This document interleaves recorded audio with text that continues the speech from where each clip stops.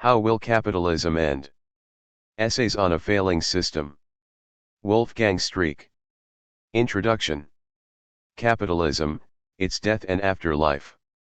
Capitalism has always been an improbable social formation, full of conflicts and contradictions, therefore permanently unstable and in flux, and highly conditional on historically contingent and precarious supportive as well as constraining events and institutions. Capitalist society may be described in shorthand as a progressive society in the sense of Adam Smith I and the Enlightenment, a society that has coupled its progress to the continuous and unlimited production and accumulation of productive capital, effected through a conversion, by means of the invisible hand of the market and the visible hand of the state, of the private vice of material greed into a public benefit. 2 Capitalism promises infinite growth of commodified material wealth in a finite world, by conjoining itself with modern science and technology, making capitalist society the first industrial society, and through unending expansion of free, in the sense of contestable, risky markets, on the coattails of a hegemonic carrier state and its market opening policies both domestically and internationally. 3 As a version of industrial society.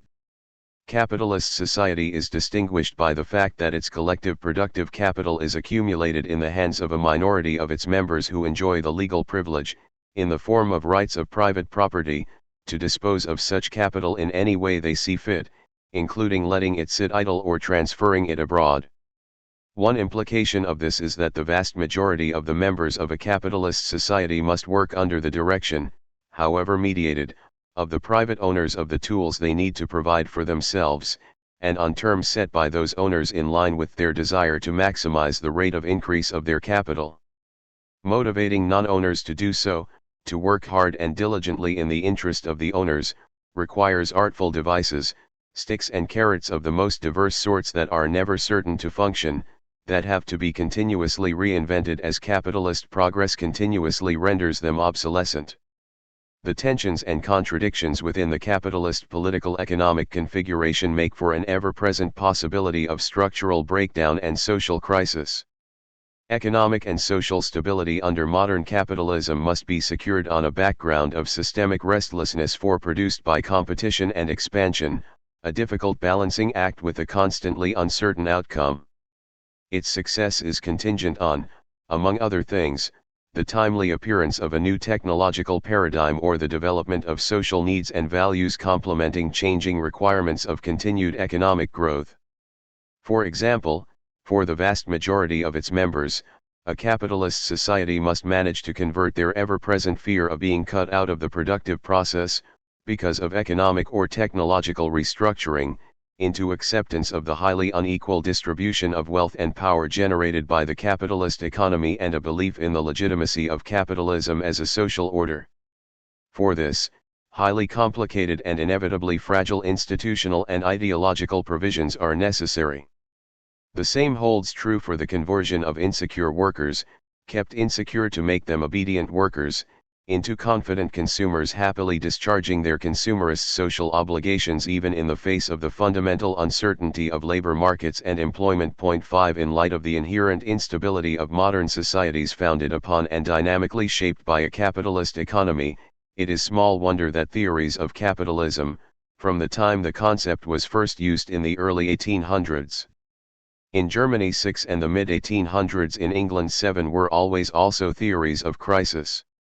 This holds not just for Marx and Engels but also for writers like Ricardo, Mill, Sombart, Keynes, Hilferding, Polanyi and Schumpeter, all of whom expected one way or other to see the end of capitalism during their lifetime. 8 What kind of crisis was expected to finish capitalism off differed with time and authors' theoretical priors, structuralist theories of death by overproduction or underconsumption, or by a tendency of the rate of profit to fall. Marx coexisted with predictions of saturation of needs and markets, Keynes, of rising resistance to further commodification of life and society, Polanyi, of exhaustion of new land and new labor available for colonization in a literal as well as figurative sense, Luxemburg, of technological stagnation, Kondratiev, financial political organization of monopolistic corporations suspending liberal markets, Hilferding, bureaucratic suppression of entrepreneurialism aided by a worldwide treason de Klerks, Weber, Schumpeter, Hayek, etc., etc. 9. While none of these theories came true as imagined, most of them were not entirely false either. In fact, the history of modern capitalism can be written as a succession of crises that capitalism survived only at the price of deep transformations of its economic and social institutions, saving it from bankruptcy in unforeseeable and often unintended ways.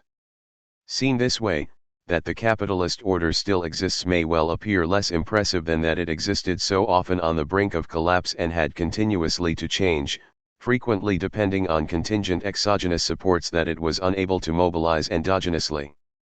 The fact that capitalism has, until now, managed to outlive all predictions of its impending death, need not mean that it will forever be able to do so. There is no inductive proof here, and we cannot rule out the possibility that, next time, whatever cavalry capitalism may require for its rescue may fail to show up. A short recapitulation of the history of modern capitalism serves to illustrate this point. 10 Liberal capitalism in the 19th century was confronted by a revolutionary labor movement that needed to be politically tamed by a complex combination of repression and co-optation, including democratic power sharing and social reform. In the early 20th century, capitalism was commandeered to serve national interests in international wars, thereby converting it into a public utility under the planning regimes of a new war economy, as private property and the invisible hand of the market seemed insufficient for the provision of the collective capacities countries needed to prevail in international hostilities. After the First World War, restoration of a liberal capitalist economy failed to produce a viable social order and had to give way in large parts of the industrial world to either communism or fascism, while in the core countries of what was to become the West liberal capitalism was gradually succeeded, in the aftermath of the Great Depression, by Keynesian, state-administered capitalism. Out of this grew the democratic welfare state capitalism of the three post-war decades, with hindsight the only period in which economic growth and social and political stability, achieved through democracy, coexisted under capitalism, at least in the OECD world where capitalism came to be awarded the epithet, advanced. In the 1970s, however, what had with hindsight been called the post-war settlement of social democratic capitalism began to disintegrate, gradually and imperceptibly at first but increasingly punctuated by successive, ever more severe crises of both the capitalist economy and the social and political institutions embedding, that is, supporting as well as containing it. This was the period of both intensifying crisis and deep transformation when late capitalism, as impressively described by Werner Sombart in the 1920s 11 gave way to neoliberalism. Crisis theory redux.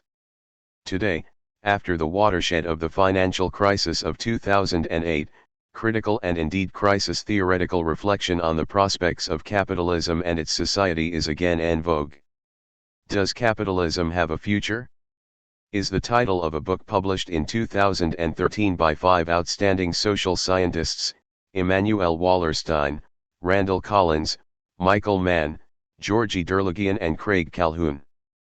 Apart from the introduction and the conclusion, which are collectively authored, the contributors present their views in separate chapters, and this could not be otherwise since they differ widely.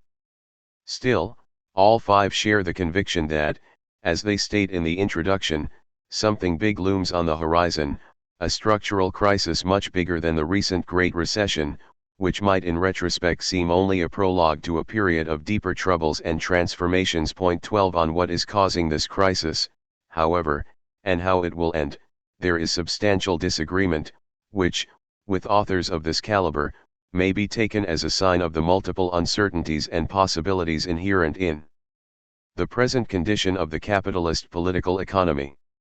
To give an impression of how leading theorists may differ when trying to imagine the future of capitalism today, I will at some length review the prospects and predictions put forward in the book. A comparatively conventional crisis theory is probably the one offered by Wallerstein, pages 9 to 35, who locates contemporary capitalism at the bottom of a Kondratiev cycle, Kondratiev B, with no prospect of a new, Kondratiev A, upturn. This is said to be due to a structural crisis that began in the 1970s, as a result of which capitalists may no longer find capitalism rewarding. Two broad causes are given, one a set of long-term trends ending the endless accumulation of capital, the other the demise, after the world revolution of 1968, of the dominance of centrist liberals of the geoculture, p. 21. Structural trends include the exhaustion of virgin lands and the resulting necessity of environmental repair work, growing resource shortages, and the increasing need for public infrastructure. All of this costs money, and so does the pacification of a proliferating mass of discontented workers and the unemployed. Concerning global hegemony, Wallerstein points to what he considers the final decline of the U.S.-centered world order, in military and economic as well as ideological terms. Rising costs of doing business combine with global disorder to make restoration of a stable capitalist world system impossible. Instead, Wallerstein foresees an ever tighter gridlock of the system. Gridlock will in turn result in ever wilder fluctuations, and will consequently make short-term predictions, both economic and political, ever more unreliable. And this in turn will aggravate popular fears and alienation. It is a negative cycle, p. 32. For the near future, Wallerstein expects a global political confrontation between defenders and opponents of the capitalist order, in his suggestive terms, between the forces of Davos and of Porto Alegre. Their final battle about the successor system, p. 35, is currently fomenting. Its outcome, according to Wallerstein, is unpredictable, although we can feel sure that one side or the other will win out in the coming decades, and a new reasonably stable world system, or set of world systems, will be established. Much less pessimistic, or less optimistic from the perspective of those who would like to see capitalism close down, is Craig Calhoun, who finds prospects of reform and renewal in what he, too, considers a deep and potentially final crisis, pages 131 to 61. Calhoun assumes that there is still time for political intervention to save capitalism, as there was in the past, perhaps with the help of a sufficiently enlightened faction of capitalists, p. 2. But he also believes a centralized socialist economy to be possible, and even more so Chinese-style state capitalism. Markets can exist in the future even while specifically capitalist modes of property and finance have declined, p. 3. Far more than Wallerstein, Calhoun is reluctant when it comes to prediction. For a summary of his view, see pages 158 to 61. His chapter offers a list of internal contradictions and possible external disruptions threatening the stability of capitalism, and points out a wide range of alternative outcomes. Like Wallerstein, Calhoun attributes particular significance to the international system, where he anticipates the emergence of a plurality of more or less capitalist political economic regimes, with the attendant problems and pitfalls of coordination and competition. While he does not rule out a large-scale, more or less simultaneous collapse of capitalist markets, not only bringing economic upheaval but also upending political and social institutions, p. 161, Calhoun believes in the possibility of states, corporations, and social movements re-establishing effective governance for a transformative renewal of capitalism. To quote, "The capitalist order is a very large-scale, highly complex system. The events of the last 40 years have deeply disrupted the institutions that kept capitalism relatively well organized through the post-war period. Efforts to repair or replace these will change the system, just as new technologies and new business and financial practices may. Even a successful renewal of capitalism will transform it. The question is whether change will be adequate to manage systemic risks and fend off external threats. And if not, will there be widespread devastation before a new order emerges?" p. 161. Even more agnostic on the future of capitalism is Michael Mann. The end may be nigh, but for whom? Pages 71 to 97.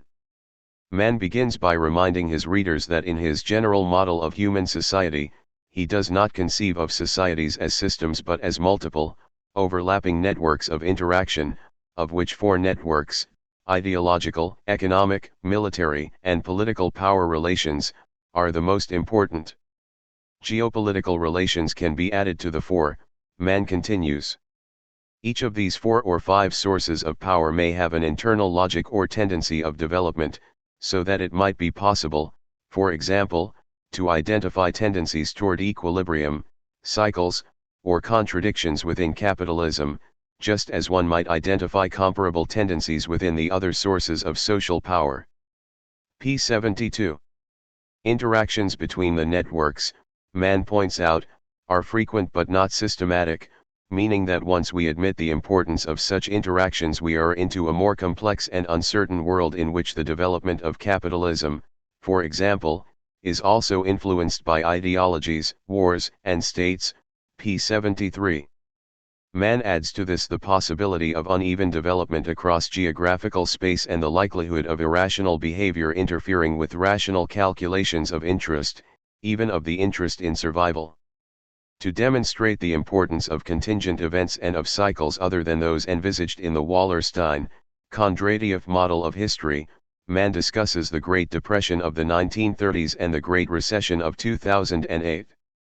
He then proceeds to demonstrate how his approach speaks to the future, first of U.S. hegemony and second of capitalist markets. As to the former, Mann, pages 83-4, offers the standard list of American weaknesses, both domestic and international, from economic decline to political enemy to an increasingly less effective military, weaknesses that might bring America down, although we cannot know for sure. Even if U.S. hegemony were to end, however, this need not cause a systemic crisis of capitalism. What may instead happen is a shift of economic power from the Old West to the successfully developing rest of the world, including most of Asia. This would result in a sharing of economic power between the United States, the European Union and, some of, the BRICS, as a consequence of which the capitalism of the medium term is likely to be more statist. p. 86. Concerning capitalist markets, pages 86-7, Mann believes, pace Wallerstein, that there is still enough new land to conquer and enough demand to discover and invent, to allow for both extensive and intensive growth.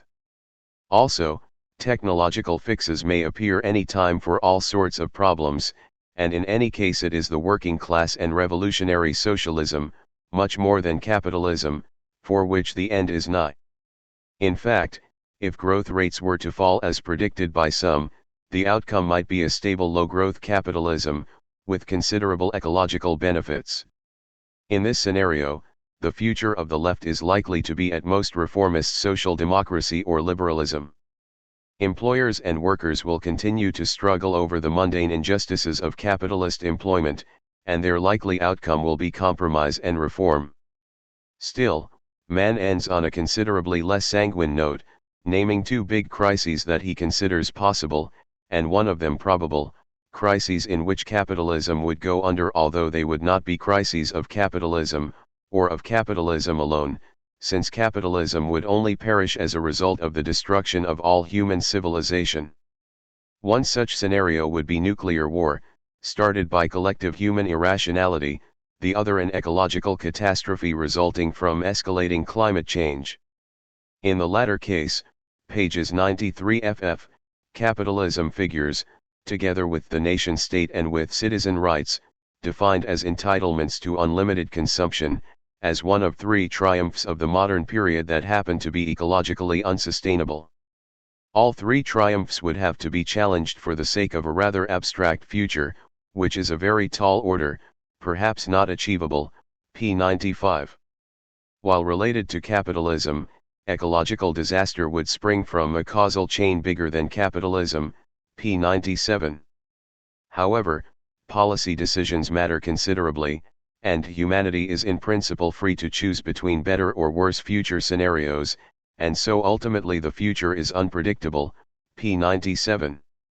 The most straightforward theory of capitalist crisis in the book is offered by Randall Collins, pages 37-69, a theory he correctly characterizes as a stripped-down version of a fundamental insight that Marx and Engels had formulated already in the 1840 SP 38. That insight, as adapted by Collins, is that capitalism is subject to a long-term structural weakness, namely the technological displacement of labor by machinery, p. 37. Collins is entirely unapologetic for his strictly structuralist approach, even more structuralist than Wallerstein's, as well as his monofactorial technological determinism. In fact, he is convinced that technological displacement of labor will have finished capitalism, with or without revolutionary violence, by the middle of the century, earlier than it would be brought down by the, in principle, equally destructive and definitive ecological crisis, and more reliably than by comparatively difficult to predict financial bubbles. Stripped down, Collins's late Marxist structuralism is, among other things, because unlike Marx in his corresponding theorem of a secular decline of the rate of profit, Collins fails to hedge his prediction with a list of countervailing factors 13, as he believes capitalism to have run out of whatever saving graces may in the past have retarded its demise. Collins does allow for Mann's and Calhoun's non-Marxist, Weberian influences on the course of history, but only as secondary forces modifying the way the fundamental structural trend that drives the history of capitalism from below will work itself out. Global unevenness of development, dimensions of conflict that are not capitalism related, war and ecological pressures may or may not accelerate the crisis of the capitalist labor market and employment system. They cannot, however, suspend or avert it. What exactly does this crisis consist of? While labor has gradually been replaced by technology for the past 200 years, with the rise of information technology and, in the very near future, artificial intelligence, that process is currently reaching its apogee, in at least two respects. First, it has vastly accelerated, and second, having in the second half of the 20th century destroyed the manual working class, it is now attacking and about to destroy the middle class as well, in other words, the new petty bourgeoisie.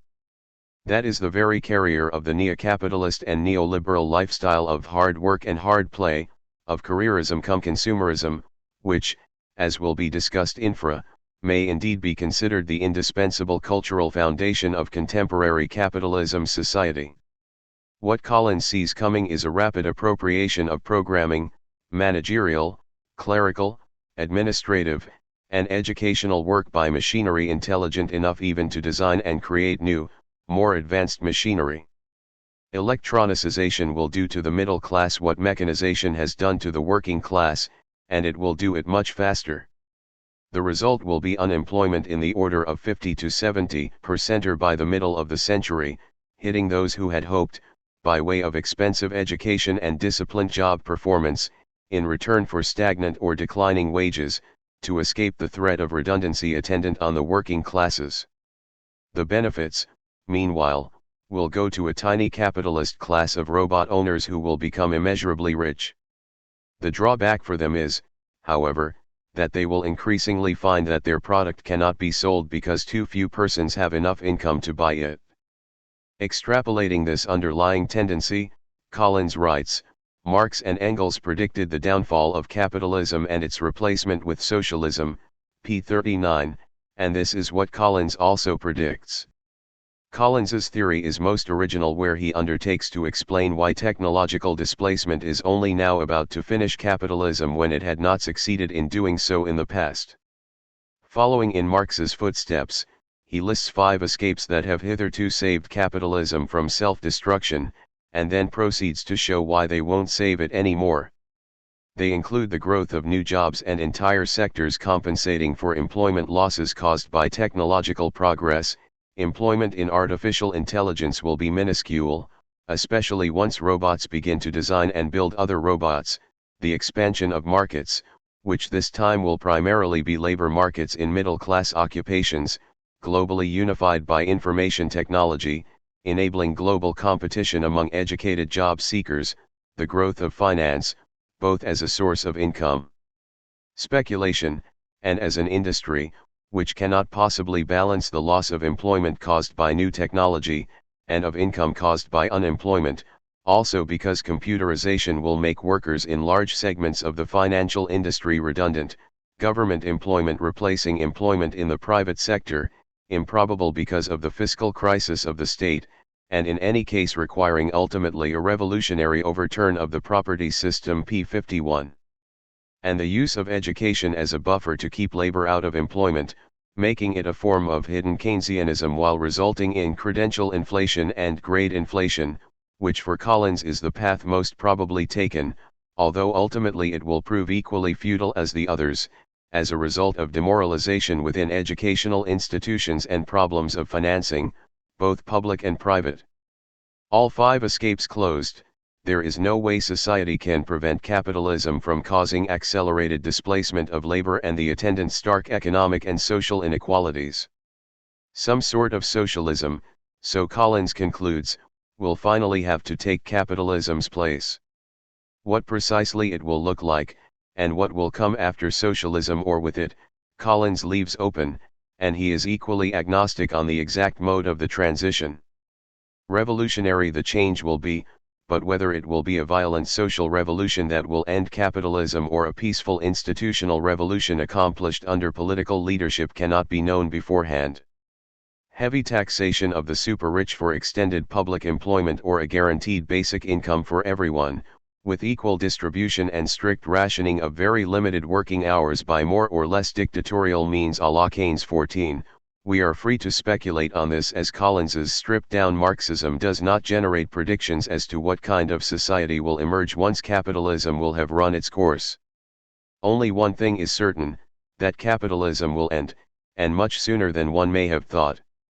Something of an outlier in the book's suite of chapters is the contribution by Georgy Derlegian, who gives a fascinating inside account of the decline and eventual demise of communism, in particular Soviet communism, pages 99 to 129.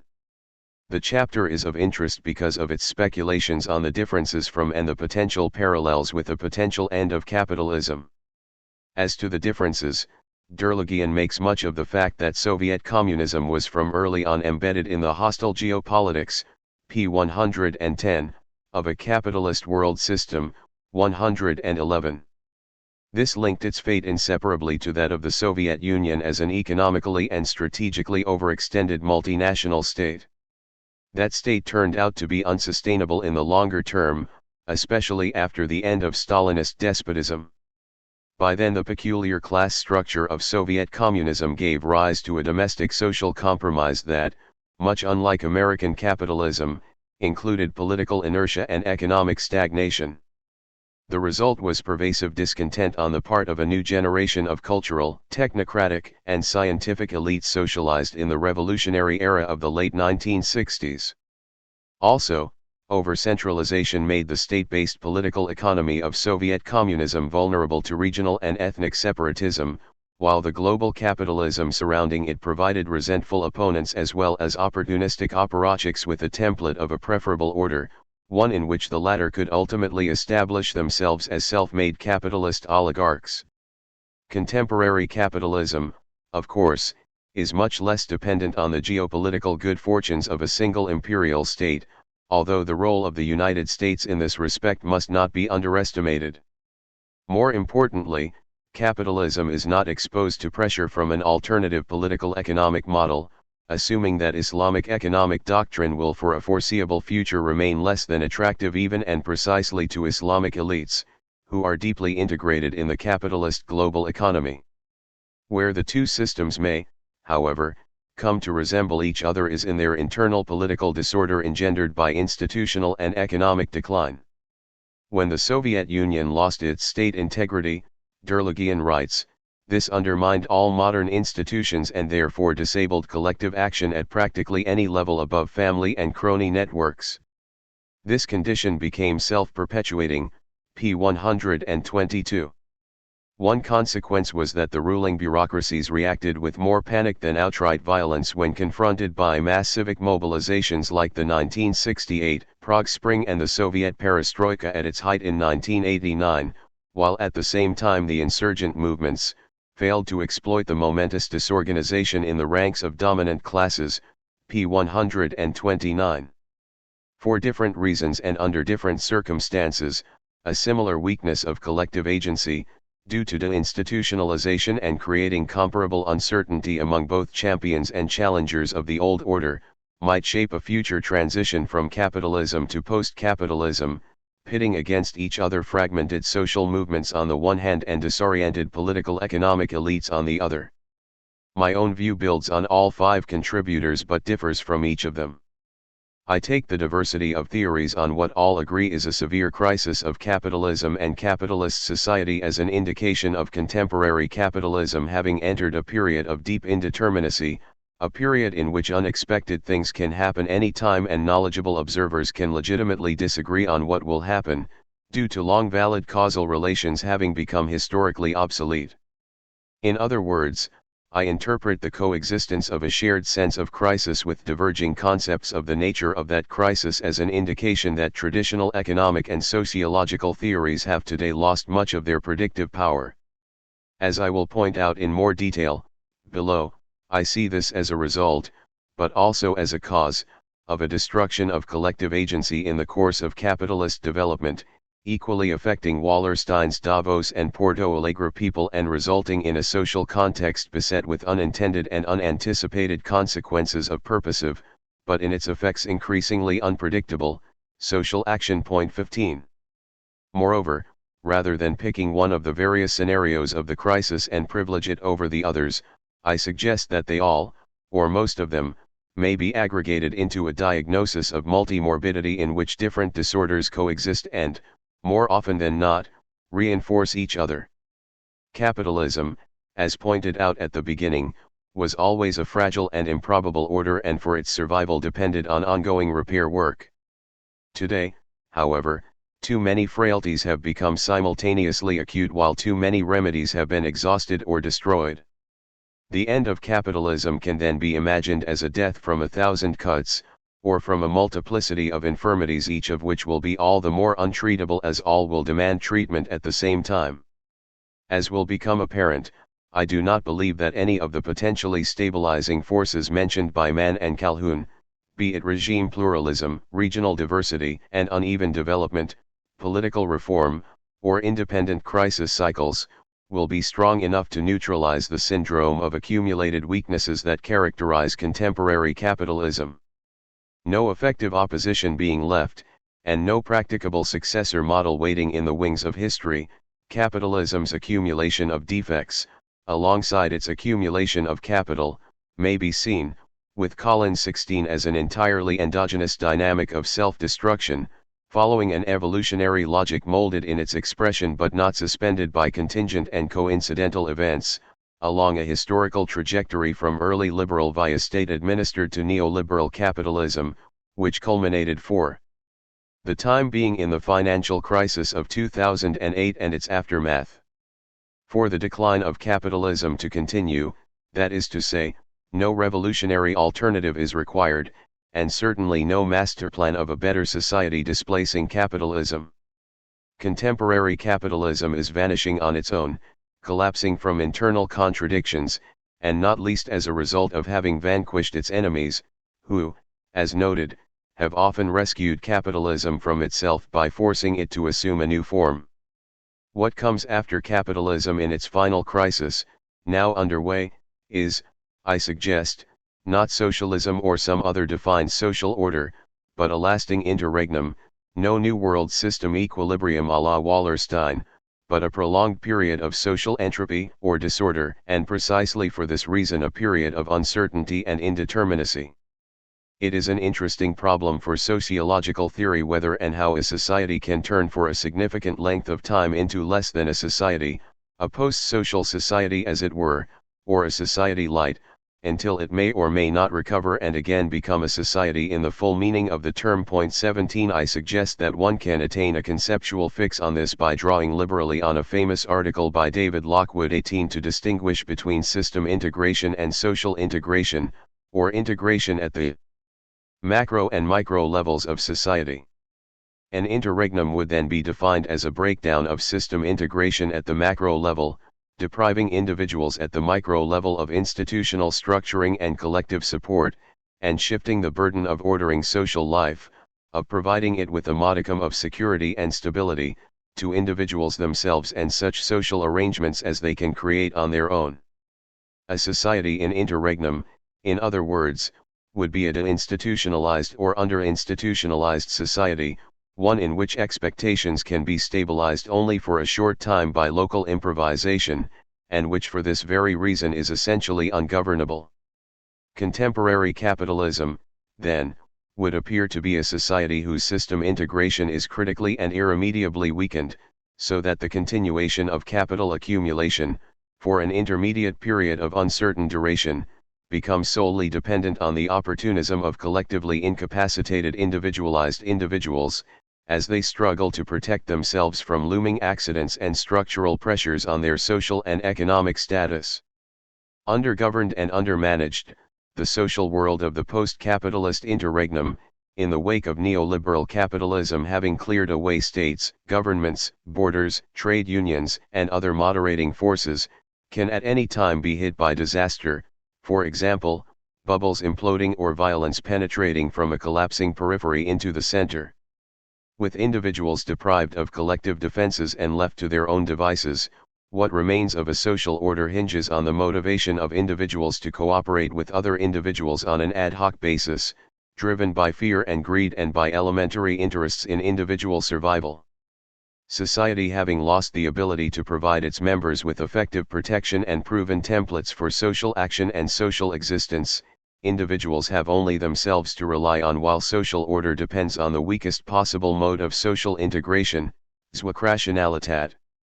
As pointed out in Chapter 1 of this book, and partly elaborated in the rest of this introduction, I anchor this condition in a variety of interrelated developments, such as declining growth intensifying distributional conflict, the rising inequality that results from this, vanishing macroeconomic manageability, as manifested in, among other things, steadily growing indebtedness, a pumped-up money supply, and the ever-present possibility of another economic breakdown.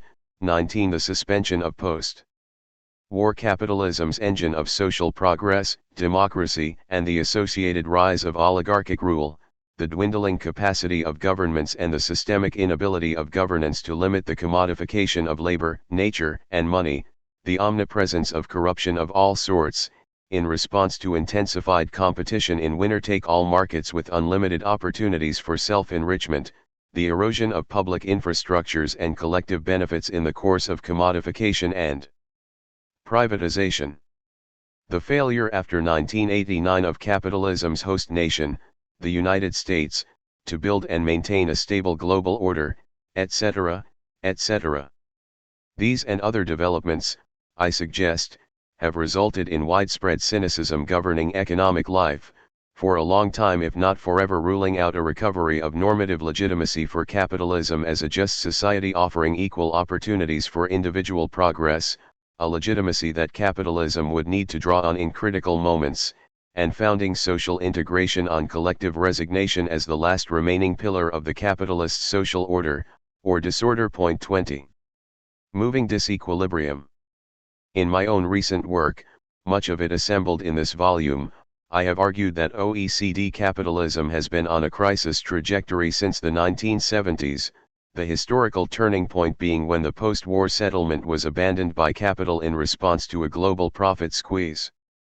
To be precise, 3 crises followed one another: the global inflation of the 1970s, the explosion of public debt in the 1980s, and rapidly rising private indebtedness in the subsequent decade, resulting in the collapse of financial markets in 2008, for more CCH2. This sequence was by and large the same for all major capitalist countries, whose economies have never been in equilibrium since the end of post-war growth at the end of the 1960s. All 3 crises began and ended in the same way, following an identical political economic logic. Inflation, public debt, and the deregulation of private debt started out as politically expedient solutions to distributional conflicts between capital and labor, and, in the 1970s, between the two and the producers of raw material, the cost of which had ceased to be negligible, until they became problems themselves. Inflation begot unemployment as relative prices became distorted and owners of monetary assets abstained from investment, mounting public debt made creditors nervous and produced pressures for consolidation in the 1990s, and the pyramid of private debt that had filled the gaps in aggregate demand caused by public spending cuts imploded when the bubbles produced by easy money and excessive credit blew up. Solutions turned into problems requiring new solutions which, however, after another decade or so, became problems themselves, calling for yet other solutions that soon turned out to be as short-lived and self-defeating as their predecessors. Government policies vacillated between two equilibrium points, one political, the other economic, that had become impossible to attain simultaneously, by attending to the need for democratic political legitimacy and social peace, trying to live up to citizen expectations of steadily increasing economic prosperity and social stability. They found themselves at risk of damaging economic performance, while efforts to restore economic equilibrium tended to trigger political dissatisfaction and undermine support for the government of the day and the capitalist market economy in general. In fact, the situation was even more critical than that, although it was not perceived as such for a long time, since it unfolded only gradually, over roughly two political generations. Intertwined with the crisis sequence of the post-1970s was an evolving fiscal crisis of the democratic capitalist state, again basically in all countries undergoing the secular transition from late to neoliberal capitalism. While in the 1970s governments still had a choice, within limits, between inflation and public debt to bridge the gap between the combined distributional claims of capital and labor and what was available for distribution. After the end of inflation at the beginning of the 1980s, the tax state of modern capitalism began to change into a debt state. In this it was helped by the growth of a dynamic, increasingly global financial industry headquartered in the rapidly deindustrializing hegemonic country of global capitalism, the United States. Concerned about the power of its new clients, who were after all sovereign states, to unilaterally cancel their debt, the rising financial sector soon began to seek reassurance from governments with respect to their economic and political ability to service and repay their loans. The result was another transformation of the democratic state, this time into a consolidation state, which began in the mid-1990s. To the extent that consolidation of public finances through spending cuts resulted in overall gaps in demand or in citizen discontent, the financial industry was happy to step in with loans to private households, provided credit markets were sufficiently deregulated. This began in the 1990s at the latest and ultimately caused the financial crisis of 2008. Unfolding alongside the crisis sequence and the transformation of the tax state into a consolidation state were three long-term trends, all starting more or less at the end of the post-war era and running in parallel, again, through the entire family of rich capitalist democracies: declining growth, growing inequality, and rising debt, public, private, and overall. Over the years the three seem to have become mutually reinforcing. Low growth contributes to inequality by intensifying distributional conflict, inequality dampens growth by restricting effective demand, high levels of existing debt clog credit markets and raise the prospect of financial crises. An overgrown financial sector both results from and adds to economic inequality, etc., etc. Already the last growth cycle before 2008 was more imagined than real. 21 and post-2008 recovery remains anemic at best, also because Keynesian stimulus, monetary or fiscal, fails to work in the face of unprecedented amounts of accumulated debt. Note that we are talking about long-term trends, not just a momentary unfortunate coincidence, and indeed about global trends, affecting the capitalist system as a whole, and as such, nothing is in sight that seems only nearly powerful enough to break the three trends, deeply ingrained and densely intertwined as they have become. Phase 4. Since 2008, we have lived in a fourth stage of the post-1970s crisis sequence, and the by now familiar dialectic of problems treated with solutions that turn into problems themselves is again making itself felt. 22 The three apocalyptic horsemen of contemporary capitalism, stagnation, debt, inequality, are continuing to devastate the economic and political landscape. With ever lower growth, as recovery from the Great Recession is making little or no progress, deleveraging has been postponed ad calendas graecas and overall indebtedness is higher than ever. 23 Within a total debt burden of unprecedented magnitude, public debt has climbed again, see figure 1.4, below, p. 54, not only annihilating all gains made in the first phase of consolidation, but also effectively blocking any fiscal effort to restart growth. Thus unemployment remains high throughout the OECD world, even in a country like Sweden where it has for some time now settled on a plateau of around 8%.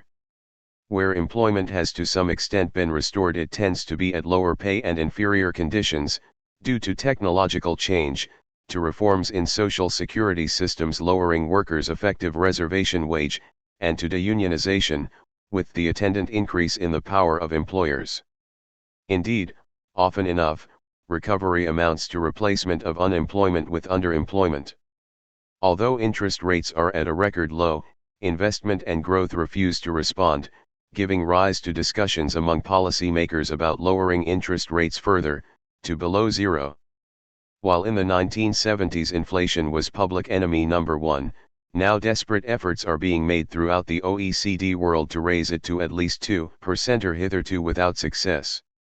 By comparison with the 1970s, when it was the coincidence of inflation and unemployment that left economists clueless, now it is very cheap money coexisting with deflationary pressures, raising the specter of debt deflation and of a collapse of a pyramid of accumulated debt by far exceeding in size that of 2008. How much of a mystery the present phase of the long crisis of contemporary capitalism presents to its would-be management 24 is nowhere more visible than in the practice of quantitative easing, adopted, under different names, by the leading central banks of the capitalist world. Since 2008, central banks have been buying up financial assets of diverse kinds, handing out new cash, produced out of thin air, to private financial firms. In return they receive titles to future income streams from debtors of all sorts, turning private debt into public assets, or better, into assets of public institutions with the privilege unilaterally to determine an economy's money supply. Right now, the balance sheets of the largest central banks have increased in the past 7 years from around 8 to more than $20 trillion, see figure 4.3, p. 127, not yet counting the gigantic asset buying program started by the European Central Bank in 2014. In the process, central banks, in their dual roles as public authorities and guardians of the health of private financial firms, have become the most important, and indeed effectively the only, players in economic policy, with governments under strict austerity orders and excluded from monetary policy making. Although quantitative easing has completely failed to counter the deflationary pressures in an economy like Japan, where it has been relied upon for a decade or more on a huge scale, it is steadfastly pursued for lack of alternatives, and nobody knows what would happen if cash production by debt purchasing was ended. Meanwhile in Europe, banks sell their no longer secure securities, including government papers, to the European Central Bank, either letting the cash they get in return sit with it on deposit, even if they have to pay negative interest on it, or they lend it to cash-strapped governments in countries where central banks are not allowed to finance governments directly, collecting interest from them at a rate above what they could earn in the private credit market. To this extent, quantitative easing at least serves to rescue, if nothing else, the financial sector. 25. Decoupling democracy.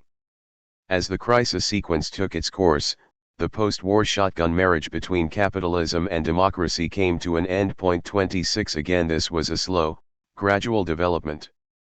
There was no putsch. 27 Elections continue to take place, opposition leaders are not sent to prison, and opinions can still by and large be freely expressed in the media, both old and new. But as one crisis followed the next, and the fiscal crisis of the state unfolded alongside them, the arena of distributional conflict shifted, moving upwards and away from the world of collective action of citizens towards ever more remote decision sites where interests appear as problems in the abstract jargon of technocratic specialists. In the age of inflation in the 1970s, labor relations were the main conflict arena, and strikes were frequent throughout the OECD world, offering ordinary people an opportunity to engage with others in direct action against a visible adversary. In this way, they could experience conflict and solidarity directly and personally, with often life-changing consequences. When inflation ended in the early 1980s, strikes came to an end as well, and the defense of redistributive interests against the logic of capitalist markets shifted to the electoral arena, where the issue of contestation was the social welfare state and its future role and size. Then, when fiscal consolidation got underway, income gains began to depend on access to credit, as determined by increasingly loose, legal regulations of financial markets and by the profit interests of the financial industry. This left little if any space for collective action, also because it was hard for most people in financial markets to understand their own interests and identify their exploiter. Today, in Phase 4, with monetary expansion and fiscal austerity coinciding, the prosperity, relative and absolute, of millions of citizens depends on decisions of central bank executives, international organizations, and councils of ministers of all sorts, acting in an arcane space remote from everyday experience and entirely impenetrable to outsiders, dealing with issues so complex that even insiders often cannot be sure what they are to do and are in fact doing. The upward shift of conflict arenas during the decades of neoliberal progress was accompanied by a gradual erosion of the post-war standard model of democracy, pushed forward by, as well as allowing for, the gradual emergence of a new, Haykian growth model for OECD capitalism. By the standard model of democracy, I mean the peculiar combination, as had come to be considered normal in OECD capitalism after 1945, of reasonably free elections, government by established mass parties, ideally one of the right and one of the left, and strong trade unions and employer associations under a firmly institutionalized collective bargaining regime, with legal rights to strike and, sometimes, lockout. This model reached its peak in the 1970s, after which it began to disintegrate. 28. The advance of neoliberalism coincided with steadily declining electoral turnout in all countries, rare and short-lived exceptions notwithstanding. The shrinking of the electorate was, moreover, highly asymmetrical. Those that dropped out of electoral politics came overwhelmingly from the lower end of the income scale, ironically where the need for egalitarian democracy is greatest. Party membership declined as well, in some countries dramatically, party systems fragmented, and voting became volatile and often erratic. In a rising number of countries, the gaps in the electorate have begun to be filled in part by so-called populist parties, mostly of the right but lately also from the left, who mobilize marginalized groups for protest against the system and its elites. Also declining is trade union membership, a trend reflected in an almost complete disappearance of strikes, which like elections have long served as a recognized channel of democratic participation. The demise of standard post-war democracy was and is of the highest significance. Coupled to state-managed capitalism, democracy functioned as an engine of economic and social progress. By redistributing parts of the proceeds of the capitalist market economy downward, through both industrial relations and social policy, democracy provided for rising standards of living among ordinary people and thereby procured legitimacy for a capitalist market economy. At the same time it stimulated economic growth by securing a sufficient level of aggregate demand. This twofold role was essential for Keynesian politics cum policies, which turned the political and economic power of organized labor into a productive force and assigned democracy a positive economic function. The problem was that the viability of that model was contingent on labor mobilizing a sufficient amount of political and economic power, which it could do in the more or less closed national economies of the post-war era.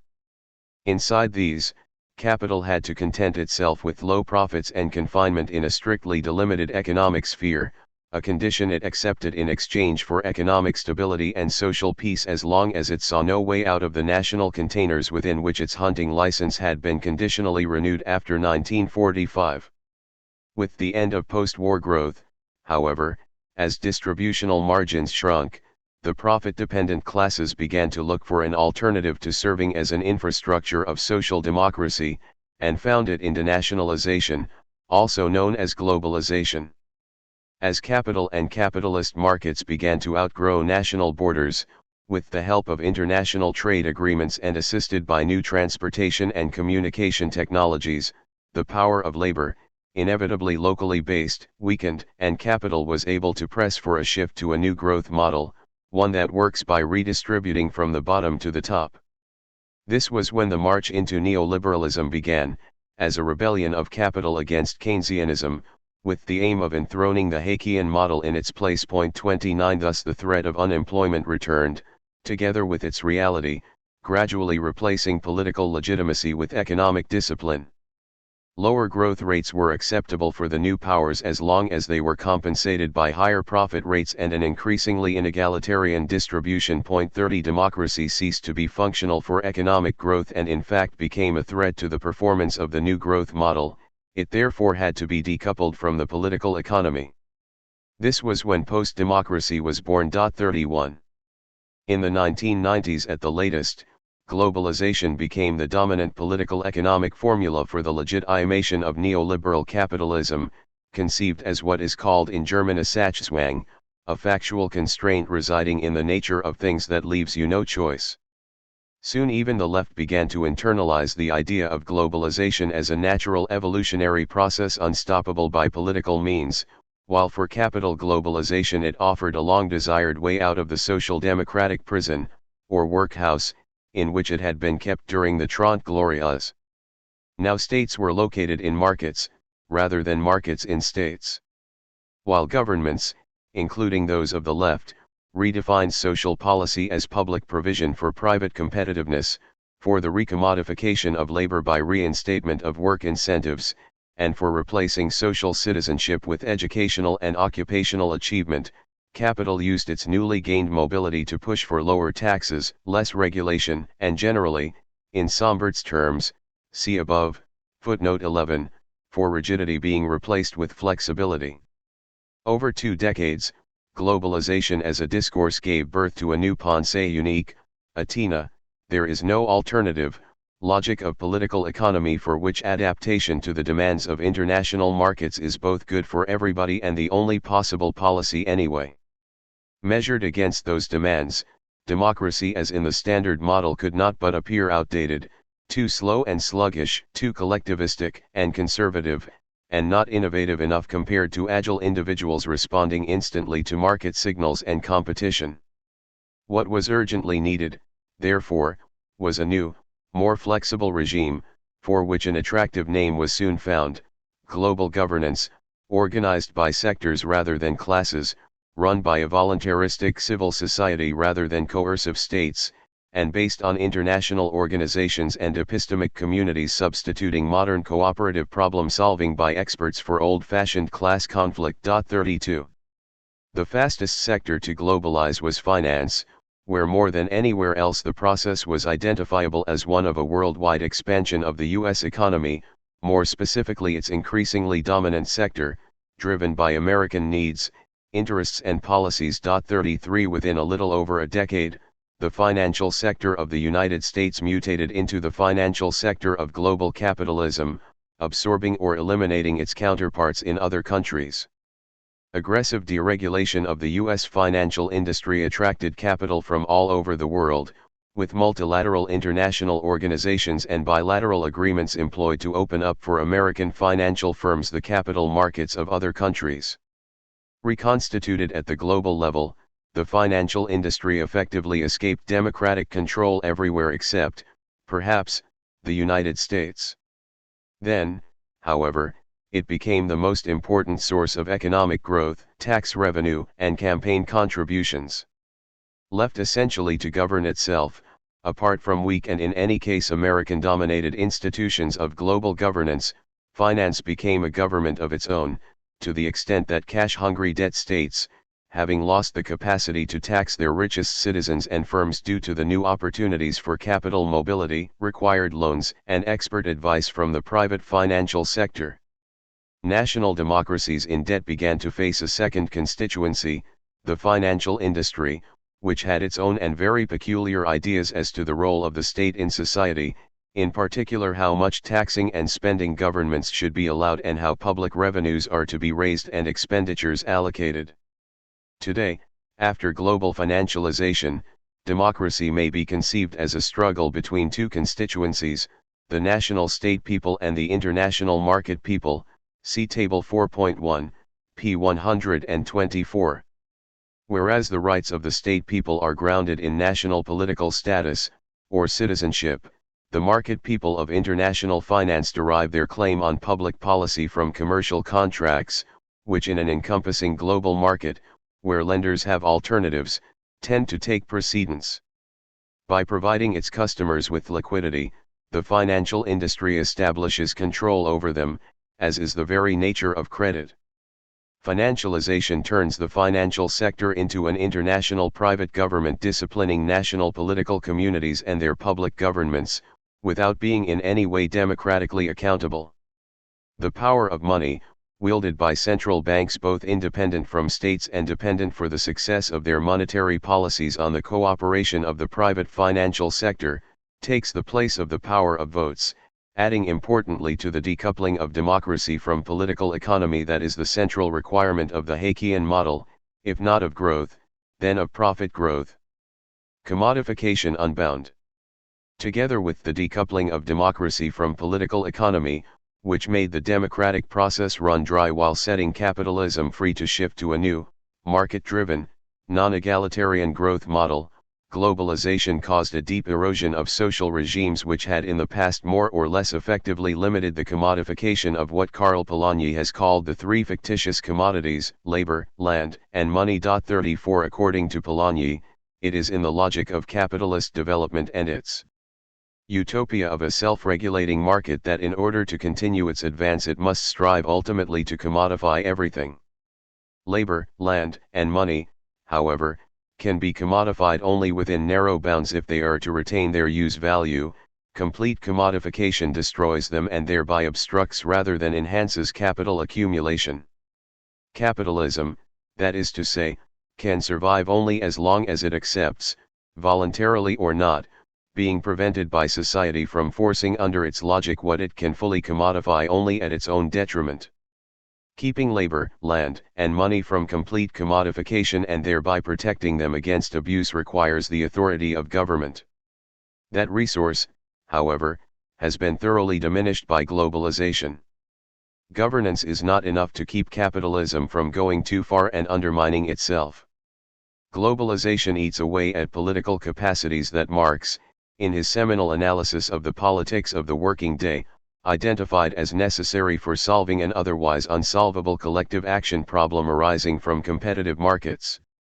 For protection against the serpent of their agonies, the laborers must put their heads together, and, as a class, compel the passing of a law, an all-powerful social barrier that shall prevent the very workers from selling, by voluntary contract with capital, themselves and their families into slavery and death. 35. To illustrate the relevance of Marx's analysis for modern conditions, and in particular for the question of how capitalism might end, I will restrict myself to the field of labor. 36 Globalization has moved the sweatshops that Marx and Engels and the factory inspectors of the 19th century found in Manchester to the capitalist periphery, out of sight of today's labor aristocracy inhabiting the centers of the contemporary capitalist production system. So the sweated workers of today and the middle-class workers in the countries of advanced capitalism, being so remote from each other spatially that they never meet, do not speak the same language and never experience together the community and solidarity deriving from joint collective action. Those exposed to the very exploitation that workers in the West are told has been eradicated by capitalist progress are becoming objects of charity at best, while the consumerist lifestyle of the Western middle class, and also of large parts of its working class, depends on the low wages and the barbaric working conditions in the developing world. At the same time, by buying cheap t-shirts or smartphones, workers in the rich capitalist countries as consumers put pressure on themselves as producers, accelerating the move of production abroad and thereby undermining their own wages, working conditions, and employment. Moreover, globalization relocates not only jobs but also workers. Neoliberal ideology supports migration and open borders in the name of personal liberty and human rights, knowing that it provides employers in the receiving countries with an unlimited labor supply, thereby destabilizing protective labor regimes. Ethnic diversity is welcomed, not only by the liberal middle class, but also by employers desiring docile workers that are grateful for being allowed to be where they are, and anxious to avoid deportation for becoming unemployed or engaging in militant activities. Immigration thus makes the collective organization of workers difficult, especially in low-income occupations. It can also be used propagandistically to enlist indigenous workers' sense of solidarity for neoliberal policies aimed at abolishing minimum wages and employment protections, by accusing trade unions of racist discrimination against outsiders for the benefit of insiders. If then the labor market interests of the indigenous working class are articulated by right-wing populist parties and movements, labor protection suffers further delegitimation while the working class becomes even more divided. As post-war national labor regimes, established after intense political struggles to protect workers and their families from market pressures, are being subverted by international competition, labor markets in leading capitalist countries are changing to precarious employment, zero-hours jobs, freelancing, and standby work, not just in small local but also and often in large global firms.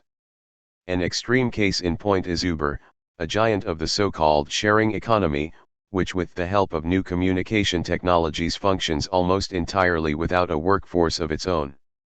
In the United States alone, more than 160,000 people depend on Uber for their livelihood, only 4,000 of whom are regular employees. 37 For the rest, employment risks are being privatized and individualized, and life and work become inseparably fused. At the same time, labor aristocratic middle-class families, striving to meet ever more demanding career and consumption obligations, depend on an underpaid labor force of domestic servants, in particular child minders, who typically are immigrants, mostly female. With employers under global competitive pressures and workers fearing for their jobs, trade unions are losing power or never come into existence in new industries and firms. As a result, no political capacity is available to soften the impact of technological change, which proceeds faster than ever to reorganize work, as predicted, for example, by Randall Collins for the new, overeducated middle class. 38. Why should the uprooting of regulations that have hitherto stood in the way of full commodification of labor be considered a symptom of crisis of capitalism, rather than just of its workers? One reason, emphasized by Richard Sennett, might be that ever-increasing flexibility requirements are incompatible with the development of capacities for productive work as vested in stable professional identities. 39 Perhaps more importantly, at the macro level the fragmentation of the working class and the debasement of work through excessive commodification and flexibilization preclude the formulation of a coherent oppositional project, like socialism, aspiring to separate what is progressive from what is reactionary in capitalism and preserve it. A collective political project like this, aimed at upheaving of capitalism in a more advanced social order, the utopia of a modern life beyond a dictatorship of the market, not just challenges existing society but at the same time legitimates it as a transitional stage in an imagined history of human progress. The global dispersion of the working class and its division by language and ethnicity, the dependence of consumption, production, and reproduction in the center on imported labor from and exported jobs to the periphery, and the deterioration of class solidarity into charity make for a social structure that confounds rather than supports class consciousness and collective action, leaving capitalism, not just without an alternative, but also without a prospect for progress. Systemic disorders, oligarchy, corruption. At the end of the lecture that later became Chapter 1 of this volume, I identified 5 systemic disorders that have befallen contemporary capitalism and are likely to condition its future, or non-future. I called them stagnation, oligarchic redistribution, the plundering of the public domain, corruption, and global anarchy. Rereading what I said then, I see no reason to make modifications. In fact, in the short time of 2 years that has since passed, all 5 conditions became even more palpable. In the present section I will limit myself to just a few elaborations on oligarchy and corruption, the two, of course, being closely connected. Like secular stagnation, the private appropriation of public infrastructures, and global anarchy, they have in common that they critically weaken the systemic integration and stability of neoliberal capitalist societies. Point 40. Beginning with oligarchic inequality, one could also speak of neo-feudalism. What matters here for the future of capitalism, or the lack of one, is not primarily that a tiny minority in today's capitalist societies is becoming unimaginably rich. On this, entire libraries have recently been produced, with little to no political effect. From the perspective of systemic stability, what seems more important than inequality as such is that it may already have gone so far that the rich may rightly consider their fate and that of their families to have become independent from the fates of the societies from which they extract their wealth. As a result, they can afford no longer to care about them. This becomes a problem, one of moral hazard, when differences in wealth become so extensive that they give rise to a fusion of economic and political power, that is, to oligarchy. To assess the extent to which growing inequality in America has produced an oligarchic power structure, Jeffrey Winters has calculated what he calls a material power index for the contemporary United States. 41. One version of that index considers the relation between the average income of the top 400 taxpayers and of the bottom 90%er. Using data from 2007, Winters finds a ratio of a stunning 10,327 to 1, p. 215. In another version of the index, based on 2004 household wealth excluding home equity, the top 100 households are compared to, again, the bottom 90%er.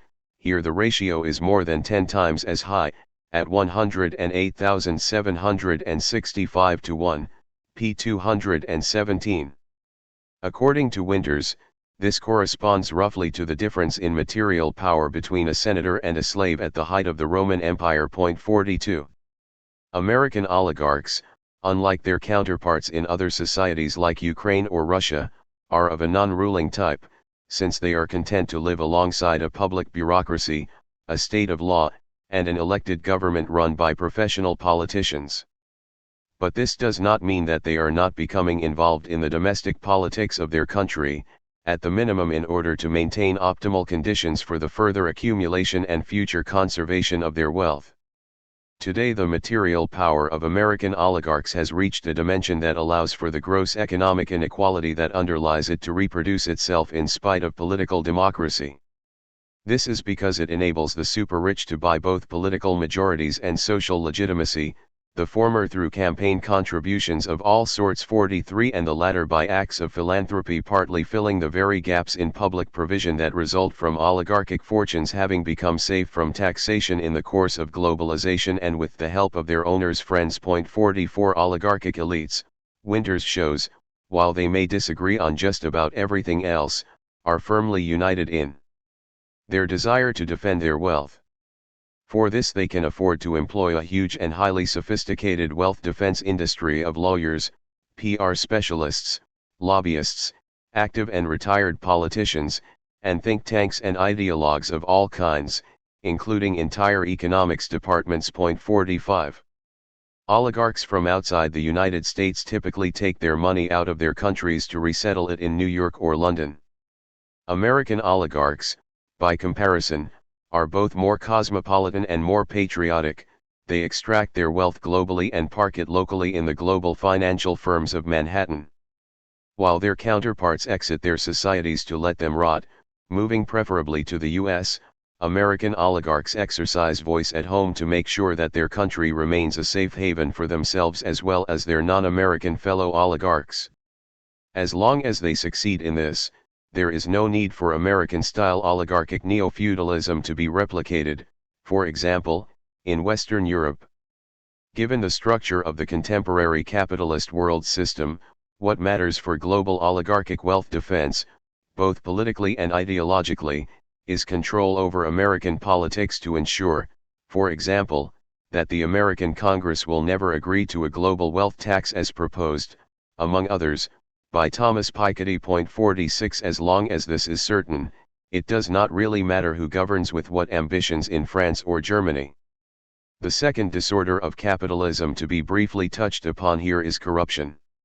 I use this concept broadly, beyond its definition in criminal law, to mean the gross violation of legal rules and the systematic betrayal of trust and moral expectations in pursuit of competitive success and personal or institutional enrichment, as elicited by rapidly growing opportunities for huge material gain in and around today's political economy.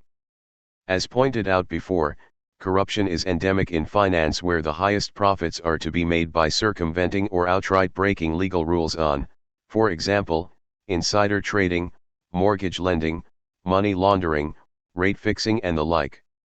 Indeed, cheating can be assumed to be normal in finance and consequently fails to excite moral outrage, certainly among insiders. 47. In the United States alone, the leading banks had by June 2014 agreed to pay about $100 billion in out-of-court settlement fees for legal infractions in connection with the 2008 financial crisis alone. 48. A little more than a year later, the Frankfurter Allgemeine reported on a study by Morgan Stanley, according to which American and West European banks had together paid roughly $260 billion in settlement fees, again since 2008. 49. Note that none of these cases ever went to trial, testifying to a deep empathy on the part of the legal system with the competitive pressure on financial institutions to break the law in order to make a profit. To get a sense of the penalties that would have been due after conviction in a regular trial, one must add the bank's legal expenses to the settlement fees. Of course, a goodly share of both will be eligible to be declared as business expenses for tax purposes. Financial corruption does not end here, however. Making fortunes in finance requires not just confidential early information on likely developments in the market, but also intimate knowledge of government policies, preferably in advance, and a capacity to influence such policies, both their conception and their implementation. Not surprisingly, then, no other industry, except perhaps armaments, has developed anything like Wall Street's rotating door relationship with the U.S. government. There is Robert Rubin, Treasury Secretary from 1995 to 1999 under Clinton, and Henry Paulson, in the same position under Bush the Younger, from 2006 to 2009, both former CEOs of Goldman Sachs, the one instrumental for financial deregulation, the other presiding over its results in 2008. The two are, however, only the tip of a truly titanic iceberg, as there were and are literally hundreds of former and later Goldman people occupying a wide variety of government positions. 51 may also take a figure like Lawrence, Larry, Summers, Rubin's deputy and successor at the U.S. Treasury, for decades now untiringly moving from academia to government to finance and back, and being richly rewarded for it. 51 And not to be forgotten is the Attorney General of the Obama administration, Eric Holder, in office from 2008 to 2014. While negotiating one out-of-court settlement with Wall Street financial firms after another, he was on leave from a Wall Street law firm specializing in, of all things, representing those very same financial firms. Under Holder, not a single banker had to go to court, not to speak of prison.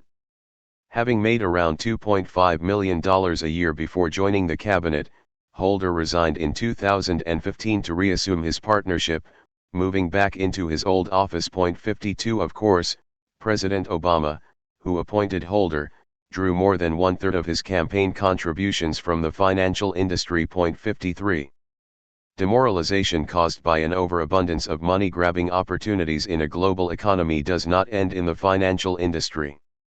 As is now common knowledge, management salaries have since the 1980s exploded everywhere in the corporate world, not just in the United States, even when profits were low or non-existent, and also in years of general economic crisis when unemployment rose and wages declined. There are many explanations for this, but the most credible ones involve extended reciprocity among a tight network of corporate oligarchs conspiring to raise their own pay by helping raise that of their co-conspirators. Another example of corruption can be found among political leaders who upon leaving office sell their inside knowledge and public goodwill, and especially the connections they acquired while presumably serving the public interest, to private consulting, lobbying and, above all, financial firms. 54 Corruption is also rampant in professional athletics, which has in recent decades become a huge global industry, financed by mushrooming marketing activities for sports equipment and fashion goods. In major disciplines, including swimming and track and field, not to mention cycling, one can safely assume that top competitors routinely employ the services of expensive specialists providing them with illegal, performance-enhancing treatment. Doping among athletes competing for ever-increasing sums of prize money and even more lucrative advertising contracts in worldwide winner-take-all markets is accompanied by corruption among officials of international sports associations, some of whom are reported to have been paid huge sums by athletes and their management for suppressing the results of positive doping tests, and by corporations and governments for locating events in places they prefer. Officials also own firms that sell television rights in the events their associations organize. 55 Finally, take a global corporation like Volkswagen, which, incidentally, around 2010 raised the salary of its CEO, Martin Winterkorn, to an, in German terms, hitherto unimaginable €15 million per annum. In 2015 it became apparent that Volkswagen had engaged in a massive pattern of fraud in relation to both customers and public authorities. The purpose was, essentially, to save on research and development to meet environmental standards, to be able to spend more on other features more likely to attract sales in a highly competitive global automobile market suffering from saturation and overcapacity. Unlike in the Machiavellian fable, under financialized capitalism the private vice of greed is no longer magically converted into a public virtue, depriving capitalism even of its last, consequentialist moral justification. Stylizing owners and managers of capital as trustees of society has lost any remaining credibility, their much publicized exercises in philanthropy notwithstanding. A pervasive cynicism has become deeply ingrained in the collective common sense, which has come as a matter of course to regard capitalism as nothing but an institutionalized opportunity for the well-connected super-rich to become even richer. Corruption, in the sense of the word used here, is considered a fact of life, and so is steadily growing inequality and the monopolization of political influence by a small self-serving oligarchy and its army of wealth defense specialists. Converting public trust into private cash has become routine and is seen as such, effectively rendering the social order morally defenseless in possible future moments of open contestation. Elite calls for trust and appeals to shared values can no longer be expected to resonate with a populace nursed on materialistic utilitarian self-descriptions of a society in which everything is and ought to be for sale. Morally defenseless as they have rendered themselves, political and economic elites will require great creativity if things came to a head and they had to mobilize legitimacy for themselves and the social order they represent. One ominous symptom of growing instability of the democratic capitalist system is the rise of so-called populist parties, of both the left and the right, feeding on and fortifying a deeply emotional rejection of existing social elites. 56. Interregnum. Is capitalism coming to an end? The problem is, while we see it disintegrating before our eyes, we see no successor approaching. As indicated, by disintegration I mean an already far advanced decline of the capacity of capitalism as an economic regime to underwrite a stable society. Capitalist society is disintegrating, but not under the impact of an organized opposition fighting it in the name of a better social order. Rather it disintegrates from within, from the success of capitalism and the internal contradictions intensified by that success, and from capitalism having overrun its opponents and in the process become more capitalist than is good for it. Low growth, grotesque inequality, and mountains of debt, the neutralization of post-war capitalism's progress engine, democracy, and its replacement with oligarchic neo-feudalism, the clearing away by globalization of social barriers against the commodification of labor, land, and money, and systemic disorders such as infectious corruption in the competitive struggle for ever bigger rewards for individual success, with the attendant culture of demoralization, and rapidly spreading international anarchy. All these together have profoundly destabilized the post-war capitalist way of social life, without a hint as to how stability might ever be restored. Why, if capitalism is going out, is there no new social order waiting to succeed it? A social order breaks down if and when its elites are no longer able to maintain it, but for it to be cleared away there have to be new elites able to design and eager to install a new order. Obviously the incumbent management of advanced and not so advanced capitalism is uniquely clueless. Consider the senseless production of money to stimulate growth in the real economy, the desperate attempts to restore inflation with the help of negative interest rates, and the apparently inexorable coming apart of the modern state system on its periphery. 57 But there is also the absence of a vision of a practically possible progressive future, of a renewed industrial or new post-industrial society developing further and at the same time replacing the capitalist society of today. Not just capital and its running dogs but also their various oppositions lack a capacity to act collectively. Just as capitalism's movers and shakers do not know how to protect their society from decay, and in any case would lack the means to do so, their enemies, when it comes to the crunch, have to admit that they have no idea of how to replace neoliberal capitalism with something else. See the Greek Syriza government and its capitulation in 2015 when the Eurogroup began to play hardball and Syriza, to mix metaphors, was forced to show its hand. Before capitalism will go to hell, then, it will for the foreseeable future hang in limbo, dead or about to die from an overdose of itself but still very much around, as nobody will have the power to move its decaying body out of the way. Pace Wallerstein, the final Manichaean battle between Davos and Porto Alegre is not about to happen in the foreseeable future. Much more likely, we are facing a long period of systemic disintegration, in which social structures become unstable and unreliable, and therefore uninstructive for those living in them. A society of this kind that leaves its members alone is, as noted above, less than a society. The social order of capitalism would then issue, not in another order, but in disorder, or entropy, in a historical epoch of uncertain duration when, in the words of Antonio Gramsci, the old is dying but the new cannot yet be born, ushering in an interregnum in which pathological phenomena of the most diverse sort come into existence. 58. In a society devoid of reasonably coherent and minimally stable institutions capable of normalizing the lives of its members and protecting them from accidents and monstrosities of all sorts. Life in a society of this kind demands constant improvisation, forcing individuals to substitute strategy for structure, and offers rich opportunities to oligarchs and warlords while imposing uncertainty and insecurity on all others, in some ways like the long interregnum that began in the 5th century CE and is now called the Dark Age. Summing up so far, the historical period after the end, inflicted by capitalism, of capitalist society will be one lacking collective political capacities, making it a long and indecisive transition, a time of crisis as the new normal, a crisis that is neither transformative nor adaptive, and unable either to restore capitalism to equilibrium or to replace it with something better. Deep changes will occur, rapidly and continuously, but they will be unpredictable and in any case ungovernable. Western capitalism will decay, but non-Western capitalism will not take its place, certainly not on a global scale, and neither will Western non-capitalism. As to non-Western capitalism, China will for many reasons not be able to take over as capitalism's historical host and provide an orderly global environment for its further progress.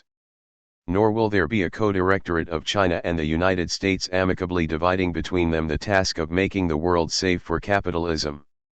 And concerning non-capitalism, there is no such thing today as a global socialist movement, comparable to the socialisms that in the 19th and early 20th centuries so successfully confronted capitalism in national power struggles. As long as the capitalist dynamism continues to outrun collective order-making and the building of non-market institutions, as it has for several decades now, it disempowers both capitalism's government and its opposition, with the result that capitalism can be neither reborn nor replaced. An age of entropy. At the micro level of society, systemic disintegration and the resulting structural indeterminacy translate into an under-institutionalized way of life, a life in the shadow of uncertainty, always at risk of being upset by surprise events and unpredictable disturbances and dependent on individuals' resourcefulness, skillful improvisation, and good luck. Ideologically, life in an undergoverned society of this sort can be glorified as a life in liberty, unconstrained by rigid institutions and autonomously constructed through voluntary agreements among consenting individuals freely pursuing their idiosyncratic preferences. The problem with this neoliberal narrative is, of course, that it neglects the very unequal distribution of risks, opportunities, gains and losses that comes with desocialized capitalism, including the Matthew Effect 59 of cumulative advantage. This raises the question why the neoliberal life associated with the post-capitalist interregnum is not more powerfully opposed, indeed how it can enjoy as much apparent support as it does, a question that is not satisfactorily answered with reference to the structural and regional fragmentation of anti-capitalist opposition under conditions of globalization.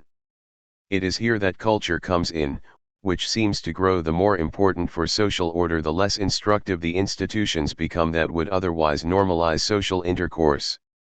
Without supportive institutions, the burden of organizing everyday life is moved from the macro to the micro level, meaning that the onus of securing a minimum of stability and certainty, of creating a modicum of social order, is shifting to the individual. 60 The behavioral program of the post-social society during the post-capitalist interregnum is governed by a neoliberal ethos of competitive self-improvement, of untiring cultivation of one's marketable human capital, enthusiastic dedication to work, and cheerfully optimistic, playful acceptance of the risks inherent in a world that has outgrown government. That this program is dutifully implemented is essential, as the reproduction of the post-capitalist society light hangs on the thin thread of an accommodating repertoire of individual action filling the widening gaps in the society's systemic architecture. Structuralist critique of false institutions may therefore have to be complemented by a renewed culturalist critique of false consciousness. What may also become relevant here is the old topic of the relationship between social structure and social character, as treated, among others, by Hans Gerth and Charles Wright Mills. 61 Here, the question is how a given social structure both requires and, as long as it lasts, produces a corresponding character among its occupants. In this tradition, I will in the following take a first cut at an initial phenomenology of the social character that corresponds to the absence of institutional supports under the present interregnum, helping to extend the duration of the latter by providing for a semblance of social integration and legitimacy. I begin by drawing attention to two key terms that have recently become fashionable in political economic discourse: disruption and resilience, and then turn to a brief outline of four central features of the behavioral pattern that, it would appear, is required for delaying the final breakdown of undergoverned post-capitalism. What disruption and resilience have in common, in addition to their steep ascent as catchwords characterizing basic features of life in an age of social entropy, is that they carry at the same time ominous and auspicious connotations. While disruption has traditionally been associated with unanticipated, destructive, and even violent discontinuity, with disaster for those affected by it, it is now to stand for radical economic and social innovation, and indeed the only innovation left to make a difference, as it attacks and destroys in particular firms and markets that operate to everybody's satisfaction. 62 Innovation that is not in this sense disruptive is not innovative enough, as it respects too much of the old and may even be concerned, or politically constrained, not to cause too many casualties. It is therefore doomed to be overtaken in the competitive struggles of the contemporary marketplace, where it is not enough for something to work if something else promises higher profits. Disruption may be considered the neoliberal version of creative destruction, more ruthless, more out of the blue, and less willing to take prisoners or accept delay in order to be socially compatible. While for those at the receiving end disruptive innovation can be catastrophic, regrettably they have to be sacrificed as collateral damage on the Darwinian battlefield of global capitalism. Resilience is the other term on the rise, having recently been imported into social science and policy from bacteriology, engineering, and psychology. 63 In the political economy literature, the term is, confusingly at first glance, used both for the capacities of individuals and groups to withstand the onslaught of neoliberalism. 64 And for the ability of neoliberalism as a social order, or disorder, to persist in spite of its theoretical poverty and practical failure to prevent or repair its own collapse in 2008. 65 While the two meanings may seem to be opposed to each other, this may not necessarily be so, as the practices that make it possible for individuals to survive under neoliberalism may also help neoliberalism itself to survive. Note that resilience is not resistance but, more or less voluntary, adaptive adjustment. The more resilience individuals manage to develop at the micro level of everyday life, the less demand will there be for collective action at the macro level to contain the uncertainties produced by market forces, a demand that neoliberalism could and would not fill. 66. Social life in an age of entropy is by necessity individualistic. 67 As collective institutions are eroded by market forces, accidents are to be expected any time, while collective agency to prevent them is lost. Everybody is reduced to fending for themselves, with Sofkey put as the foundational principle of social life. Individualization of risk breeds individualization of protection, by competitive effort, hard work, and, if at all, private insurance, or, interestingly, by older, pre-modern social ties like family. 68 In the absence of collective institutions, social structures must be devised individually bottom-up, anticipating and accommodating top-down pressures from the markets. Social life consists of individuals building networks of private connections around themselves, as best they can with the means they happen to have in hand. Person-centered relation-making creates lateral social structures that are voluntary and contract-like, which makes them flexible but perishable, requiring continuous networking to keep them together and adjust them on a current basis to changing circumstances. An ideal tool for this are the new social media that produce social structures for individuals, substituting voluntary for obligatory forms of social relations, and networks of users for communities of citizens. 69. What keeps an anthropic, disorderly, stalemated post-capitalist interregnum society going, in the absence of collective regulation containing economic crises, limiting inequality, securing confidence in currency and credit, protecting labor, land, and money from overuse, and procuring legitimacy for free markets and private property through democratic control of greed and prevention of oligarchic conversion of economic into political power. In a world without system integration, social integration has to carry the entire burden of structuration, as long as no new order begins to settle in. The desocialized capitalism of the interregnum hinges on the improvised performances of structurally self-centered, socially disorganized and politically disempowered individuals. 4 broad types of behaviors are required of the users of post-capitalist social networks for the precarious reproduction of their anthropic social life, bestowing resilience both on themselves and on an otherwise unsustainable neoliberal capitalism, summarily and provisionally to be identified as coping, hoping, doping and shopping. 70 Briefly and in need of much elaboration, coping refers to the way individuals respond with ever new improvisations and stopgaps to the successive emergencies inflicted on them by an undergoverned social environment and its unpredictable and ungovernable fluctuations, emergencies which they have to expect as normal and to which they must learn to resign themselves as to facts of life. 71 While coping may involve sometimes extreme individual exertion, it does not include organization for collective redress, as this is perceived to be useless and, also and increasingly, for losers only. 72 Coping tends to come with a social construction of life as an ongoing test of one's stamina, inventiveness, patience, optimism, and self-confidence, of one's cultivated ability to live up to what has become a social obligation to struggle with adversity on one's own and in eternally good spirits. Successful coping is assisted by confident hoping. Hoping is defined here as an individual mental effort to imagine and believe in a better life waiting for oneself in a not so distant, possible future, whatever writing may be on the wall.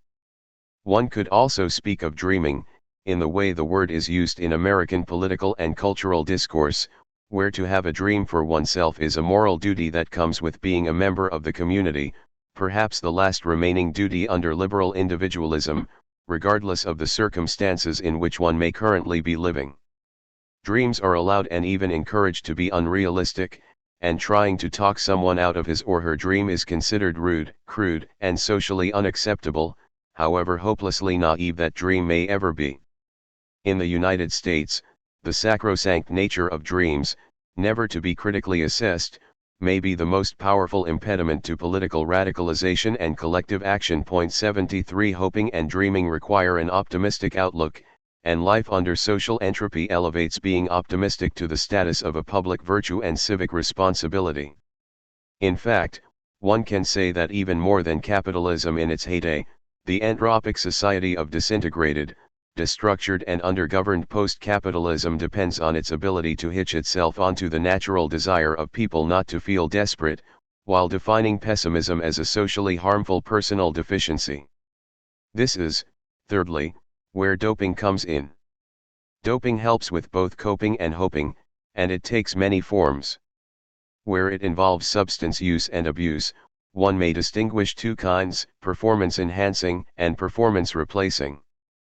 Performance-enhancing drugs are taken whenever the rewards of success are high, obviously in the winner-take-all markets of today's show business, including sports. But they are also used far down the income scale in middle-class professional and occupational life where competitive pressures have been intensifying for decades, as well as in educational institutions where test results may decide a person's future career and earnings prospects. Here as elsewhere, doping is closely connected to corruption.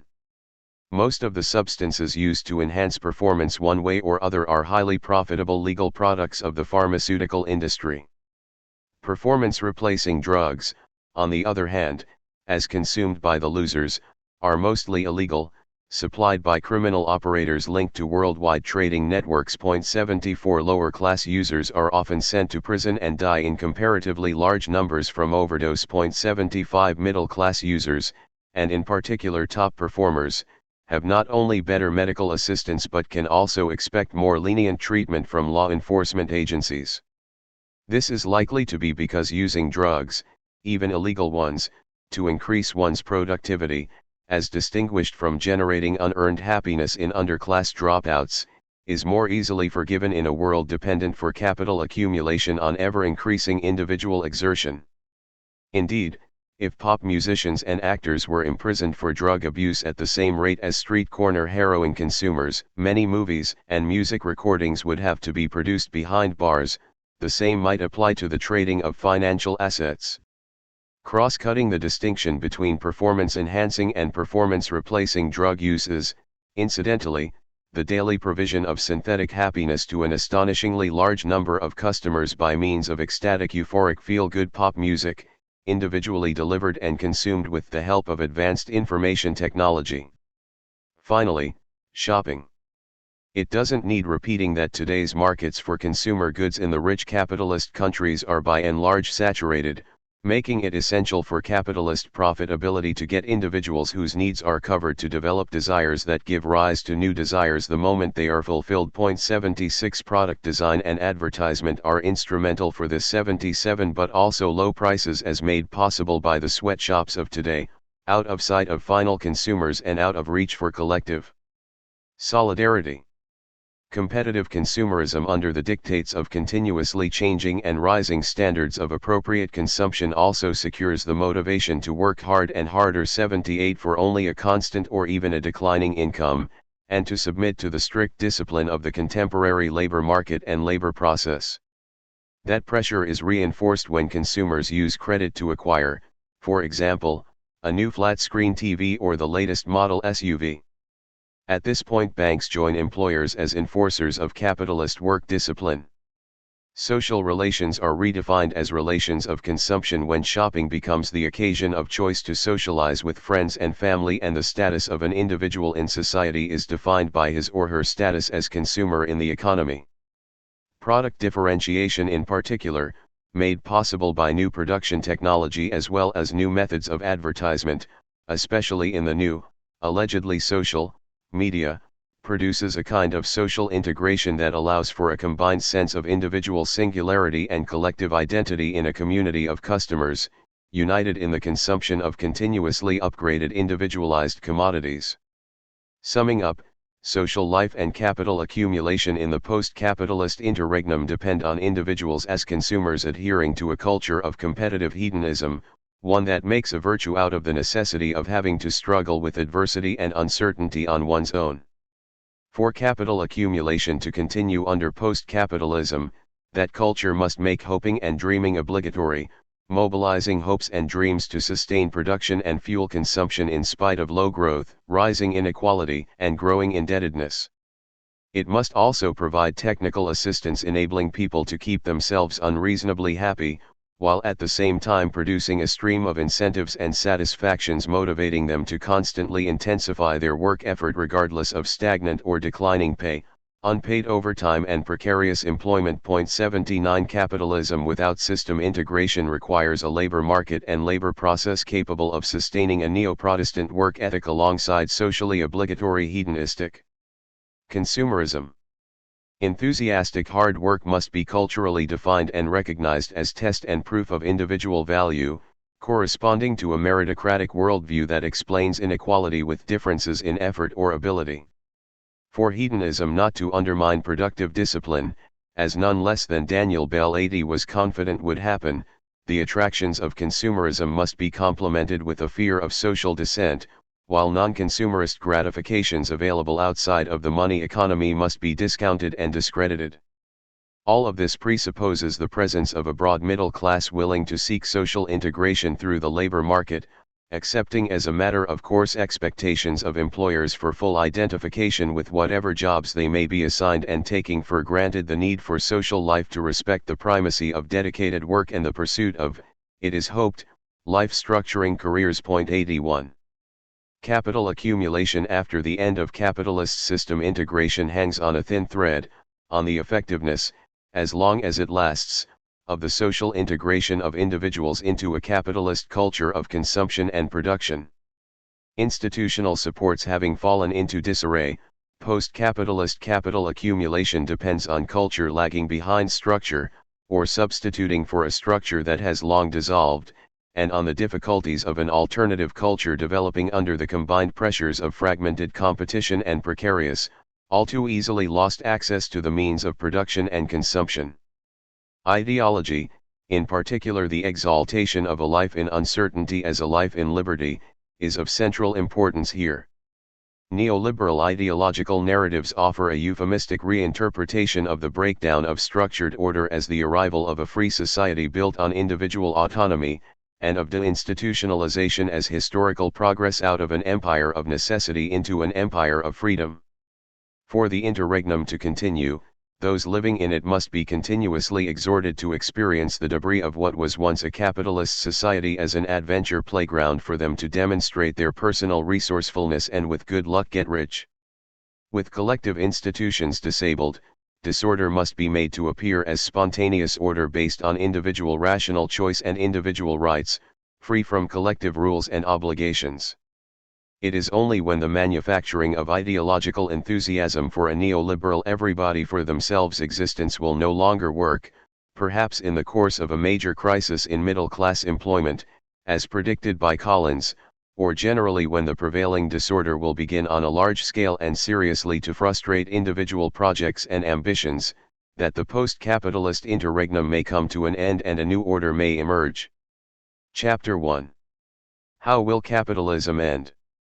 There is a widespread sense today that capitalism is in critical condition, more so than at any time since the end of the Second World War. 1 Looking back, the crash of 2008 was only the latest in a long sequence of political and economic disorders that began with the end of post-war prosperity in the mid-1970s. Successive crises have proved to be ever more severe, spreading more widely and rapidly through an increasingly interconnected global economy. Global inflation in the 1970s was followed by rising public debt in the 1980s, and fiscal consolidation in the 1990s was accompanied by a steep increase in private sector indebtedness. 2 For 4 decades now, Disequilibrium has more or less been the normal condition of the advanced industrial world, at both the national and the global levels. In fact, with time, the crises of post-war OECD capitalism have become so pervasive that they have increasingly been perceived as more than just economic in nature, resulting in a rediscovery of the older notion of a capitalist society, of capitalism as a social order and way of life, vitally dependent on the uninterrupted progress of private capital accumulation. Crisis symptoms are many, but prominent among them are three long-term trends in the trajectories of rich, highly industrialized, or better, increasingly deindustrialized, capitalist countries.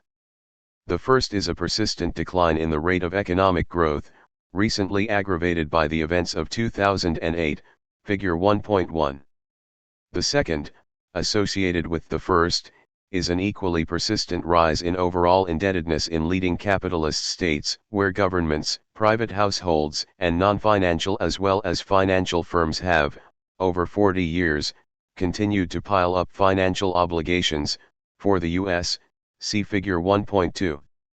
Third, economic inequality, of both income and wealth, has been on the ascent for several decades now, figure 1.3, alongside rising debt and declining growth. Figure 1.1, annual average growth rates of 20 OECD countries, 1972, 2010 asterisk. Asterisk 5-year moving average. Source, OECD Economic Outlook. Figure 1.2, liabilities as a percentage of US GDP by sector, 1970 to 2011. Source, OECD National Accounts. Figure 1.3, increase in Gini coefficient, OECD average. Source, OECD Income Distribution Database. Steady growth, sound money, and a modicum of social equity, spreading some of the benefits of capitalism to those without capital, were long considered prerequisites for a capitalist political economy to command the legitimacy it needs.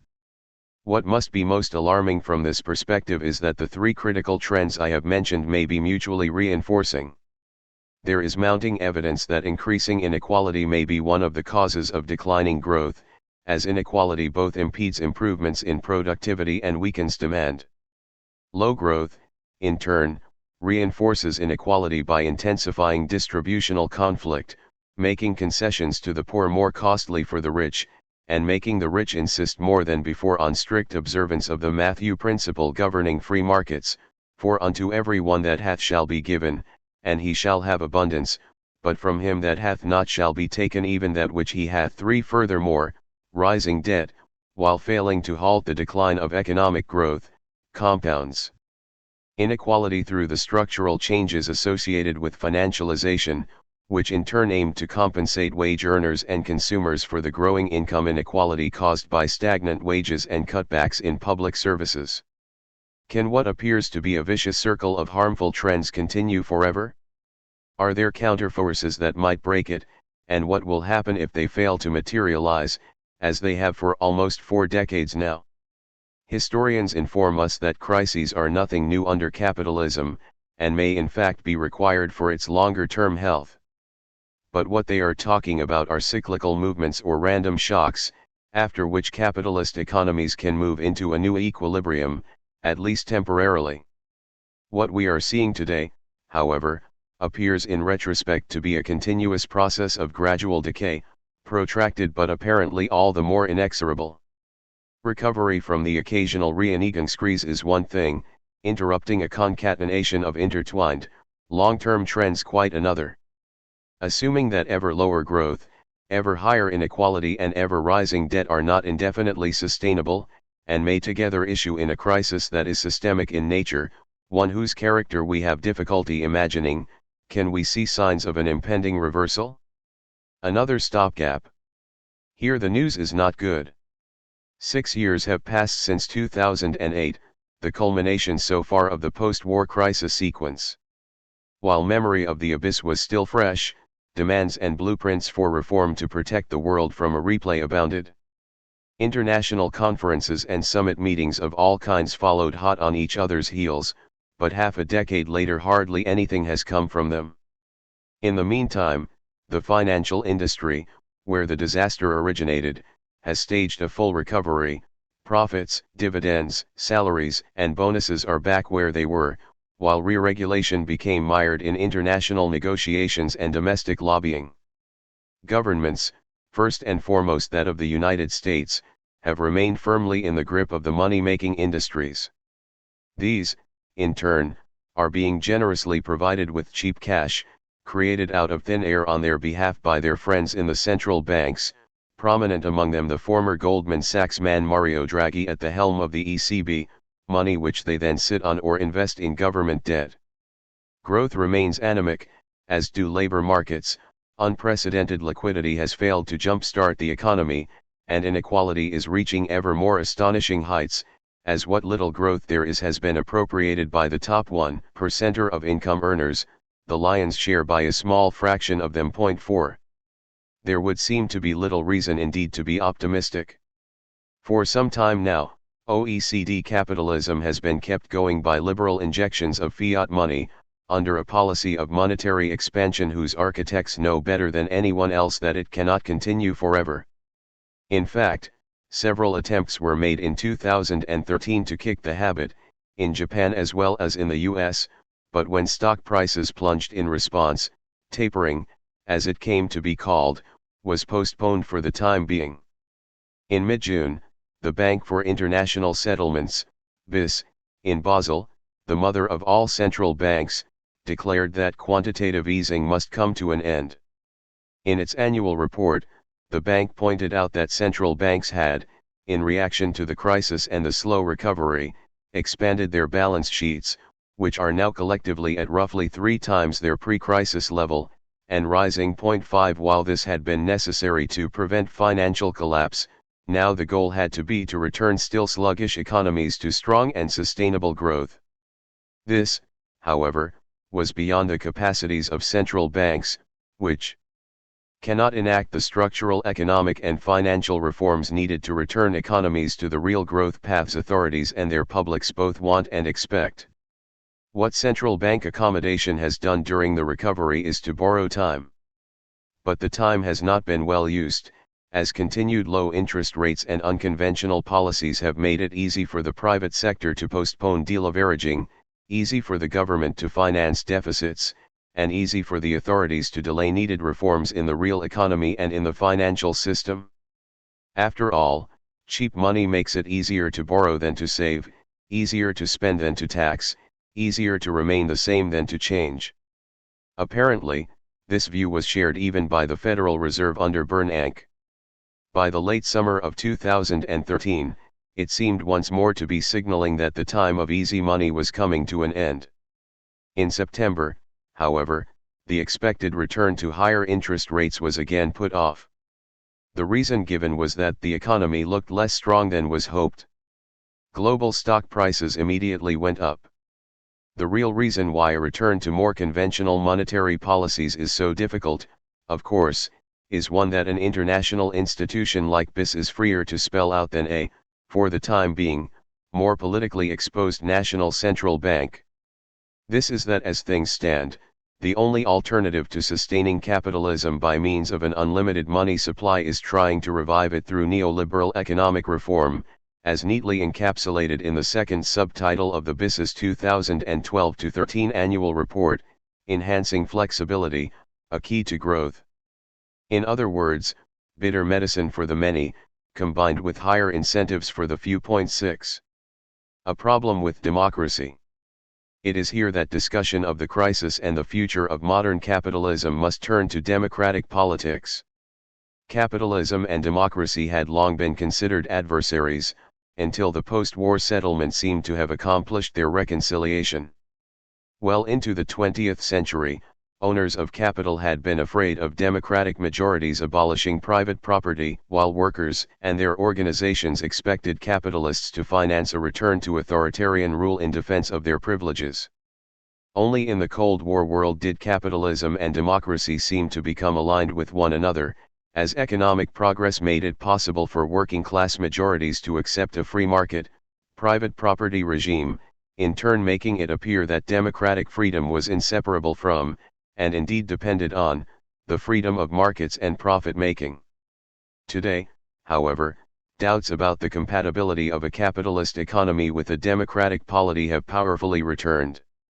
Among ordinary people, there is now a pervasive sense that politics can no longer make a difference in their lives, as reflected in common perceptions of deadlock, incompetence, and corruption among what seems an increasingly self-contained and self-serving political class, united in their claim that there is no alternative to them and their policies. One result is declining electoral turnout combined with high voter volatility, producing ever greater electoral fragmentation, due to the rise of populist protest parties, and pervasive government instability. 7. The legitimacy of post-war democracy was based on the premise that states had a capacity to intervene in markets and correct their outcomes in the interest of citizens. Decades of rising inequality have cast doubt on this, as has the impotence of governments before, during and after the crisis of 2008. In response to their growing irrelevance in a global market economy, governments and political parties in OECD democracies more or less happily looked on as the democratic class struggle turned into post-democratic polytainment.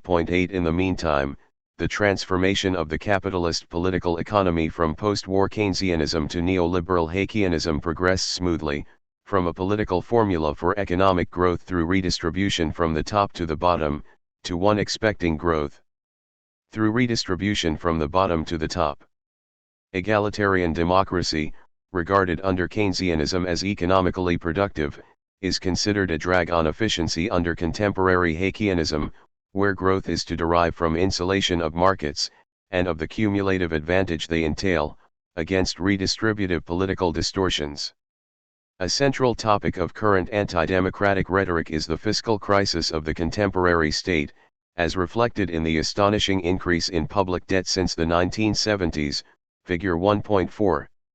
Growing public indebtedness is put down to electoral majorities living beyond their means by exploiting their society's common pool, and to opportunistic politicians buying the support of myopic voters with money they do not have. 9. However, that the fiscal crisis was unlikely to have been caused by an excess of redistributive democracy can be seen from the fact that the build-up of government debt coincided with a decline in electoral participation, especially at the lower end of the income scale, and marched in lockstep with shrinking unionization, the disappearance of strikes, welfare state cutbacks, and exploding income inequality.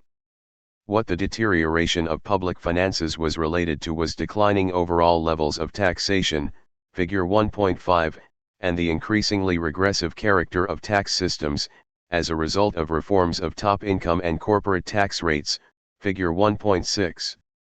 Moreover, by replacing tax revenue with debt, governments contributed further to inequality, in that they offered secure investment opportunities to those whose money they would or could no longer confiscate and had to borrow instead.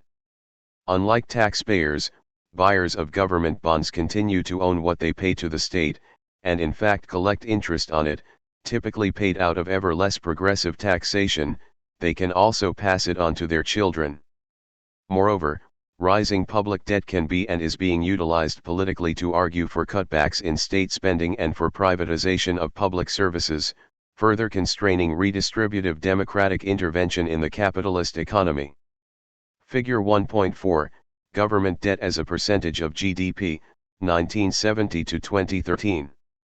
Countries included: Australia, Austria, Belgium, Canada, Denmark, Finland, France, Germany, Greece, Ireland, Italy, Japan, Netherlands, Norway, Portugal, Spain, Sweden, Switzerland, UK, US. Source: OECD Economic Outlook number 95.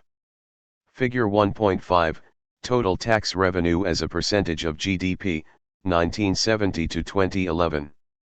Countries included: Australia, Austria, Belgium, Canada, Denmark, Finland, France, Germany, Greece, Ireland, Italy, Japan, Netherlands, Norway, Portugal, Spain, Sweden, Switzerland, UK, US. Source: OECD Revenue Statistics. Figure 1.6, Top marginal income tax rates, 1900 to 2011. Source: Facundo Alvarado, Anthony Atkinson, Thomas Piketty, and Emmanuel Sayes, The Top 1% in International and Historical Perspective, Journal of Economic Perspectives, Volume 27, Number 3, 2013. Institutional protection of the market economy from democratic interference has advanced greatly in recent decades. Trade unions are on the decline everywhere and have in many countries been all but rooted out, especially in the U.S. Economic policy has widely been turned over to independent, i.e., democratically unaccountable, central banks concerned above all with the health and goodwill of financial markets. Point 10 In Europe, national economic policies, including wage setting and budget making, are increasingly governed by supranational agencies like the European Commission and the European Central Bank that lie beyond the reach of popular democracy. This effectively de-democratizes European capitalism, without, of course, depoliticizing it.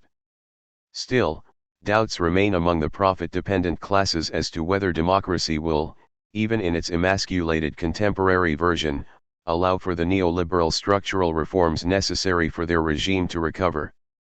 Like ordinary citizens, although for the opposite reasons, elites are losing faith in democratic government and its suitability for reshaping societies in line with market imperatives.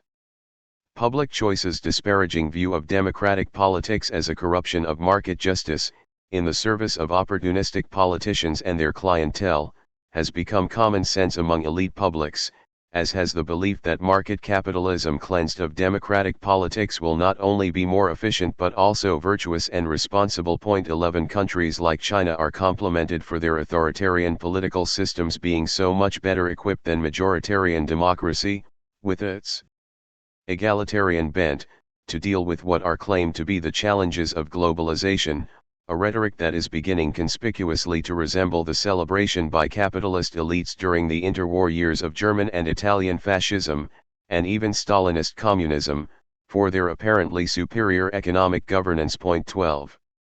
For the time being, the neoliberal mainstream's political utopia is a market-conforming democracy, devoid of market-correcting powers and supportive of incentive-compatible redistribution from the bottom to the top. Point 13 Although that project is already far advanced in both Western Europe and the United States, its promoters continue to worry that the political institutions inherited from the post-war compromise may at some point be repossessed by popular majorities, in a last-minute effort to block progress towards a neoliberal solution to the crisis.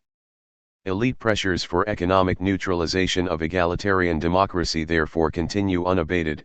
In Europe, this takes the form of a continuing relocation of political economic decision-making to supranational institutions such as the European Central Bank and summit meetings of government leaders. Capitalism on the brink. Has capitalism seen its day? In the 1980s, the idea that modern capitalism could be run as a mixed economy, both technocratically managed and democratically controlled, was abandoned. Later, in the neoliberal revolution, social and economic order was reconceived as benevolently emerging from the free play of market forces. But with the crash of 2008, the promise of self-regulating markets attaining equilibrium on their own was discredited as well, without a plausible new formula for political economic governance coming into view. This alone may be regarded as a symptom of a crisis that has become systemic, the more so the longer it lasts. In my view, it is high time, in the light of decades of declining growth, rising inequality, and increasing indebtedness, as well as of the successive agonies of inflation, public debt, and financial implosion since the 1970s, to think again about capitalism as a historical phenomenon, one that has not just a beginning, but also an end. For this, we need to part company with misleading models of social and institutional change. As long as we imagine the end of capitalism being decreed, Leninist style, by some government or central committee, we cannot but consider capitalism eternal. In fact, it was communism, centralized as it was in Moscow, that could be and was terminated by decree. Matters are different if, instead of imagining it being replaced by collective decision with some providentially designed new order, we allow for capitalism to collapse by itself. I suggest that we learn to think about capitalism coming to an end without assuming responsibility for answering the question of what one proposes to put in its place. It is a Marxist, or better, modernist, prejudice that capitalism as a historical epoch will end only when a new, better society is in sight, and a revolutionary subject ready to implement it for the advancement of mankind. This presupposes a degree of political control over our common fate of which we cannot even dream after the destruction of collective agency, and indeed the hope for it, in the neoliberal globalist revolution. Neither a utopian vision of an alternative future nor superhuman foresight should be required to validate the claim that capitalism is facing its Götterdämmerung. I am willing to make exactly this claim, although I am aware of how many times capitalism has been declared dead in the past. In fact, all of the main theorists of capitalism have predicted its impending expiry, ever since the concept came into use in the mid-1800s. This includes not just radical critics like Marx or Polanyi, but also bourgeois theorists such as Weber, Schumpeter, Sombart, and Keynes. 14. That something has failed to happen, in spite of reasonable predictions that it would, does not mean that it will never happen. Here, too, there is no inductive proof. I believe that this time is different, one symptom being that even capitalism's master technicians have no clue today how to make the system whole again. See, for example, the recently published minutes of the deliberations of the Federal Reserve's Board in 2008-15 or the desperate search of central bankers, mentioned above, for the right moment to end quantitative easing. This, however, is only the surface of the problem. Beneath it is the stark fact that capitalist progress has by now more or less destroyed any agency that could stabilize it by limiting it, the point being that the stability of capitalism as a socio-economic system depends on its eigendynamic being contained by countervailing forces, by collective interests and institutions subjecting capital accumulation to social checks and balances. The implication is that capitalism may undermine itself by being too successful. I will argue this point in more detail below. The image I have of the end of capitalism, an end that I believe is already underway, is one of a social system in chronic disrepair, for reasons of its own and regardless of the absence of a viable alternative. While we cannot know when and how exactly capitalism will disappear and what will succeed it, what matters is that no force is on hand that could be expected to reverse the three downward trends in economic growth, social equality, and financial stability and end their mutual reinforcement. In contrast to the 1930s, there is today no political economic formula on the horizon, left or right, that might provide capitalist societies with a coherent new regime of regulation, or regulation. Social integration as well as system integration seem irreversibly damaged and set to deteriorate further. 16 What is most likely to happen as time passes is a continuous accumulation of small and not so small dysfunctions, none necessarily deadly as such, but most beyond repair, all the more so as they become too many for individual address. In the process, the parts of the whole will fit together less and less, frictions of all kinds will multiply, unanticipated consequences will spread, along ever more obscure lines of causation. Uncertainty will proliferate, crises of every sort, of legitimacy, productivity, or both, will follow each other in quick succession while predictability and governability will decline further, as they have for decades now. Eventually, the myriad provisional fixes devised for short-term crisis management will collapse under the weight of the daily disasters produced by a social order in profound, anomic disarray. Conceiving of the end of capitalism as a process rather than an event raises the issue of how to define capitalism. Societies are complex entities that do not die in the way organisms do, with the rare exception of total extinction. Discontinuity is always embedded in some continuity. If we say that a society has ended, we mean that certain features of its organization that we consider essential to it have disappeared, others may well have survived. I propose that to determine if capitalism is alive, dying, or dead, we define it as a modern society 17 that secures its collective reproduction as an unintended side effect of individually rational, competitive profit maximization in pursuit of capital accumulation. through a labor process combining privately owned capital with commodified labor power, fulfilling the Mondevilian promise of private vices turning into public benefits. 18. It is this promise, I maintain, that contemporary capitalism can no longer keep, ending its historical existence as a self-reproducing, sustainable, predictable, and legitimate social order.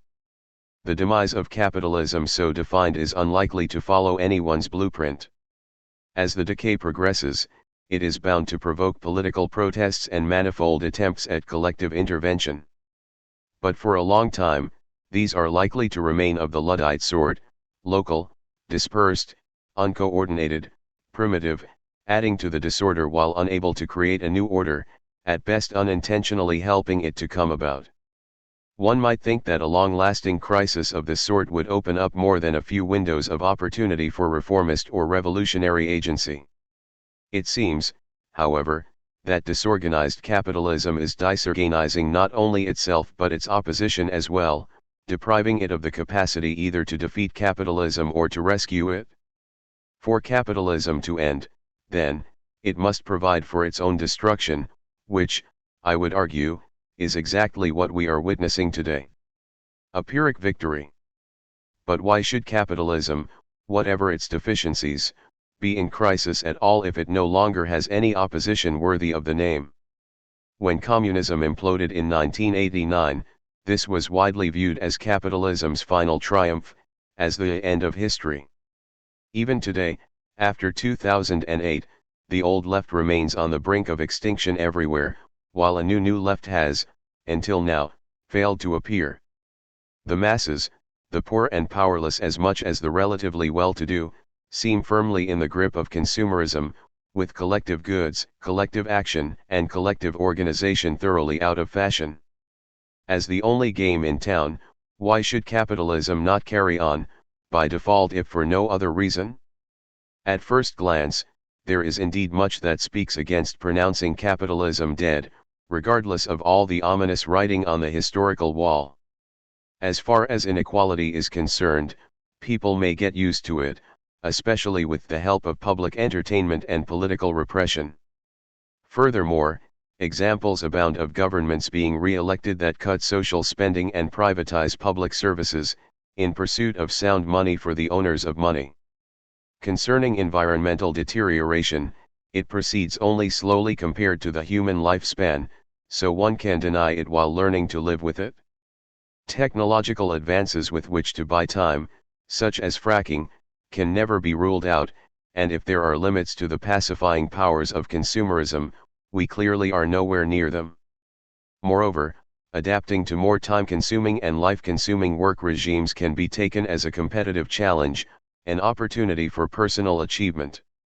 Cultural definitions of the good life have always been highly malleable and might well be stretched further to match the onward march of commodification, at least as long as radical or religious challenges to pro-capitalist re-education can be suppressed, ridiculed, or otherwise marginalized. Finally, most of today's stagnation theories apply only to the West, or just to the US, not to China, Russia, India, or Brazil, countries to which the frontier of economic growth may be about to migrate, with vast virgin lands waiting to be made available for capitalist progress. 19. My answer is that having no opposition may actually be more of a liability for capitalism than an asset. Social systems thrive on internal heterogeneity, on a pluralism of organizing principles protecting them from dedicating themselves entirely to a single purpose, crowding out other goals that must also be attended to if the system is to be sustainable. Capitalism as we know it has benefited greatly from the rise of counter-movements against the rule of profit and of the market. Socialism and trade unionism, by putting a brake on commodification, prevented capitalism from destroying its non-capitalist foundations, trust, good faith, altruism, solidarity within families and communities, and the like. Under Keynesianism and Fordism, capitalism's more or less loyal opposition secured and helped stabilize aggregate demand, especially in recessions. Where circumstances were favorable, working-class organization even served as a productivity whip, by forcing capital to embark on more advanced production concepts. It is in this sense that Jeffrey Hodgson has argued that capitalism can survive only as long as it is not completely capitalist, as it has not yet rid itself, or the society in which it resides, of necessary impurities. Point 20. Seen this way, capitalism's defeat of its opposition may actually have been a Pyrrhic victory, freeing it from countervailing powers which, while sometimes inconvenient, had in fact supported it. Could it be that victorious capitalism has become its own worst enemy? Frontiers of commodification. In exploring this possibility, we might wish to turn to Karl Polanyi's idea of social limits to market expansion, as underlying his concept of the three fictitious commodities: labor, land, or nature, and money. Point 21. A fictitious commodity is defined as a resource to which the laws of supply and demand apply only partially and awkwardly, if at all. It can therefore only be treated as a commodity in a carefully circumscribed, regulated way, since complete commodification will destroy it or make it unusable. Markets, however, have an inherent tendency to expand beyond their original domain, the trading of material goods, to all other spheres of life, regardless of their suitability for commodification, or, in Marxian terms, for subsumption under the logic of capital accumulation. Unless held back by constraining institutions, market expansion is thus at permanent risk of undermining itself, and with it the viability of the capitalist economic and social system.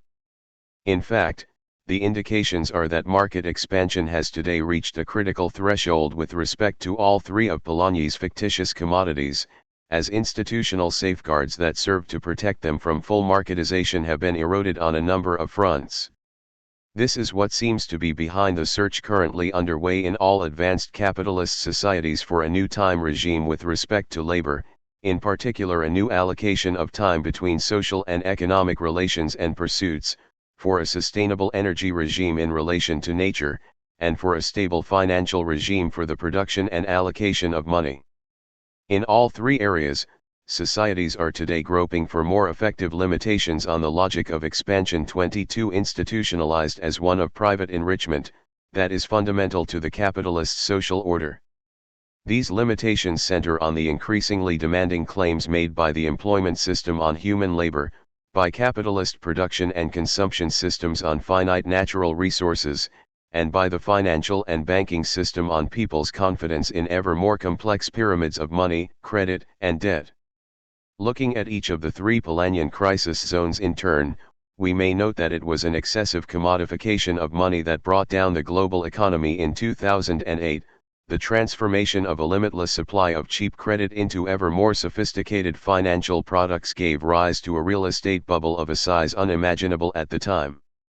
As of the 1980s, deregulation of U.S. financial markets had abolished the restrictions on the private production and marketization of money devised after the Great Depression. Financialization, as the process came to be known, seemed the last remaining way to restore growth and profitability to the economy of the overextended hegemon of global capitalism.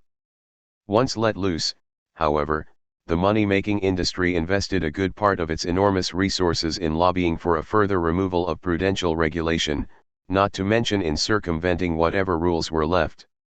With hindsight, the enormous risks that came with the move from the old regime of M to a new one of M are easy to see, as is the trend towards ever-increasing inequality associated with the disproportionate growth of the banking sector. Point 23.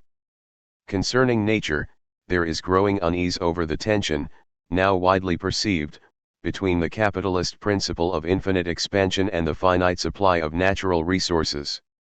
Neo-Malthusian discourses of various denominations became popular in the 1970s. Whatever one may think of them, and although some are now considered prematurely alarmist, no one seriously denies that the energy consumption patterns of rich capitalist societies cannot be extended to the rest of the world without destroying essential preconditions of human life.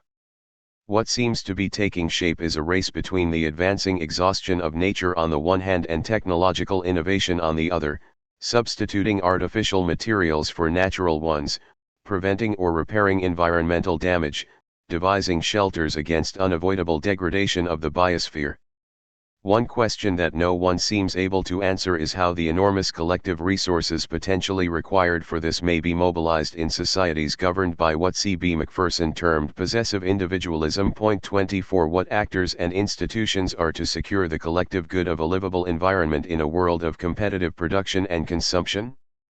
Thirdly, the commodification of human labor may have reached a critical point.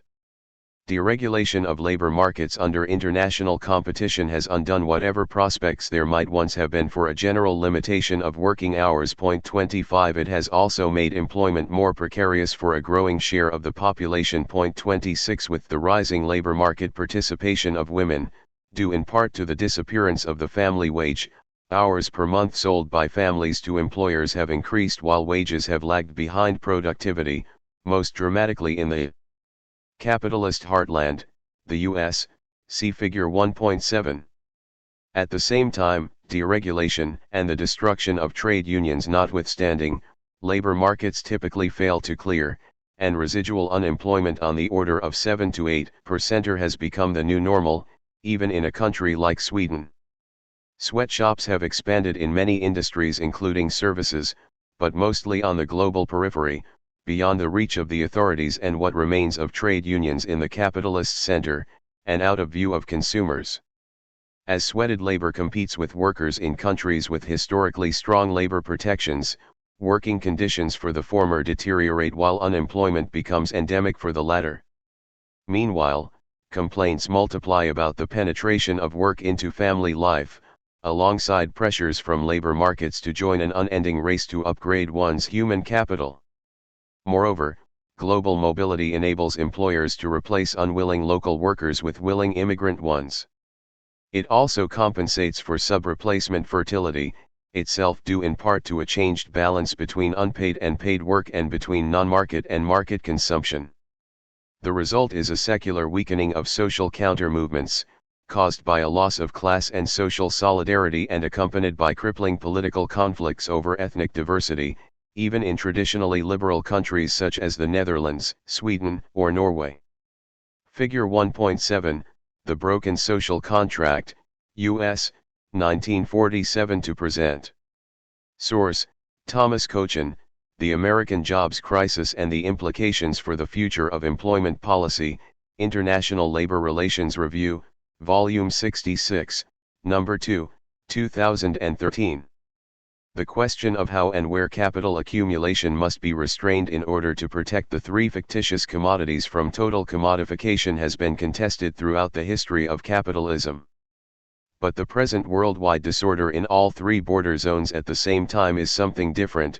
It results from a spectacularly successful onslaught of markets, expanding more rapidly than ever, on a wide range of institutions and actors that, whether inherited from the past or built up in long political struggles, had for a time kept capitalism's advance to some extent socially embedded. Labor, land, and money have simultaneously become crisis zones after globalization endowed market relations and production chains with an unprecedented capacity to cross the boundaries of national political and legal jurisdictions. The result is a fundamental disorganization of the agencies that have, in the modern era, more or less successfully domesticated capitalist animal spirits, for the sake of society as a whole as well as of capitalism itself. It is not only with respect to fictitious commodities that capital accumulation may be hitting its limits. On the surface, consumption of goods and services continues to grow, and the implicit premise of modern economics, that the human desire and capacity to consume are unlimited, would seem to be easily vindicated by a visit to any large shopping mall. Still, fears that markets for consumer goods may at some point become saturated, perhaps in the course of a post-materialist decoupling of human aspirations from the purchase of commodities, are endemic among profit-dependent producers. This in itself reflects the fact that consumption in mature capitalist societies has long become dissociated from material need. Point 27 The lion's share of consumption expenditure today, and a rapidly growing one, is spent not on the use value of goods, but on their symbolic value, their aura, or halo. This is why industry practitioners find themselves paying more than ever for marketing, including not just advertising but also product design and innovation. Nevertheless, In spite of the growing sophistication of sales promotion, the intangibles of culture make commercial success difficult to predict, certainly more so than in an era when growth could be achieved by gradually supplying all households in a country with a washing machine. 28. 5 disorders. Capitalism without opposition is left to its own devices, which do not include self-restraint. The capitalist pursuit of profit is open-ended, and cannot be otherwise. The idea that less could be more is not a principle a capitalist society could honor, it must be imposed upon it, or else there will be no end to its progress, self-consuming as it may ultimately be. At present, I claim, we are already in a position to observe capitalism passing away as a result of having destroyed its opposition, dying, as it were, from an overdose of itself. For illustration, I will point to 5 systemic disorders of today's advanced capitalism. All of them result in various ways from the weakening of traditional institutional and political restraints on capitalist advance. I call them stagnation, oligarchic redistribution, the plundering of the public domain, corruption, and global anarchy. 6 years after Lehman, predictions of long-lasting economic stagnation are en vogue. A prominent example is a much-discussed paper by Robert Gordon, who argues that the main innovations that have driven productivity and economic growth since the 1800s could happen only once, like the increase in the speed of transportation or the installation of running water in cities. 29 Compared to them, the recent spread of information technology has produced only minor productivity effects, if any. While Gordon's argument may seem somewhat technologically deterministic, it appears plausible that capitalism can hope to attain the level of growth needed to compensate a non-capitalist working class for helping others accumulate capital only if technology opens up ever new opportunities for increasing productivity. In any case, in what looks like an afterthought, Gordon supports his prediction of low or no growth by listing 6 non-technological factors, he calls them headwinds, which would make for long-term stagnation even if innovation were to continue, at the rate of the 2 decades before 2007. 30 Among these factors he includes 2 that I argue have for some time been intertwined with low growth, inequality and the overhang of consumer and government debt. 31. What is astonishing is how close current stagnation theories come to the Marxist underconsumption theories of the 1970s and 1980s. 32 Recently, none other than Lawrence Larry Summers, friend of Wall Street, chief architect of financial deregulation under Clinton, and Obama's first choice for president of the Federal Reserve, until he had to give way in face of congressional opposition. 33, has joined the stagnation theorists.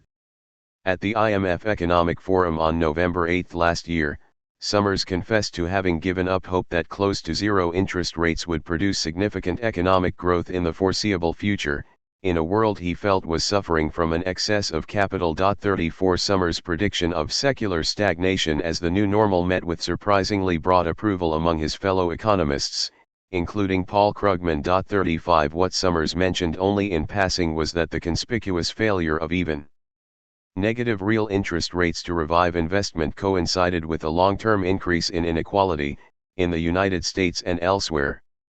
As Keynes would have known, concentration of income at the top must detract from effective demand and make capital owners look for speculative profit opportunities outside the real economy. This may in fact have been one of the causes of the financialization of capitalism that began in the 1980s. The power elites of global capitalism would seem to be resigning themselves to low or no growth on aggregate for the foreseeable future. This does not preclude high profits in the financial sector, essentially from speculative trading with cheap money supplied by central banks. Few seem to fear that the money generated to prevent stagnation from turning into deflation will cause inflation, as the unions that could claim a share in it no longer exist. 36 In fact, the concern now is with too little rather than too much inflation, the emerging received wisdom being that a healthy economy requires a yearly inflation rate of at least 2% or if not more.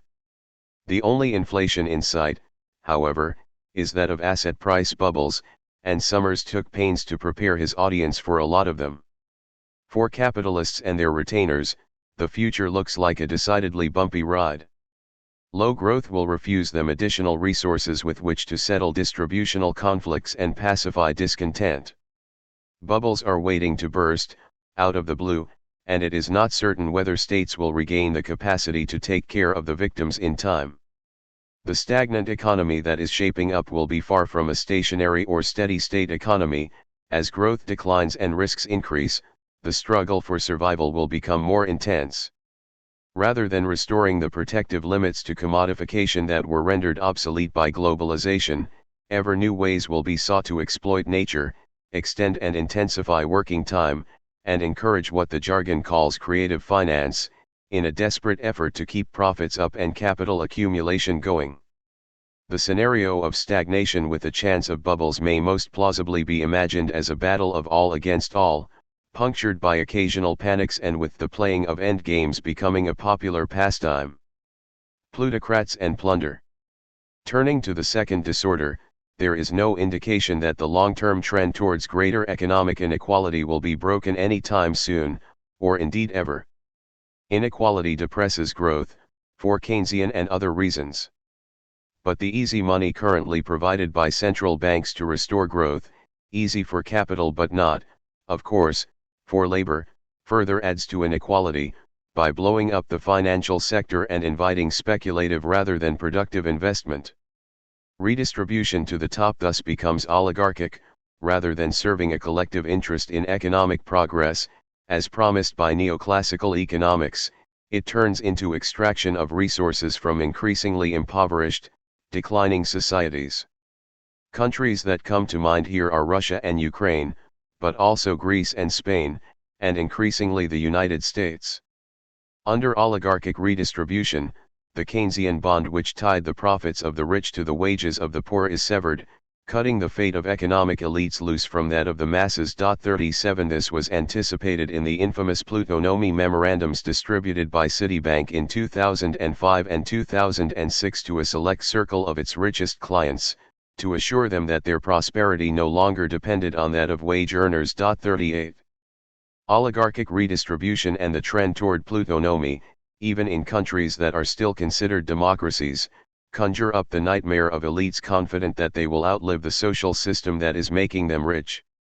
Plutonomic capitalists may no longer have to worry about national economic growth because their transnational fortunes grow without it, hence the exit of the super-rich from countries like Russia or Greece, who take their money, or that of their fellow citizens, and run, preferably to Switzerland, Britain, or the United States.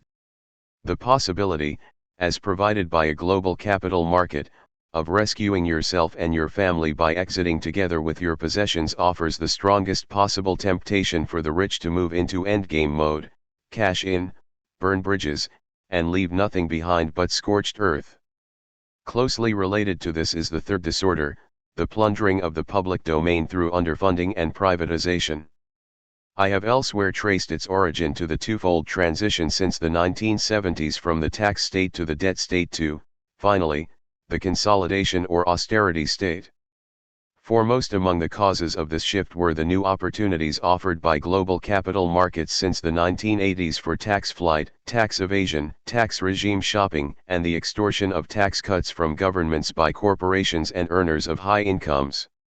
Attempts to close public deficits relied almost exclusively on cuts in government spending, both to social security and to investment in physical infrastructures and human capital. As income gains accrued increasingly to the top 1%, the public domain of capitalist economies shrank, often dramatically, starved in favor of internationally mobile oligarchic wealth.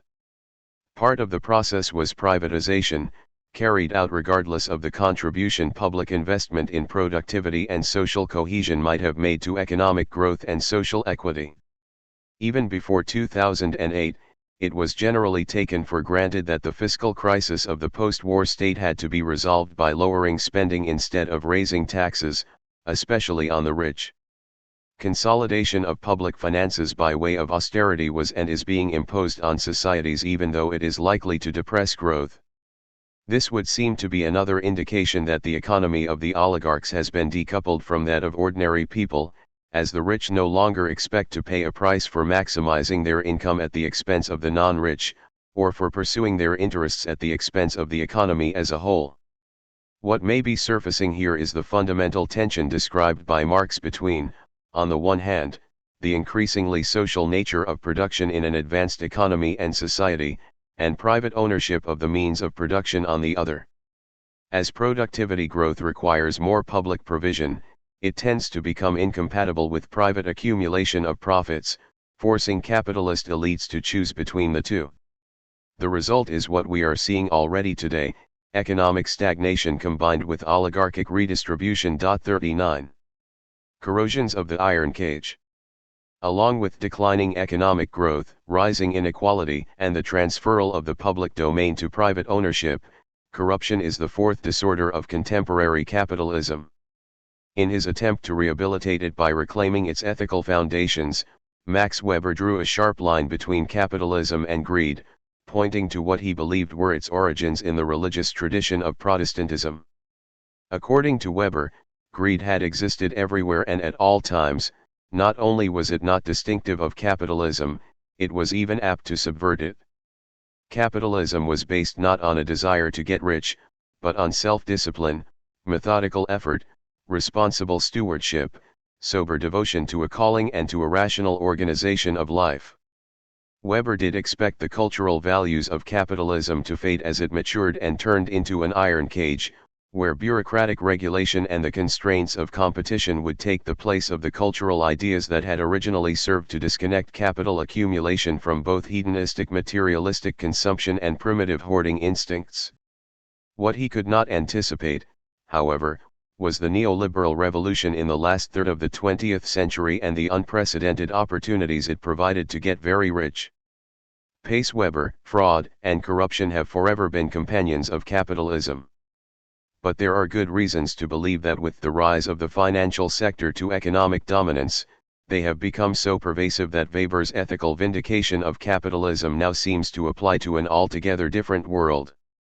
Finance is an industry where innovation is hard to distinguish from rule-bending or rule-breaking, where the payoffs from semi-legal and illegal activities are particularly high, where the gradient in expertise and pay between firms and regulatory authorities is extreme, where revolving doors between the two offer unending possibilities for subtle and not so subtle corruption.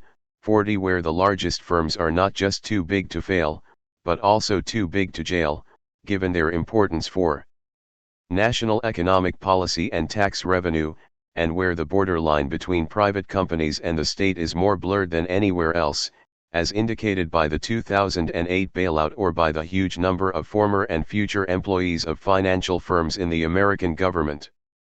After Enron and WorldCom, it was observed that fraud and corruption had reached all-time highs in the U.S. economy. But what came to light after 2008 beat everything: rating agencies being paid by the producers of toxic securities to award them top grades, offshore shadow banking, money laundering and assistance in large-scale tax evasion as the normal business of the biggest banks with the best addresses, the sale to unsuspecting customers of securities constructed so that other customers could bet against them, the leading banks worldwide fraudulently fixing interest rates and the gold price, and so on.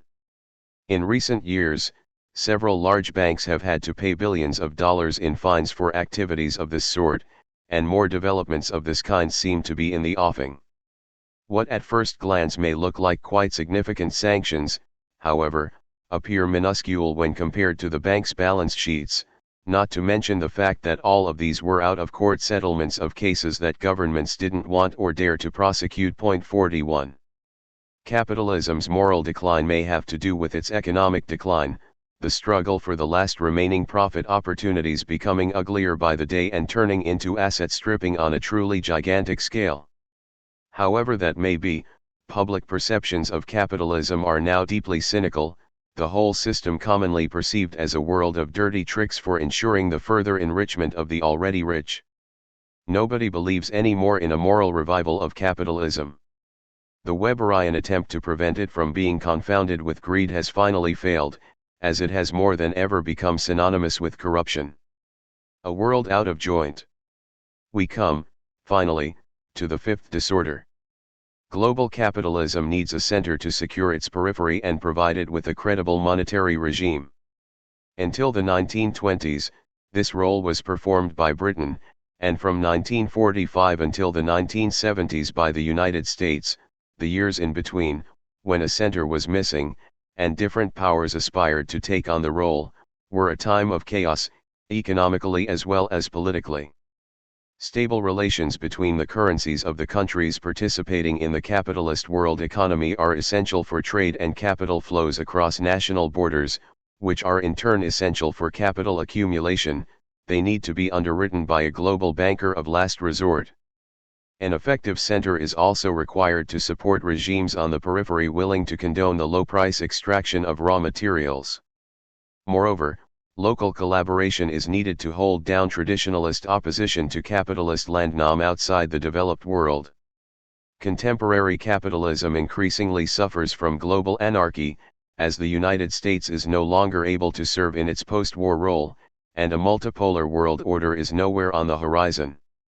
While there are, still, no great power clashes, the dollar's function as international reserve currency is contested, and cannot be otherwise, given the declining performance of the American economy, its rising levels of public and private debt, and the recent experience of several highly destructive financial crises.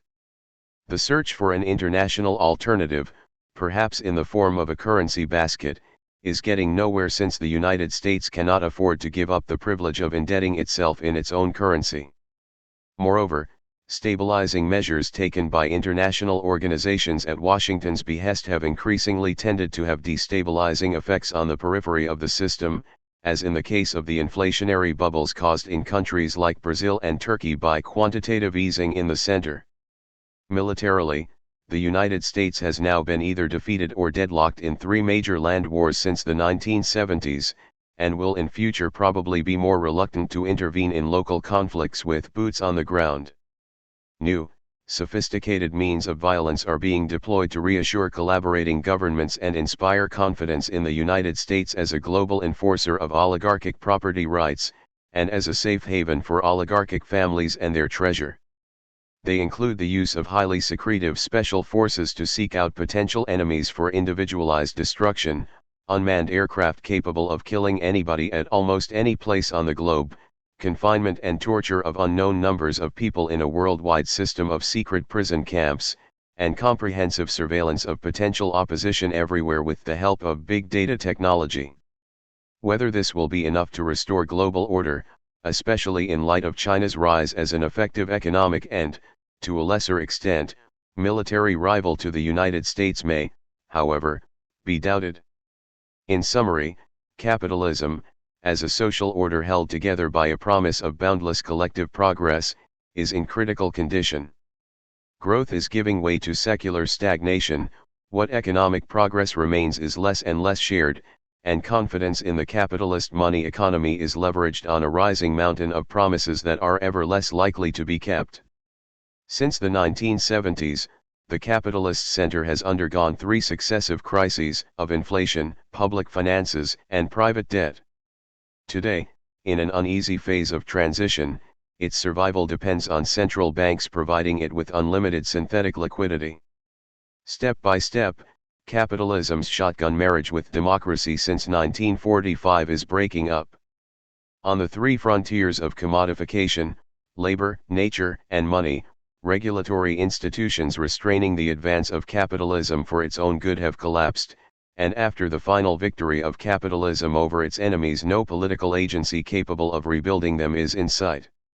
The capitalist system is at present stricken with at least 5 worsening disorders for which no cure is at hand: declining growth, oligarchy, starvation of the public sphere, corruption, and international anarchy.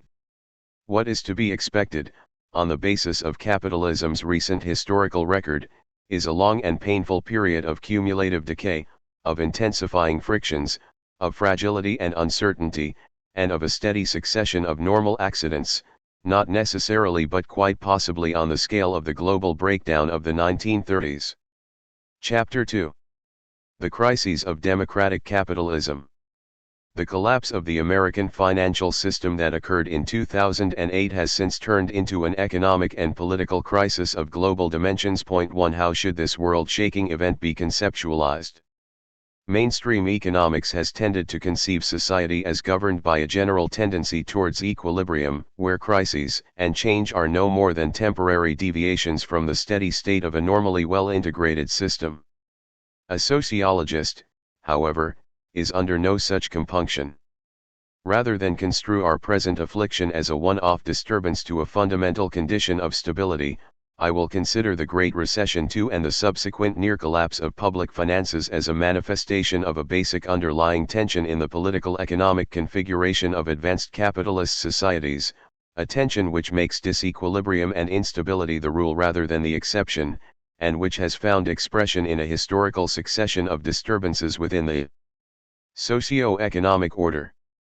More specifically, I will argue that the present crisis can only be fully understood in terms of the ongoing, inherently conflictual transformation of the social formation we call democratic capitalism. Democratic capitalism was fully established only after the Second World War and then only in the western parts of the world, North America and Western Europe. There it functioned extraordinarily well for the next 2 decades, so well, in fact, that this period of uninterrupted economic growth still dominates our ideas and expectations of what modern capitalism is, or could and should be. This is in spite of the fact that, in the light of the turbulence that followed, the quarter century immediately after the war should be recognizable as truly exceptional. Indeed, I suggest that it is not the Trente Glorieuses but the series of crises which followed that represents the normal condition of democratic capitalism, a condition ruled by an endemic conflict between capitalist markets and democratic politics, which forcefully reasserted itself when high economic growth came to an end in the 1970s. In what follows I will first discuss the nature of that conflict and then turn to the sequence of political economic disturbances that it produced, which both preceded and shaped the present global crisis. Markets versus voters. Suspicions that capitalism and democracy may not sit easily together are far from new.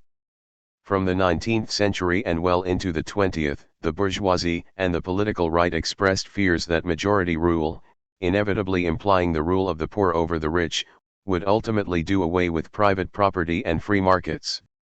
The rising working class and the political left, for their part, warned that capitalists might ally themselves with the forces of reaction to abolish democracy, in order to protect themselves from being governed by a permanent majority dedicated to economic and social redistribution.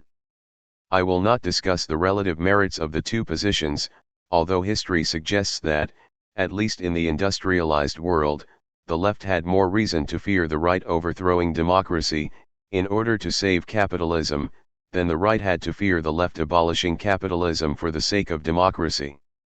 However that may be, in the years immediately after the Second World War there was a widely shared assumption that for capitalism to be compatible with democracy, it would have to be subjected to extensive political control, for example, nationalization of key firms and sectors, or workers' co-determination, as in Germany, in order to protect democracy itself from being restrained in the name of free markets. While Keynes and, to some extent, Kalecki and Polanyi carried the day, Hayek withdrew into temporary exile. Since then, however, mainstream economics has become obsessed with the irresponsibility of opportunistic politicians who cater to an economically uneducated electorate by interfering with otherwise efficient markets, in pursuit of objectives, such as full employment and social justice, that truly free markets would in the long run deliver anyway, but must fail to deliver when distorted by politics. Economic crises, according to standard theories of public choice, essentially stem from market-distorting political interventions for social objectives. Point 3 In this view, the right kind of intervention sets markets free from political interference, the wrong, market-distorting kind derives from an excess of democracy, more precisely, from democracy being carried over by irresponsible politicians into the economy, where it has no business. Not many today would go as far as Hayek, who in his later years advocated abolishing democracy as we know it in defense of economic freedom and civil liberty. Still, the cantus firmus of current neo-institutionalist economic theory is thoroughly Hayekian. To work properly, capitalism requires a rule-bound economic policy, with protection of markets and property rights constitutionally enshrined against discretionary political interference, independent regulatory authorities, central banks, firmly protected from electoral pressures, and international institutions, such as the European Commission or the European Court of Justice, that do not have to worry about popular re-election. Such theories studiously avoid the crucial question of how to get there from here, however, very likely because they have no answer, or at least none that can be made public. There are various ways to conceptualize the underlying causes of the friction between capitalism and democracy. For present purposes, I will characterize democratic capitalism as a political economy ruled by two conflicting principles, or regimes, of resource allocation, one operating according to marginal productivity, or what is revealed as merit by a free play of market forces, and the other based on social need or entitlement, as certified by the collective choices of democratic politics. Under democratic capitalism, governments are theoretically required to honor both principles simultaneously, although substantively the two almost never align. In practice they may for a time neglect one in favor of the other, until they are punished by the consequences. Governments that fail to attend to democratic claims for protection and redistribution risk losing their majority, while those that disregard the claims for compensation from the owners of productive resources, as expressed in the language of marginal productivity, cause economic dysfunctions that will become increasingly unsustainable and thereby also undermine political support. In the liberal utopia of standard economic theory, the tension in democratic capitalism between its two principles of allocation is overcome by turning the theory into what Marx would have called a material force. In this view, economics as scientific knowledge teaches citizens and politicians that true justice is market justice, under which everybody is rewarded according to their contribution, rather than their needs redefined as rights. To the extent that economic theory became accepted as a social theory, it would come true in the sense of being performative, thus revealing its essentially rhetorical nature as an instrument of social construction by persuasion. In the real world, however, it did not prove so easy to talk people out of their irrational beliefs in social and political rights, as distinct from the law of the market and the right of property. To date, non-market notions of social justice have resisted efforts at economic rationalization, forceful as the latter may have become in the leaden age of advancing neoliberalism. People stubbornly refuse to give up on the idea of a moral economy under which they have rights that take precedence over the outcomes of market exchanges. Point 4 In fact, where they have a chance, as they inevitably do in a working democracy, they tend in one way or another to insist on the primacy of the social over the economic, on social commitments and obligations being protected from market pressures for flexibility, and on society honoring human expectations of a life outside the dictatorship of ever-fluctuating market signals.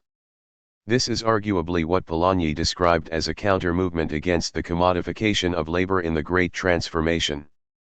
For the economic mainstream, disorders like inflation, public deficits, and excessive private or public debt result from insufficient knowledge of the laws governing the economy as a wealth creation machine, or from disregard of such laws in selfish pursuit of political power. By contrast, theories of political economy, to the extent that they take the political seriously and are not just functionalist efficiency theories, recognize market allocation as just one type of political economic regime, governed by the interests of those owning scarce productive resources and thus in a strong market position. An alternative regime, political allocation, is preferred by those with little economic weight but potentially extensive political power. From this perspective, standard economics is basically the theoretical exaltation of a political economic social order serving those well endowed with market power, in that it equates their interests with the general interest. It represents the distributional claims of the owners of productive capital as technical imperatives of good, in the sense of scientifically sound, economic management. For political economy, mainstream economics account of dysfunctions in the economy as being the result of a cleavage between traditionalist principles of moral economy and rational modern principles amounts to a tendentious misrepresentation, for it hides the fact that the economic economy is also a moral economy, for those with commanding powers in the market. In the language of mainstream economics, crises appear as punishment for governments failing to respect the natural laws that are the true governors of the economy. By contrast, a theory of political economy worth its name perceives crises as manifestations of the Kalekian reactions of the owners of productive resources to democratic politics penetrating into their exclusive domain, trying to prevent them from exploiting their market power to the fullest and thereby violating their expectations of being justly rewarded for their astute risk-taking. 5 Standard economic theory treats social structure and the distribution of interests and power vested in it as exogenous, holding them constant and thereby making them both invisible and, for the purposes of economic science, naturally given. The only politics such a theory can envisage involves opportunistic or, at best, incompetent attempts to bend economic laws. Good economic policy is non-political by definition. The problem is that this view is not shared by the many for whom politics is a much-needed recourse against markets, whose unfettered operation interferes with what they happen to feel is right. Unless they are somehow persuaded to adopt neoclassical economics as a self-evident model of what social life is and should be, their political demands as democratically expressed will differ from the prescriptions of standard economic theory. The implication is that while an economy, if sufficiently conceptually disembedded, may be modeled as tending towards equilibrium, a political economy may not, unless it is devoid of democracy and run by a Platonic dictatorship of economist kings. Capitalist politics, as will be seen, has done its best to lead us out of the desert of corrupt democratic opportunism into the promised land of self-regulating markets. Up to now, however, democratic resistance continues, and with it the dislocations in our market economies to which it continuously gives rise. Post-war settlements. Post-war democratic capitalism underwent its first crisis in the decade following the late 1960s, when inflation began to rise rapidly throughout the Western world as declining economic growth made it difficult to sustain the political economic peace formula between capital and labor that had ended domestic strife after the devastations of the Second World War.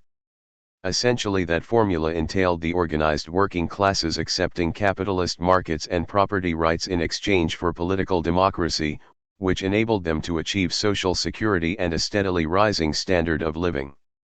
More than 2 decades of uninterrupted growth resulted in deeply rooted popular perceptions of continuous economic progress as a right of democratic citizenship, perceptions that translated into political expectations, which governments felt constrained to honor but were less and less able to, as growth began to slow. The structure of the post-war settlement between labor and capital was fundamentally the same across the otherwise widely different countries where democratic capitalism had come to be instituted. It included an expanding welfare state, the right of workers to free collective bargaining and a political guarantee of full employment, underwritten by governments making extensive use of the Keynesian economic toolkit. When growth began to falter in the late 1960s, however, this combination became difficult to maintain. While free collective bargaining enabled workers through their unions to act on what had become firmly ingrained expectations of regular yearly wage increases, government's commitment to full employment, together with a growing welfare state, protected unions from potential employment losses caused by wage settlements in excess of productivity growth. Government policy thus leveraged the bargaining power of trade unions beyond what a free labor market would have sustained. In the late 1960s, this found expression in a worldwide wave of labor militancy, fueled by a strong sense of political entitlement to a rising standard of living and unchecked by fear of unemployment. In subsequent years, governments all over the Western world faced the question of how to make trade unions moderate their members' wage demands without having to rescind the Keynesian promise of full employment. In countries where the institutional structure of the collective bargaining system was not conducive to the negotiation of tripartite social pacts, most governments remained convinced throughout the 1970s that allowing unemployment to rise in order to contain real wage increases was too risky for their own survival, if not for the stability of capitalist democracy as such. Their only way out was an accommodating monetary policy which, while allowing free collective bargaining and full employment to continue to coexist, did so at the expense of raising the rate of inflation to levels that accelerated over time. In its early stages, inflation was not much of a problem for workers represented by strong trade unions and politically powerful enough to achieve de facto wage indexation. Inflation comes primarily at the expense of creditors and holders of financial assets, groups that do not as a rule include workers, or at least did not do so in the 1960s and 1970s. This is why inflation can be described as a monetary reflection of distributional conflict between a working class, demanding both employment security and a higher share in their country's income, and a capitalist class striving to maximize the return on its capital. As the two sides act on mutually incompatible ideas of what is theirs by right, one emphasizing the entitlements of citizenship and the other those of property and market power, inflation may also be considered an expression of anomie in a society which, for structural reasons, cannot agree on common criteria of social justice. It was in this sense that the British sociologist, John Goldthorpe, suggested in the late 1970s that high inflation was ineradicable in a democratic capitalist market economy that allowed workers and citizens to correct market outcomes through collective political action. Point 6. For governments facing conflicting demands from workers and capital in a world of declining growth rates, an accommodating monetary policy was a convenient ersatz method for avoiding zero-sum social conflict. In the immediate post-war years, economic growth had provided governments struggling with incompatible concepts of economic justice with additional goods and services by which to defuse class antagonisms. Now governments had to make do with additional money, as yet uncovered by the real economy, as a way of pulling forward future resources into present consumption and distribution. This mode of conflict pacification, effective as it at first was, could not continue indefinitely. As Hayek never tired of pointing out, accelerating inflation is bound to give rise to ultimately unmanageable economic distortions in relative prices, in the relation between contingent and fixed incomes, and in what economists refer to as economic incentives. In the end, by calling forth Kalekian reactions from increasingly suspicious capital owners, inflation will produce unemployment, punishing the very workers whose interests it may initially have served. At this point at the latest, governments under democratic capitalism will come under pressure to cease accommodating redistributive wage settlements and restore monetary discipline. Low inflation, higher unemployment. Inflation was conquered after 1979, figure 2.1, when Paul Volcker, newly appointed by President Carter as chairman of the Federal Reserve Bank, raised interest rates to an unprecedented height, causing unemployment to jump to levels not seen since the Great Depression. The Volcker Putsch was sealed when President Reagan, said to have initially been afraid of the political fallout of Volcker's aggressive disinflation policies, was re-elected in 1984. Thatcher, who had followed the American lead, had won a second term in 1983, also in spite of high unemployment and rapid deindustrialization caused, among other things, by a restrictive monetary policy. In both the United States and the United Kingdom, disinflation was accompanied by determined attacks on trade unions by governments and employers, epitomized by Reagan's victory over the air traffic controllers and Thatcher's breaking of the National Union of Mine Workers.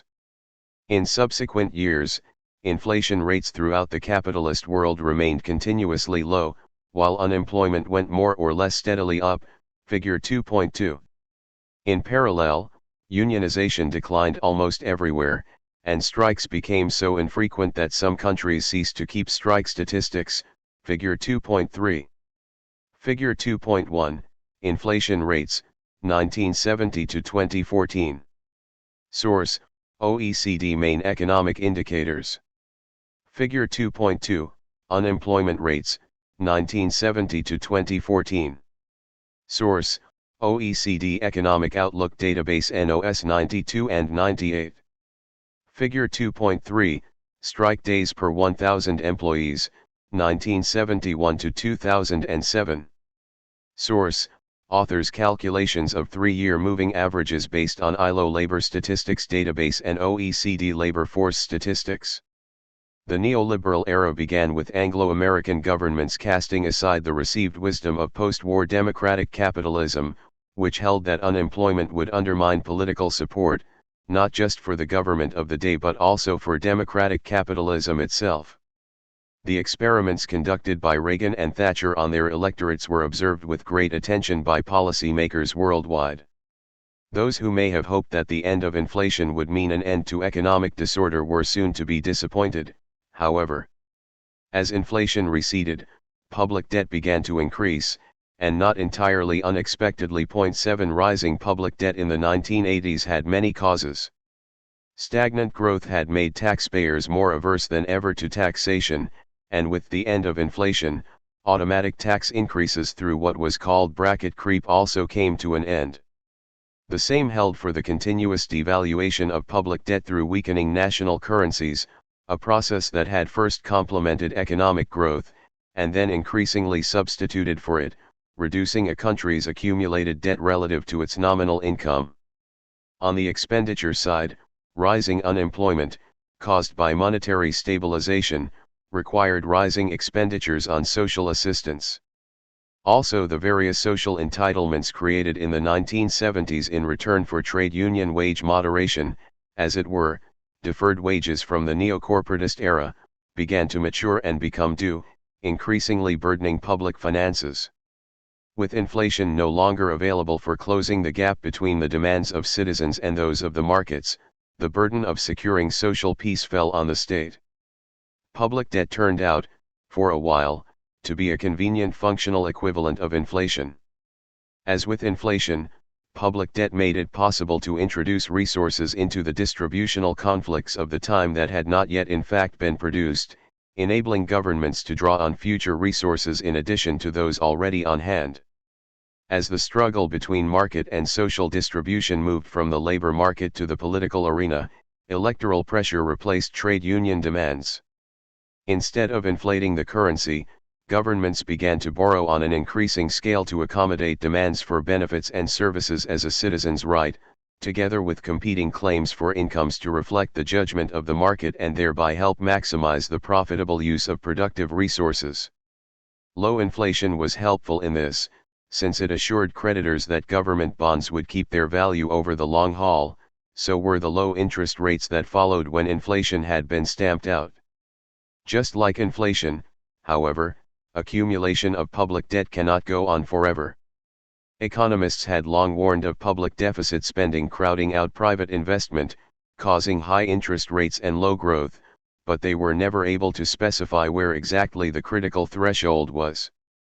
In practice, it turned out to be possible, at least for a while, to keep interest rates low by deregulating financial markets while containing inflation through continued union busting. 8 Still, the US in particular, with its exceptionally low national savings rate, was soon selling its government bonds not just to citizens but also to foreign investors, including sovereign wealth funds of various sorts. 9 Moreover, as debt burdens rose, a growing share of public spending had to be devoted to debt service, even with interest rates remaining low.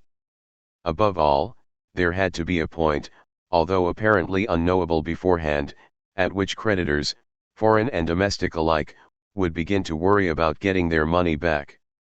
By then at the latest, pressures would begin to mount from financial markets for consolidation of public budgets and a return to fiscal discipline. Deregulation and private debt. The 1992 presidential election in the United States was dominated by the question of the two deficits, that of the federal government and that of the country as a whole, in foreign trade.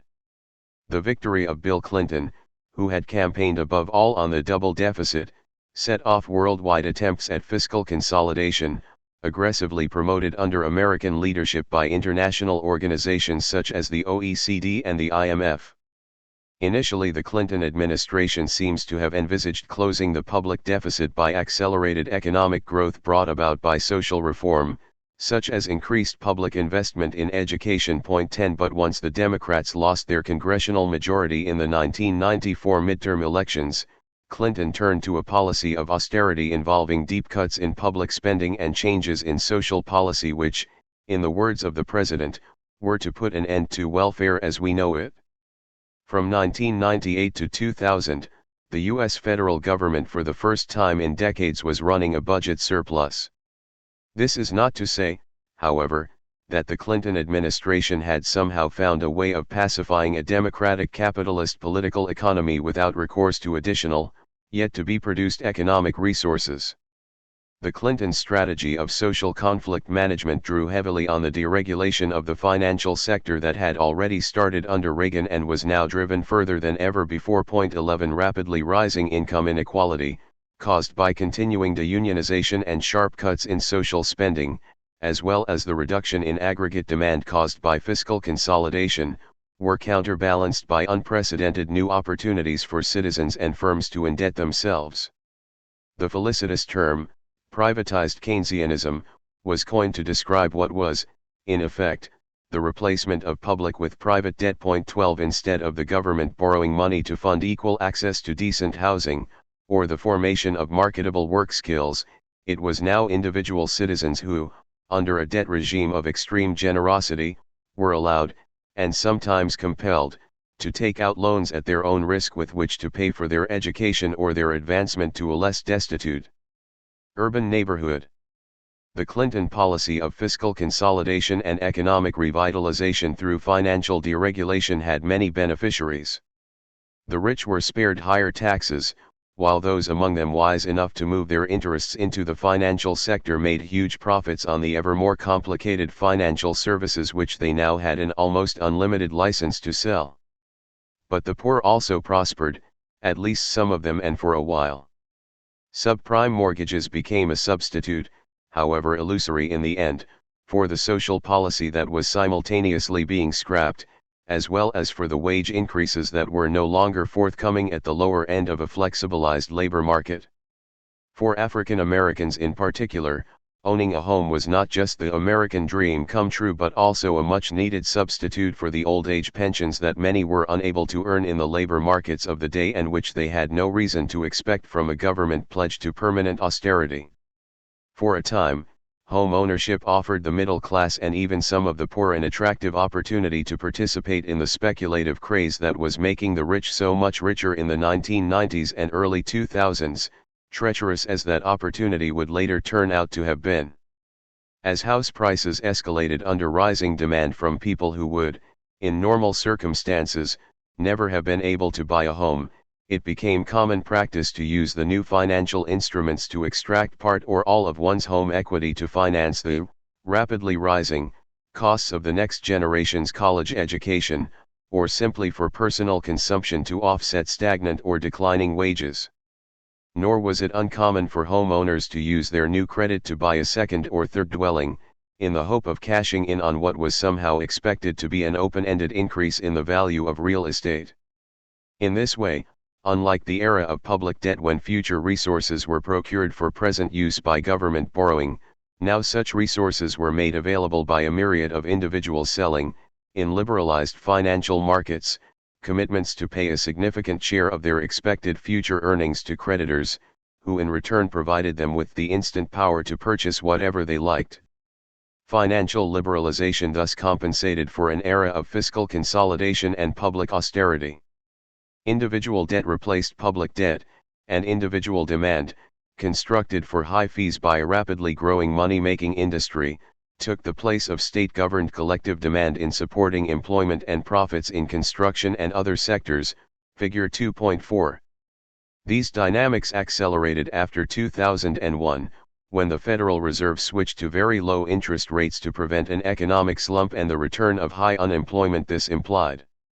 In addition to unprecedented profits in the financial sector, privatized Keynesianism sustained a booming economy that became the envy not least of European labor movements. In fact, Alan Greenspan's policy of easy money supporting the rapidly growing indebtedness of American society was held up as a model by European trade union leaders, who noted with great excitement that, unlike the European Central Bank, the Federal Reserve was bound by law not just to provide monetary stability but also high levels of employment. All of this, of course, ended in 2008 when the international credit pyramid on which the prosperity of the late 1990s and early 2000s had rested suddenly collapsed. Figure 2.4, Fiscal Consolidation and Private Debt, as a percentage of GDP, 1995 to 2008. Source, OECD Economic Outlook Database Number 87, OECD National Accounts Database. Sovereign indebtedness. With the crash of privatized Keynesianism in 2008, the crisis of post-war democratic capitalism entered its fourth and latest stage, after the successive eras of inflation, public deficits, and private indebtedness. Figure 2.5.13. With the global financial system poised to disintegrate, nation-states sought to restore economic confidence by socializing the bad loans licensed in compensation for fiscal consolidation.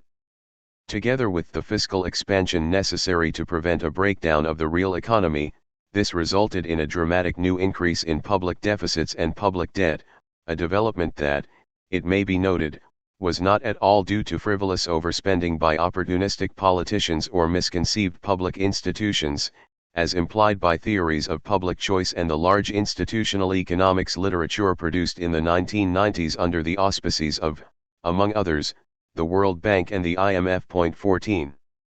Figure 2.5, Four Crises of Democratic Capitalism in the U.S., 1970 to 2014. Source, OECD Economic Outlook Database Number 98, OECD National Accounts, OECD Main Economic Indicators Dataset. The quantum leap in public indebtedness after 2008, which completely undid whatever fiscal consolidation might have been achieved in the preceding decade, reflected the fact that no democratic state dared to impose on its society another economic crisis of the dimension of the Great Depression of the 1930s, as punishment for the excesses of a deregulated financial sector.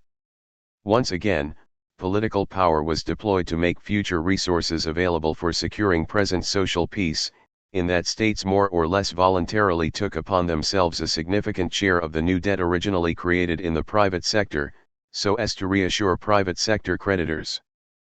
But while this effectively shored up the financial industry's money factories, quickly reinstating their extraordinary profits, salaries, and bonuses, it could not prevent rising suspicions on the part of the same financial markets that, in the process of rescuing them, national governments might have overextended themselves.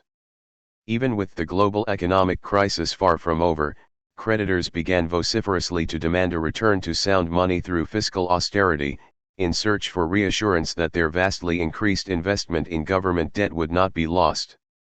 In the 3 years since 2008, distributional conflict under democratic capitalism has turned into a complicated tug-of-war between global financial investors and sovereign nation-states. Where in the past workers struggled with employers, citizens with finance ministers and private debtors with private banks, it is now financial institutions wrestling with the very states that they had only recently blackmailed into saving them. But the underlying configuration of power and interests is far more complex and still awaits systematic exploration. For example, since the crisis, financial markets have returned to charging different states widely varying interest rates, thereby differentiating the pressure they apply on governments to make their citizens acquiesce in unprecedented spending cuts, in line, again, with a basically unmodified market logic of distribution. Given the amount of debt carried by most states today, even minor increases in the rate of interest on government bonds can cause fiscal disaster. 15. At the same time, markets must avoid pushing states into declaring sovereign bankruptcy, always an option for governments if market pressures become too strong. This is why other states have to be found that are willing to bail out those most at risk, in order to protect themselves from a general increase in interest rates on government bonds that the first default would cause.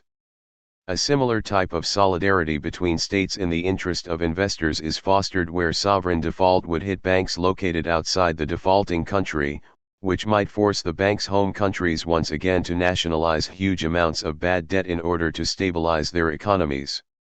There are still more ways in which the tension in democratic capitalism between demands for social rights and the workings of free markets expresses itself today.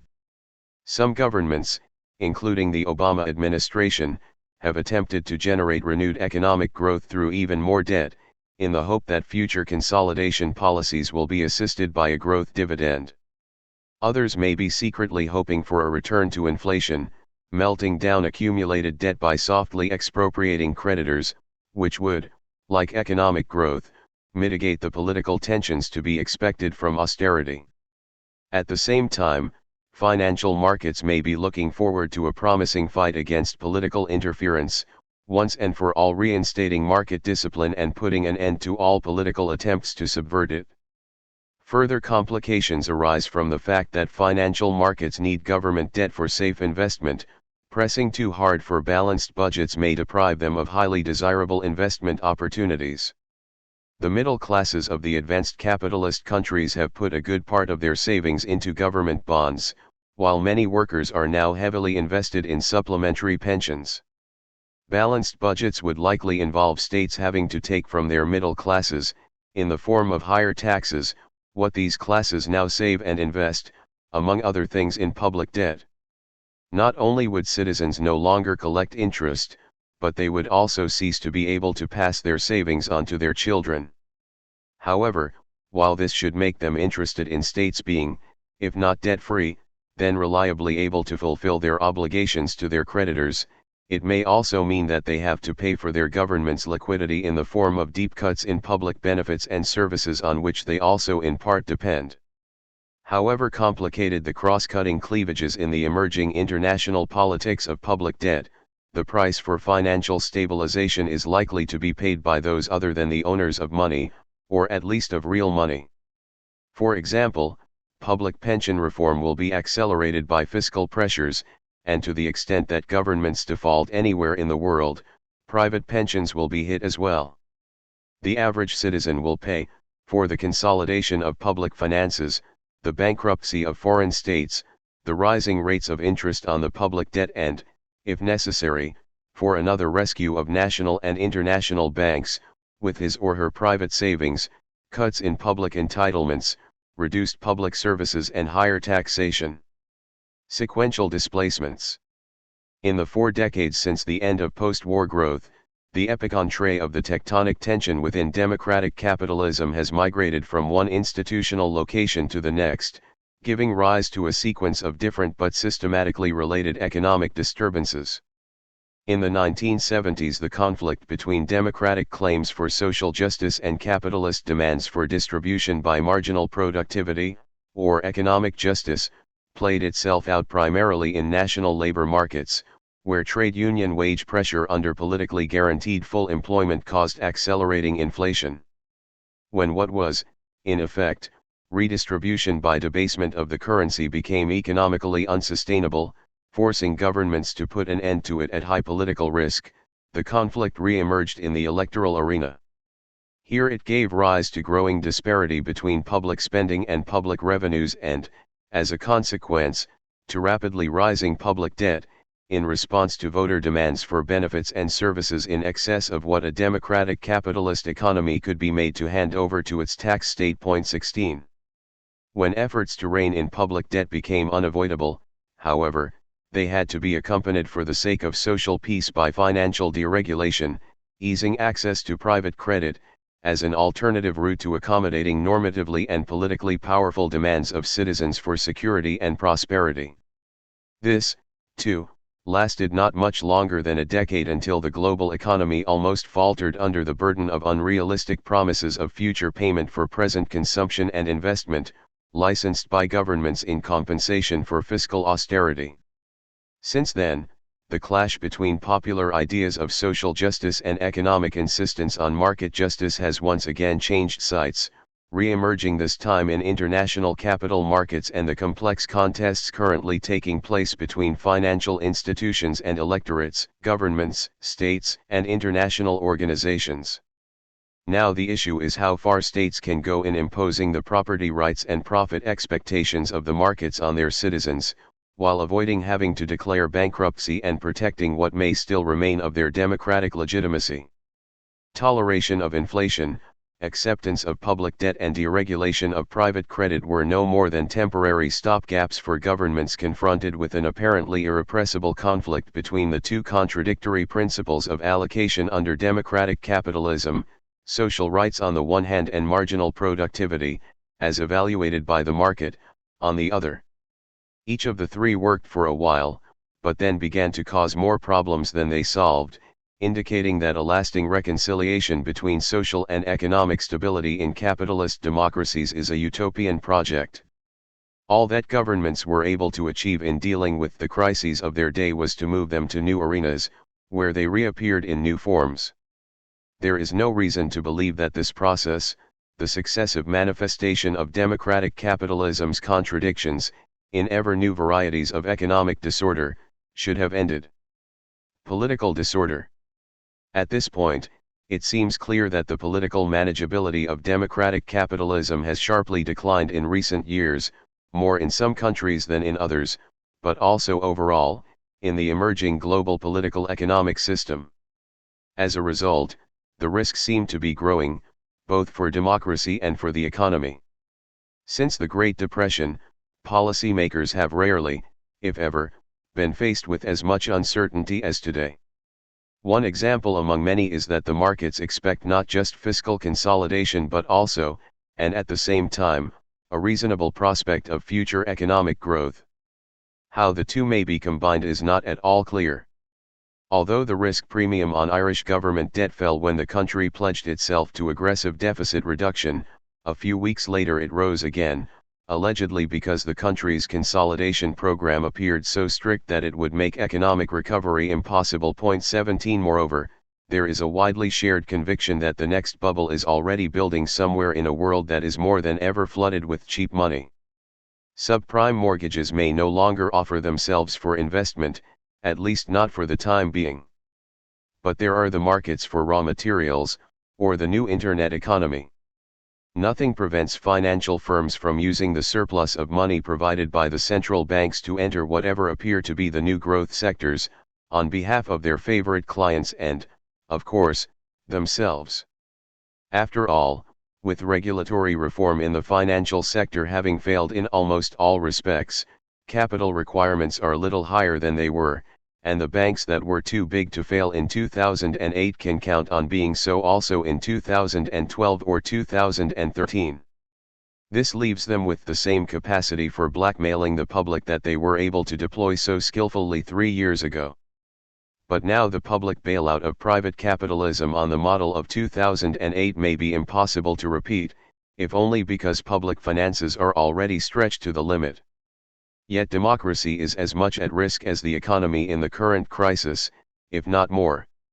Not only has the system integration of contemporary societies, that is, the efficient functioning of their capitalist economies, become precarious, but so has their social integration. 18 With the arrival of a new age of austerity, the capacity of national states to mediate between the rights of citizens and the requirements of capital accumulation has been severely affected.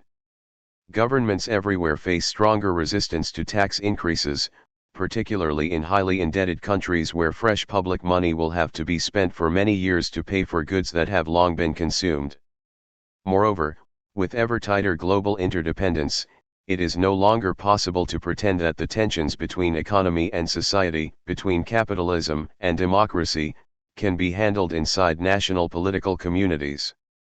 No government today can govern without paying close attention to international constraints and obligations, including those of the financial markets forcing the state to impose sacrifices on its population.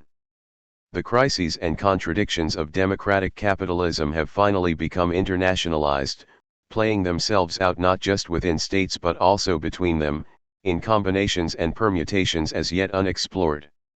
As we now read almost every day in the papers, the markets have begun to dictate in unprecedented ways what presumably sovereign and democratic states may still do for their citizens and what they must refuse them. The same Manhattan-based ratings agencies that were instrumental in bringing about the disaster of the global money industry are now threatening to downgrade the bonds of states that accepted a previously unimaginable level of new debt to rescue that industry and the capitalist economy as a whole. Politics still contains and distorts markets, but only, it seems, at a level far remote from the daily experience and organizational capacities of normal people. The United States, armed to the teeth not just with aircraft carriers but also with an unlimited supply of credit cards, still gets China to buy its mounting debt. All others have to listen to what the markets tell them. As a result, citizens increasingly perceive their governments, not as their agents, but as those of other states or of international organizations, such as the IMF or the European Union, immeasurably more insulated from electoral pressure than was the traditional nation-state. In countries like Greece and Ireland, anything resembling democracy will be effectively suspended for many years. In order to behave responsibly, as defined by international markets and institutions, national governments will have to impose strict austerity, at the price of becoming increasingly unresponsive to their citizens. 19. Democracy is not just being preempted in those countries that are currently under attack by the markets. Germany, which is still doing relatively well economically, has committed itself to decades of public expenditure cuts. In addition, the German government will again have to get its citizens to provide liquidity to countries at risk of defaulting, not just to save German banks but also to stabilize the common European currency and prevent a general increase in the rate of interest on public debt, as is likely to occur in the case of the first country collapsing. The high political cost of this can be measured in the progressive decay of the Merkel government's electoral capital, resulting in a series of defeats in major regional elections over the past year. Populist rhetoric to the effect that perhaps creditors should also pay a share of the costs, as vented by the Chancellor in early 2010, was quickly abandoned when the markets expressed shock by slightly raising the rate of interest on new public debt. Now the talk is about the need to shift, in the words of the German finance minister, from old-fashioned government, which is no longer up to the new challenges of globalization, to governance, meaning in particular a lasting curtailment of the budgetary authority of the Bundestag. 20. The political expectations that democratic states are now facing from their new principles may be impossible to meet. International markets and institutions require that not just governments but also citizens credibly commit themselves to fiscal consolidation. Political parties that oppose austerity must be resoundingly defeated in national elections, and both government and opposition must be publicly pledged to sound finance, or else the cost of debt service will rise.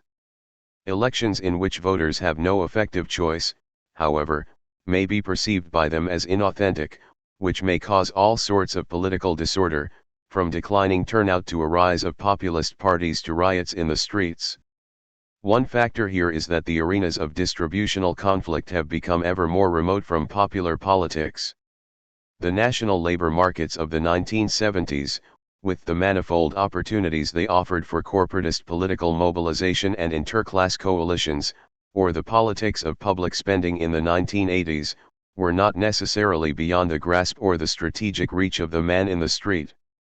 Since then, the battlefields on which the contradictions of democratic capitalism are fought out have become ever more complex, making it exceedingly difficult for anyone outside the political and financial elites to recognize the underlying interests and identify their own. 21 While this may generate apathy at the mass level and thereby make life easier for the elites, there is no relying on it, in a world in which blind compliance with financial investors is propounded as the only rational and responsible behavior. To those who refuse to be talked out of other social rationalities and responsibilities, such a world may appear simply absurd, at which point the only rational and responsible conduct would be to throw as many wrenches as possible into the works of haute finance. Where democracy as we know it is effectively suspended, as it already is in countries like Greece, Ireland, and Portugal, street riots and popular insurrection may be the last remaining mode of political expression for those devoid of market power. Should we hope in the name of democracy that we will soon have the opportunity to observe a few more examples?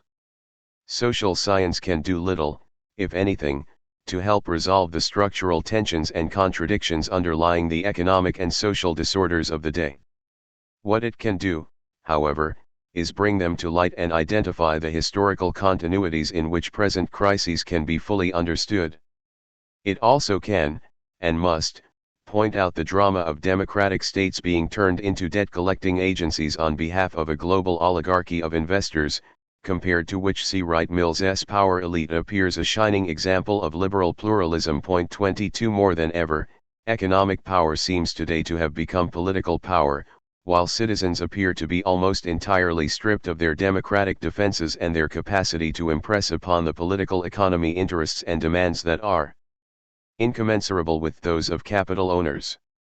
In fact, looking back at the democratic capitalist crisis sequence since the 1970s, there seems a real possibility of a new, if temporary, settlement of social conflict in advanced capitalism, this time entirely in favor of the propertied classes now firmly entrenched in their politically unassailable stronghold, the international financial industry. Chapter 3. Citizens as Customers, Considerations on the New Politics of Consumption. 4 decades ago, in a landmark public interest article titled Public Goods and Private Status, Joseph Monson and Anthony Downs took up the question of why American society was, in the phrase coined by John Kenneth Galbraith, privately rich but publicly poor. 1,2 The authors were not convinced by what they took to be the received explanation at the time, the clever and nefarious advertising techniques used by large corporations to manipulate consumers, so that they would buy private goods and services they do not relatively need or want.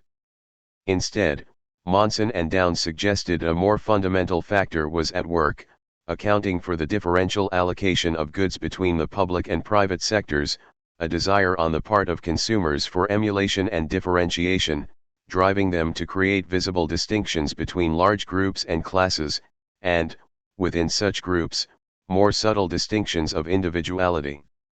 Drawing on Veblen's notion of conspicuous consumption in the theory of the leisure class, as well as 1960s explanations of status-seeking consumer behavior in American society, Monson and Downs described this desire as an intrinsic part of man's character, evident to at least some degrees in all societies, past and present, so fundamental that it can be considered a law of human nature.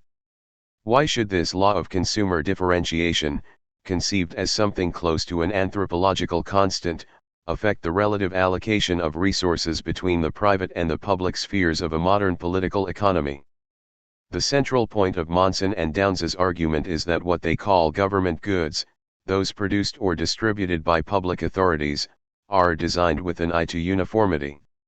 The standardization of army rifles is the most evident case in point. Such goods are easier to produce and administer by the bureaucracy, and they accord with the ideal of equality which underlies the distribution of government goods. But by that very nature, such goods cannot be used easily for status differentiation, which is a major function of most goods in advanced industrial societies. In what follows, I shall make use of Monson and Downs's productive distinction between these two modes of provision, with inherent capacities favoring different kinds of goods. One mode is public and collective, administered by state authorities, the other is private and individual, mediated by commercial markets. But rather than comparing the two modes synchronically, or examining them within the eternal property space of economic anthropology, I will take a longitudinal view on the development of their mutual relationship. Moreover, instead of anchoring product diversification in a timeless human disposition towards status seeking, I will relate it to a particular mode of utility maximization favored in the transition from a need-supplying to a want-supplying economy, from sellers to buyers markets, and from poor to saturated to affluent societies, which was getting underway around the time, 1971, that Monson and Downs's article appeared. In this sense, I will suggest a return to the institutionalist explanation for the starvation of the public sphere, which Monson and Downs rejected in favor of their human nature theory. Customized commodities. The late 1960s and early 70s were, we now know, a watershed in the history of post-war democratic capitalism. It has become customary to speak of the crisis and eventual collapse of a more or less coherent, international production and consumption regime which, having sustained unprecedented economic growth during the Trente Glorieuses, began to be referred to summarily as Fordism. Today what is most often remembered about its demise may be the worldwide wave of labor militancy at the end of the 1960s, and with it the refusal of growing sections of the working class to subject themselves to the discipline of Taylorist factories, together with claims for shorter hours, better pay, and politically guaranteed rights of citizenship in employment. It was not just labor markets, however, that turned into a bottleneck for the progress of capitalist accumulation. Quite similar developments took place in product markets, and in fact changes in the two were intricately related. Fordism had entailed the mass production of standardized goods for societies in a secular transition from rural to urban and industrial ways of life, in which people spent their rising incomes on consumer durables like cars and refrigerators, which they were able to acquire for the first time in their families' lives. Needs were still obvious, scarcity was a fact, and what people demanded and could afford were products that were both cheap and reliable, with robust and mature technology offered at low prices, made possible by extensive economies of scale. Product markets, consequently, were governed by large oligopolistic firms which benefited from steadily growing demand, often at a rate that made it difficult for production to keep up. In fact, for Fordist mass producers, selling was much less of a problem than producing. Customers were used to long delivery dates and waited patiently for firms to supply them once their allotted time had come. Interviewing German managers with first-hand experience of the watershed years, I sometimes heard them speak nostalgically of the Zuteilungswirtschaft, or allocation economy, of the 1950s and 60s. All you had to do was produce one standard product and then allocate it among a deeply deferential clientele, happy to be served whenever it fitted into the firm's production schedule. Another German term would be Versorgungswirtschaft, which might be translated as provision economy. Given the structure of competition and their desire for low prices, customers did not expect to have much choice. Henry Ford's dictum about his T2 model, that you can have it any color you like as long as it's black, still applied grosso modo to the relationship between producers and consumers in the sellers' markets of post-war Fordism. I even heard managers suggest that the differences between the organized capitalism of the post-war years in the West and the state socialism of the East were not as dramatic as one might have believed at the time, only that delivery periods were even longer in the East. Nor was there much difference between the private and the state sector. Applying to the post office for a telephone was quite similar to applying to Volkswagen for a new car. In both cases there was a waiting period of half a year or more. In Western Europe, the first wave of motorization was in fact supplied by state-owned or heavily state-supported companies, Volkswagen in Germany, Renault in France, British Leyland in Britain, Fiat in Italy. By 1971 there were clear signs that the, in hindsight, idyllic, world of post-war Fordism was coming to an end. As workers began to rebel, demanding an increasing share of profits after 2 decades of uninterrupted growth and full employment, customers were also becoming more difficult. Throughout the West, markets for mass-produced, standardized consumer durables were showing signs of saturation. Basic needs had by and large been covered. If the washing machine was still washing, why buy a new one? Replacement purchases, however, could not sustain comparable rates of growth. The emerging crisis manifested itself most visibly among the prototypical mass producers of the Fordist age, the automobile industry, whose manufacturing capacity had grown inordinately, but which now found itself squeezed between increasing worker resistance to its Taylorist factory regime and growing consumer indifference to its mass-market product regime. In the early 1970s, sales of the Volkswagen Beetle suddenly plummeted, and Volkswagen as a company entered into a crisis so deep that many took it as the beginning of its end. 3 Limits to growth became a central topic of public discourse, with capitalist firms and democratic governments embarking on a desperate search for a new formula to overcome what threatened to be a fundamental crisis of capitalist political economy. Today we can see how that crisis resulted in a wave of profound restructuring of both production processes and product lines. Worker militancy was vanquished, not least through a secular expansion of the available labor supply, first by the mass entry of women into paid employment, and then by the internationalization of production systems. More important for our context were the strategies that firms deployed in their attempt to overcome the crisis of the product markets.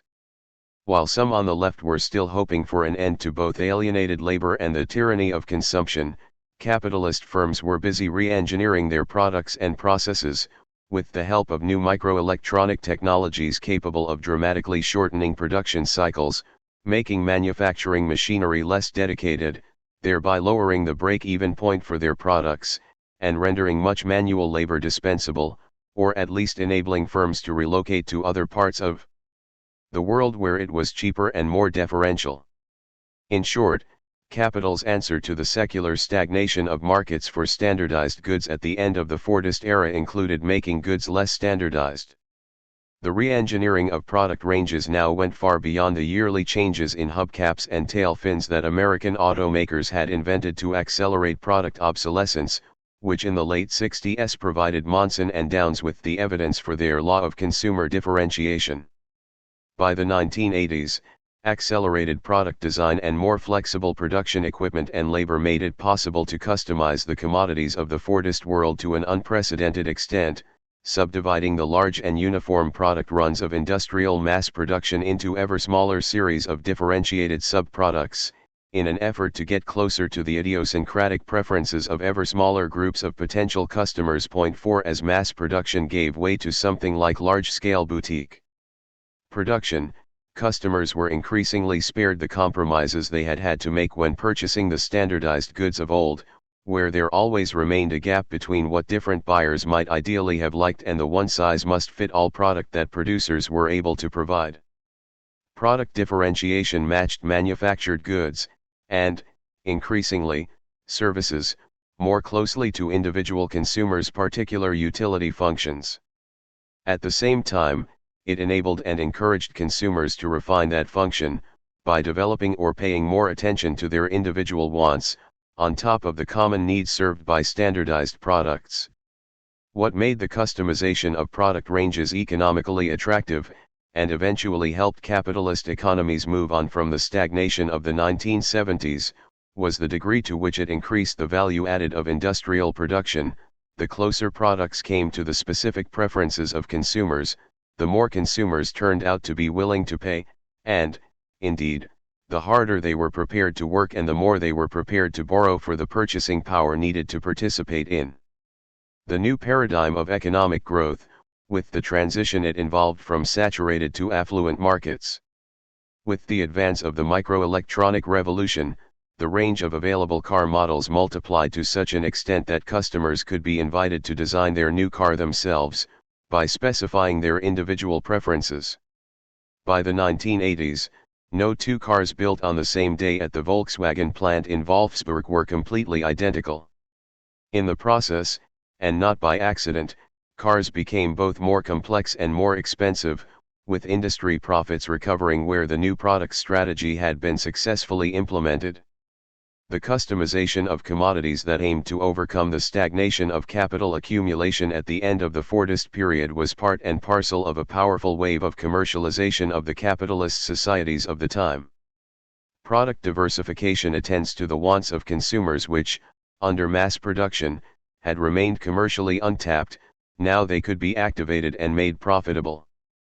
I will not go into the important question of whether this process was consumer or producer driven, the issue over which Monson and Downs, opting for the primacy of demand over supply, saw themselves at odds with critics of private business like John Kenneth Galbraith. An examination of modern marketing, a crucial development of the period, suggests that both may in part be true. Marketing discovers, but typically also develops consumer preferences.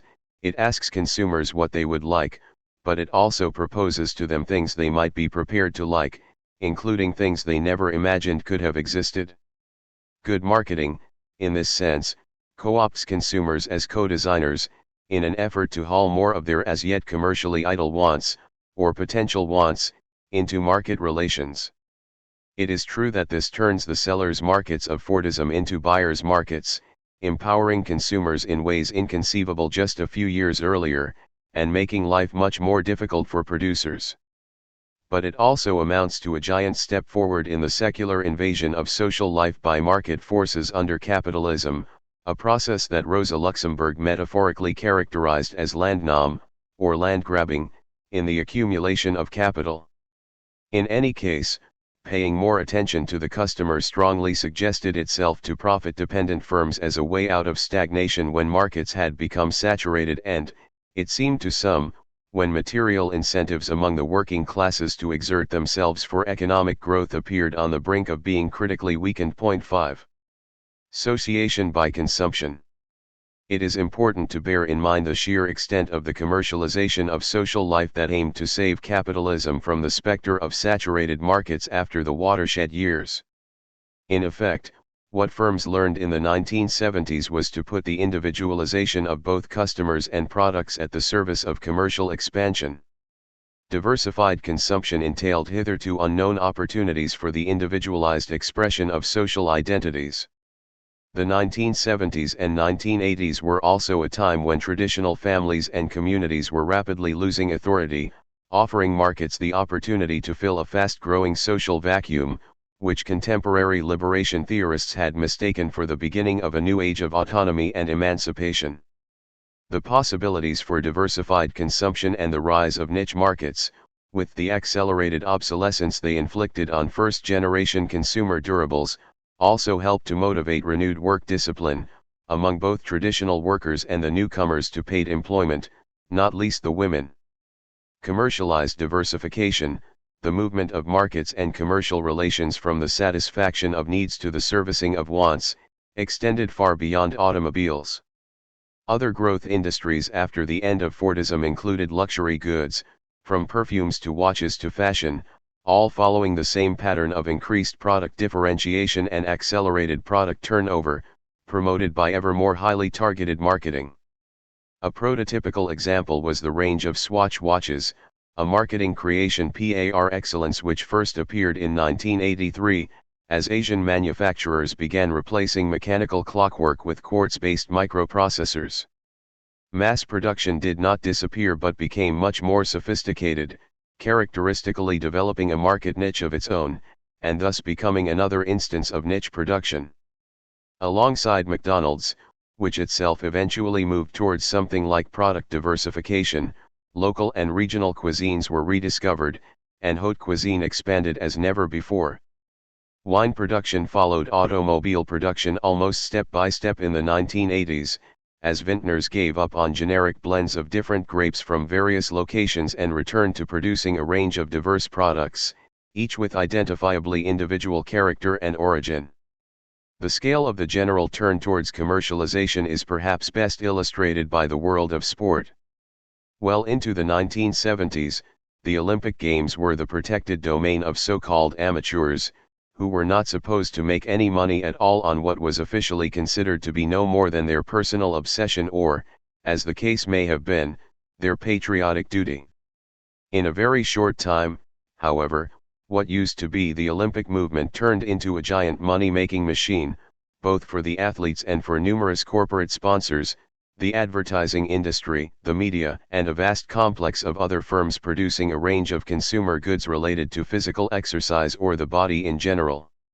Moreover, looking at how sport was transformed in the transition to affluence, one cannot but be struck by the stark difference between the austere ethos of strict discipline and self-control, rewarded by nothing than the honor of being allowed to participate, and the atmosphere of hedonistic entertainment with a strong smell of money that surrounds today's sporting events. The quasi-battlefields of the past became sites for professionally staged open-air parties, offering fans and athletes ample opportunity for celebratory self-presentation and for demonstrating their unlimited capacity to have fun. Fashion has come to play an essential part in this, for athletes as well as spectators.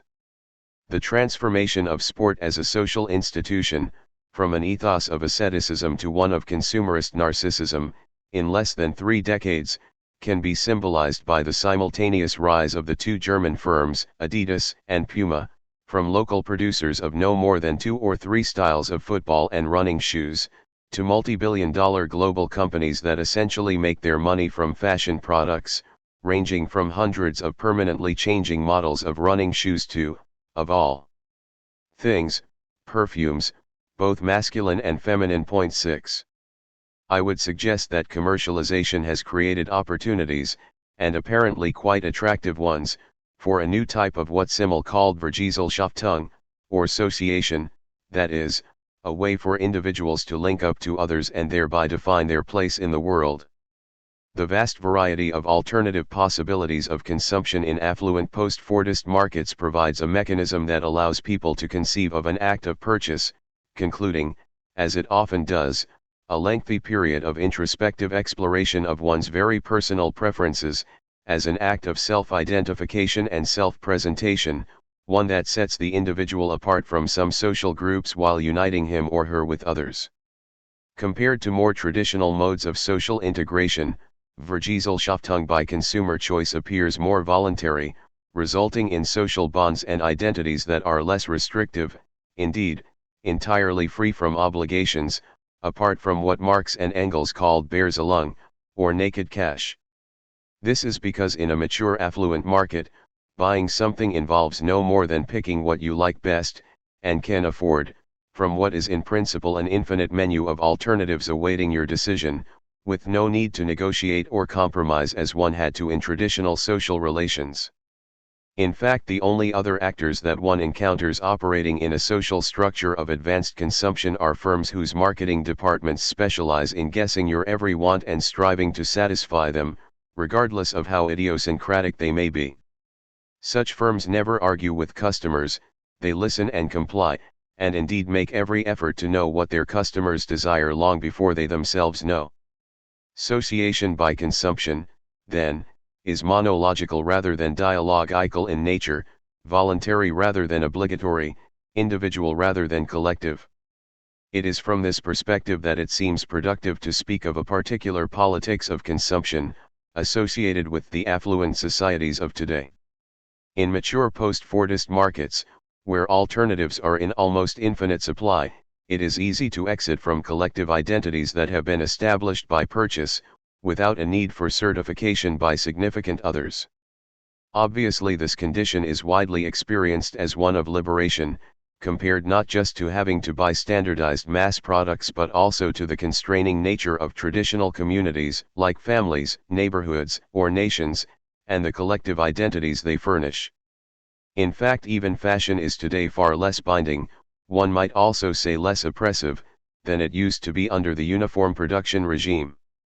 There are now numerous coexisting sub-fashions, as it were, in music just as in clothes, most of them lasting only a few months before they pass away, in rapid rotation. Since communities of consumption are much easier to abandon than traditional real communities, social identities become structured by weaker and looser ties, allowing individuals to surf from one identity to the next, free from any pressure to explain themselves. Diversified markets offer something for everybody, while internationalization increases the variety of available commodities and sharpens the contrast between the local communities of the past and the borderless societies of temporary co-consumers, chosen by a purchase, or just by clicking a like button, and deserted at pleasure. Sociation by social media, Twitter, Facebook and the like, represents an extension of this trend, not least in that it offers these companies a further set of tools for highly individualized marketing. Firms, politicians and celebrities of every sort have quickly learned to use social media to customize imagined communities of followers, ready to receive pseudo-personal messages at any time of the day. In politics, the hope is to deploy the new technology to compensate for the increasing atrophy of traditional party organizations. At the same time, it represents a further personalization of politics. The time is coming when Angela Merkel will instantly inform her followers how much she enjoyed the opera performance she has just attended. Marketized public sphere. The unprecedented commercialization of social life that aimed to rescue capitalism from its late Fordist stagnation profoundly affected the relations between collective state and individual market provision in what used to be the mixed economies of the post-war era.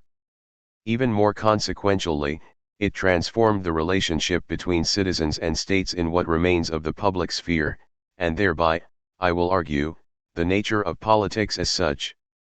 One result of states existing alongside the new, dynamic markets for advanced consumption goods was to aid pressures from investment capital for the privatization of several hitherto publicly provided services, among them telecommunications, radio broadcasting and television, which increasingly came to be perceived in their traditional format as old-fashioned, utilitarian, boring, and unresponsive to users turned consumers.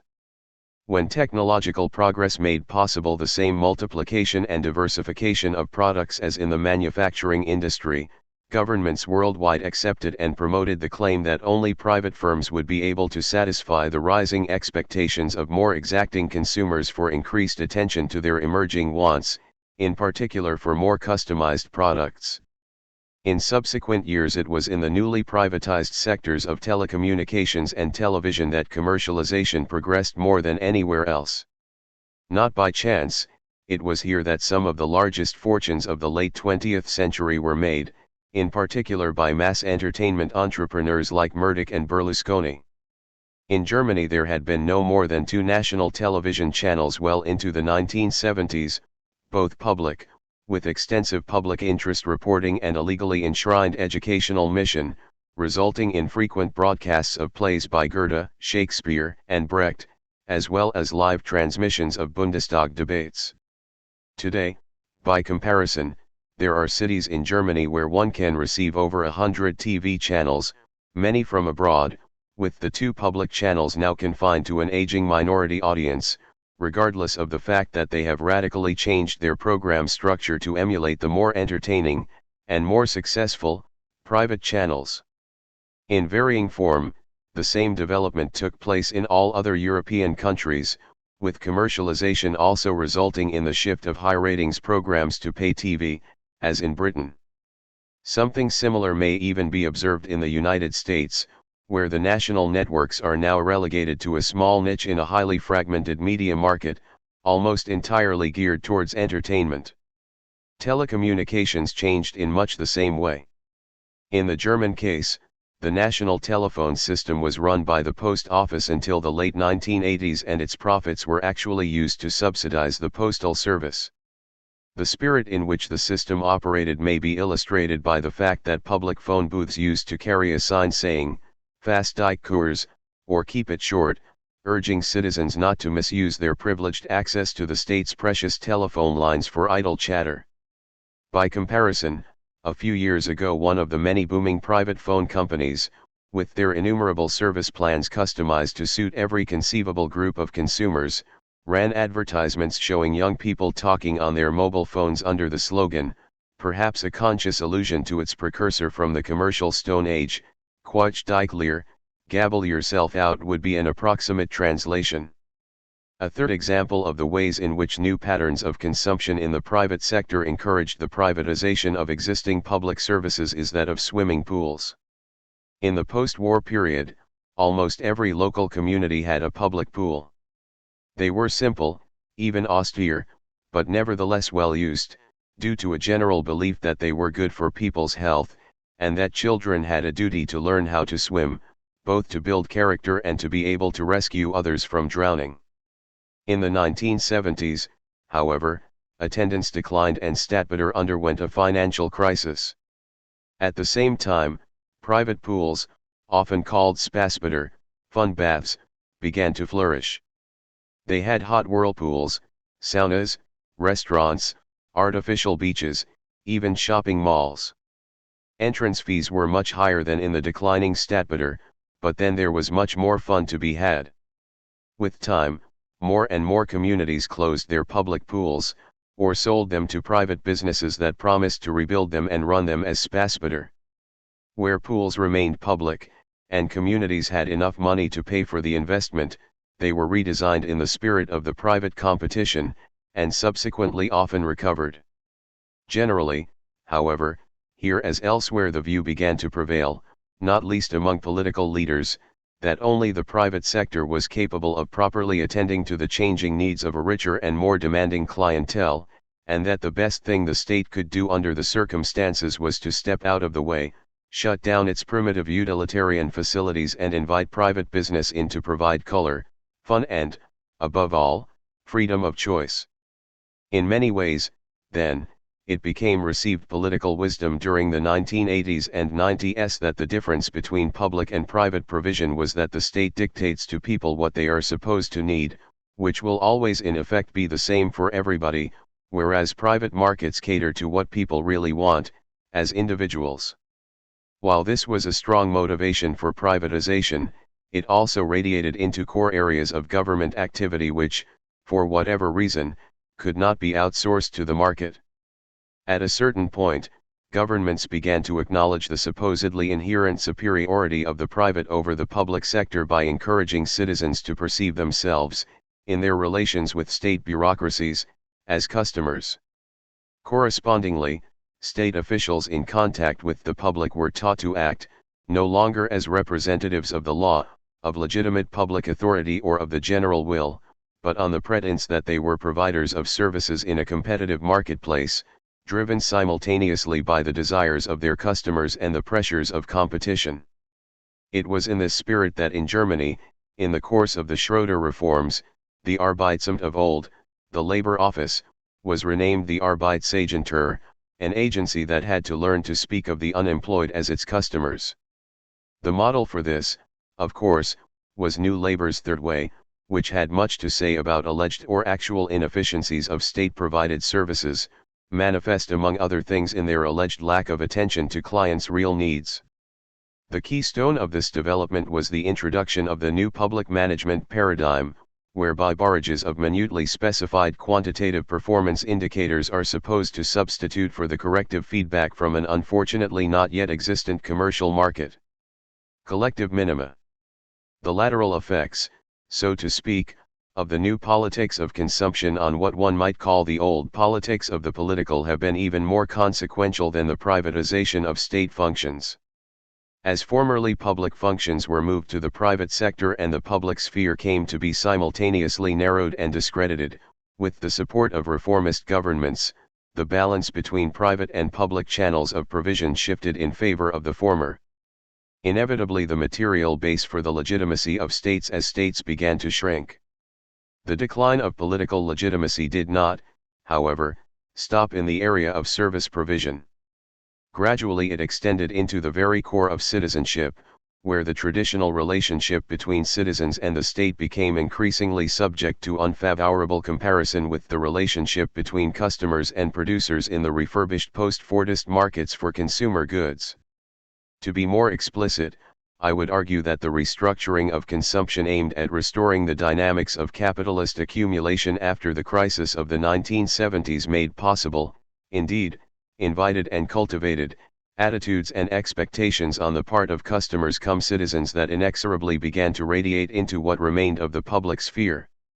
Compared to the new consumption regime, states and the goods of which they still were in charge looked increasingly shabby and dull, very much like the uniform product markets of the Fordist age as they were becoming saturated.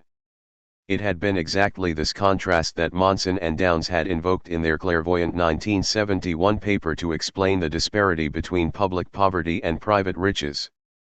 We may note in passing that Monson and Downes were far from happy with this condition and, rather than contenting themselves with celebrating the superiority of markets over states, offered a series of suggestions as to how the balance between public and private wealth in a capitalist political economy might be improved. The strategy they proposed to governments was not to fight the inherent striving for differential social status among consumers but to accommodate it, and even to use the desire for consumer differentiation to further other public objectives. In fact, some of the remedies they suggested look conspicuously similar to what would become the public sector reforms of the 1990s, less uniformity and more differentiation of government goods, privatization of the provision of goods which need not be distributed by the government, the use of private producers of goods and services as purveyors of government goods, a more diversified mix of government activities, such as less defense and more education and subsidized housing, and more decentralization of government activities to local communities. 7. If these proposals to restore the legitimacy of politics in competition with the attractions of private markets seem quite remarkable, not least because they are so far from the neoliberal anti-statism that reigned during the 1990s and early 2000s, they can nevertheless serve their purpose only for a limited range of government activities, while their application beyond that would in fact be counterproductive. For while the satisfaction of expectations of diversity, individuality, and choice may increase the legitimacy of the delivery of certain goods and services by governments rather than by commercial firms, it may be quite subversive when it comes to the production of such goods, in particular where it involves duties of citizenship, including the collective deliberation of how entitlements and duties are to be weighed. Monson and Downs identify public goods with government goods. Their use of the terms implies that the former are not just divisible but can in principle be produced by specialized agencies separate from the individuals that consume them. Yet there are collective goods which are indivisible and must be produced, or at least decided upon, by those who benefit from them, and indeed by their collectivity, social solidarity, distributive justice, and the general rights and duties that constitute citizenship. I call these political goods, and would maintain that not only do they need to be made attractive by other means than product diversification, but that allowing them to be judged by the same standards as modern commodities must ultimately result in a situation in which they are critically undersupplied. More specifically, I am arguing that citizenship is by its very essence less comfortable than customership, and if measured by the same criteria must inevitably lose out. If seen in terms of customers' rights, citizenship is bound to look structurally similar to customership in the mass markets of old, as individuals must live with only some of their idiosyncratic preferences being attended to and others being compromised. Moreover, rather than just consuming political decisions, citizens in a functioning democracy are invited and indeed obliged to participate in their production. In the process, they must subject their specific, collectively unexamined raw wants to critical scrutiny in some sort of public dialogue. Getting their way may demand collective rather than individual action, requiring in turn considerable investment, making for high transaction costs without guarantee that the result will be to one's personal liking. In fact, the role of citizen requires a disciplined readiness to accept decisions that one had originally opposed, or that are contrary to one's interests. Results are thus only rarely optimal from an individual's perspective, so that lack of fit with what one would have preferred must be compensated by civic satisfaction about their having been achieved through a legitimate democratic procedure. Political participation in a democracy demands, in particular, a preparedness to justify and recalibrate one's choices in the light of general principles, developing preferences not in the sense of diversifying, but rather of aggregating and unifying them. Moreover, unlike customership, citizenship demands that one provide generalized support to the community as a whole, in particular by paying taxes, which may be put to as yet undecided uses by a lawfully constituted government, as distinguished from purchases of specific goods or services paid for one at a time, at market prices. Political communities are republics that cannot by their very nature be turned into markets, or not without depriving them of some of their central qualities. Unlike the highly flexible communities of choice that emerge in societies governed by advanced patterns of consumption, political communities are basically communities of fate. At their core, they ask their members not to insist on their separate individuality but to accept a collectively shared identity, integrating the former into the latter. Compared to market relations, political relations are therefore by necessity rigid and persistent. They emphasize, and must emphasize, strong ties of duty rather than weak ties of choice. They are obligatory rather than voluntary, dialogical rather than monological, demanding sacrifices in utility and effort, and they insist on loyalty, providing, in the terms of Albert Hirschman, opportunities for voice, while frowning upon exit. Point 8. Politics, therefore, cannot undergo the same re-engineering that capitalist firms and product ranges underwent after the Fordist era. Rather than simply serving the idiosyncratic wants of individuals, it must subject them to public examination with the objective of aggregating them into a general will, which bundles and supersedes the many individual wills. There is a strong sense in which politics will always at its core remain structurally akin to mass production, and as a consequence compare unfavorably to the ease and freedom of choice in modern consumer markets. Political product diversification and innovation will never be able to keep pace with diversification and innovation in consumer markets. As politics is centrally about the creation and regulation of social order, its results cannot be decomposed into different individual products catering to individual tastes, just as their consumption and the participation of consumers in their production cannot ultimately be voluntary. This implies that, to the extent that modern markets for consumer goods become a general model for the optimal satisfaction of social needs, and citizens begin to expect the same kind of individuated response from public authorities that they have become used to receiving from private firms, they will inevitably be disappointed, even and precisely where political leaders try to endear themselves by keeping silent about the difference between public and private goods. The result will be that motivation to contribute to the joint production of civic goods will dry up, which in turn will undermine the capacity of states to produce the civic goods on which the legitimacy of politics as politics depends. As the new market mode leaches laterally into the public sphere, through the generalization of expectations cultivated in the consumerism of post-Fordist affluence, the capacity of states to impose public order on what is an increasingly depoliticized market society must evaporate. 9. Politics as consumption. What are the consequences of the superior attractiveness of markets to political provision in affluent societies? For one thing, it appears that the middle classes, who command enough purchasing power to rely on commercial rather than political means to get what they want, will lose interest in the complexities of collective preference setting and decision-making, and find the sacrifices of individual utility required by participation in traditional politics no longer worthwhile.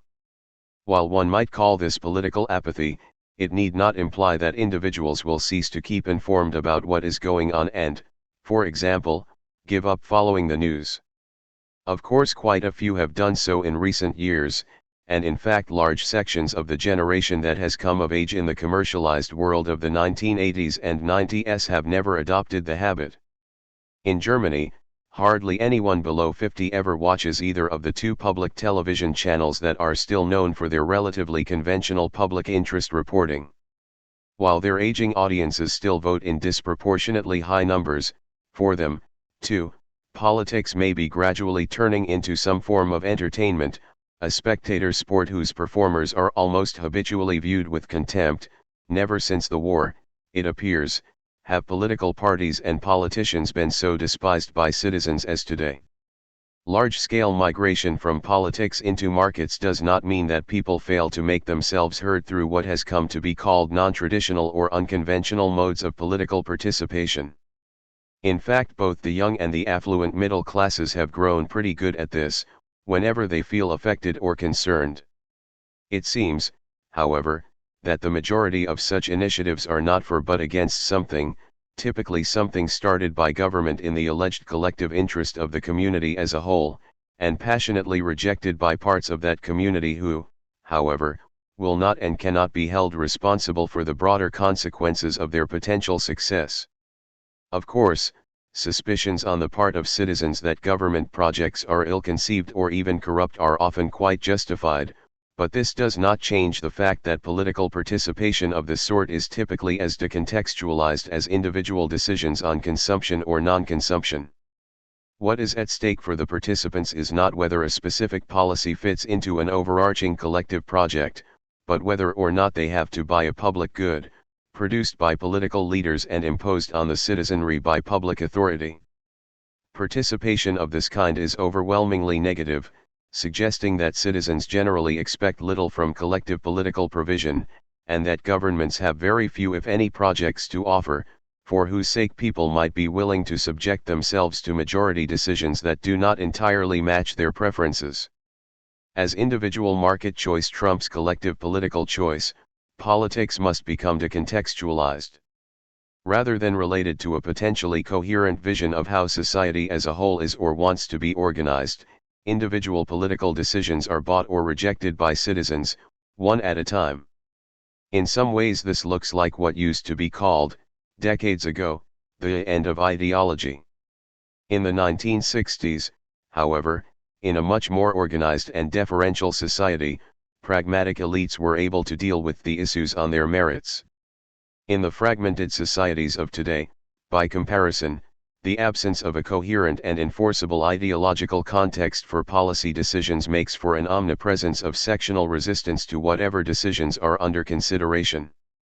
There is an obvious connection here with the widespread loss of status of political parties, which used to be the privileged intermediary organizations that took charge of aggregating the diverse demands of different sectors of society into more or less coherent platforms.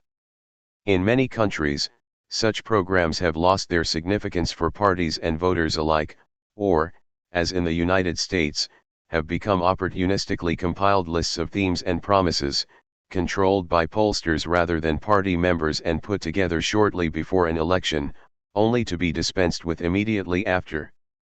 The disjointedness of contemporary politics, with its striking similarity to the randomness and collective irresponsibility of private consumption, fits well with the fact that young people in particular seem more disinclined than ever to join a political party, and thereby identify with an entire political program, including sections that they individually do not like but would have to accept for the sake of programmatic coherence and party unity. Again, this is not to say that parties cannot win young people at all.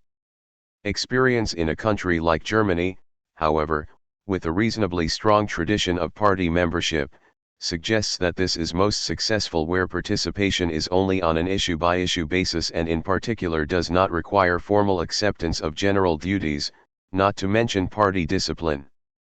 This, of course, disregards those who join a party in pursuit of a political career. The door with the exit sign must always be visible and open.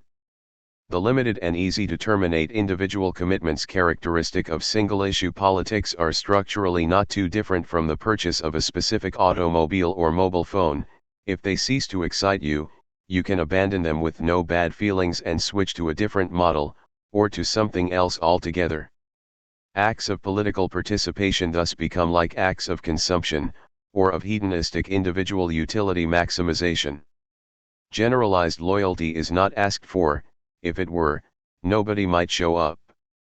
Political participation as the duty of a citizen gives way, in affluent consumer cultures, to political participation as fun, one personal preference like any other, rather than a collective obligation. Not that political systems have not tried to emulate markets. Expenditure on market research and advertisements seems to have exploded as voter volatility has risen in parallel with the volatility of customers. Product innovation, however, is still rare in politics, and product differentiation is difficult. Note, however, the growing number of niche parties in many countries, like the Piraten, and the associated general decline of the old Volksparteien, the Fordist catch-all mass producers of political consent, which seems to be quite analogous to the secular fragmentation of commercial markets. Another consequence of the penetration of modern habits of consumption into the public sphere is that what is publicly perceived of politics is increasingly reduced to self-centered power games, scandals, and the egotistic antics of its remaining personnel. Of course, being experienced as hopelessly inferior to commercial markets when it comes to attending to people's interests, politics may be bound to look increasingly self-referential in the eyes of citizens. It may be forced to mutate in this direction, given the fixation of its audience on what is left when serious matters have been relegated to market forces, that is, political personalities, their style and appearance. After a certain amount of time, it may no longer be possible to stop the rot. Expectations of what politics can do may have eroded too far, and the civic skills and organizational structures needed to develop effective public demand may have atrophied beyond redemption, while the political personnel themselves may have adapted entirely to specializing in the management of appearances rather than the representation of some version, however biased, of the public interest. As the middle classes and the post-Fordist generations shift their expectations for the good life away from public towards private consumption, those who, for lack of purchasing power, remain dependent on public provision are also affected. The attrition of the public sphere deprives them of their only effective means for making themselves heard, devaluing the political currency by which they might otherwise compensate for their lack of commercial currency. While those at the bottom of society have no place in commercial markets and their regime of resource allocation, they might extract benefits from potential allies more powerful than themselves in political coalitions in need of their support. Moreover, improving their lives might figure importantly in collective political visions of a good society, whereas markets can always do without them. In fact, the poor suffer in several ways from the depoliticization of want satisfaction in affluent societies.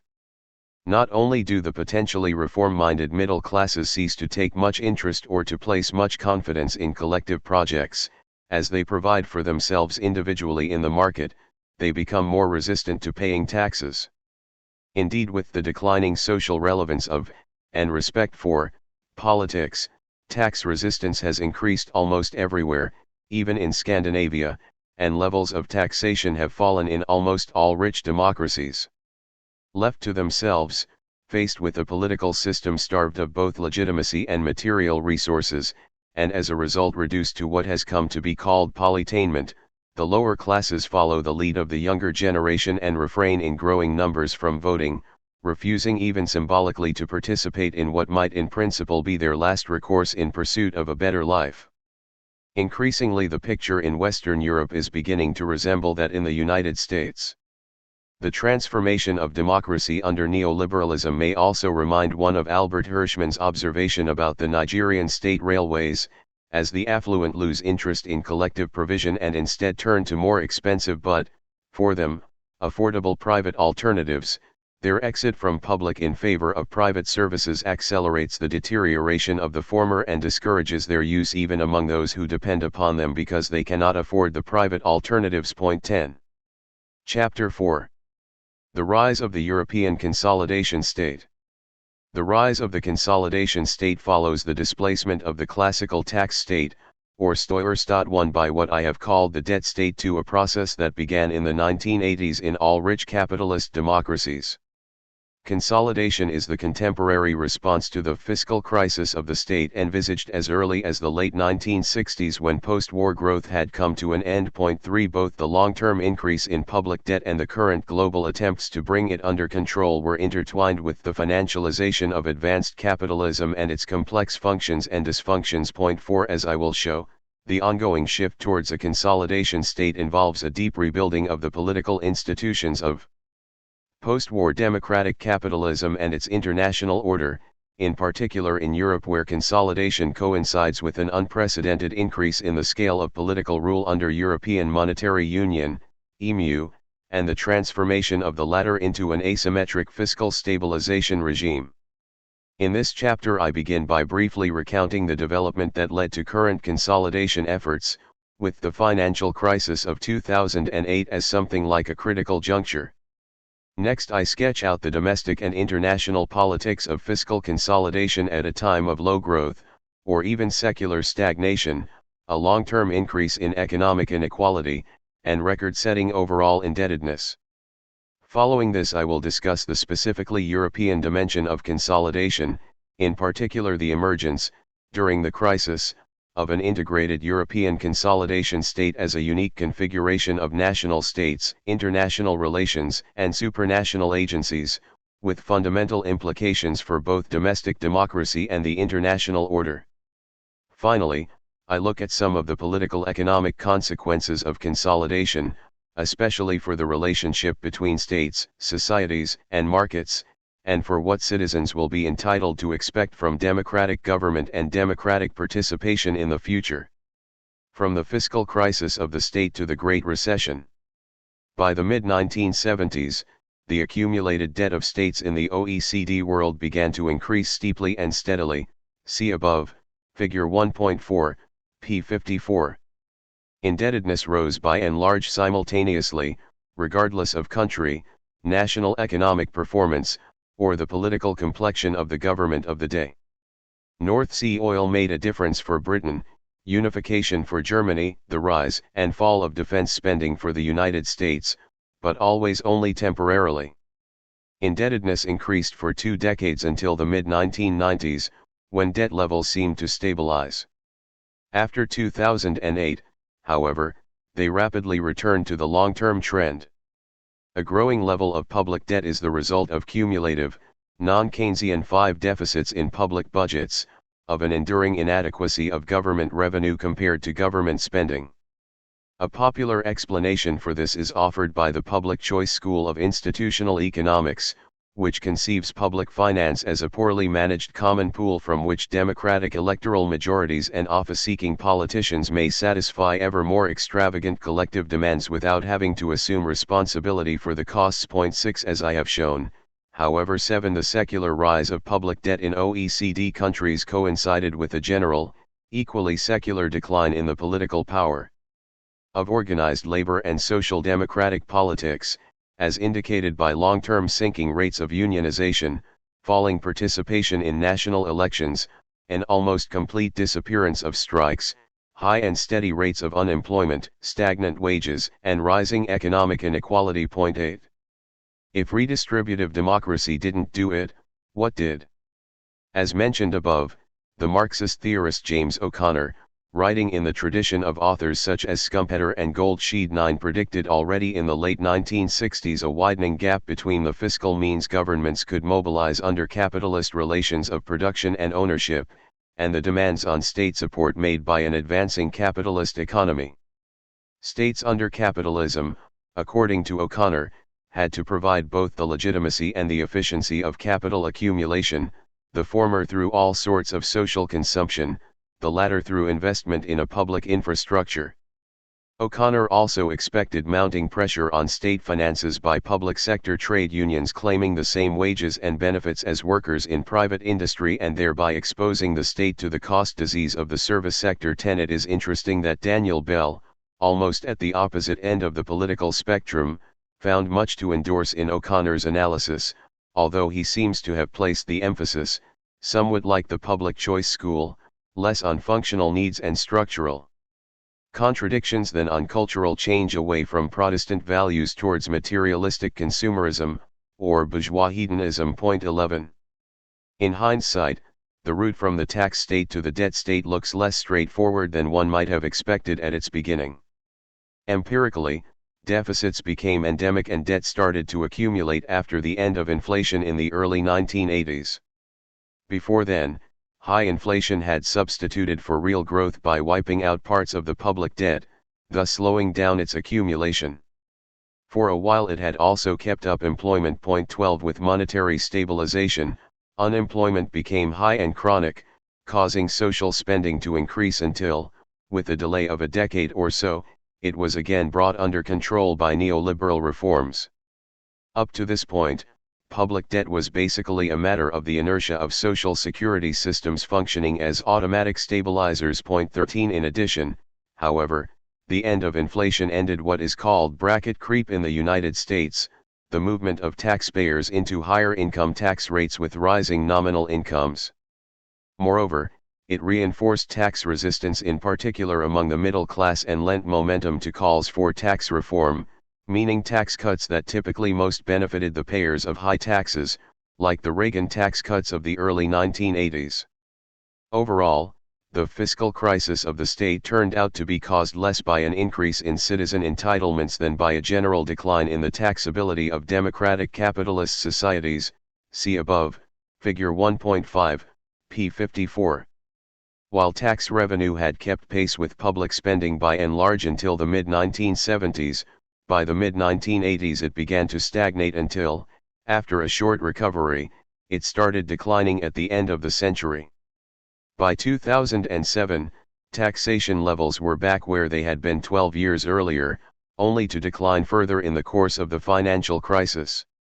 A contributing factor was the globalization of the capitalist economy, which led to increased tax competition among countries, resulting in tax cuts for corporations and earners of high incomes. 14 It also extended the opportunities for owners of capital to evade taxation by moving assets between countries or into international tax havens. 15 If, in other words, the increasing fiscal problems of the rich capitalist democracies after the 1970s were due a revolution of rising demands, that revolution occurred not among ordinary citizens, but among capital and those in command of it. Another respect in which early theories of fiscal crisis had failed to anticipate what was coming was that they underestimated the possibilities of capitalist states to finance deficits for a protracted period of time by borrowing. Actually, the rise of public debt in the final third of the 20th century and beyond was linked to the financialization of the capitalist economy, which in part consisted of an explosive growth of its financial sector and of the amount of credit money it produces.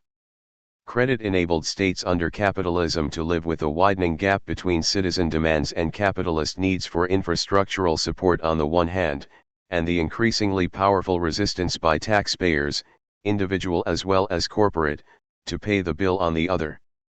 Financialization made it possible for governments to push back the moment when they had to do something about the increasing inadequacy of their fiscal means.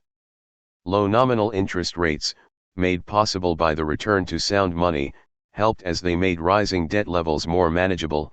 In fact, they soon began luring governments into substituting credit for taxes as the latter became more difficult to collect. There also was an international dimension to the debt state. In particular, the United States began to sell its public debt abroad to sovereign investors, especially to the governments of oil-producing countries looking for opportunities to recycle their surpluses and in return gain military protection against regional adversaries and their own peoples. In subsequent years, financial services became the most important growth industry by far in both the United States and the United Kingdom. 16 After the end of the Bretton Woods monetary regime, with the dollar continuing to be the leading global reserve currency, the United States enjoyed the exorbitant privilege, Giscard d'Estaing, of being able to indebt itself internationally in its own currency and repay its debt, if need be, by printing basically unlimited amounts of it. The rich supply of fiat dollars that ensued nourished an expanding financial industry about to turn into the financial sector of capitalism worldwide. Aggressive deregulation of financial institutions allowed for unprecedented financial innovations that attracted capital from all over the world and became a major instrument for governments not only looking for new economic growth but also desperately seeking access to credit. Indeed, as the overall credit supply expanded, it was not just states that became increasingly leveraged but also corporations and, later, private households. Thus the rise of the debt state became embedded in a movement of advanced capitalism as a whole towards higher and higher indebtedness across the board, with public debt in fact amounting to no more than a small share of overall debt. For 6 selected countries see Figure 4.1, p. 118.17. Figure 4.1, liabilities, excluding financial corporations, as a percentage of GDP, by sector, 6 countries, 1995 to 2011. Source: OECD National Accounts, non-consolidated data. How closely the management of the debt state came to be connected to the leveraging of capitalism in general became particularly visible in the 1990s when the first attempts were made at fiscal consolidation. In the United States, Clinton had won the presidency in 1992 by promising to do something about the double deficit in the federal budget and the balance of trade. The peace dividend after 1989 seemed to open a window of opportunity for spending cuts, and that a country like Sweden experienced 2 successive fiscal crises, 1977 FF and 1991 FF, was seen as a general warning signal. Orchestrated by the United States through international organizations like the OECD and the IMF, capitalist democracies made an effort to break the upward trend in their indebtedness by returning to balanced budgets through spending cuts and reforms of their budgeting institutions. 18 Indeed, countries succeeded in the 1990s in bringing down public expenditure to levels that more closely matched their stagnant revenue, see above, Figure 1.5, p. 54. In the United States, this went as far as producing a budget surplus by the end of Clinton's second term. It should be noted, however, that this was due to a large extent to low interest rates made possible by monetary expansion, to savings on defense spending in the wake of 1989, soon to prove short-lived, to economic growth, especially in the financial sector, inflating the denominator of the debt equation, and to savings on Social Security, as a result of both low unemployment and cuts in entitlements. 19.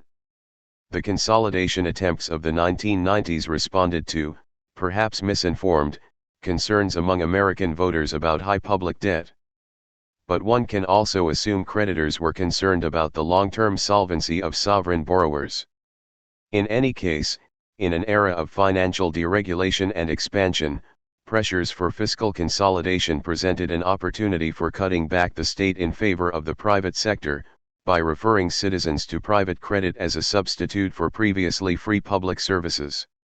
Thus, financialization not only required fiscal retrenchment, to ensure the further creditworthiness of sovereign borrowers, it also made it possible, and with it the retrenchment of the state.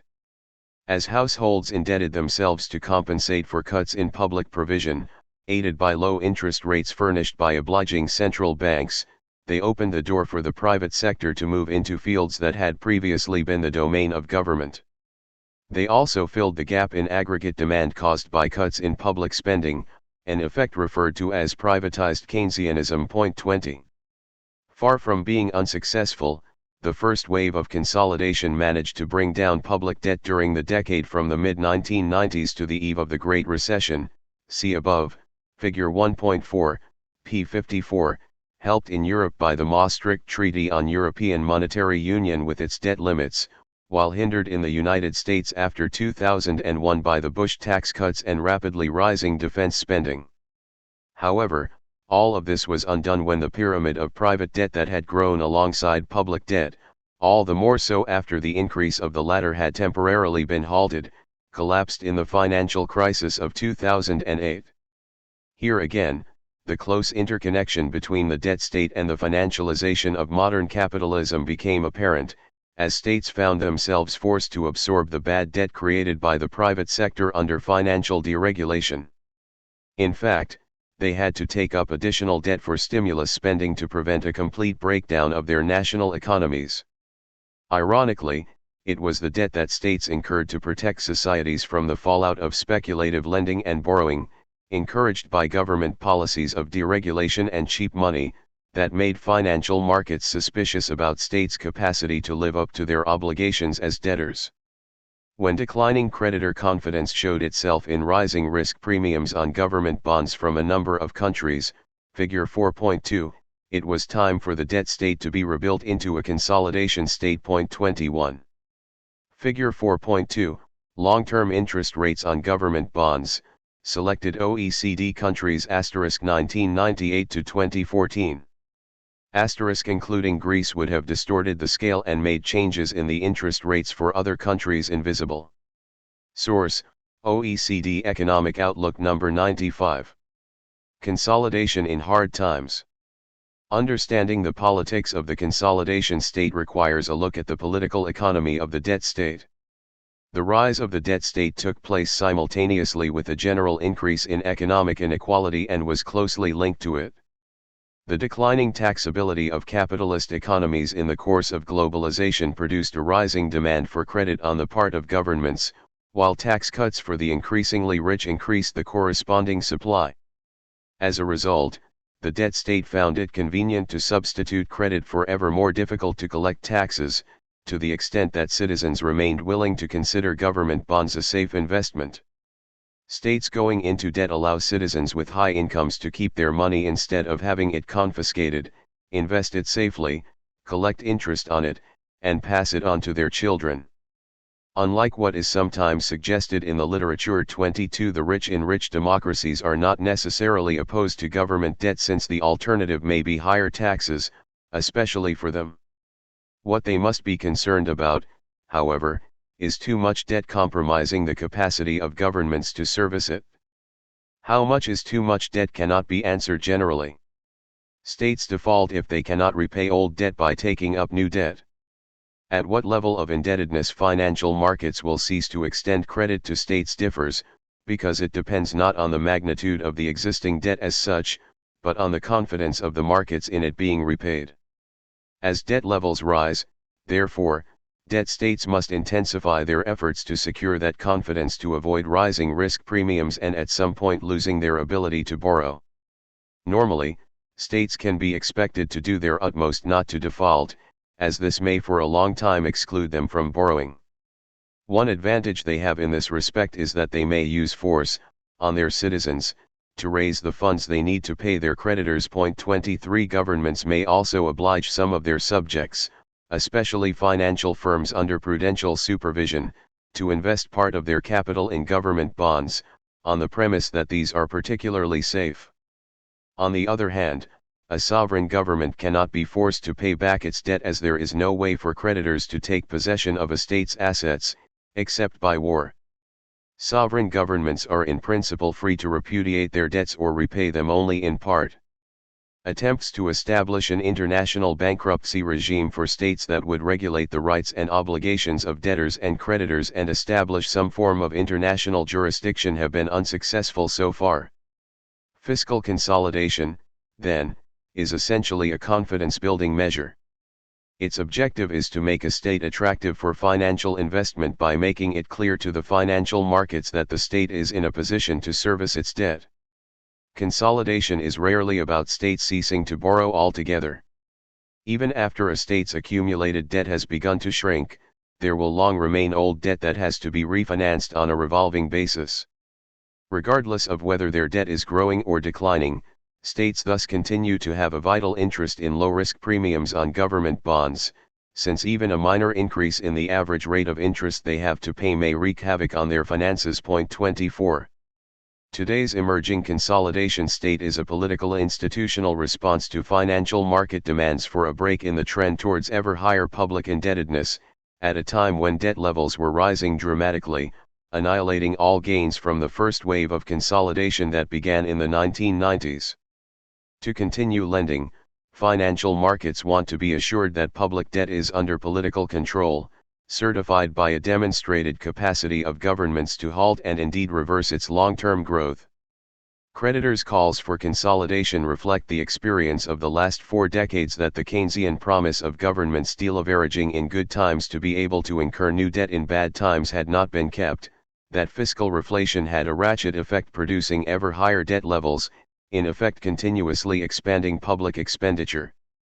Consolidation is to reverse what had increasingly seemed like a one-way street towards insolvency and make governments return once and for all to fiscal solidity and sustainability. Debt containment or reduction may be achieved by not replacing paid-back debt or, failing that, by fiscal repression, a combination of low interest rates with higher rates of inflation, or nominal growth, over a longer period of time, by which existing debt is slowly devalued. Lowering or at least stabilizing public debt by fiscal repression may be an acceptable way of restoring financial credibility, as long as the resulting haircut 25 remains moderate and big investors are given early enough warning. In practice, consolidation as a confidence-building measure proceeds, almost as a matter of course, not by raising revenue but by cutting expenditure. Exceptions may be higher sales taxes, user fees, and social security contributions, making tax regimes more regressive.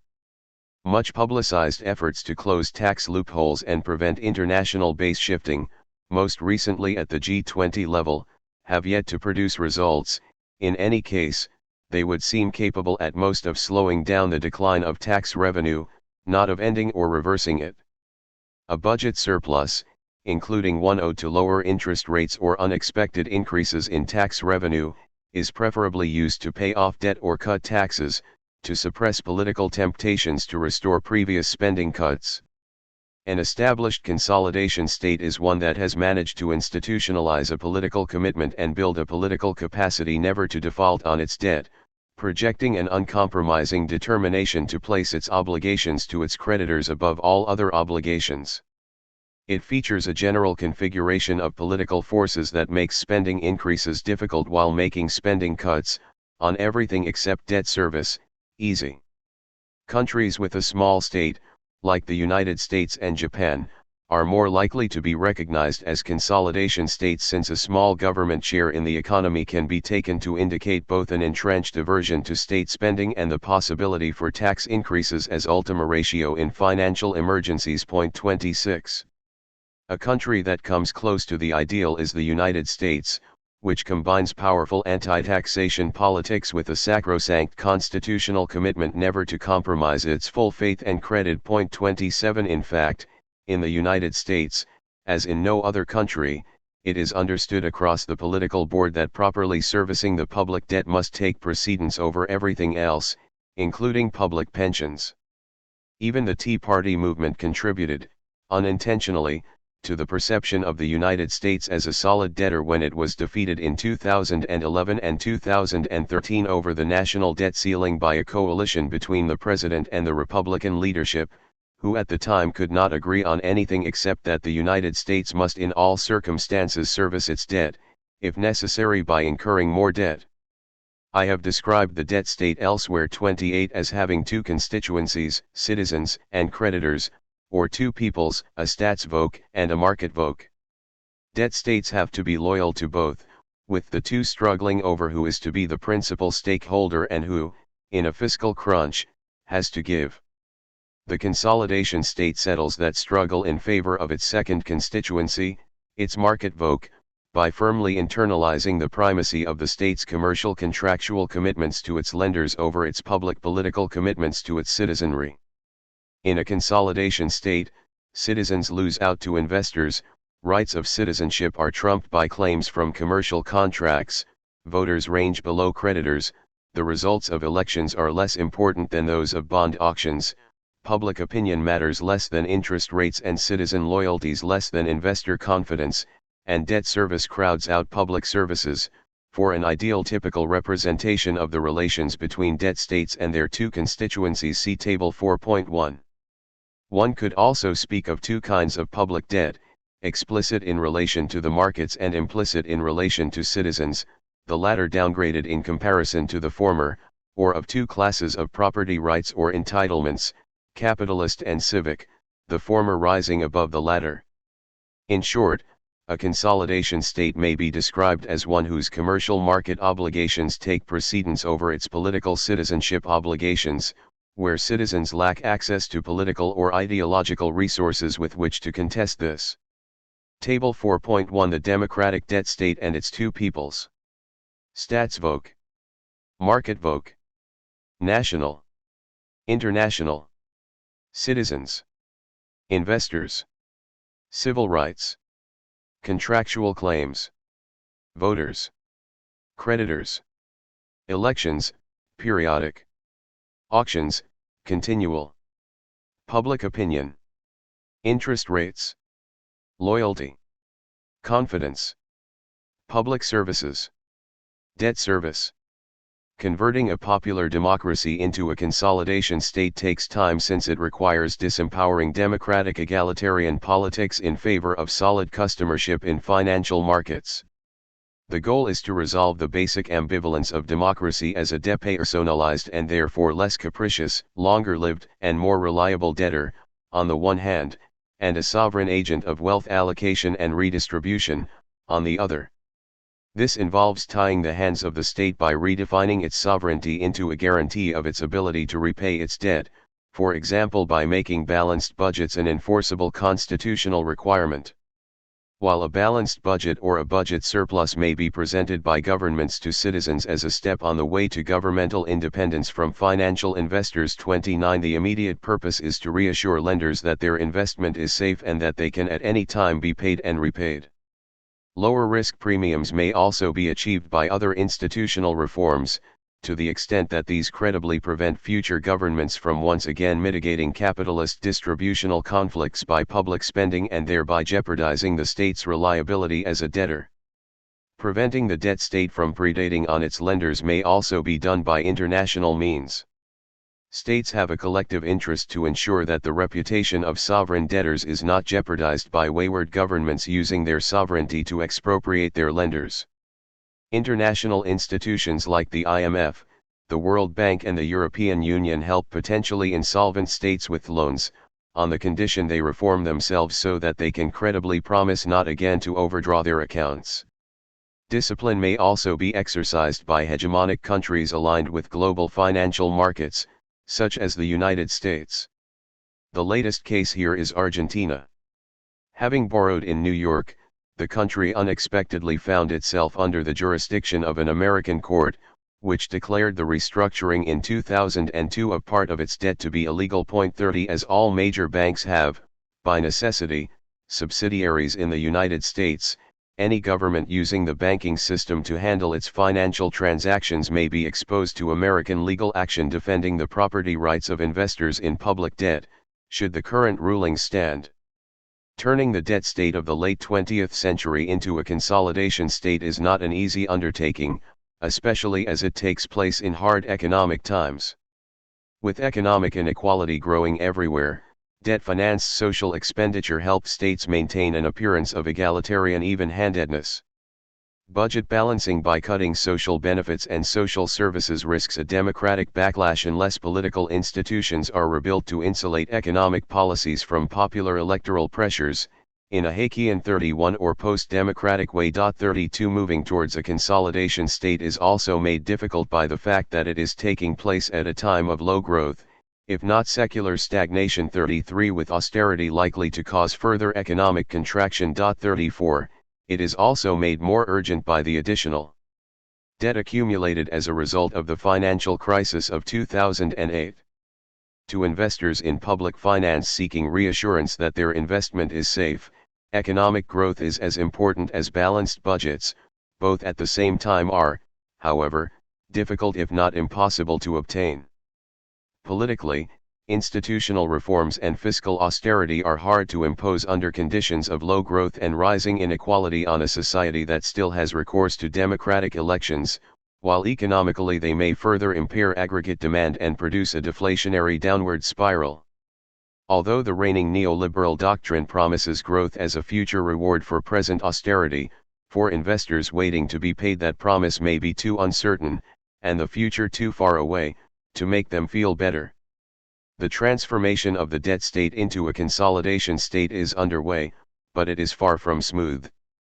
While interrelated through global financial markets, its local manifestations differ, although the logic is the same.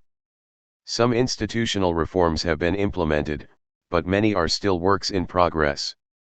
In Europe especially, consolidation is politically contested, in particular in countries like France and Italy. As creditors worry about consolidation subverting economic growth, and governments about austerity undercutting political stability, public debt has further increased in most countries and was still rising in 2014, even though nobody believes present levels to be sustainable.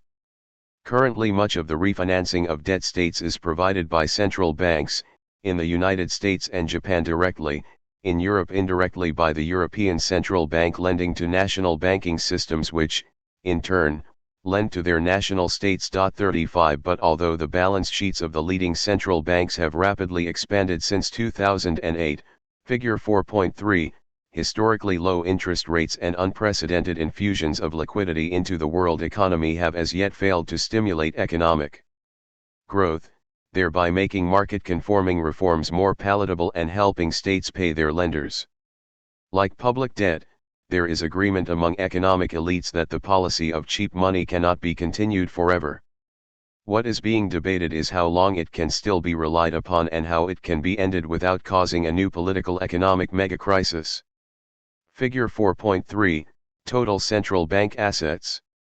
Source, Bank for International Settlements, 84th Annual Report, 2013/14, Statistical Data. The European Consolidation State. The emerging consolidation state in Europe differs in several respects from the US model. Western European countries do not have command of a hegemonic currency, and redistributive democracy has not yet lost its popular support. Nor is the primacy of states' explicit debt to capital markets over their implicit debt to their citizens as well established as in the United States, and the same applies to austerity as a principle of domestic state activity, except perhaps in Britain and post-communist Eastern Europe, which, however, did not have enough time to build up potentially critical amounts of public debt. Also, in the Europe of the European Monetary Union, EMU, consolidation takes on a peculiar form as it proceeds under an international regime governing the fiscal and financial policies of a collection of formally sovereign nation-states, so as to secure their compatibility with a common supranational monetary policy. Unless otherwise indicated, the following discussion will focus only on the Eurozone or Euroland and its member states. The construction of the euro monetary regime betrays its origin in the first global consolidation wave in the 1990s. Member states were not allowed to run budget deficits above 3% of gross domestic product, and accumulated debt was not to exceed 60% of GDP. The sole mission of the European Central Bank, ECB, was to defend monetary stability, and extending credit to member states was explicitly forbidden. Like the German Bundesbank, the ECB is independent from elected government and insulated from political pressures. In fact, it is even more independent as it does not have a unified supranational government as a political counterpart but faces only a council of heads of national governments. Member state compliance with the rules of Euroland is to be enforced by another non-political supranational authority, the European Commission. This regime, fashioned after the German model, soon proved unable to enforce fiscal discipline even on Germany. It also failed to prevent the post-2008 euro crisis, when public and private debtors in a number of EMU member countries suddenly appeared over-indebted and lost the confidence of their creditors, especially as their national economies became locked into stagnation, with the possibility of debt deflation. As a consequence, risk premiums on public debt in several EMU member countries began to rise. In countries like Italy, Greece, Spain, and Ireland they reached an unmanageable level.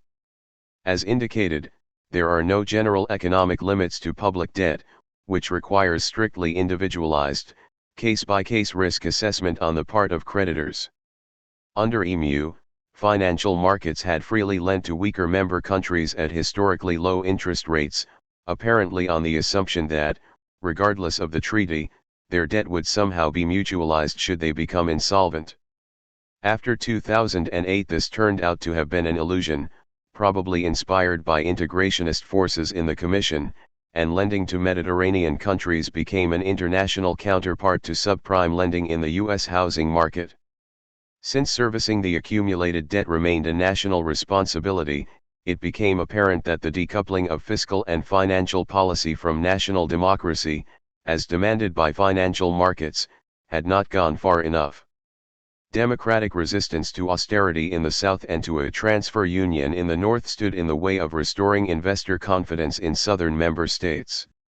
Hopes that growth would return as a result of neoliberal reform, of fiscal policies and institutions, as well as of labor markets and social security systems, were either disappointed or remained untested, as reform got stuck in domestic politics. In the resulting stalemate, the ECB bought time for the euro by flooding the markets with money, as ersatz debt mutualization, to keep interest rates low and member states solvent. At the same time, the ECB insists that this cannot continue forever and that national governments have in return to push through institutional and economic reforms, so as to make European capitalism, as organized in EMU, more market-conforming. Angela Merkel. The rebuilding of the EMU state system into a European consolidation state proceeds slowly and fitfully, punctuated by national and European elections that force governments to make themselves appear responsive to citizen concerns, including those they otherwise discredit as populist. While the emerging European consolidation state amounts to a novel kind of political economic regime, it is being developed out of EMU in a gradual, path-dependent institutional reform process. Its outstanding characteristic is a unique amalgam of national, international, and supranational rules and institutions, of constitutions and treaties, and of national politics and international relations. The result is a state consisting of states, with domestic politics that combine diverse national politics, foreign relations between nation-states, and supranational authority wielded over them in their collective name by bureaucratic agencies. As a fiscal consolidation regime, the EMU in its evolving form as an international consolidation state may be characterized as follows. 1. In a first approximation, the emerging European consolidation state is a mutual surveillance and control arrangement among what are still formally sovereign nation-states. It is founded on a shared interest in states' collective reputation in financial markets and on the recognition that the default of one state may have adverse effects on all others, for example in the form of higher interest rates or repercussions on national banking systems. The transformation of the EMU into an international consolidation state on top of a set of national welfare states is to secure an ever tighter coupling of their economic behavior through mutual observation, supervision, and discipline. Institutional development starts from the original structure of the EMU as established in the 1990s, which is being gradually expanded and strengthened in the course and in the aftermath of the post-2008 fiscal crisis, among other things through new regulations, in particular the so-called six-pack, and new treaties, like the Fiscal Compact passed in late 2011 and early 2012, respectively. 36. 2. As an international regime not directly exposed to traditional class politics and popular democracy, the European consolidation state is in a better position than a nation-state to impose on unreliable electorates a market-conforming fiscal policy, a policy of austerity and the primacy of debt service over public services. Disempowering the Staatsvolk in favor of the Marktvolk, Table 4.1, by institutionally decoupling popular democracy from the management of the economy. 37 is more easily done by means of international than by national politics. As the community of states gains power over its members, vested in both horizontal international agreements and vertical supranational institutions, it can even recall elected national governments and install representatives of the international financial industry as national heads of government, as was done by the European Council in Greece and Italy in November 2011. 38 The objective is to wrest what is left of national sovereignty over economic policy from notoriously difficult national electorates through aggressive institutional reform at international as well as national level. 3. More than in any nation-state, the EMU's central bank, the ECB, can act as an external force in relation to democratic governments. Administering the monetary policy of 18 nation-states, it is sufficiently far away from the domestic politics of each of them to make monetary policy support for national governments conditional on their cooperation with respect to fiscal policy and institutional reform. Together with other international organizations, in particular the International Monetary Fund and the European Commission, the ECB has deeply intervened into the domestic politics of formerly still sovereign member states, among other things prescribing to the Greek government how many civil servants it had to dismiss and when. Since the ECB must be concerned above all about the confidence of financial markets in the currency that it administers, the reforms it demands from member states can only be of a market-conforming kind. In particular, the ECB cannot be supportive of any egalitarian redistributive ambitions of national governments. The ECB's unprecedented political independence translates into an unprecedented capacity to cater to the interests of financial markets and into unprecedented dependence on these. 4. The international relations embedded in the EMU consolidation state are highly asymmetrical. Economically weak countries, while in the majority, face a small number of economically strong countries in a position effectively to dictate to them, by threatening to withhold financial support. Germany, on account of its regained economic power after 2008 and as the main beneficiary of EMU due to its export strength and to currently low European interest rates. 39 De facto governs the EMU as a German economic empire.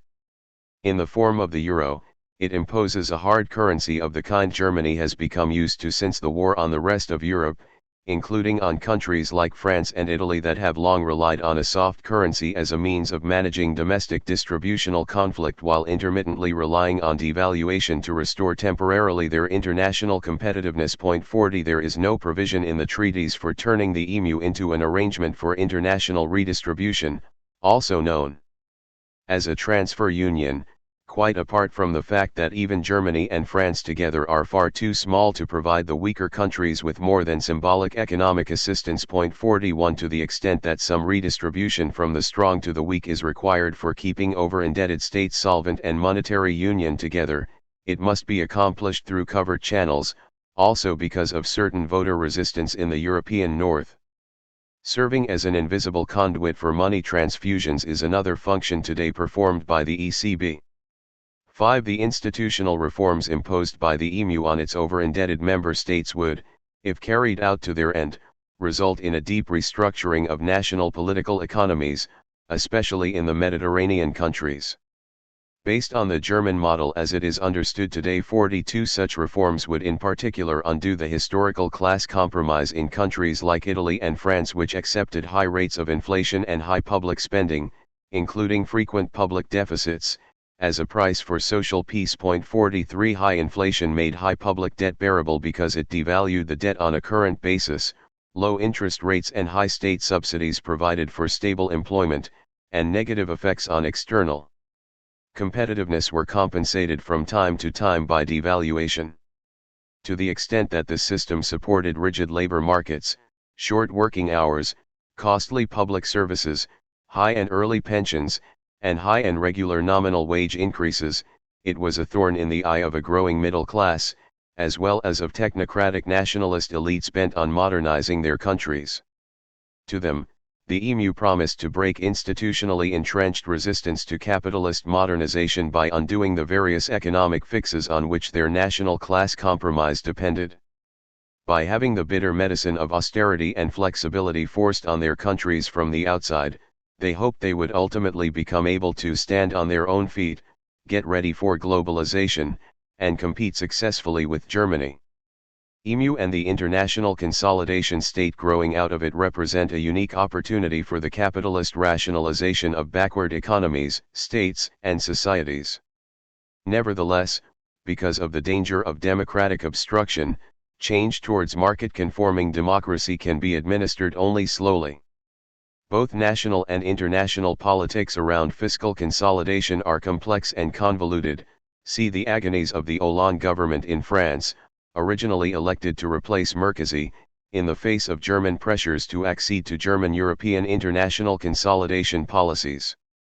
See also the rise in Germany of the anti-Euro party, AfD, which expresses and indeed cements German resistance to a transfer union, or the growing international tensions between France and Italy on the one hand and Germany on the other.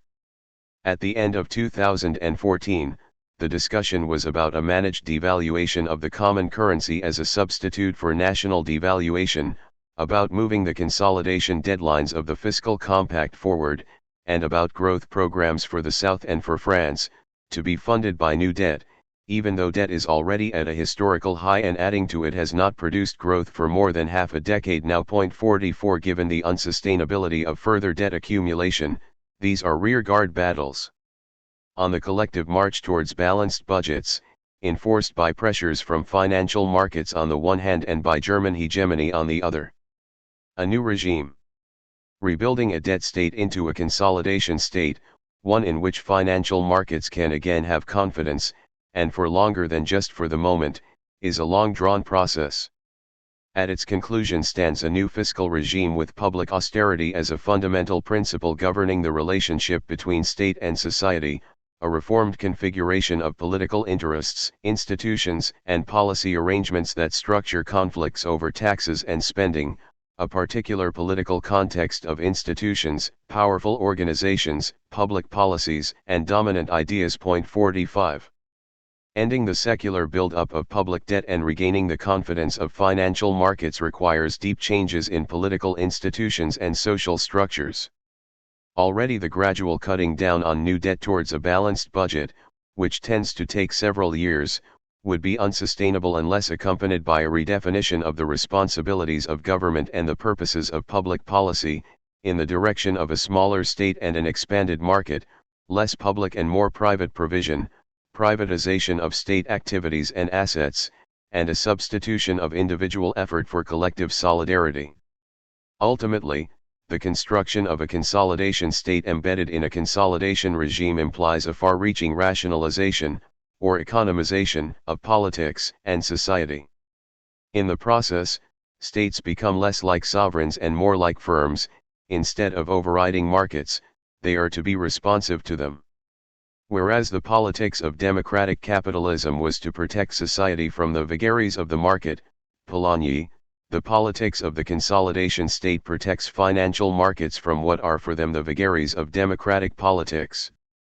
Consolidation is to turn the activist interventionist state of post-war democratic capitalism into a lean state receptive to market pressures. To be credible and effective, fiscal discipline must be anchored in the political institutions that control the social production of collective demands.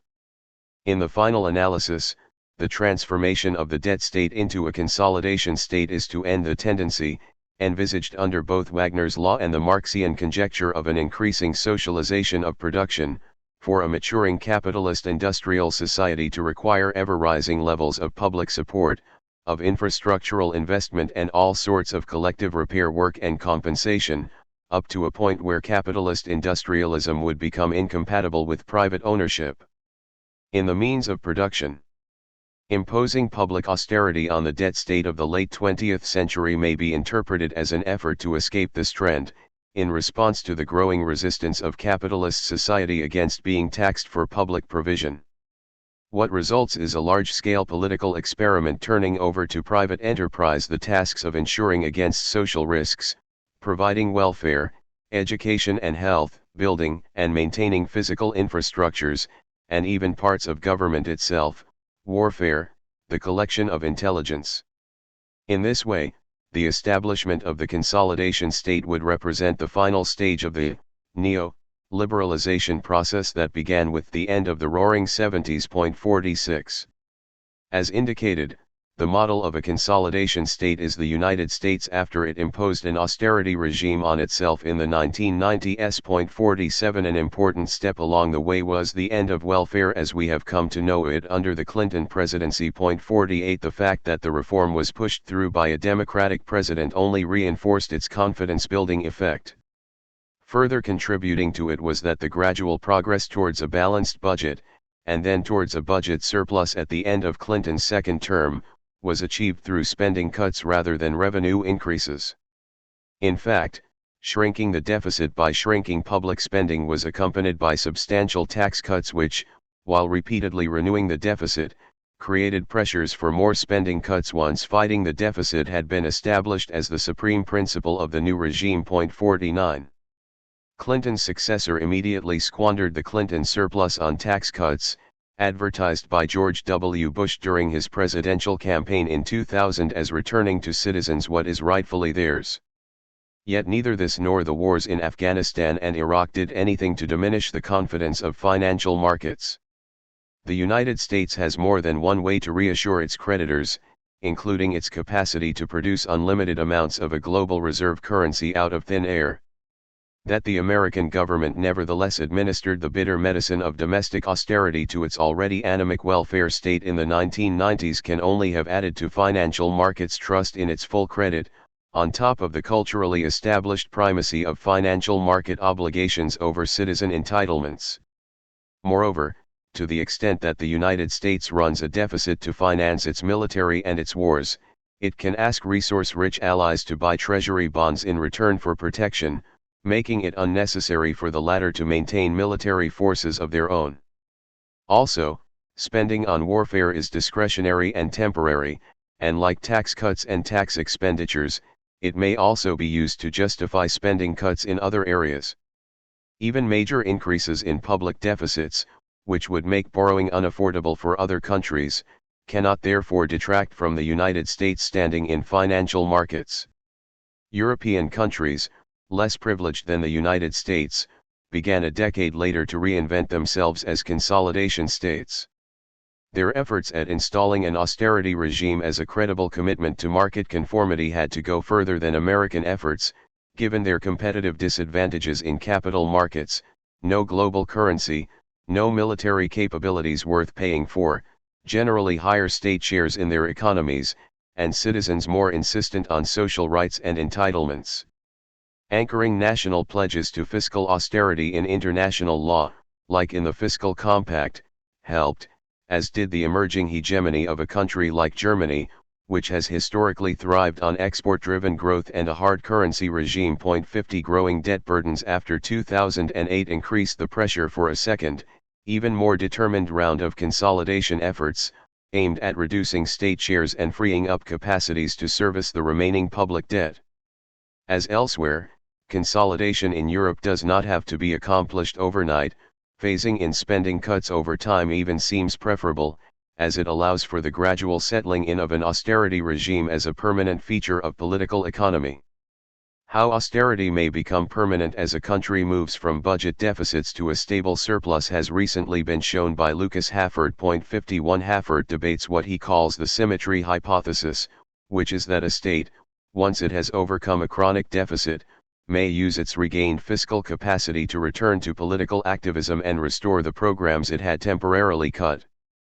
In fact, as Haffert shows, this is often the promise made by social democratic governments when embarking on public austerity.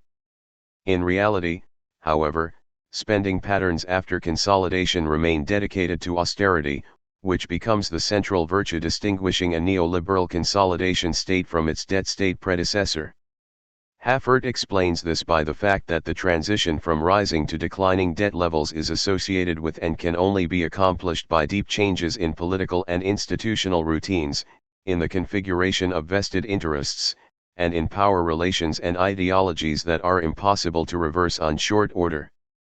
What are the lasting political economic consequences of states devoting themselves to fiscal consolidation, in order to reassure financial markets that they will consider their debt obligations sacrosanct and do whatever it takes to remain fit for debt service? 4 such consequences have been established by recent research.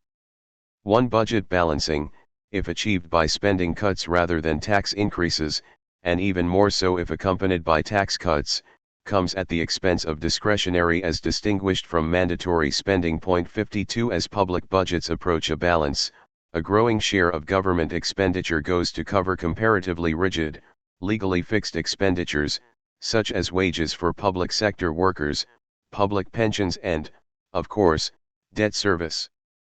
As the latter is sacrosanct in a consolidation state, it is public investment, both in the physical infrastructure and in education, families, active labor market policy and the like, what has been called soft 53 or social 54 investment, that must give. Over a longer term, this will produce pressures also on entitlements like Social Security, making them more politically vulnerable and less mandatory in effect. Complaints about old commitments suffocating spending for the future and strangling fiscal democracy by denying governments political discretion. 55 may also result in less generous benefits for subsequent generations, while the benefits of existing claimants are frozen under so-called grandfather clauses. This is likely further to delegitimize social policies. 2. Budget balancing allows no new debt, and this holds all the more for debt reduction by fiscal surplus. Public investment will therefore have to be paid for out of what will very likely be shrinking current revenue. Regaining and retaining the confidence of financial markets may therefore require governments to cut public investment even if real interest rates on government debt approach zero. Resulting deficiencies in physical and social infrastructures must be attended to by private investors assuming what had previously been public responsibilities. One effect is likely to be public-private partnerships, PPPs, of various sorts, with private investment backed by the public and governments or individual citizens paying user fees to private firms. Indications are that states and citizens will tend to be paying more under such arrangements than they would have paid had the investment remained in public hands. This seems to hold especially for local communities, which often lack the expertise to negotiate as equals with the legal departments of international investors. 3. Cutting discretionary expenditure inevitably involves cuts in social services such as education and especially in universal services benefiting all citizens. As the range and quality of state-provided services consequently deteriorate, the middle class will look for complementary or alternative private provision, and governments will be urged to allow private firms to compete with public authorities. In the process, the better-to-do will get habituated to more customized provision, which will make them demand, further, tax cuts so they can pay for them, tax cuts that will drive further spending cuts. As the welfare state then loses growing segments of its middle-class constituency, public programs will turn into programs for the poor which, according to an American adage, will make them poor programs. 4. Privatization of investment in physical and social infrastructures gives rise to a growing private industry operating in what used to be the public sector. While typically subject to regulation, private providers are likely soon to become powerful players in the political arena where they will ally with the upwardly mobile middle class and its liberal conservative political parties. The evolving connections of the new firms with the government, often taking the form of a revolving door exchange of personnel, and their campaign contributions will further cement the shift from a redistributive towards a neoliberal state that abandons to civil society and the market its responsibility to provide for social equity and social cohesion. The most advanced case of a consolidation state with a firmly established austerity regime is, surprisingly, the former model country of social democracy, Sweden. 56 Here the departure from the post-1970s debt state was much more thorough and went much farther than in the United States, where consolidation was and is made less compulsory by the competitive advantages the country enjoys in global capital markets. It is also interesting to note that Sweden is not a member of the EMU and still has its national currency, meaning that it was not forced to consolidate by international treaties. Sweden is, however, deeply traumatized by the experience of its two fiscal and financial crises in 1977 and 1991, crises far more severe than in most European countries after 2008.57. The lesson learned at the time across the entire Swedish political spectrum was that international financial markets would not hesitate to punish the country mercilessly if they were to lose confidence in it, and that restoring and preserving that confidence had to be the foremost objective of national economic policy. Sweden's consolidation state operates an austerity regime based on two fundamental principles: an ironclad commitment to a fiscal surplus generated and continuously renewed by spending cuts, to bring down the accumulated debt, and regular tax cuts to renew the pressure for spending cuts and enable the middle classes to replace public benefits and services by self-provision in free markets. Combining a surplus policy with lower taxes makes for a shrinking state share in the national economy, producing a leaner state increasingly in line with neoliberal prescriptions of a non-activist public policy. Obviously, Swedish neoliberal reform was and is facilitated by the fact that it started at a very high level of government activity, so that a national austerity regime has a lot of state activity to feed upon for a protracted time. While the Swedish landing path can therefore be a particularly long one, however, the country's consolidation regime has become so deeply ingrained over time that it is hard to imagine how it could be displaced in any foreseeable future. By the end of 2014, roughly 2 decades of neoliberal reform had, incrementally but all the more effectively, changed the Swedish political economy almost beyond recognition. 58 Since the peak of the second crisis in 1993, total government expenditure was brought down from 70 to 50% of GDP, and total revenue from 60 to 50%, 2012. This process is expected to continue, assisted by deep changes in political economic institutions which, for example, prevent the central bank from accommodating an expansionary fiscal policy. The medium-term financial forecast of the Swedish government for the years 2013 to 2015 projected surpluses of up to 3% of GDP. The estimated annual surplus is up to 3% of GDP. The improvement of the budget balance would be achieved solely by expenditure cuts and not by revenue increases. 59. The economic downturn after 2011 did not cause a rethinking of fiscal priorities. Transition from high to low taxing and spending was accomplished, among other things, by a pension reform, 1994/1998, that has made the pension system completely independent financially from the budget. There is no longer any cross-subsidization from the public purse to the pension funds, IBID, 17. In spite of the fiscal surplus, pensions were cut in 2010 and will be further cut in future, in line with expected shortfalls in revenue due to demographic change.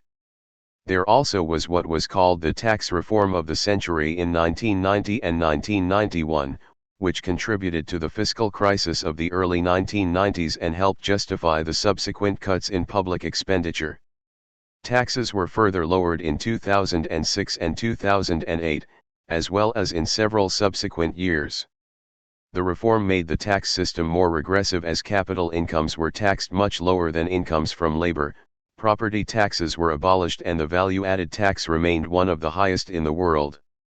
Fiscal consolidation, in Sweden no less than elsewhere, was associated with a steep decline in both soft and hard public investment. 60 Among other things, spending on active labor market policy was more than halved. Simultaneously, unemployment stabilized at around 8%, or a radically new normal in the Swedish labor market that would have been completely unimaginable before the first fiscal crisis and the monetarist turn under the Social Democratic Carlson government. Consolidation was also accompanied by a steep increase in income inequality, steeper than in almost all other advanced capitalist societies. Moreover, from 1998 to 2010, the share of students in private schools below the university level increased from 2 to 12%, or exceeding the respective ratio in the United States. 61 Privatization is rapidly proceeding also in the large Swedish healthcare and childcare sectors. Further adherence to the policy of combining tax cuts with debt repayment, thereby shrinking the state, seems assured as the new consolidation regime has become firmly entrenched in the Swedish political economy in the past 2 decades. The consolidation state and democracy. The regime of the consolidation state involves a deep transformation of democracy as we know it, away from traditional institutions of popular political participation designed to stand up for social equity against the laws of the market. 62 Where there are fewer public goods due to privatization, there is less to decide politically, and the economic democracy of capitalism, $1, one vote, begins to replace political democracy. With markets becoming the principal mechanisms of collective decision-making, by aggregation instead of deliberation, there is even less fiscal democracy left than in the rigidified debt state of old. This is also because, at the macro level, public finances are increasingly constrained by constitutionally enshrined debt limits and balanced budget rules. In the European case, there are also international agreements on fiscal austerity from which countries can break away only at high political and economic cost. Institutional restructuring towards a consolidation state abandons democratic principles in several other respects as well. Public-private partnerships are often based on complex commercial contracts, large parts of which have to remain confidential to protect trade secrets. As independent central banks rise to become the principal agents of economic policy, political decisions with far-reaching social consequences move out of the purview of parliaments and elected governments. Central banks are run by small bodies deliberating in secrecy, and given the significance of their decisions for the rational expectations of economic agents, this cannot be otherwise. Also, whether or not economic policies conform to the needs of the markets cannot be decided by political debate but only by the markets themselves, and whether economic policies are right is for the technocratic experts to determine, who are charged with applying the rules by which policies are to be bound.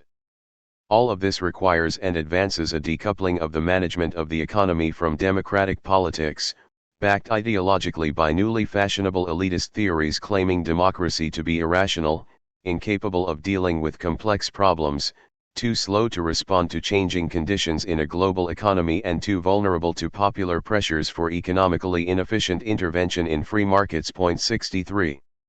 Turning the economy over to a combination of free markets and technocracy makes political participation run dry. 64 Where national democratic institutions are neutralized by international governance, as under European Monetary Union, their depoliticized empty spaces are likely to be filled with new content, which may be public entertainment of the post-democracy kind. 65 Or some politically regressive sort of nationalism.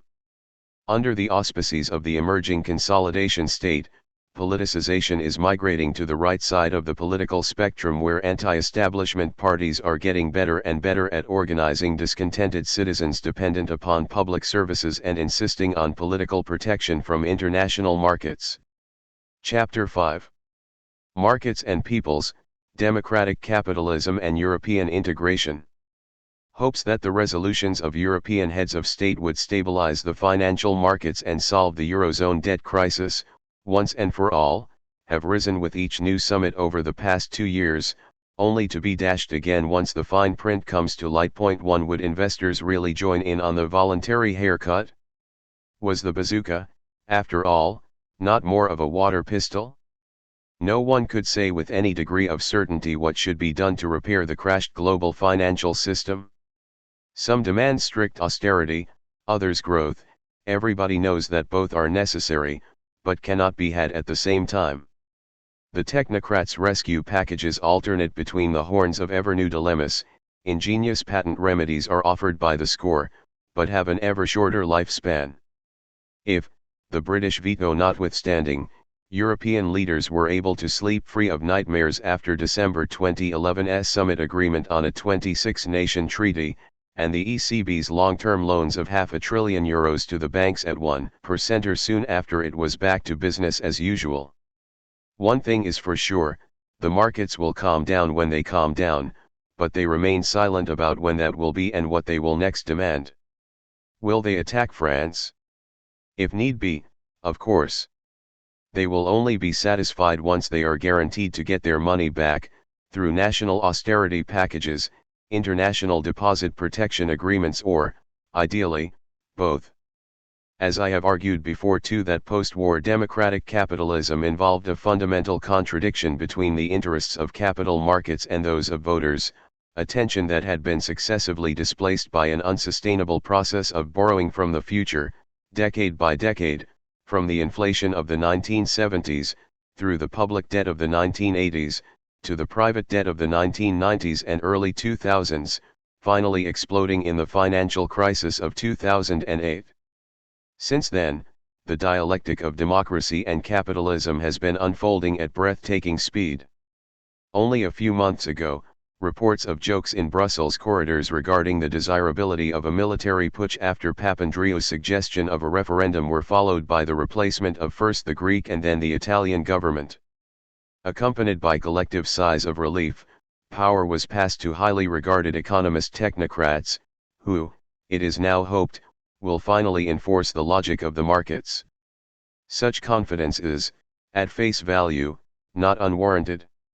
Mario Monti, Italy's new prime minister, was the EU Commissioner for Competition who broke up the German state banking system, whereupon it attempted a fruitless restructuring exercise, through the purchase of American junk bonds.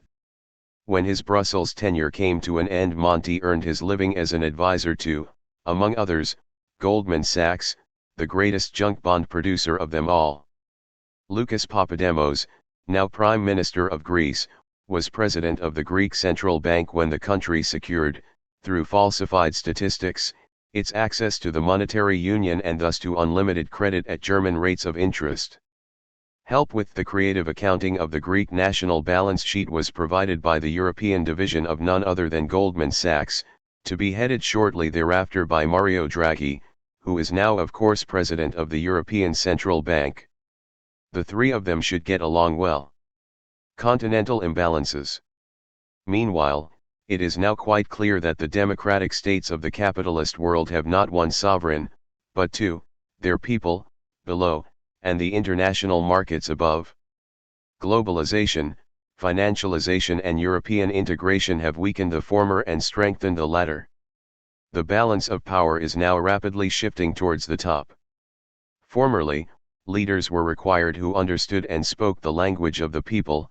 Today it is the language of money that they have to master. People whisperers are succeeded by capital whisperers who, it is hoped, know the secret tricks needed to ensure that investors receive their money back with compound interest. Since investor confidence is more important now than voter confidence, the ongoing takeover of power by the confidants of capital is seen by center left and right alike not as a problem, but as the solution. In Northern Europe, exotic anecdotal accounts of Greece and Italy's endemic clientelism make it easier to retreat into platitudes about how democracy cannot entail the right to live beyond one's means or not repay one's debts, all the more so when it involves our money. Things are not so simple, though. It is not our money but that of the banks which is at stake, and not solidarity with the Greeks but with the markets. As we know, the latter had virtually thrust their money at the former, in anticipation of being paid back, if not by them, then by other Eurozone states, if necessary by means of the too-big-to-fail blackmail of 2008. Governments have not contradicted these expectations, even though the giant surveillance apparatuses of the large nation-states and international organizations cannot have failed to notice how countries like Greece saturated themselves with cheap credit after their accession to the Eurozone. Indeed, it seems in retrospect that this outcome, shoring up the money supply of the southern states with private credit, to substitute for the dwindling subsidies from strained EU regional and structural funds, in an era of worldwide budget consolidation, was one of the chief reasons for letting the Mediterranean latecomers to democratic capitalism join the European Monetary Union.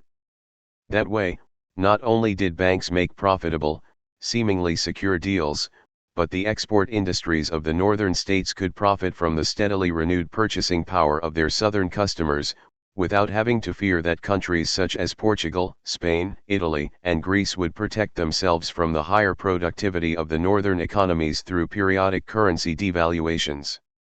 The feigned astonishment of the North's political elites at their Mediterranean neighbors' use of loans and subsidies for fueling speculation and corruption, rather than honest Anglo-Saxon growth, must count as one of the most brazen feats of political PR history.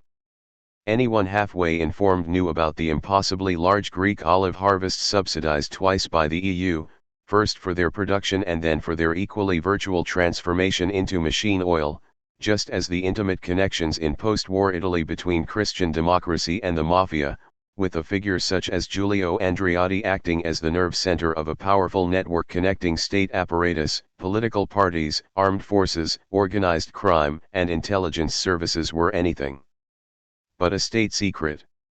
As far as Greece is concerned, European politicians were well aware of the outstanding historical bills that had accrued since the end of the military dictatorship, a distribution of wealth reminiscent of Latin America, a practically tax-exempt upper class, and a democratic state that had no choice but to borrow the resources that its rich citizens had stashed abroad from the markets or other states, so that the old money could peacefully remain old money, and the new money could be used to buy the support of a growing middle class with its increasingly northern-oriented consumption norms. That no one took exception to this at the time may be due to the fact that the sole alternative, after the end of military rule in 1974, would have been a radical remodeling of Greek society, perhaps along the lines of Emilia Romagna, then under Euro-communist rule. However, no one in Northern Europe nor the US was prepared to risk this, any more than in Portugal after the Carnation Revolution, in Spain after Franco, and least of all in 1970s Italy, where the Communist Party under Enrico Berlinguer abstained from participating in the government so as not to provoke a military coup like in Chile. And so the EU admitted anything resembling a post-fascist democracy, in the hope that economic growth would eliminate the archaic social and class structures which had been responsible for both military dictatorships and stalled capitalist modernization. Convergence, Italian style. As for organized Europe, today torn between the North and the South, we may have to brace ourselves for another round of integration. This may seem astonishing, given the commonly diagnosed deterioration of a European consciousness. But the new drive will once more operate through the proven neo-functionalist model, without the participation, and possibly even against the will, of the populace. Neo-functionalist integration relies on a spillover from already integrated fields into other, functionally associated areas, set off by causal connections which present themselves politically as factual constraints, sachzwang, that merely require ratification. This was how Jean Monnet envisaged the European integration process, and how a whole generation of political scientists wrote it on the blackboards. By the 1990s, however, this mechanism appeared to be exhausted. As integration advanced into core areas of the nation-states and their social orders, it became commensurately politicized and ground to a halt. New steps towards integration became more difficult and could only be achieved, if at all, through the European Court of Justice. A spectre was haunting Brussels. Europe, would the disempowerment of the nation-states henceforth have to depend upon the European consciousness of its peoples, or even upon the mobilization of a democratic European consciousness? The Eurozone crisis has resolved this question by once again sundering the integration process from the will of the people. Monetary union, initially conceived as a technocratic exercise, therefore excluding the fundamental questions of national sovereignty and democracy that political union would entail, is now rapidly transforming the EU into a federal entity, in which the sovereignty and thereby democracy of the nation-states, above all in the Mediterranean, exists only on paper. Integration now spills over from monetary to fiscal policy. The Sachzwang of the international markets, actually the historically unprecedented empowerment of the profit and security needs of financial asset owners, is forging an integration that has never been willed by political democratic means and is today probably wanted less than ever. The legal forms within which this takes place are secondary. Whatever happens, the European Central Bank will buy endless quantities of bonds that private investors no longer want, and Frankfurt, Brussels, Berlin, maybe also Paris, will clamp down, Angela Merkel, on the households of debtor nations for decades, with or without treaty change. Unlike the farce over the 2005 constitutional treaty, there will be no referenda this time. The North will pay for the South so that the South can pay the banks and the North does not have to. The power of European institutions immune to democratic pressure, especially the ECB, is reaching heights previously unimaginable, backed and buttressed by a directorate of two hegemonic nation-states, which would long since have become a directorate of one, if the new supreme power were not obliged for historical reasons to obscure the true circumstances as much as possible. True, the ever closer union this entails will be anything but an idyll. It will have come to pass in the style of a shotgun wedding, necessitated by an unplanned pregnancy and enforced by parental authority, not usually a recipe for happiness. The transfer union currently emerging may best be compared to unified Italy, whose rich northern regions have subsidized the backward south throughout the post-war period, without much effect. What began as a way of completing national unity quickly turned into a system of institutionalized corruption. The aid money of the Cassa del Mezzogiorno flowed not to dynamic local entrepreneurs, who barely existed and in any case lacked any breathing space, but to the entrenched post-feudal upper class, which in return delivered the votes of the rural population it controlled to Christian democracy, whereupon the national government abstained from any attempt to disturb their domain. And so, true to the ways of the leopard, things could stay the same. Nationalism, and European regional funds, have helped to make the burden of the South bearable for the Italian state, and hence to keep it together.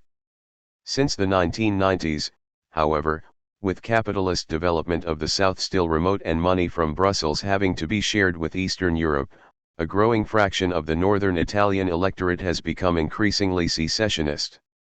For a while, as in Greece, the cheap credit instantly available after entry into the monetary union helped the central government to sedate the Mezzogiorno without having to tax the north.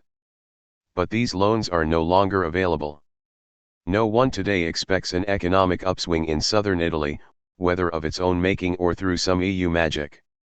The malaise under Berlusconi was due not only to his peculiar use of his spare time, but also to the fact that no one could answer the question of how Italy should safeguard its national unity in face of the gaping inequalities between a rich north and a stagnant south, which seem insurmountable without deep social upheaval. If Lombardy has not succeeded in generating the capitalist modernization of the Mezzogiorno over the course of half a century, what hope is there that Northern Europe's transfer payments to the Mediterranean will ever be anything more than a levy on northern taxpayers for the higher productivity of their country's corporations? Greeks and Finns do not have a joint memory of a shared national revolution, nor is there any prospect of regional development subsidies being paid for by a third party. Why then should Northern Europeans be more patient with Southern Europe than Northern Italians with Southern Italy? An often overlooked yet ominous parallel exists since the introduction of the euro, which in Europe, as in Italy, has blocked the possibility of devaluation for the economically weak regions of the south. The result could be the same: permanent backwardness, insurmountable dependency on transfer payments, and growing disenchantment among both recipients and providers of economic assistance. Northern Europe allowing Greece to remain in the currency union appears like something of a Trojan horse, this time the Greeks not bearing gifts but receiving them. The Greek state and parts of the Greek bourgeoisie still seem to prefer a bird in the hand, in the form of occasional European subsidies, to two in the bush, self-determined economic and social development after a return to a national currency. The nexus of interests at stake is extremely complex and cannot be disentangled here in detail. but it is worth noting that IG Metall, the German trade union, bluntly justifies its support for international solidarity with Greece in terms of securing German exports to the Mediterranean on a long-term basis. Point 3 Since solidarity could not be a one-way street, however, Greece's fiscal and social policies would have to be placed under supervision, not least to make the price the North has to pay for the cohesion of the Union more palatable to a general public that is itself suffering from intensified austerity policies. Monetary union thus spills over into a form of political union, at the cost of democracy in the South, where the budget-making power of parliaments is transferred to the supervisory apparatus of the EU and the IMF, as well as in the North, where the people and their parliamentary representatives can read almost daily in the newspapers which bailout fund has once again been leveraged overnight in what way.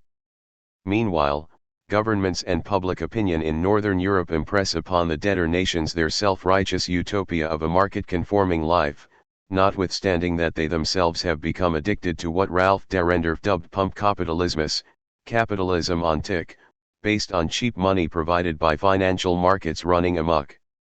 It might be more productive to ask how the social contract of democratic capitalism should be rewritten, in order to dispense with the increasingly dangerous habit of conflict pacification through advance payments.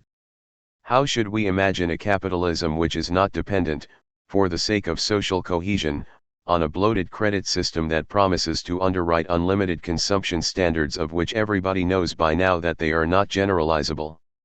A credit system, for that matter, whose promises seem increasingly irredeemable and that ever fewer creditors believe in. These questions have been addressed in various ways by conservatives, like Meinhard Miegel, or progressives such as Amartya Sen and Jean-Paul Fidesi. But we know, or ought to, that a break with the self-destructive mass consumerism that currently has the world in its grip will only be possible if greater sacrifices can be extracted from those who have profited most from the recent transformations of the capitalist economy, as opposed to those who have seen their life chances decline during decades of liberalization and globalization.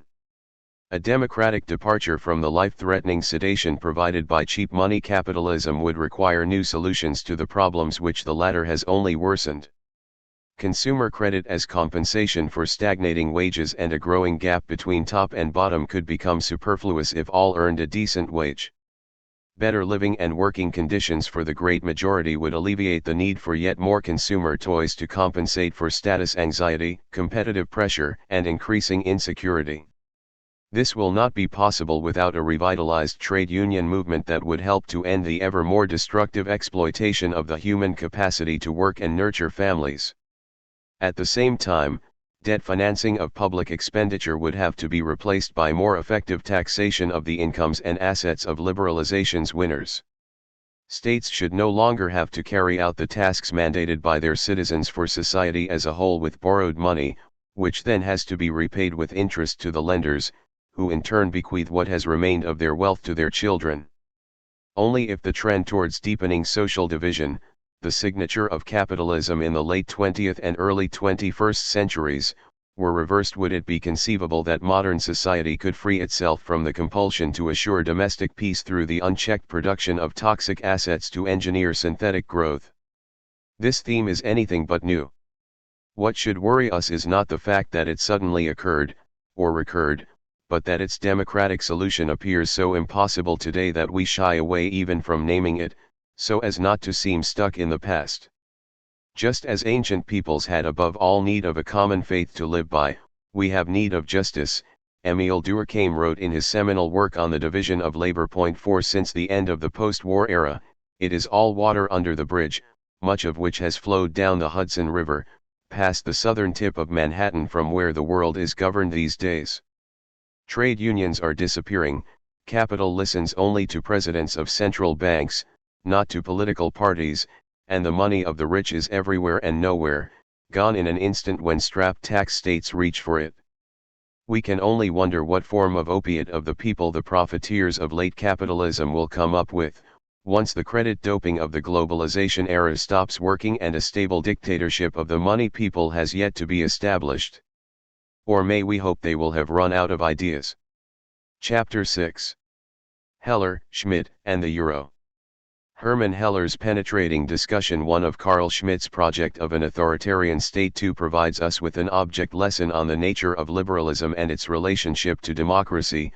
One could also say, on the deep tensions between democracy and capitalism. Point 3 What we can learn here is not at all limited to the Weltwirtschaftskrise and the final years of the Weimar Republic.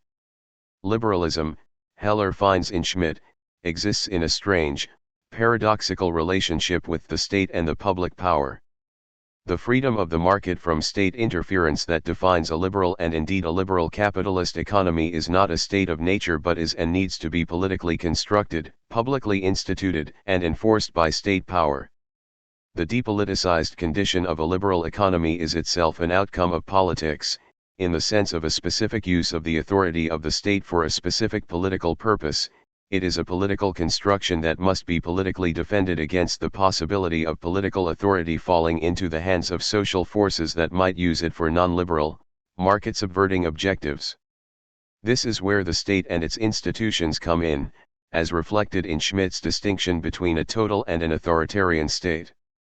In 1932, on the eve of Hitler's Machtergreifung, when Schmitt presented his project to the Langnamverein of Rhineland industrialists, the total state was still identified with the pluralist democracy of Weimar, a state penetrated by a variety of social groups, including the organized working class, all of which trying to make it serviceable to their particular interests. To Schmitt this state was a weak state, even it might have looked strong on account of its omnipresence and its deep interpenetration with society and economy. From the perspective of the latter, such interpenetration entails an ever-present danger of a distortion of market outcomes in the name of democratic popular, today one would say, populist, concepts of social justice, detracting from efficiency as well as curtailing basic rights of property. The total state, that is to say, is in Schmitt's dictionary of 1932 nothing else than the democratic, or more precisely, social democratic interventionist welfare state. It is not yet the behemoth for then waiting in the wings, the fascist total state, the Führer state with its Neuordnung der Wirtschaft, its 5-year plans, and its war economy, the total state preparing for total war and taking its economy into its own hands, at least for the time being. Of course, when the real total state arrived, the concern Schmitt had in 1932 had become void, that its complex extensions into economy and society might be utilized by the democratic organizations of the working class to correct the distribution of wealth and income as produced by capitalist markets. Before Hitler sent the leaders of the left to the camps, the total state still bore the risk that it might become democratic, or at least be occasionally used for democratic purposes. This was why the authoritarian state was to be preferred as long as there was still a potentially viable left. Obviously what Schmitt called the authoritarian state was a liberal state, but calling it thus might have been misunderstood by his audience to mean a state that would also be democratic. This was definitely not what German industrialists had in mind at the time. Schmitt's authoritarian state, as Heller rightly notes, was a liberal authoritarian state, one that was, in the classical liberal way, strong and weak at the same time, strong in its role as protector of the market and the economy from democratic claims for redistribution, to the point of being able to deploy the public power to suppress such claims, and weak in its relationship to the market as the designated site of autonomous capitalist profit-seeking, which government policy was to protect and if necessary expand without, however, entering it. In an interesting way, the strong and weak state of liberalism, keeper of the capitalist market economy while staying out of its everyday operation, resembles how deist theology, in its Leibnizian version, imagined God, as an all-powerful clockmaker limiting himself to watching the operation of the perfect clock he has made, without intervening in it. 5 After all, if he had to intervene, the clock would not be perfect. The modern state, having made space for self-equilibrating markets in accordance with the rules of economic science, cannot do better than let them run their course. Action is required only if ignorant or malicious outsiders try to break into the protected zone of market freedom, threatening to upset the benevolent free play of market forces. It is in such critical moments that the authoritarian state must show that it deserves its designation and that it has the power and the determination to ensure that the rules of a liberal economic constitution will not just exist on paper. Another general observation that comes to mind reading Heller and Schmidt concerns the similarities between Schmidt's authoritarian liberalism and the ordoliberalism of post-war Germany. What Heller and Schmidt make apparent, from opposite political positions, is the statist authoritarian element in what was and still is normally advertised as the liberal antipode to the strong state of National Socialism. 6 Both Schmidt and the Ordo-Liberals 7 differ from Anglo-American liberalism in that they never believed in a market economy independent from state authority. 8 To them Leviathan was and had to be there first. They also have in common that they regard the economy, the market, and capitalism as a self-driving and self-equilibrating machinery put in place by an act of politics and the state and then let go, a machinery in need of protection from uninformed or corrupt outside interference and, perhaps, a being repaired once in a while from its wear and tear. The competitive advantage of ordoliberalism after 1945 was that it could be sold as a lesson learned the hard way from the statist dictatorial Nazi regime and its war economy, from the failure, political, moral and economic, of the behemoth. Authoritarian liberalism, which to Schmidt might still have been the second best solution, given that a total state was still too closely associated with pluralist democracy, could now, after the disaster of the dictatorial total state, become the first best choice from the perspective of capitalism and its resurrection, given capitalism's damaged reputation after the disasters of the first half of the 20th century. As indicated, German ordoliberalism, having inherited from Schmidt a keen awareness of the crucial role of the state in designing and protecting a capitalist economy, as well as of the risks associated with state intervention in a democracy, played a special role in the post-war political economy, both ideationally and practically. New Deal Keynesianism and the residues of the war economy in the United States were much less about free markets than West German ordoliberalism, which had managed to take over the Ministry of Economics for the 2 decades of Wirtschaftswunder. In a capitalist world fascinated with demand management and planning, the German Economics Ministry was the one place where market liberalism was more than a sectarian memory from a distant past cut off from policy. This made Germany an interesting address for Austrian economists then hibernating, as an exotic sect, in the United States and Britain. The most important liaison between the two was, of course, Friedrich von Hayek, who for a few years occupied a chair at Freiburg, the academic home of the German ordoliberal school. 9 Michel Foucault's analysis of the rise of neoliberalism rightly focuses on Germany rather than Anglo-America. 10 In anchoring ordoliberalism in the German state tradition and the politics of post-war and post-Nazi Germany, Foucault might have gone back further to Schmidt and Heller, where he would have found the basic figure of thought that informed and informs liberal ideas of the economic role of state authority under capitalism, the idea, in the words of the title of a 1980s book on Margaret Thatcher, of the need of a free economy for a strong state. 11. The unique qualification of ordoliberalism for building a bridge from the authoritarian liberalism of interwar Germany, as conceived by Schmidt and analyzed by Heller, to the neoliberalism that began to dismantle the post-war political economy in the 1980s can be seen when comparing it to the economic common sense of the 1950s and 1960s.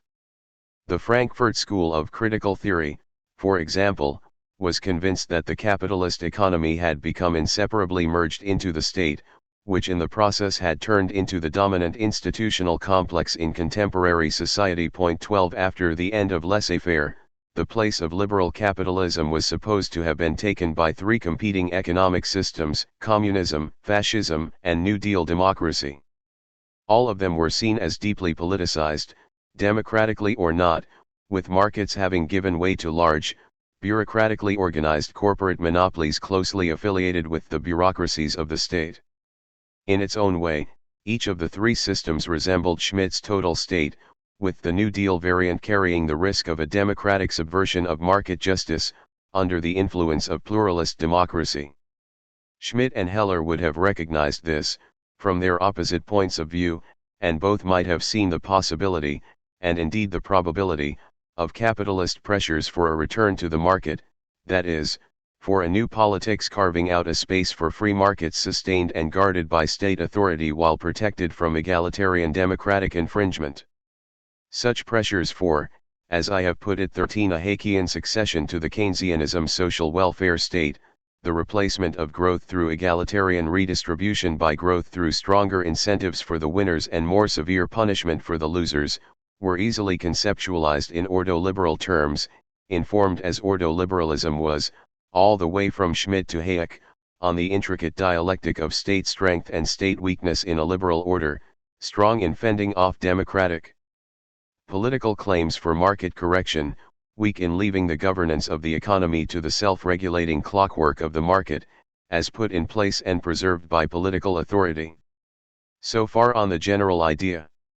Today's post-democratic, or better perhaps, a-democratic, Haykian capitalism, after the victory, or almost victory, of neoliberalism, may be regarded as a historically updated version of ordoliberalism. What it has in common with it is the insulation of a politically instituted market economy from democratic politics, an insulation on account of which both the neoliberal state and the neoliberal economic regime qualify as authoritarian in the sense of Schmidt and Heller. I said historically updated since the neoliberal configuration can do without a background memory of fascist totalitarianism and the catastrophes associated with it. Its background are the Trente Glorieuses of the capitalist welfare state. Nor does it depend, as did the authoritarian state project of the early 1930s, on a von Papen pro-capitalist state of emergency would-be dictatorship. 14 Today the neutralization of democracy and the recalibration of state power in the service of a market economy with politically constructed political autonomy do not primarily take place through repression but by moving the governance of the political economy to a level where democracy cannot follow, and to institutions constitutionally designed to be exempt from political contestation, with legally enshrined missions, whose authority does not come out of gun barrels but is derived from scientific economic theory. As democratic politics is in the process emptied of political economic content, the vacated public space is rededicated to consumerist polytainment. Understanding how the politically engineered depoliticization of contemporary European capitalism works requires detailed attention to its institutional framework. One aspect of it is the relocation of political economic decisions from the national to a new, specifically constructed international level, into the hands of international organizations, to an institutional context, in other words, that unlike the nation-state was consciously designed not to be suitable for democratization. 15 Ideologically the political economic preemption of the nation-state, of democratic national institutions in favor of technocratic supranational ones, makes use of certain positive normative connotations of internationalism, especially on the left, to fill the role that in Schmidt's authoritarian nation-state was to be filled, presumably, by appeals to patriotic discipline. Using left internationalism for left disempowerment is a particular ironic method to de-democratize a capitalist political economy, especially if deployed by the left itself. It comes with a moral denunciation of borders and protectionism tout cours in the name of a misunderstood cosmopolitanism, identifying globalization with liberation, not just of capital, but of life in general. To dispel concerns about a possible hegemony of global markets over democratic participation, and with it of the economic over the social, pipe dreams of a future global or, at a minimum, continental democracy are offered as baits for left idealists, promises of a better future in which international democracy will have regained control over international capital, if not tomorrow then the day after tomorrow. To repeat, the language of authority being out of fashion in today's Europe, it must be replaced with a mixture of technocratic claims to superior expertise and resigned submission to the realities of globalization. Since this may not always suffice, the architects of the neo-authoritarian political-economic regime find it necessary to offer the public a preview of international democracy, a trailer of things to come, in the shape of the so-called European Parliament with its European elections. Of course that Parliament has no executive to control, it lacks the right of legislative initiative, and it cannot change the constitution of Europe, if only because there is no such thing as the rules of the European game are written by the national executives in the form of unbelievably complex and, even for specialists, entirely unreadable international treaties. Point 16 Just as there is no governing majority in the parliament, there is no opposition either, voters who are skeptical or do not care about the European construction abstain from voting, and indeed in rising numbers. To the extent that those who do vote elect what the Euro establishment calls anti-Europeans, their representatives are mercilessly sidelined in the Parliament's everyday operation, so much so that during the 5 years between elections one never hears of them. For decades now, the business of the European Parliament was managed by a centrist grand coalition, which functions as a powerful lobby for the relocation of decision power from national democracies to a Europe immunized against democratic expectations and devoid of opportunities for, in Schmitt's terms, democratic pluralist interference with the free market capitalist clockwork. Europeanization today is by and large identical with a systematic emptying of national democracies of political economic content, cutting off the remnants of potentially redistributive social democracy, housed in nation-states, from an economy that has long grown beyond national borders into a politically constructed and contracted single market. Point 17 Where there are still democratic institutions in Europe, there is no economic governance anymore, lest the management of the economy is invaded by market-correcting non-capitalist interests. And where there is economic governance, democracy is elsewhere. Since this might become a problem if it became all too obvious, the champions of the Brussels non-parliament took for last year's European election, the first since the European ramifications of the global financial crisis were felt, to some of the same devices that have long been used in national democracies to make voters believe they have a choice. Point 18 Rather than asking for a vote for or against Europe or the Euro, the leaders of the two centrist blocs, the center-right and the center-left, who had never been able to discover even the slightest difference in their interests and political persuasions, decided to personalize the election and present themselves as Spitzencandidate and competing for the presidency of the European Commission, which, of course, is filled not by the Parliament but by member state governments, an exercise in Fassaden Demokratie, Habermas, if there ever was one. That they never managed to explain where they disagreed, even more so than their social democratic and Christian democratic equivalents in national politics, obviously did not bother them, nor did the fact that in several countries their competition was not even noticed. In any case, voter turnout declined once again, to 43% and no less than 15% of those who bothered to vote voted for parties classified as anti-European by the true Europeans. Regardless, the Spitzencandidate whose party won 30% of the seats, i.e., the backing of roughly 13% of the electorate, claimed victory while his nominal opponent, commanding 25% of the seats, rushed to support his demand for the office of Commission President, in the act claiming for himself, as it turned out, in vain, the vice presidency. Next to the so-called European Parliament there are 4 more political institutions that run, maintain and protect the politically depoliticized liberal capitalist market of Europe united by a common currency. In discussing them briefly, I will pay particular attention to how they match the model of Schmitt's authoritarian state in shielding the capitalist economy from the specter of democratic pluralism. 1. The European Council. It consists of the heads of national governments and is supported by various councils of ministers, especially of finance and foreign affairs. Of particular importance here is the so-called Eurogroup of the finance ministers of European Monetary Union, EMU, member states. The Council is legislative and executive of the multinational European non-state in one, a combination that is by itself a defining feature of an authoritarianism regime. The Council also serves to keep national democratic institutions, especially national parliaments, at bay in that it operates through negotiations, typically in secret, between the governments of sovereign states. Once a decision has been reached, it is near impossible for national publics and their representatives to undo it, an effect that has been studied in various contexts under the heading of multi-level diplomacy. 19 Not only is it unlikely that all countries involved will feel equally concerned, but reopening what will typically be a complex package deal may entail unknown risks, with uncertain and asymmetric outcomes. Governments will bring this to bear in national ratification debates and find their power increased by it, also because non-ratification would impair their standing with the other governments and thereby weaken the country's position in future negotiations.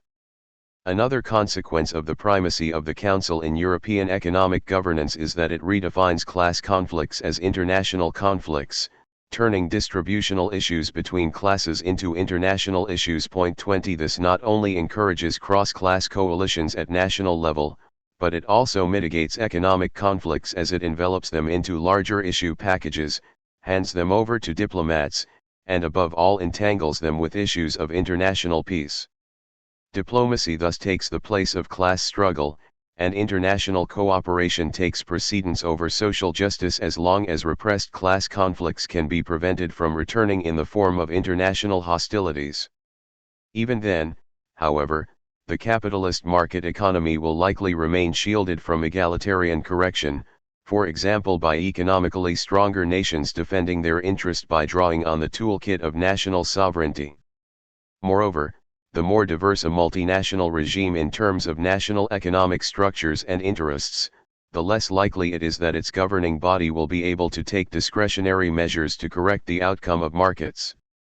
That federations of states can best agree on liberating their economies from state intervention, i.e., on what contemporary political science has called negative integration. 21, has been pointed out by Friedrich von Hayek as early as 1939. International federation, so says Hayek, will be needed in the future to restore and preserve international peace, but a federation that fails to integrate its economy will not stand, and economic integration among countries both different and equal can proceed only in the form of market integration, the institutionalization of a single market free from state intervention, because member states will not be able to agree anything other than that. Hayek's 1939 article builds a bridge between Austrian economics, Schmitt's interwar authoritarian liberalism, German post-war ordoliberalism and the neoliberalism of European monetary union since the 1990s. 2. The European Commission. From early on, the Commission has aspired to establishing itself as the executive branch of a supranational European superstate, similar to the European Parliament, claiming the status of a European legislature. Events since the 2008 crisis, however, have confirmed and indeed cemented the predominance of the Council, arresting the Commission in its role as a bureaucratic agency charged with implementing Council decisions and overseeing member countries' adherence to the treaties. While subservient to the Council 23, however, the Commission can and does use its administrative powers to protect the single market by preventing member states from protecting their national economies, as well as national institutions like labor law that provide workers with collective political capacity. Basically, the institutional interest of the Commission in safeguarding and extending its powers and functions is best served by devoting its agency to liberating national economies from national political market distortion, democratic as it may be, thereby advancing the integration of the European economy in the form of a politically constructed and safeguarded common market cleansed of national and unimpeded by supranational pluralist democracy. 3. The European Court of Justice, ECJ. A court is an authoritative institution, and a de facto constitutional court like the ECJ charged as a last instance with interpreting the law of the land may even be considered an authoritarian one. This should be all the more so in the absence of a true parliament by which it could be overruled. In fact, the real legislator facing the ECJ, the Council, typically requires unanimity to correct a court decision, and sometimes even the unanimous revision of an international treaty. The ECJ's original normative capital, as is well known, was competition law of the kind developed by the German ordoliberal school. The court has continuously extended that capital, by using its authority to institute competitive markets wherever an opportunity for this arose and identifying them with the so-called four freedoms, the free circulation of goods, services, capital, and labor in the Union. Like the Council and the Commission, the court operates on the general premise that it is the mission of Europe to expand the institutional space for free markets and fend off whatever attempts may be made to contain or distort markets, nationally as well as internationally. The neoliberal, pro-market bias in ECJ jurisdiction has long been noted, and so has the tactical shrewdness with which the ECJ pursues its agenda. Point 24 Having established early on the principle of supremacy and direct effect of European law, including of course its own rulings, the ECJ commands powerful tools to intervene into national political economies and impose on them what is essentially a liberal and indeed neoliberal economic constitution, protected from democratic politics partly by design and partly by default, in any case exactly as envisaged by both German ordoliberal doctrine and Schmidt's authoritarian liberalism. 4. The European Central Bank, ECB. The ECB is the kingpin of the European Monetary Union, EMU, and indeed its sovereign. While other central banks are embedded in a state with coextensive jurisdiction and have to face a government and a public at the same territorial and political level, the currency and the common market the ECB runs are stateless, as is, essentially, the legal system governed by the ECJ. This makes the ECB the most independent central bank in the world, and its monetary regime the most depoliticized. Unlike Keynesian money, the euro is nothing but a means of exchange and a store of value. It is in particular not suitable for democratic market correction, for example in pursuit of full employment. European money, as conceived in the treaties that created it, is Austrian, ordoliberal and neoliberal money. Indeed, there is hardly an institution that corresponds more closely to the ideal of authoritarian liberalism than the ECB. EMU, with its single market and minimalist institutional furniture, looks conspicuously like an ideal realization of Schmidt's authoritarian state some 80 years after its conception. The legitimacy of its core institution, the ECB, rests exclusively on its supposed technical expertise with respect to what kind of public policy a free market economy requires if it is to remain one.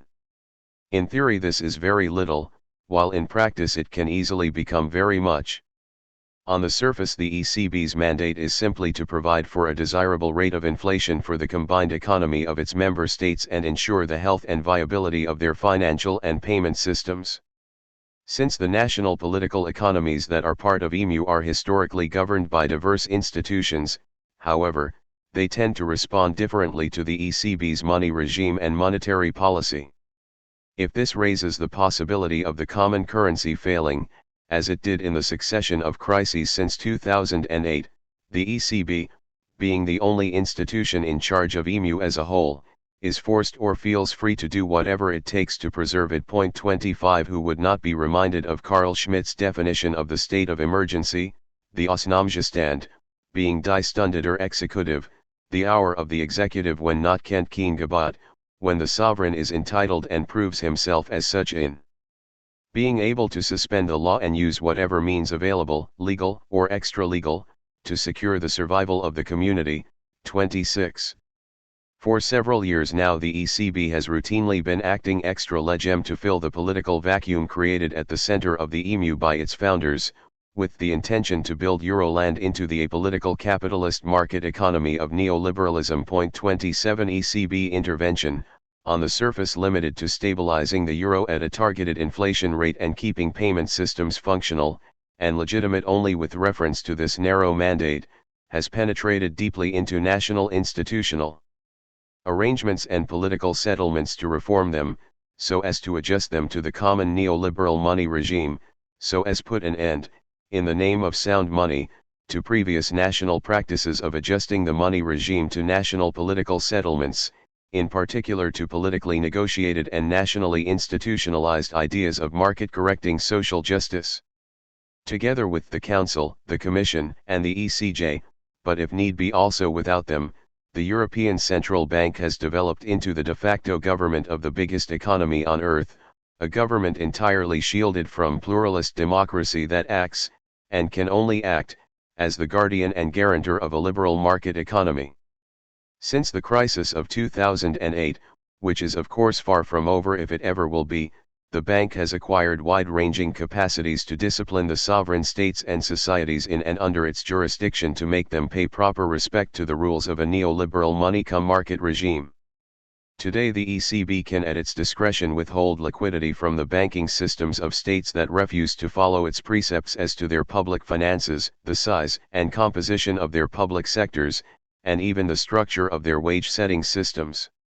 States and governments that do not reform themselves in line with capitalist rectitude, and thereby fail to earn the confidence of international haute finance, can be punished in a broad variety of ways, while states that carry out institutional reforms as promoted by the bank can be rewarded, even by the ECB printing fresh money for them, in violation or circumvention of EMU Treaties. Point 28. Given the jurisdictional asymmetry between the ECB and the EMU member countries, as well as the absence of an equally effective political counterpart at the level of the EMU as a whole, the ECB is the ideal dictator, the only agent capable of taking decisive action, when it comes to crisis management, for example in the case of a member state defaulting. The same holds for making member countries converge on the model of neoliberal financialized capitalism, in adaptation to the requirements of a common, one-size-fits-all monetary regime in good standing with financial markets. The authoritarian state as creator and protector of authoritarian liberalism has arrived. Chapter 7. Why the Euro divides Europe. To understand the conflicts that have erupted in and around the Eurozone over the past 5 years, it may be helpful to begin by revisiting the concept of money. It is one that figures prominently in Chapter 2 of Max Weber's monumental Economy and Society, Sociological Categories of Economic Action. Money becomes money by virtue of a regulated organization, a monetary system, Weber thought. Point 2 and following. G.F. Knapp's The State Theory of Money 1905, he insisted that under modern conditions, this system would necessarily be monopolized by the state. Money is a politico-economic institution inserted into, and made effective by, a ruling organization, another crucial Weberian concept. Like all institutions, it privileges certain interests and disadvantages others. This makes it an object of social conflict, or, better, a resource in what Weber refers to as a market struggle. Money is not a mere voucher for unspecified utilities, which could be altered at will without any fundamental effect on the character of the price system as a struggle of man against man. Money is, rather, primarily a weapon in this struggle, and prices are expressions of the struggle. They are instruments of calculation only as estimated quantifications of relative chances in this struggle of interests. Point 3. Weber's socio-political concept of money differs fundamentally from that of liberal economics. Point 4. The founding documents of that tradition are chapters 4 and V of Adam Smith's Wealth of Nations, in which money is explained as an increasingly universal medium of exchange, serving an, ultimately, unlimited, expansion of trade relations in advanced societies, that is, societies based on a division of labor. Money replaces direct exchange by indirect exchange, through the interpolation of a universally available, easily transportable, infinitely divisible, and durable intermediate commodity, a process described by Marx as simple circulation, C. M. C. According to Smith, monetary systems develop from below, from the desire of market participants to extend and simplify their trade relations, which increase their efficiency by continually reducing their transaction costs. For Smith, money is a neutral symbol for the value of objects to be exchanged. It should be made as fit as possible for purpose, even if it has an objective value of its own, arising in theory from its production costs. The state makes an appearance only to the extent that it can be invited by market participants to increase the efficiency of money by putting its stamp on it, thus making it seem more trustworthy. Unlike Weber, who differentiated monetary systems according to their affinity to countervailing distributive interests, for Smith the only interest that money can serve is the universal interest in ensuring the smooth functioning of as extensive a market economy as possible. Remarkably, the post-war sociological tradition chose to follow Smith rather than Weber. The demise of the historical school of economics, and the fact that structural functionalism, above all Talcott Parsons at Harvard, seeded the economy as an object of study to economics faculties increasingly purified in a neoclassical spirit, enabled sociology, as it became established in the post-Histoire decades after 1945, to dispense with a theory of money of its own.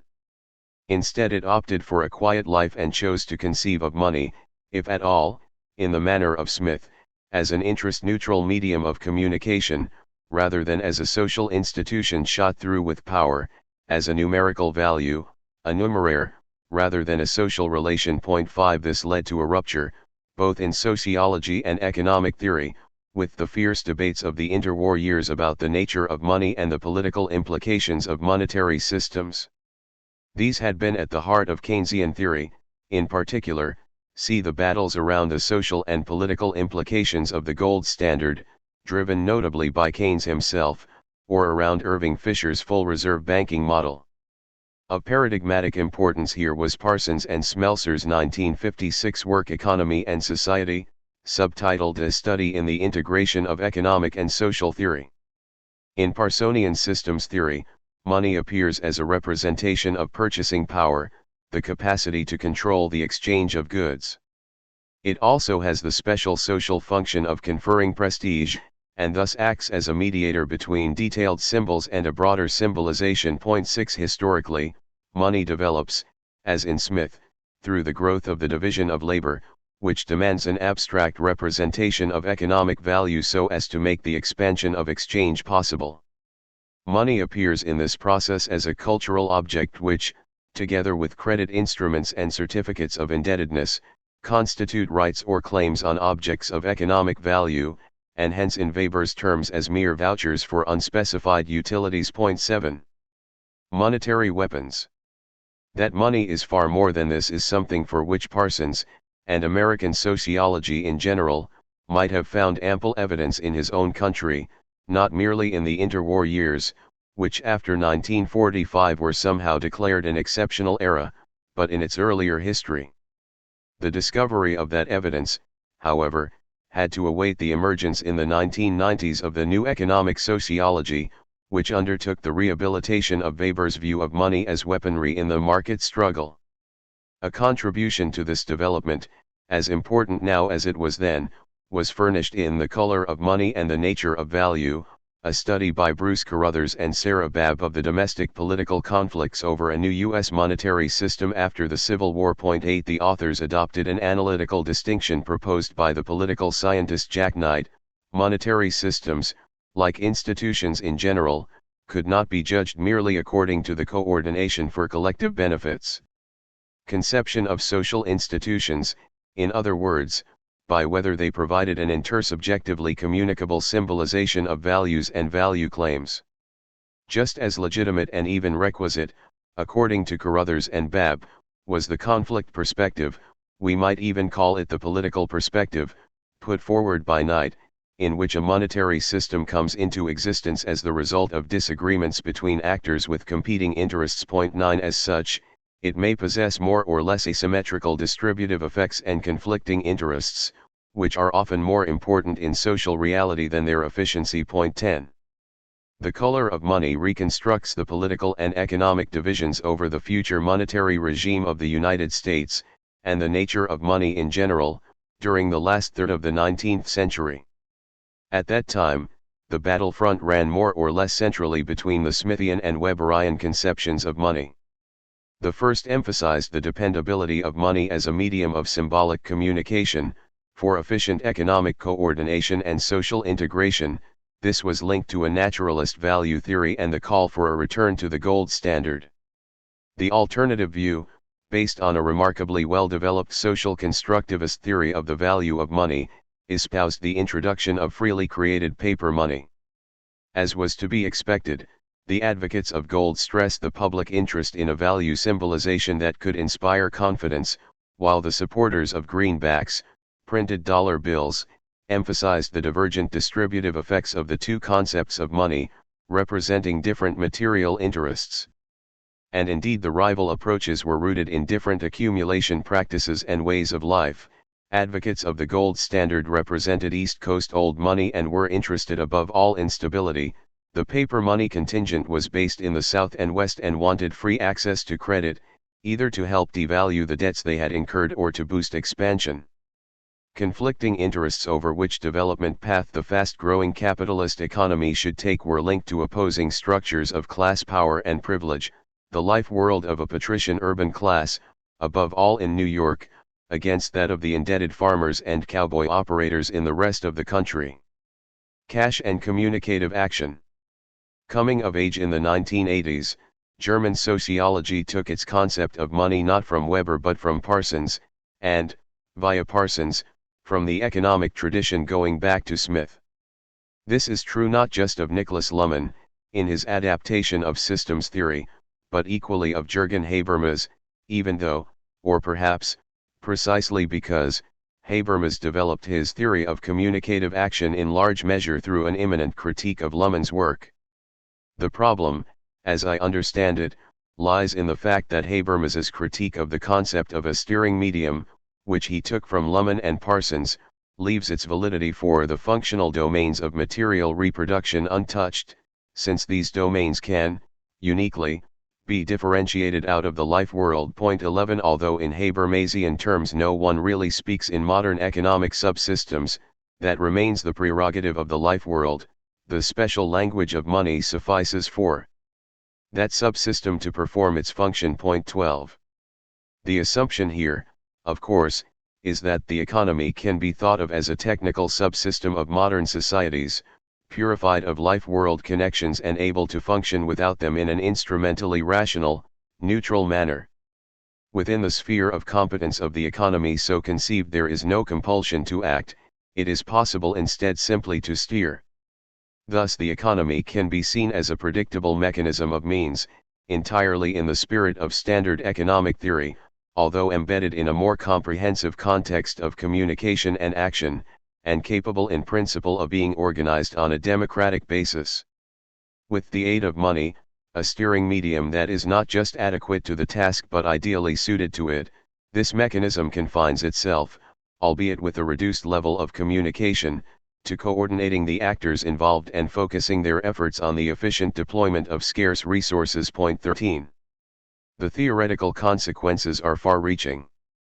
Habermas's partial incorporation of systems theory, the recognition of a technocratic claim to dominance over certain sectors of society, analogous to relativity theory conceding a limited applicability to classical mechanics, depoliticizes the economic, narrowing it down to a unidimensional emphasis on efficiency, as the price for smuggling a space for politicization into a post-materialist theory of modernity. The fundamental insight of political economy is forgotten, that the natural laws of the economy, which appear to exist by virtue of their own efficiency, are in reality nothing but projections of social power relations which present themselves ideologically as technical necessities. The consequence is that it ceases to be understood as a capitalist economy and becomes the economy, pure and simple, while the social struggle against capitalism is replaced by a political and juridical struggle for democracy. The idea that money functions as a communication system supersedes the notion of a monetary system, in Weber's sense. With it vanishes any idea of money's political role, as distinct from its technical function. The same holds true for the realization that monetary systems, as political and economic institutions, conform first to power and only secondarily to the market. As a rule, then, they have a bias towards one or other ruling interest. We may say with Schneeder that, as with the heavenly choir of a pluralist democracy, the language of money always speaks with an accent, and normally the same upper-class accent as the choir's. Point 14. Market struggle in the Eurozone. For if money were nothing but a neutral medium of communication, a symbolic language to facilitate the productive coordination of certain types of human action, then we should expect that, after more than a decade, the euro would have brought its users together in a shared identity. Just as the Deutschmark is said to have created a Deutschmark nationalism 15, so the euro should have created a European patriotism, as its inventors expected. In 1999, Jean-Claude Juncker, who, as Prime Minister of Luxembourg, was a leading tax advisor to multinational firms, declared that, Once citizens held the new notes and coins in their hands at the start of 2002, a new we feeling would develop. We Europeans. 16 The same year Helmut Kohl, by then already an ex-German chancellor, predicted that the euro would create a European identity and that it would take at most 5 years before Britain also joined the currency union, followed directly by Switzerland. 17 At a slightly lower level, media advertisements solicited support for the single currency with photos of youthful travelers of both sexes gazing into each other's eyes, in a way that brings nations closer together. Their radiant smiles expressed their joy as they calculated how much money they had saved in commission payments and exchange rate losses, traveling to their rendezvous, identity theory and efficiency theory in one. The European idea, or better, ideology, notwithstanding, the euro has split Europe in two. As the engine of an ever closer union, the currency's balance sheet has been disastrous. Norway and Switzerland will not be joining the EU anytime soon. Britain is actively considering leaving it altogether. Sweden and Denmark were supposed to adopt the euro at some point, that is now off the table. The eurozone itself is split between surplus and deficit countries, North and South, Germany and the rest. At no point since the end of the Second World War have its nation-states confronted each other with so much hostility. The historic achievements of European unification have never been so threatened. No ruler today would dare to call a referendum in France, the Netherlands, or Denmark on even the smallest steps towards further integration. Thanks to the single currency, hopes for a European Germany, for integration as a solution to the problems of both German identity and European hegemony, have been superseded by fears of a German Europe, not least in the FRG itself. In consequence, election campaigns in southern Europe are being fought and won against Germany and its chancellor. Pictures of Merkel and Schäuble wearing swastikas have begun appearing, not just in Greece and Italy but even in France. That Germany finds itself increasingly faced by demands for reparations, not only from Greece but also Italy, shows how far its post-war policy of Europeanizing itself has foundered since its transition to the single currency. 18. Anyone wishing to understand how an institution such as the single currency can wreak such havoc needs a concept of money that goes beyond that of the liberal economic tradition and the sociological theory informed by it. The conflicts in the Eurozone can only be decoded with the aid of an economic theory that can conceive of money not merely as a system of signs that symbolize claims and contractual obligations, but also, in tune with Weber's view, as the product of a ruling organization, and hence as a contentious and contested institution with distributive consequences full of potential for conflict. Regional peculiarities. The varieties of capitalism literature supplies some helpful preliminary indications as to why the single currency is dividing Europe, instead of uniting it, at least in so far as this work is historical institutional in cast, rather than efficiency theoretical. 19 Over their course of development, every country in the Eurozone has configured the critical interface between its society and its capitalist economy in its own way. The different monetary systems played a key role in the resulting national economies. 20 The single currency can be understood as the attempt, from whatever motive, to replace the national monetary systems, which were adapted to their institutional and political contexts, with a supranational monetary system that would be equally valid for all the participating societies. It was designed to inject a new, neoliberal form of money into the national economies that would enforce the development of an institutional context appropriate to its own needs. Modern monetary systems and practices are embedded in nation-states and can differ fundamentally from one country to the next. 21 In the case of the single currency, it will suffice to distinguish between the ideal types of the Mediterranean countries and those of Northern Europe, Germany in particular. 22 The European South produced a type of capitalism in which growth was driven above all by domestic demand, supported where need be by inflation. Demand was driven in turn by budget deficits, or by trade unions strengthened by high levels of job security and a large public sector. Moreover, inflation made it easier for governments to borrow, as it steadily devalued the public debt. The system was supported by a heavily regulated banking sector, partly or wholly state-owned. All these things taken together made it possible to harmonize more or less satisfactorily the interests of workers and employers, who typically operated in the domestic market and on a small scale. The price for the social peace generated in this way was a loss of international competitiveness, in contrast to hard currency countries, but with national currencies, that loss could be made good by periodic devaluations, at the expense of foreign imports. The northern economies functioned differently. Their growth came from exports, so they were inflation averse. This applied to workers and their unions, too, despite the occasional use of Keynesian rhetoric, and all the more so in the era of globalization, when cost increases could so easily lead to production being relocated to cheaper zones. These countries do not necessarily need the option of devaluation. Despite the repeated revaluations of its currency, due in part to the revaluation of its products, the German economy has thrived since the 1970s, not least by migrating from markets that compete on price to those that compete on quality. Unlike the Mediterranean states, the hard currency countries are wary of both inflation and debt, even though their interest rates are relatively low. Their ability to survive without a loose monetary policy benefits their numerous savers, whose votes carry significant political weight. It also means they don't need to take on the risk of market bubbles. Point 23. Inequality from diversity. It is important to stress that no one version of the interface between capitalism and society is intrinsically morally superior to the others. Every embedding of capitalism in society, every attempt to fit its logic into that of a social order will be rough and ready, improvised, compromised, and never entirely satisfactory for any party. This does not stop the partisans of the various national models from decrying the alternatives and promoting their own as the most correct and rational.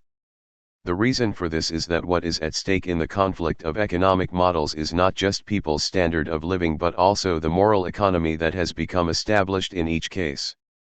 In Northern Europe, such cultural chauvinism produces the cliché of the lazy Greeks, while in the South it results in the notion of the cold-blooded Germans who live to work instead of working to live, with calls for each side to acknowledge its errors and mend its ways. Thanks to such distortions, it seldom occurs to the Germans who call on the Greeks to reform their economy and their society to put an end to extravagance and corruption, that they are really asking the Greeks to replace their out-of-date, local forms of corruption with modern, global forms, a la Goldman Sachs. Point 24. Monetary systems designed for different social dispensations can coexist, as long as states retain sovereignty and can adjust their currencies to compensate for fluctuations in competitiveness. By contrast, an integrated monetary regime for such disparate economies as Europe's supply-based North and demand-based South cannot work equally well for both. The consequence is that qualitative horizontal diversity is transformed into a quantitative vertical inequality. When politically differentiated national economies are forced together in a currency union, those disadvantaged by it come under pressure to reform their mode of production and the social contract adapted to it along the lines of the countries privileged by the currency. Only if they can and wish to do so, in other words, only if the integrated monetary system creates an integrated capitalist order, can a currency union function free of friction. Originating battles. The strategic goals and compromises of European monetary union were shaped from the start by these inevitably uneven outcomes. The national economies were thereby forced into selective adaptation. The euro was always a contradictory and conflict-ridden construct. By the late 1980s, France and Italy, in particular, were fed up with the hard currency interest policy of the Bundesbank, which, given the premise of the free movement of capital in a financializing common market, had become the de facto central bank of Europe. They were also irked, the French above all, by the periodic necessity of devaluing their currency vis-à-vis the Deutschmark to maintain their competitiveness. This was felt to be a national humiliation.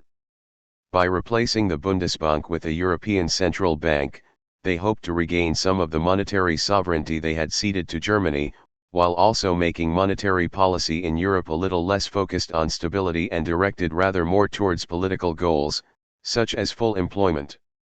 To be sure, Mitterrand and his then finance minister Jacques Delors also hoped to use a currency union, which would exclude the devaluation option and impose a harder currency, to force the French Communist Party and trade unions to give up their political and economic goals. The Banca d'Italia had similar ideas. The Bundesbank and the overwhelming majority of German economists, predominantly ordo-liberal and monetarist in outlook, opposed the single currency because they feared it would undermine Germany's stability culture. Kohl would have preferred to see the currency union preceded by a political union, ideally with a German economic policy, of course. His European partners were not calling for a common currency in order to sacrifice even more of their sovereignty, however. Kohl gave way, for fear of losing their support for German reunification, but he probably expected the currency union to be followed, somehow or other, by political union, an expectation still cherished today by Germany's Europhile center-left, the last supporters of neo-functionalist integration theory. When major allies in Kohl's political camp threatened to rebel, he overcame their resistance by ensuring that the common monetary regime would follow the German model, with the European Central Bank as a copy of the Bundesbank writ large. This set the scene for the conflicts of the years to come. The slogan used by the German government to win over skeptical voters was the euro, stable as the mark. Despite this, the other member states ratified the Maastricht Treaty, presumably relying on their ability to rewrite it under the pressure of economic realities, in practice, if not on paper. It helped that the 1990s was a time in which the Western economies, with the United States in the lead, were all pursuing a policy of fiscal consolidation in the transition to neoliberal, financialized economies. 25 Committing one's country to a debt ratio no greater than 60% of GDP, and budget deficits of not more than 3% corresponded to the spirit of the age. In addition, the markets would have ways and means of punishing countries that refused to abide by these rules. The unequal effects of the currency union soon made themselves felt. Today it is Germany, the Netherlands, Austria, and Finland that profit above all from the single currency, but this has only been the case since 2008. In the early phase of the euro, uniform monetary policy turned Germany into the sick man of Europe. The ECB interest rate was higher than the German inflation rate, though lower than that of the Mediterranean countries, which therefore enjoyed the luxury of negative real interest rates. 26 The cost of government credit also sank dramatically in the South, largely because of the capital markets assumption, inspired in part by the European Commission, that, regardless of the treaties, the single currency contained a shared or even a specifically German guarantee of the solvency of the member states. The outcome was a boom in the South and stagnation in Germany, with high unemployment and rising government indebtedness. Line struggles. All this changed in 2008, with the arrival of the credit crunch, or in other words, with the collapse of the financial markets' illusions about German or European willingness to act as lenders of last resort for the debts of the South, combined with the fall of interest rates to near zero.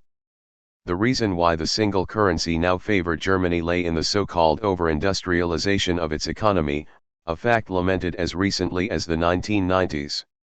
This made it less sensitive to the fiscal crisis and the collapse of credit than states that were more dependent on their domestic markets. For one thing, it enabled Germany to focus more strongly than ever on supplying global markets with higher quality industrial goods.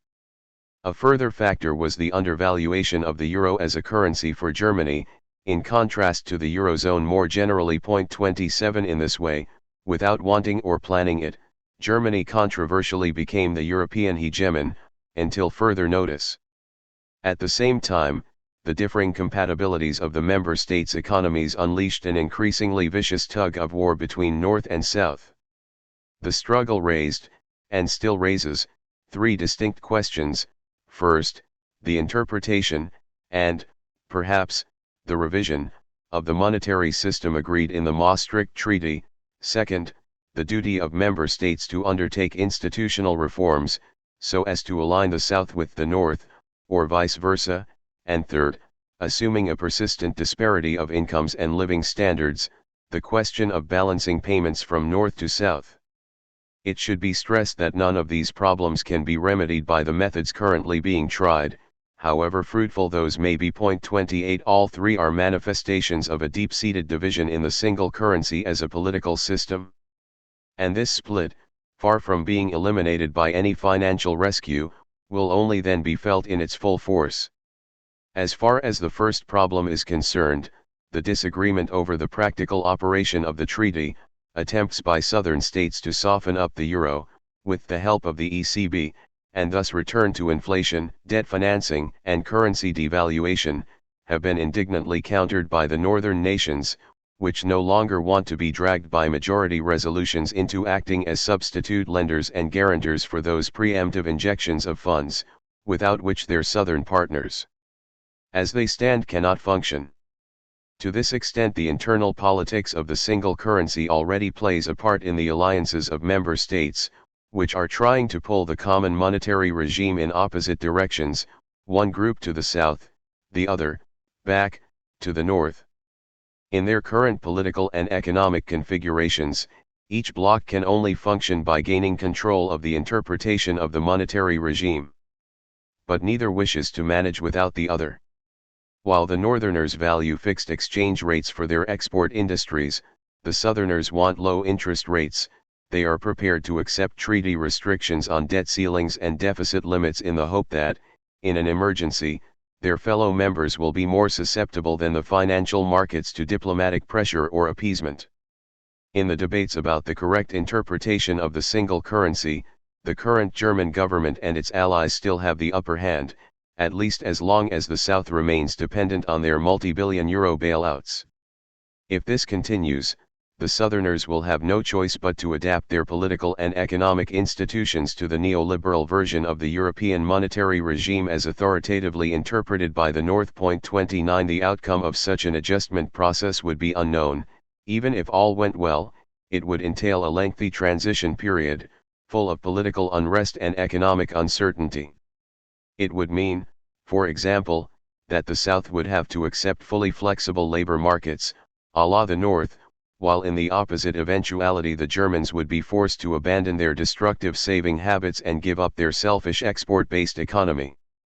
The market struggle is thus displaced onto the second question, the institutional reforms required of member states. In addition to its economic predominance, the North can appeal to the wording of the treaties and the reform and consolidation packages emanating from the ECB. The South for its part might assert its majority on the boards of the Eurozone institutions and the ECB, as well as leveraging the German political class's need for harmony in Europe. To be sure, both sides would have to reckon with fierce, democratically legitimate resistance to reforms that strike at the heart of their nation's political economic settlements. The outcome might be the permanent parallel existence of incompatible institutions, beneath the common monetary regime. In this scenario, the Southerners would defend public sector job security and protection against dismissal, while employees of Northern export firms would be unwilling to abandon their factory floor alliances or enter into wage agreements that might jeopardize their competitiveness and with it, jobs.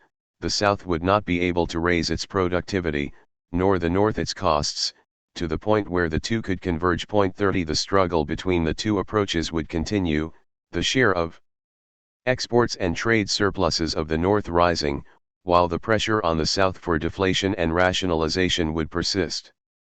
The result, and this brings us to the third level of conflict, would be a state of permanent friction over the Eurozone's financial constitution. The struggle might be analogous to the endless disputes in Germany about the financial settlement between central government and the Länder, except that in the EMU this would be a conflict between sovereign states, without the overarching framework of a shared democratic constitution, or anything like the close network of common institutions in a nation-state. Nor would it be fought out inside a single, more or less unified economy, but rather between differently constituted national variants of capitalism, and through the medium of volatile and emotive international relations.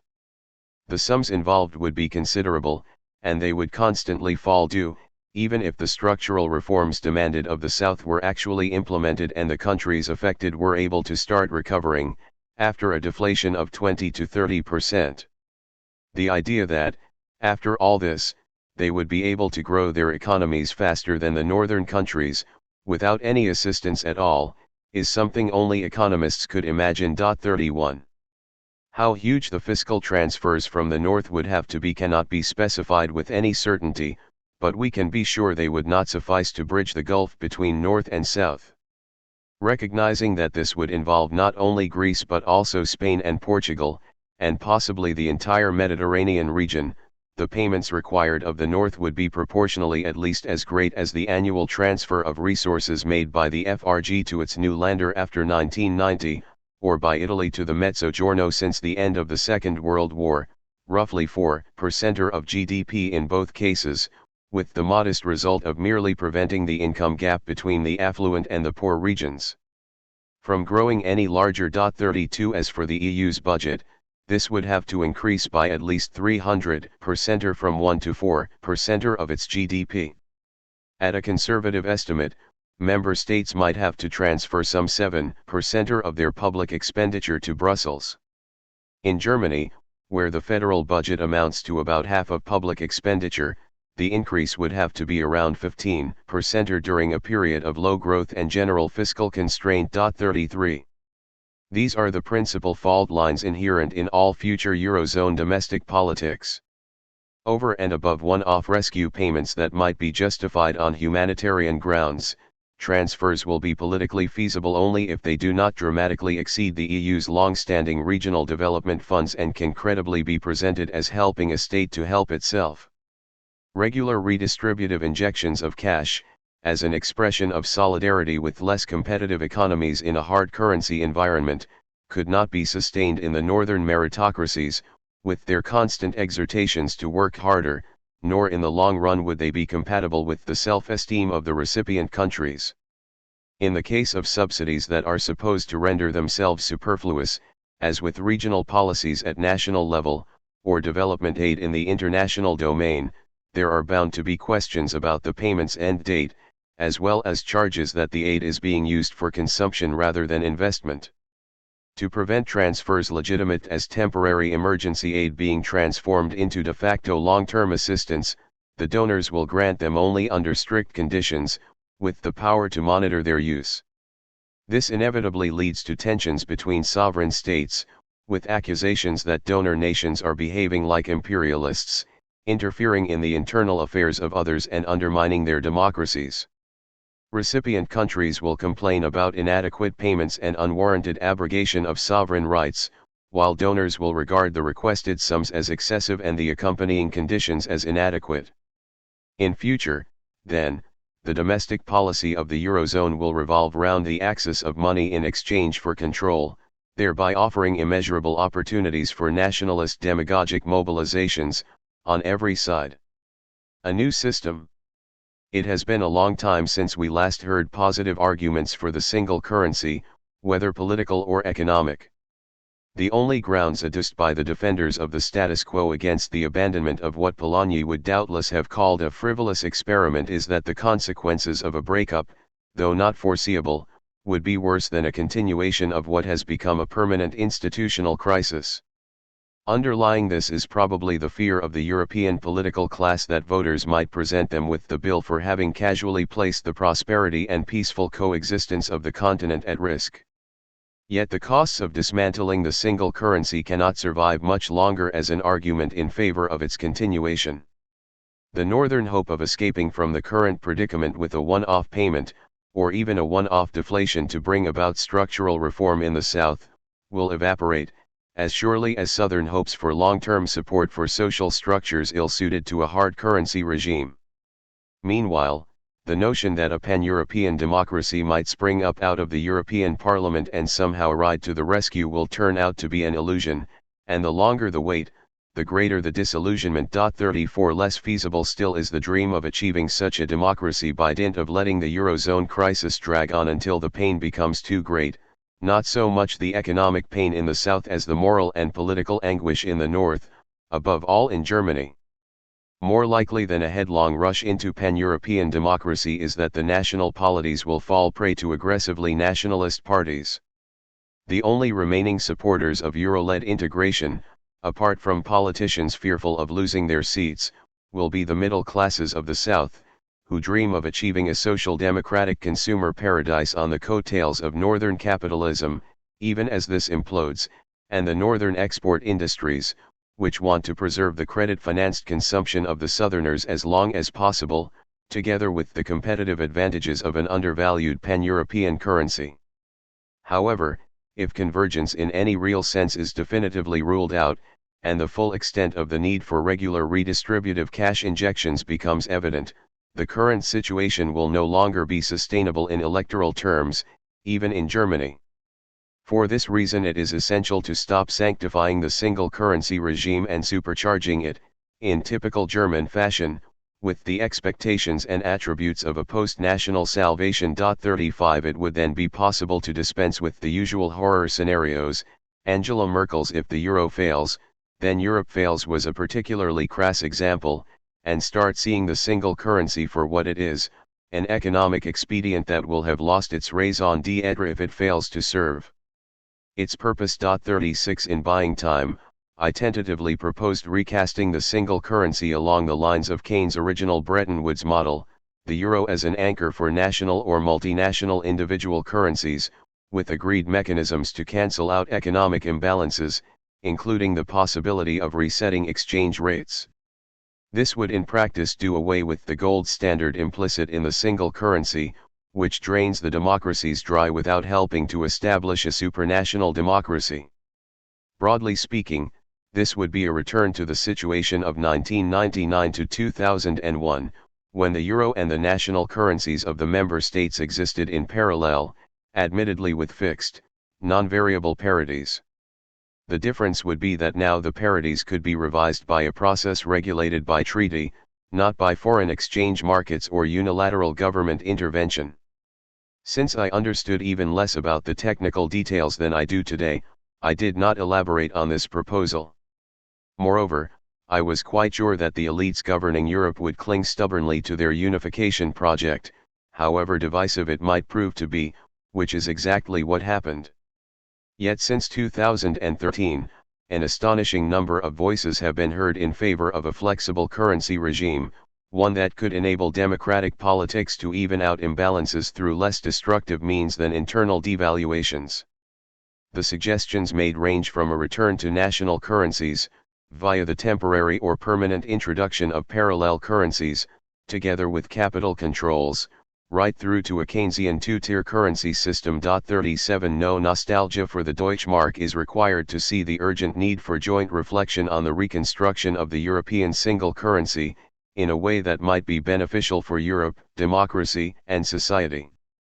In principle, this theme might also emerge from the no less urgent search for a better global monetary system than exists at present, one that has become increasingly dysfunctional since the definitive dismantling of the Bretton Woods regime in the early 1970s, and almost brought the world economy to the point of collapse in 2008. The failure of the euro is just one development among many to dispel the illusion that arose from the anomalously peaceful conditions of the post-war period. The conviction that what money is and how it should be managed is a question that has been settled once and for all. Debates about a new global monetary and financial regime are now well overdue. Their task will be to devise a system flexible enough to do justice to the conditions and constraints governing the development of all societies participating in the world economy, without encouraging rival devaluations, or the competitive production of money or debt, together with the geostrategic contests they foster. Agenda items would include the successor to the dollar as a reserve currency, the empowerment of states and international organizations to set limits to the free movement of capital, regulation of the havoc caused by the shadow banks and the global creation of money and credit, as well as the introduction of fixed but adjustable exchange rates. Such debates could take their cue from the astonishing wealth of ideas about alternative national and supranational monetary regimes produced in the interwar years by such writers as Fisher or Keynes. They would teach us at the very least that money is a constantly developing historical institution that requires continual reshaping, and must be judged as efficient not just in theory but also in its political function. The future of the European single currency could in that way become a subordinate theme of a worldwide debate about a monetary and credit system for capitalism, perhaps even for a post-capitalist order of the 21st century.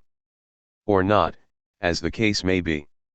Now more than ever there is a grotesque gap between capitalism's intensifying reproduction problems and the collective energy needed to resolve them, affecting not just the necessary repairs to the monetary system, but also regulation of the exploitation of labor power and the environment.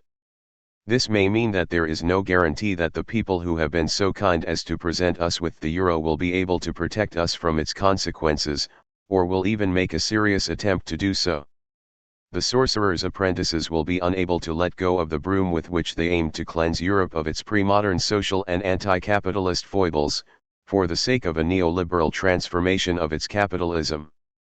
The most plausible scenario for the Europe of the near and not so near future is one of growing economic disparities, and of increasing political and cultural hostility between its peoples, as they find themselves flanked by technocratic attempts to undermine democracy on the one side, and the rise of new nationalist parties on the other.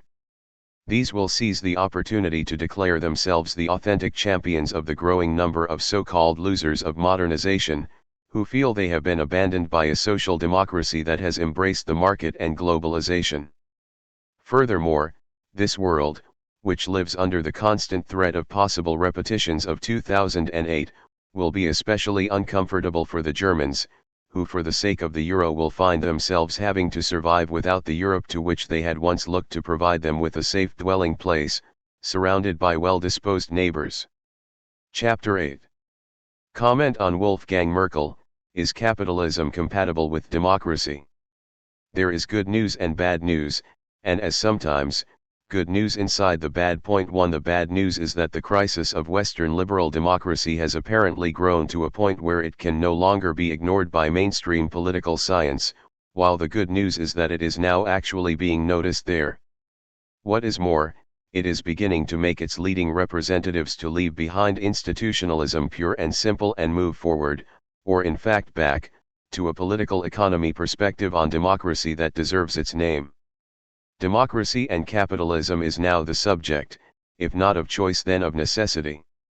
Gone are the good times, or so it seems, when Glasperlin issues as harmless and comfortable as first past the post versus proportional representation, Westminster versus veto point, consociational versus majoritarian democracy, parliamentary versus presidential rule, unitary versus federal government, monocameralism versus bicameralism, etc. could rule supreme in the discipline's official journals. Back to the basics. So I read the message of Merkel's remarkable essay 2, in which he challenges nothing less than the foundational assumption of post-war political science that capitalism and democracy are birds of a feather, that just as capitalism needs as well as supports democracy, democracy needs as well as supports capitalism, the two flocking together in everlasting pre-established harmony.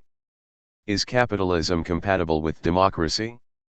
Responding to the problem posed in the title of his paper, Merkel offers an impressive catalogue of historical developments during the past 3 or 4 decades that, according to him, have deeply diminished the efficacy of democracy in the capitalist world, in a way that suggests that the answer to his question must be, increasingly not. Rightly, I believe, Merkel designates capitalism as the challenger, the independent variable, while democracy functions, in his model, WS, as the dependent variable 3, although I would have preferred a simpler language of ultimate cause and proximate effect, reminiscent of the materialist image of social relations that unmistakably and quite rightly underlies Merkel's reasoning. In particular, Merkel focuses on the transformation of the post-war social market economy, of what he calls embedded capitalism, in the course of its financialization, a process that began in the 1980s and reached its climax, for the time being, in the financial crisis of 2008. Among other things, Merkel mentions deregulation and privatization, the retrenchment of the welfare state, the ideational swing towards neoliberalism, the growth of a global financial sector, international competition undermining national regulation while failing to give rise to regulation at the global level, the victory of shareholders over workers and the associated tipping of the balance of class forces. Among the consequences for democracy, Merkel emphasizes 4. Asymmetric political participation, the exclusion of the lower classes from the political process, caused by rising inequality and poverty, the impossibility in open polities for democratic politics to stem the rise in economic inequality, the pressures in financialized national economies on governments to turn their countries into market-conforming democracies, Angela Merkel, and the transfer of decision-making powers under globalization towards the executives, at the expense of parliaments. There is nothing in Merkel's list that I feel should not be there. I might have added a few points and slightly changed the emphasis on some. For example, one might have mentioned declining overall growth rates, intensifying distributional conflicts, and sharply paring down the willingness of the rich to make concessions to the poor. One could also have spent more time on what I believe is a particularly important aspect of the weakening of states and governments, which is the immense capacity today of rich citizens and corporations to escape taxation by moving income to low-tax jurisdictions, or capital to tax havens. The results include a weakening ability of states to redistribute to the bottom of their societies, together with increasingly digressive taxation and rising indebtedness of underfunded states unable to discharge their obligations to their citizens with their stagnant or shrinking tax revenue. An upshot is the growing dependence of citizens on private borrowing to compensate for declining public services and supports. Moreover, rising public debt means a growing share in public spending of interest payments to creditors, putting pressure on social expenditure and public investment. Oligarchic redistribution thus comes with a neoliberal rebuilding of the state, manifested among other things in a shrinking public sector. Point 4. Public poverty opens a space for oligarchic philanthropy, in an emerging neo-feudal relationship between private wealth and the public sphere. In terms of political power, the transition currently underway in Europe from a debt state towards a consolidation state shows the meanwhile well-established primacy of what I have identified as the second constituency of contemporary capitalist democracy, the financial markets, over its first and original constituency, its citizens. Point 5. In this context, and that of the rise of executive power mentioned by Merkel, I would have more explicitly emphasized the ascendancy of the leading central banks to the status of quasi-sovereign economic governments, free from any sort of democratic control. Furthermore, that their desperate efforts to revive inflation have up to now failed testifies to the effective destruction of trade unions in the course of the neoliberal revolution, another channel of political participation through which the asymmetry of power in a capitalist political economy has sometimes been redressed.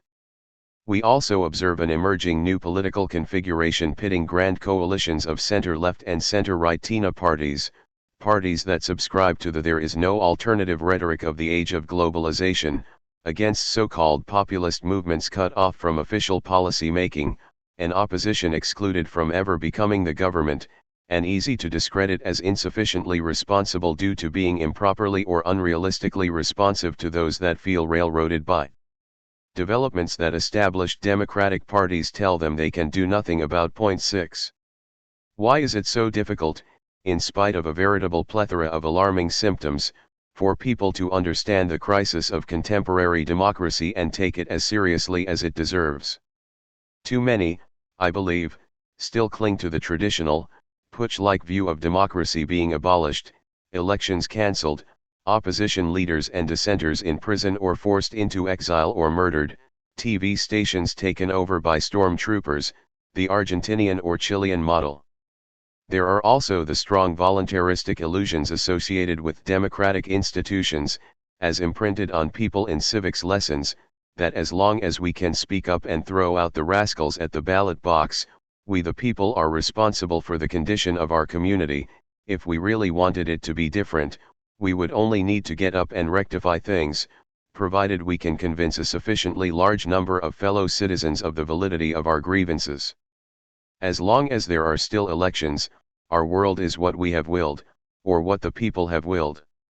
Wolfgang Merkel importantly departs from this to suggest that at the heart of the matter is the relationship between democracy and social structure, and indeed the specific dynamic of the social structure of capitalism and how it affects, among other things, the status and effective reach of democracy in society. It is with respect to this relationship that I have argued that we have come a long way already on the road to a Haykian dictatorship of the market, a vision that Merkel finds apocalyptic but with which he nevertheless seems reluctantly to concur.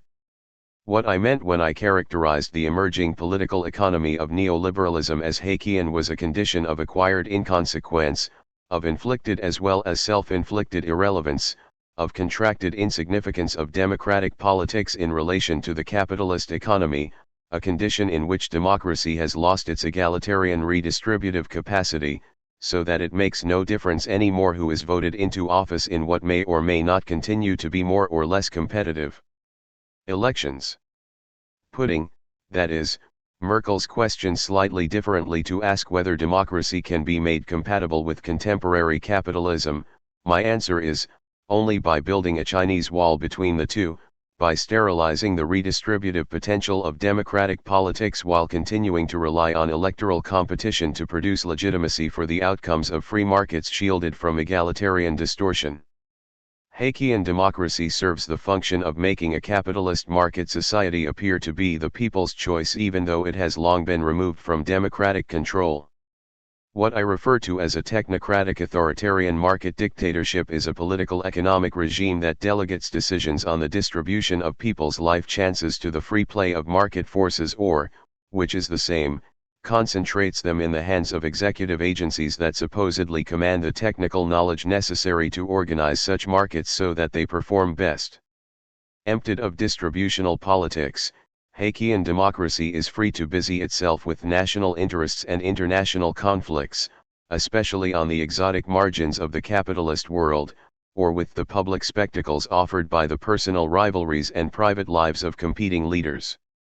Culture wars, family values, lifestyle choices, political correctness, the age and sex of politicians, and the way they dress and look and speak deliver an unending supply of opportunities for pseudo-participation in pseudo-debates, never allowing for boredom to arise, whether the foreign minister should or should not have his male companion accompany him on a state visit to the Middle East, if there are enough women cabinet members, and in sufficiently powerful positions, how female ministers attend to their small children, too little or too much, whether the President of the Republic should use a motorcycle when visiting his lover, and how often a week the Minister of Economic Affairs takes his daughter to kindergarten in the morning. With exciting issues like these filling the public space, who will want to hear about the entirely predictable failure of international financial diplomacy to agree on meaningful regulation of offshore banking and the shadow banking system? While I fully concur with Merkel's diagnosis of the current demise of democracy in the course of capitalist development, I am a little concerned about the way Merkel sets up his argument conceptually, in particular about the model language he uses to structure his exposition. To determine if and under what conditions democracy and capitalism are compatible, Merkel distinguishes three types of capitalism: market liberal, organized and embedded and neoliberal, and three types of democracy: minimalist, embedded or middle ground, and maximizing. 7 Having laid out his menu, he then picks the two models, one of capitalism and one of democracy, that he thinks best match each other. Not surprisingly, it turns out that these are the two embedded ones, although their superior fit has obviously failed to protect their union from breaking up as capitalism extracted itself from the joint embedding and morphed into its neoliberal, financialized, or Anglo-American version, defining the political problem of our age as making capitalism morph back into embedded capitalism and rejoin embedded democracy, so they might live happily ever after glücklich und zufrieden bis in ihr Lebens End. What worries me about this conceptual spiel is that it may all too easily evoke the image of an intelligent designer picking from a collection of prefabricated parts those that work optimally together in producing a desired outcome. Alternatively, in a less technocratic reading, it may give rise to a voluntaristic conception of politics in which an all-powerful idealer Gesamtbürger, an ideal collective citizen, to paraphrase Karl Marx, reflects, assisted by knowledgeable political scientists, on how to build an optimal political economy out of the institutional material furnished by history, and then puts in place what he thinks is best, or repairs what has got out of control when nobody was paying attention. What I am missing here, more precisely, what I am afraid other readers may not recognize is missing, thereby being seduced into a technocratic voluntaristic dubility worldview that is more likely to contribute to the problem rather than help resolve it, are the fundamental political categories of class and power, and the insight that both capitalism and democracy are shorthand summary concepts that in order to make sense need to be broken down, unpacked and repackaged, and reconstructed in terms of underlying conflicts between social classes and their different and historically changing capacities to impose their interests on society as a whole. Capitalism and democracy, in short, are not two modules, like an engine and a steering system, to be combined or not depending on their technical compatibility. They are both, individually as well as in their respective combination, the outcome of specific configurations of classes and class interests as evolved in a historical process driven, not by intelligent design, but by the distribution of class political capacities. Thus post-war democratic capitalism was not a selection by skillful social engineers or concerned citizens from a range of less optimal alternatives, but a historical compromise between a then uniquely powerful working class and an equally uniquely weakened capitalist class that was as never before on the political and economic defensive, which was true in all capitalist countries at the time, among the winners of the war as well as the losers. For the capitalist hunting license to be restored after the Great Depression, with its international repercussions and the subsequent global devastation, a high price had to be paid by the capitalist class, including a promise of politically guaranteed full and stable employment, steadily rising prosperity, redistribution of income, wealth, and life chances in favor of ordinary people, social protection in the workplace through strong trade unions and free collective bargaining, and beyond the workplace through a comprehensive welfare state, all negotiated, as it were, with a pistol pointed to the head of liberal capitalism, forcing it into a shotgun marriage with social democracy. Subtle distinctions of the varieties of capitalism sort do not apply here. Post-war Japan had a trade union membership density of 80 to 90% and a socialist government until it was removed by the American occupation.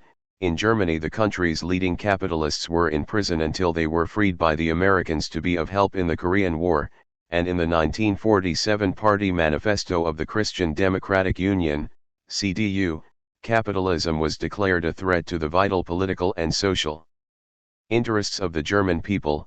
8 In the United Kingdom a Labour government was voted in, which nationalised some 40% of the country's industrial capacity, and the United States was still the land of the New Deal, with extensive capital controls, a highly regulated financial sector, strong industrial trade unions, and ambitious social programs to compensate its soldier citizens for the sacrifices they had made for their country on the global battlefield. 9.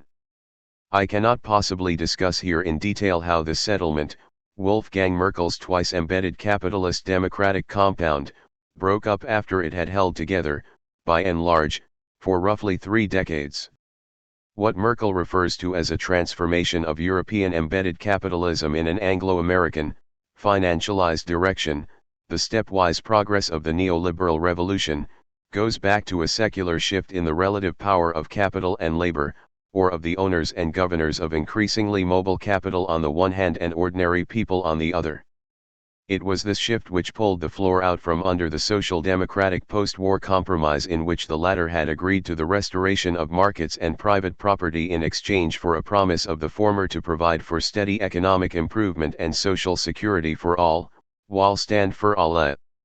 Underlying the neoliberal turn one finds a long trajectory of change in the structure of classes and wealth, in the mode of production, and in political constraints and opportunities, with an important role played by both contingent circumstances and the differential endowment of classes and their political organizations with strategic skills and capacities. 10 What matters here is that for decades now, it was the development of capitalism that has driven the development of democracy rather than vice versa, with advancing capitalism breaking through its post-war democratic institutional containment to enthrone a new political economic paradigm, the Haykian formula of economic progress by redistribution from the bottom to the top, greater incentives for the winners, more severe punishments for the losers, taking the place of the Keynesian recipe of bolstering aggregate demand by taking from the rich to give to the poor.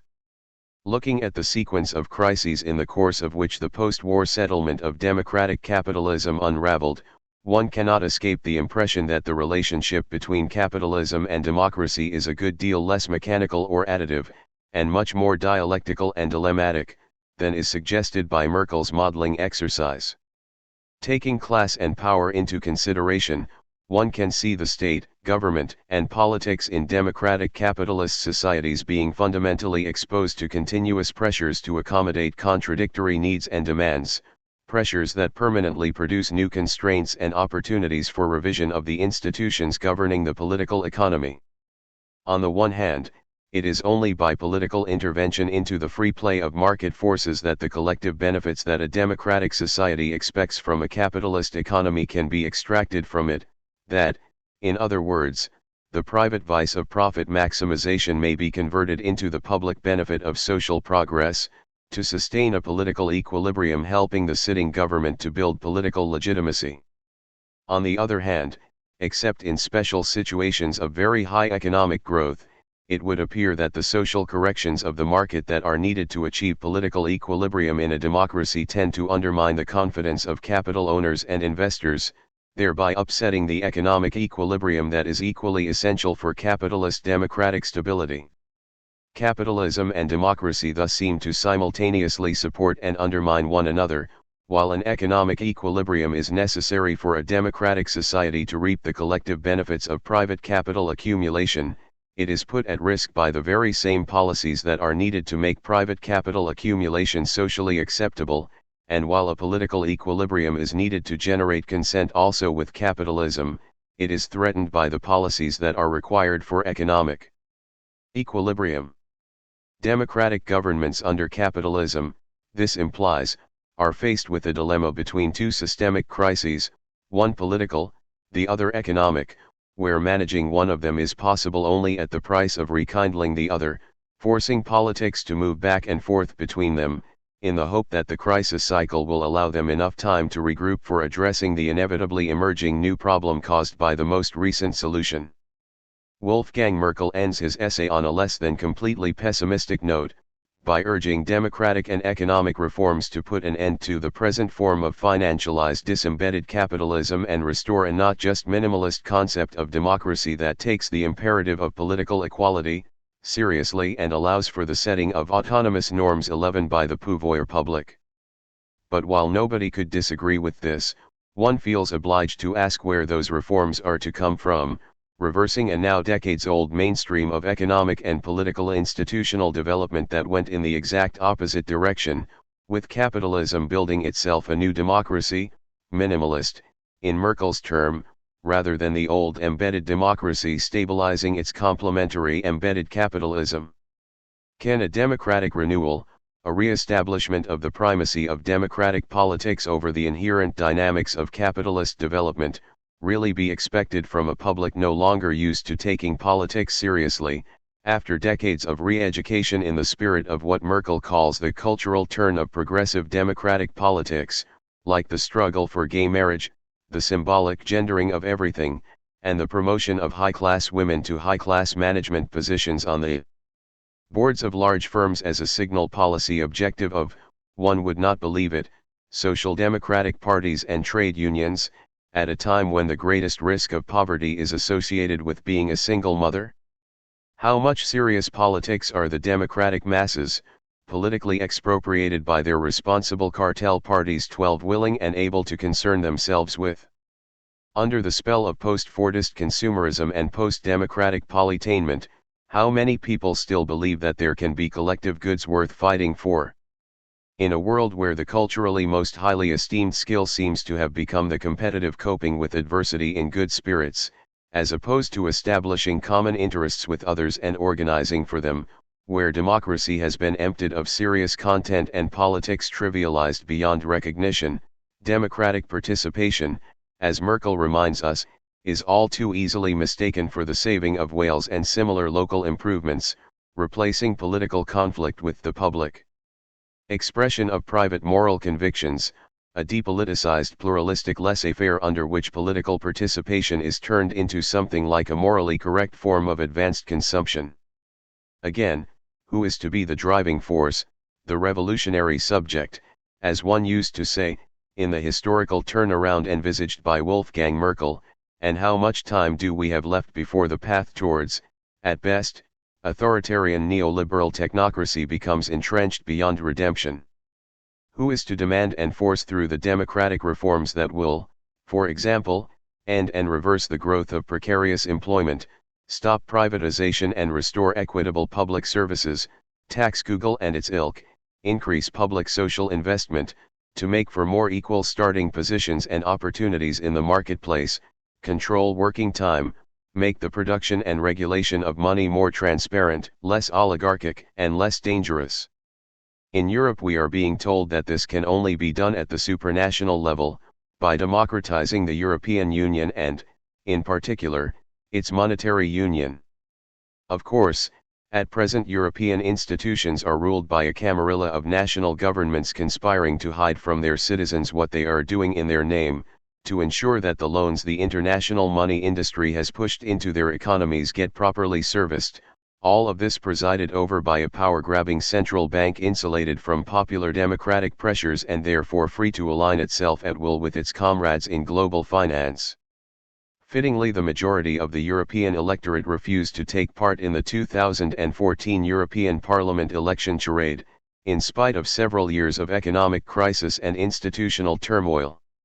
Nevertheless, the travesty of the two old European soulmates, Juncker and Schulz, running against each other as self-appointed Spitzenkandidaten for the job of President of the European Commission, a performance celebrated by their respective claques as an epoch-making step towards European democracy, resulted in the promotion of the master architect of Europe as a tax haven for global corporations, and from 2005 to 2013 chairman, of all things, of the command center of the European Bank Rescue Effort, the Eurogroup, to the position of chief administrator of the European project, as publicly demanded on the day after the election by none other than Jürgen Habermas himself. 13.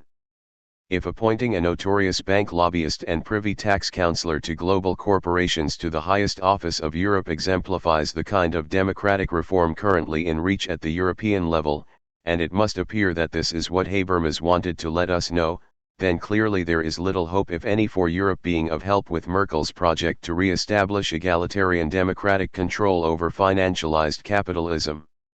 Merkel says nothing specific about the democratic and economic reforms that he deems necessary for us not to end up in an oligarchy formally legitimized by general elections. 14. Excusing him from having to take a stand on the European Union, although it arguably was the first post-war political structure in Western Europe that was purposely designed not to be subject to democratic control. 15. Making it an early forerunner of what was to come in train with the neoliberal transformation of post-war capitalism. Actually, it would appear that after decades of widening and deepening, and with its adoption in the 1980s and 1990s of a supply-side economic policy, culminating in EMU, the European Union is now the foremost institution that would need to be reformed if there is to be any restoration of democracy of the sort Merkel has in mind. Indeed, it is in this context that the idea of resolving Europe's democratic deficit by providing the European Union with a new constitution, hoping to reunite democracy with capitalism by having the former follow the latter from the national to the supranational level, is being traded on the center-left, especially of the German public. If Juncker won't solve the problem, would a European constitution, in spite of the complete disaster of the first attempt to create one? 16. I believe a major reason why there can still be talk of a democratizing constitution for Europa is that the recent history of the project has been utterly forgotten. Moreover, its promoters have been unbelievably successful evading all questions on even the most essential specifics, like who is to draft, discuss, and pass the new constitution, what it is to deal with and what not, and when it is to begin working its miracles, at a time when Juncker and associated European governments are busy securing punctual repayment of the loans pressed by global finance into European economies. How is the Constitutional Assembly to be convened? By the governments, like last time, when consequently it became composed of national notables like the Giscards and Herzogs of the European world? Or is it to consist of insurgent citizens, elected like the arbiter und Bauernrat of the past, bypassing nation-states and their artists of the possible that have not so long ago sold democracy to neoliberalism? Or something in between? And which countries are to be invited? Only EMU members, all EU members, or a coalition of the willing including Serbia, Turkey, Ukraine, Georgia? What about Catalonia, Scotland, Corsica, Flanders, Padania? Will they be represented by the delegations of the nation-states to which they, still, belong, or will they get delegations of their own? And how to deal with the growing nationalist opposition to Europe? Will they be admitted, excluded, or tactically sidelined by the just milieu as in the European Parliament? While this alone should take time to work out, except in a revolutionary situation which, however, would take at least as much time to arise, the next issue would be what is to get on the agenda. Immigration and asylum? Abortion and marriage for all? The constitutional status of churches and of religion? Perhaps agreement could be reached, improbably, to set aside the culture wars 17 and focus on political economic matters first, like guarantees or not of private property, tax systems and the division of tax revenues between Europe and its local, regional, or national constituents, the extent and the limits of fiscal solidarity of the rich with the poor states and regions, balanced budgets or debt limits, rights for the Federation to intervene in the fiscal behavior of member states, an industrial and regional policy regime, the regulation of financial and labor markets, the extent of the responsibility of the central government for equalizing living conditions across the Union, the unification, or not, of social insurance systems, a uniform pension age, or not, how to make tax collection in different parts of the Union equally effective, and perhaps most importantly, how to conduct monetary policy in the triangle between Europe's central and regional governments and its independent central bank. A democracy may or may not need a demos, perhaps it can include several demos, together constituting what some of those eager to transfer European democracy to the supranational level now call democracy. But this does not mean that a common democratic constitution does not presuppose a stock of common experiences, practices, and perspectives, of shared understandings of how things are and should be done on which to build a shared edifice of rights and obligations. A democratic constitution cannot be produced out of thin air. Even the German Grundgesetz of 1949 was not, nor was the Weimar Reichsverfassung or, for that matter, the Constitution of the United States as written by the planter aristocracies of the British colonies in North America. A constitution must represent a settlement of issues and interests that is recognizable for citizens as reflecting their histories, values, aspirations, and compromises, and what they have learned about themselves, their world and how things and people work in it.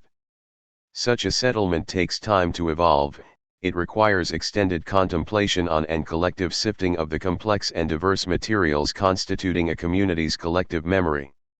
Even in the best of cases, to be acceptable to its demos, or dema, a constitution may have to bracket a range of issues where experiences and expectations and capacities differ too much, or it may have to place under special protection and exempt from collective interference values and practices that, for whatever reason, cannot be generalized across the political community as a whole.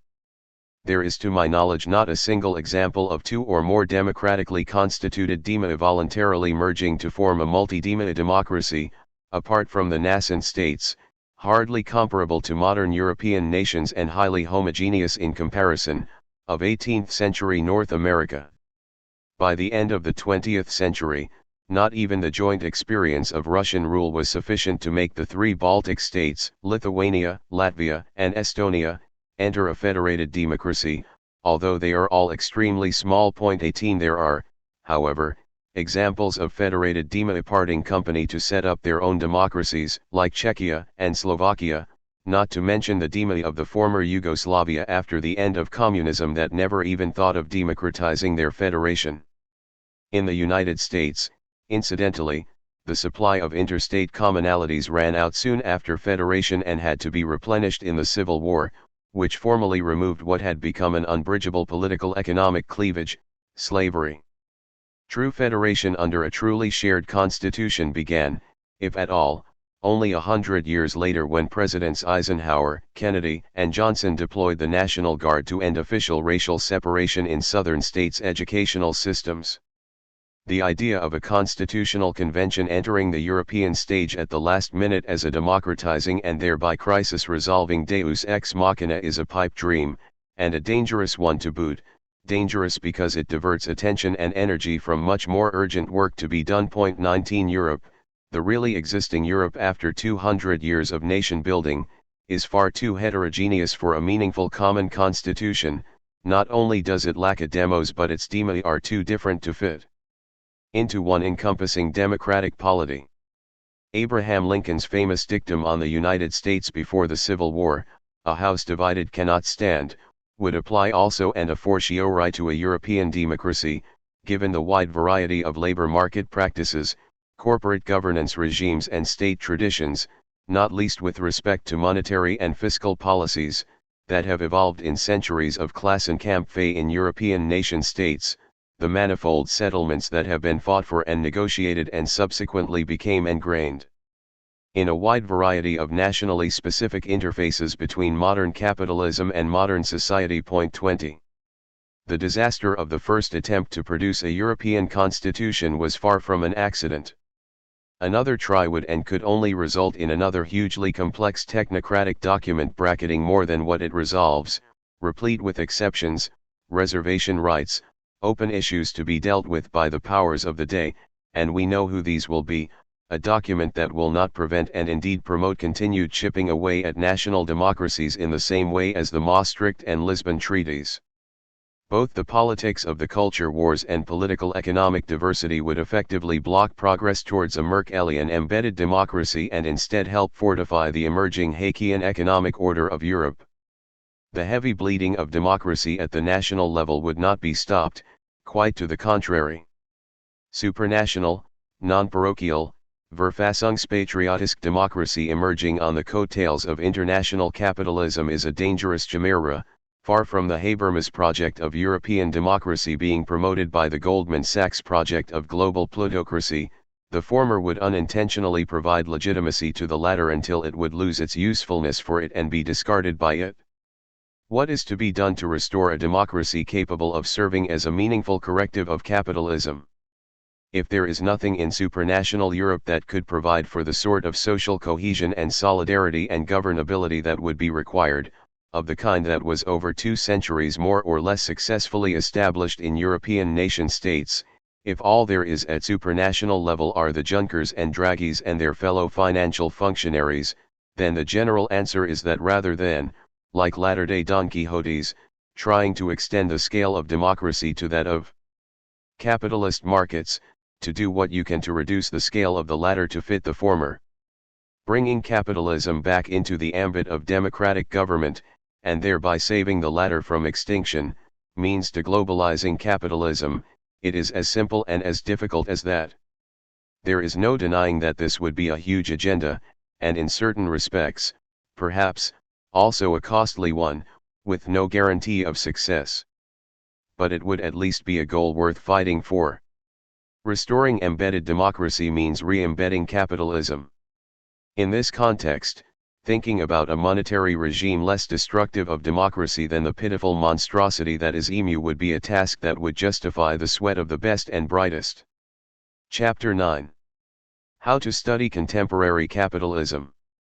Once upon a time sociologists knew that modern society is capitalist society, that capitalism is not one thing, a particular kind of economy, and modern society another. 1 The crisis of 2008, which is still unfolding, should have reminded us of how deeply intertwined economy and society are under capitalism.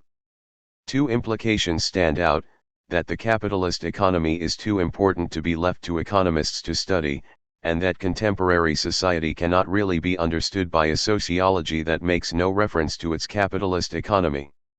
To study contemporary capitalism, I argue, sociology must go back before the disciplinary division of labor with economics negotiated on its behalf by its 20th century founding figure, Talcott Parsons. Point 2. For this it will be helpful to rediscover the sociology in classical economists from Smith to Pareto, Marshall, Keynes, and Schumpeter, and the economics in classical sociologists like Weber, Sombart, Mauss, and Veblen, to name only a few. Particular interest might usefully be paid to the institutional economics of the Historische and to Marx the social theorist, as opposed to the deterministic economist.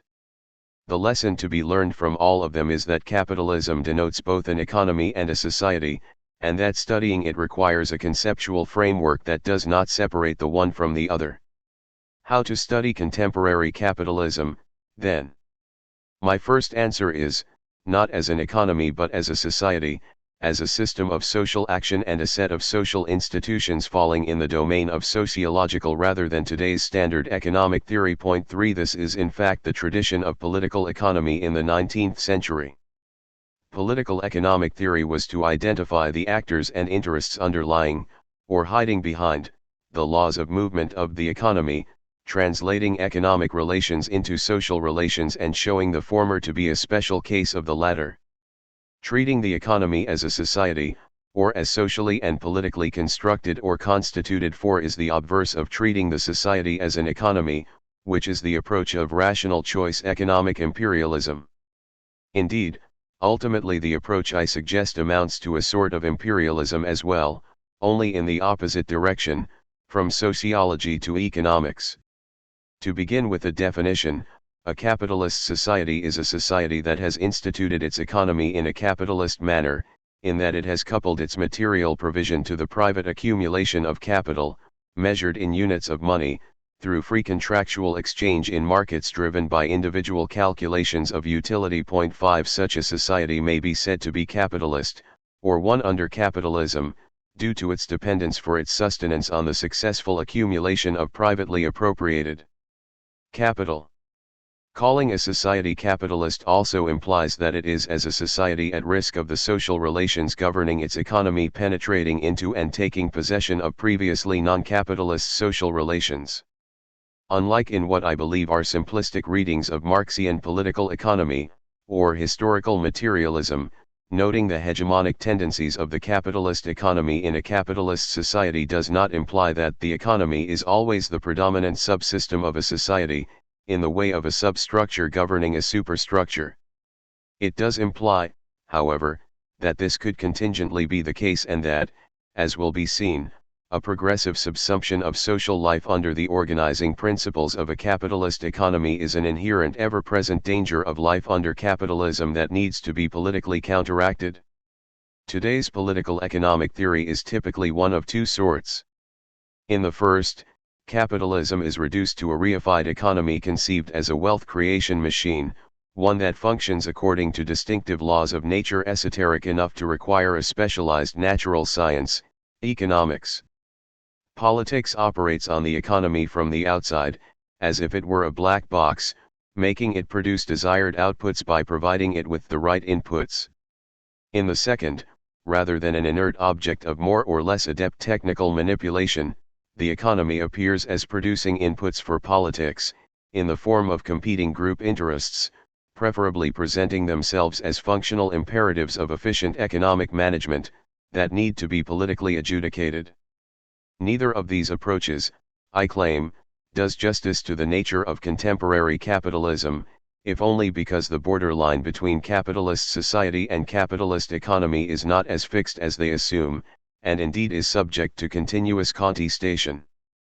A capitalist society, or a society that is inhabited by a capitalist economy, is one that has on a current basis to work out how its economic social relations, its specific relations of production and exchange, are to connect to and interact with its non-economic social relations.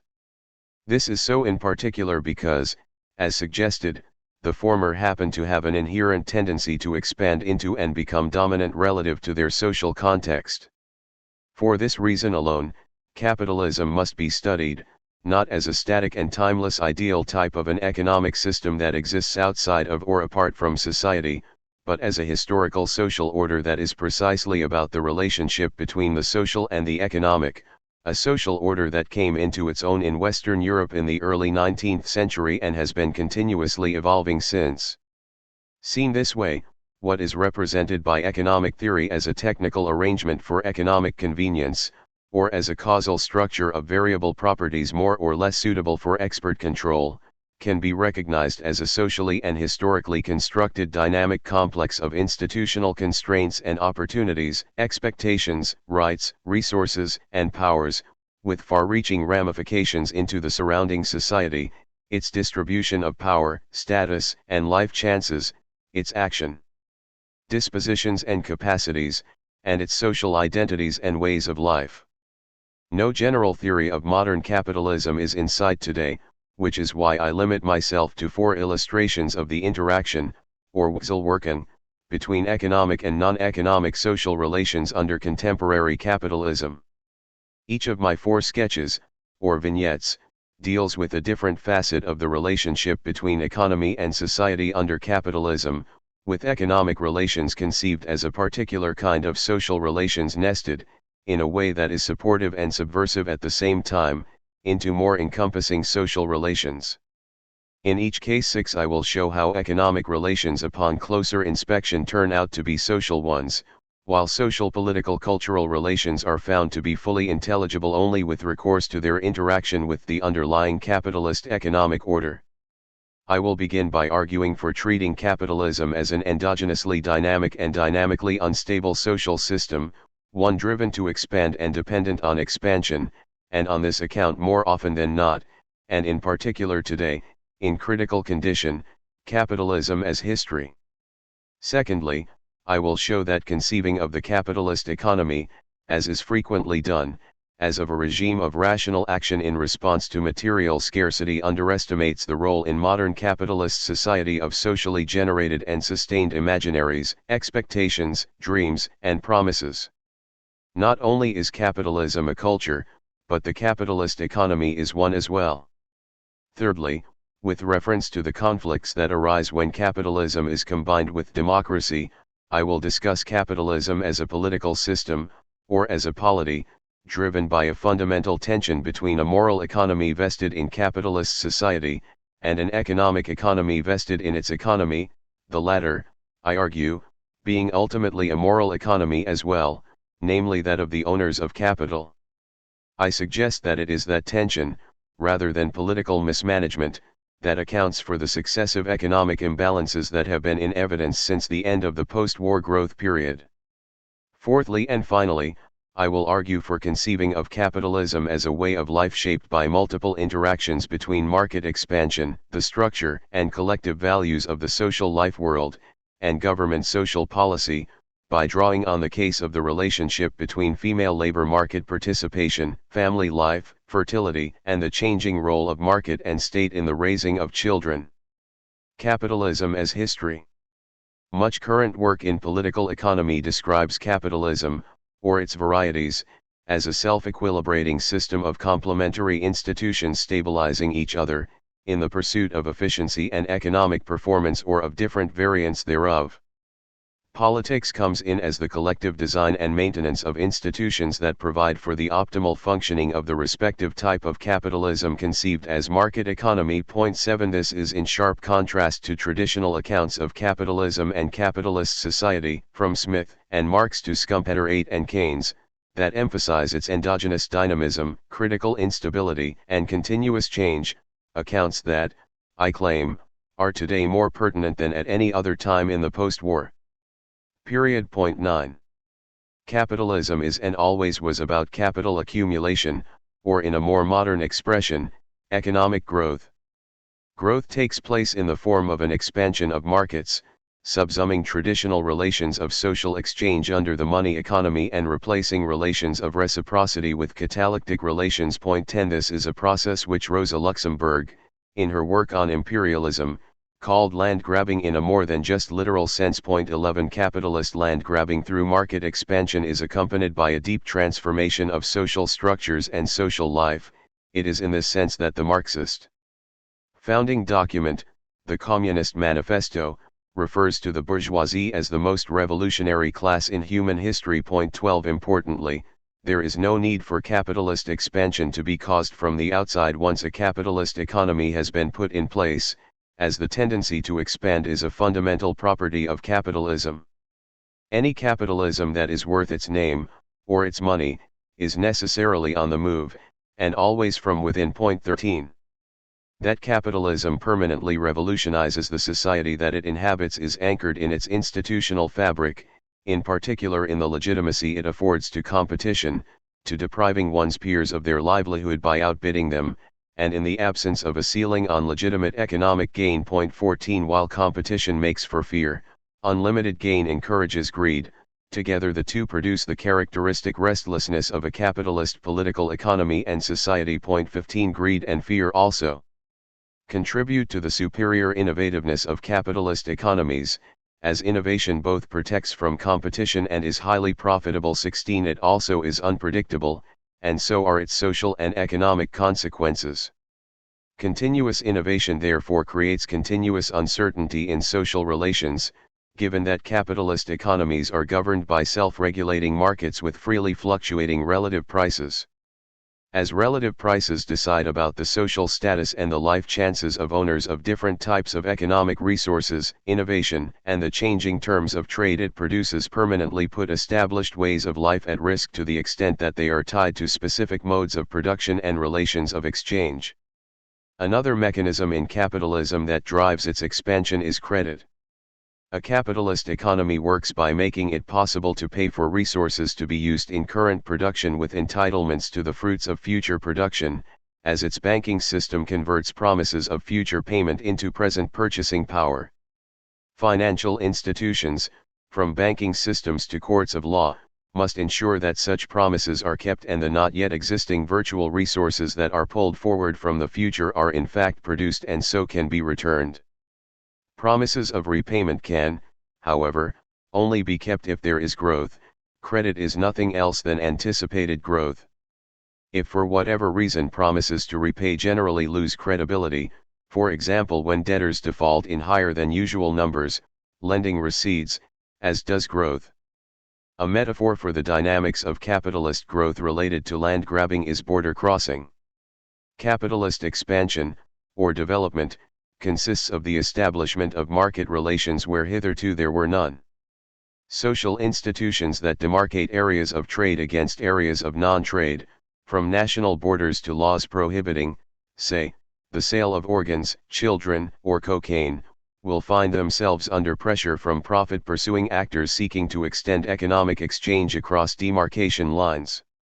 Capitalist expansion, in this perspective, amounts to an extension of private, voluntary horizontal, contractual social relations of exchange from markets where they are already legitimate, to not yet marketized social fields still governed by reciprocity or authority. Point 17. Current concepts for border crossing in this sense are commercialization, commodification or liberalization.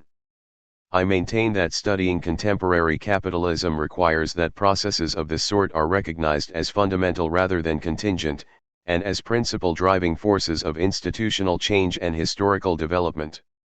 This implies that where they happen not to be in evidence or ineffectual in a capitalist political economy, this can only be because they have temporarily been suspended by identifiable countervailing forces.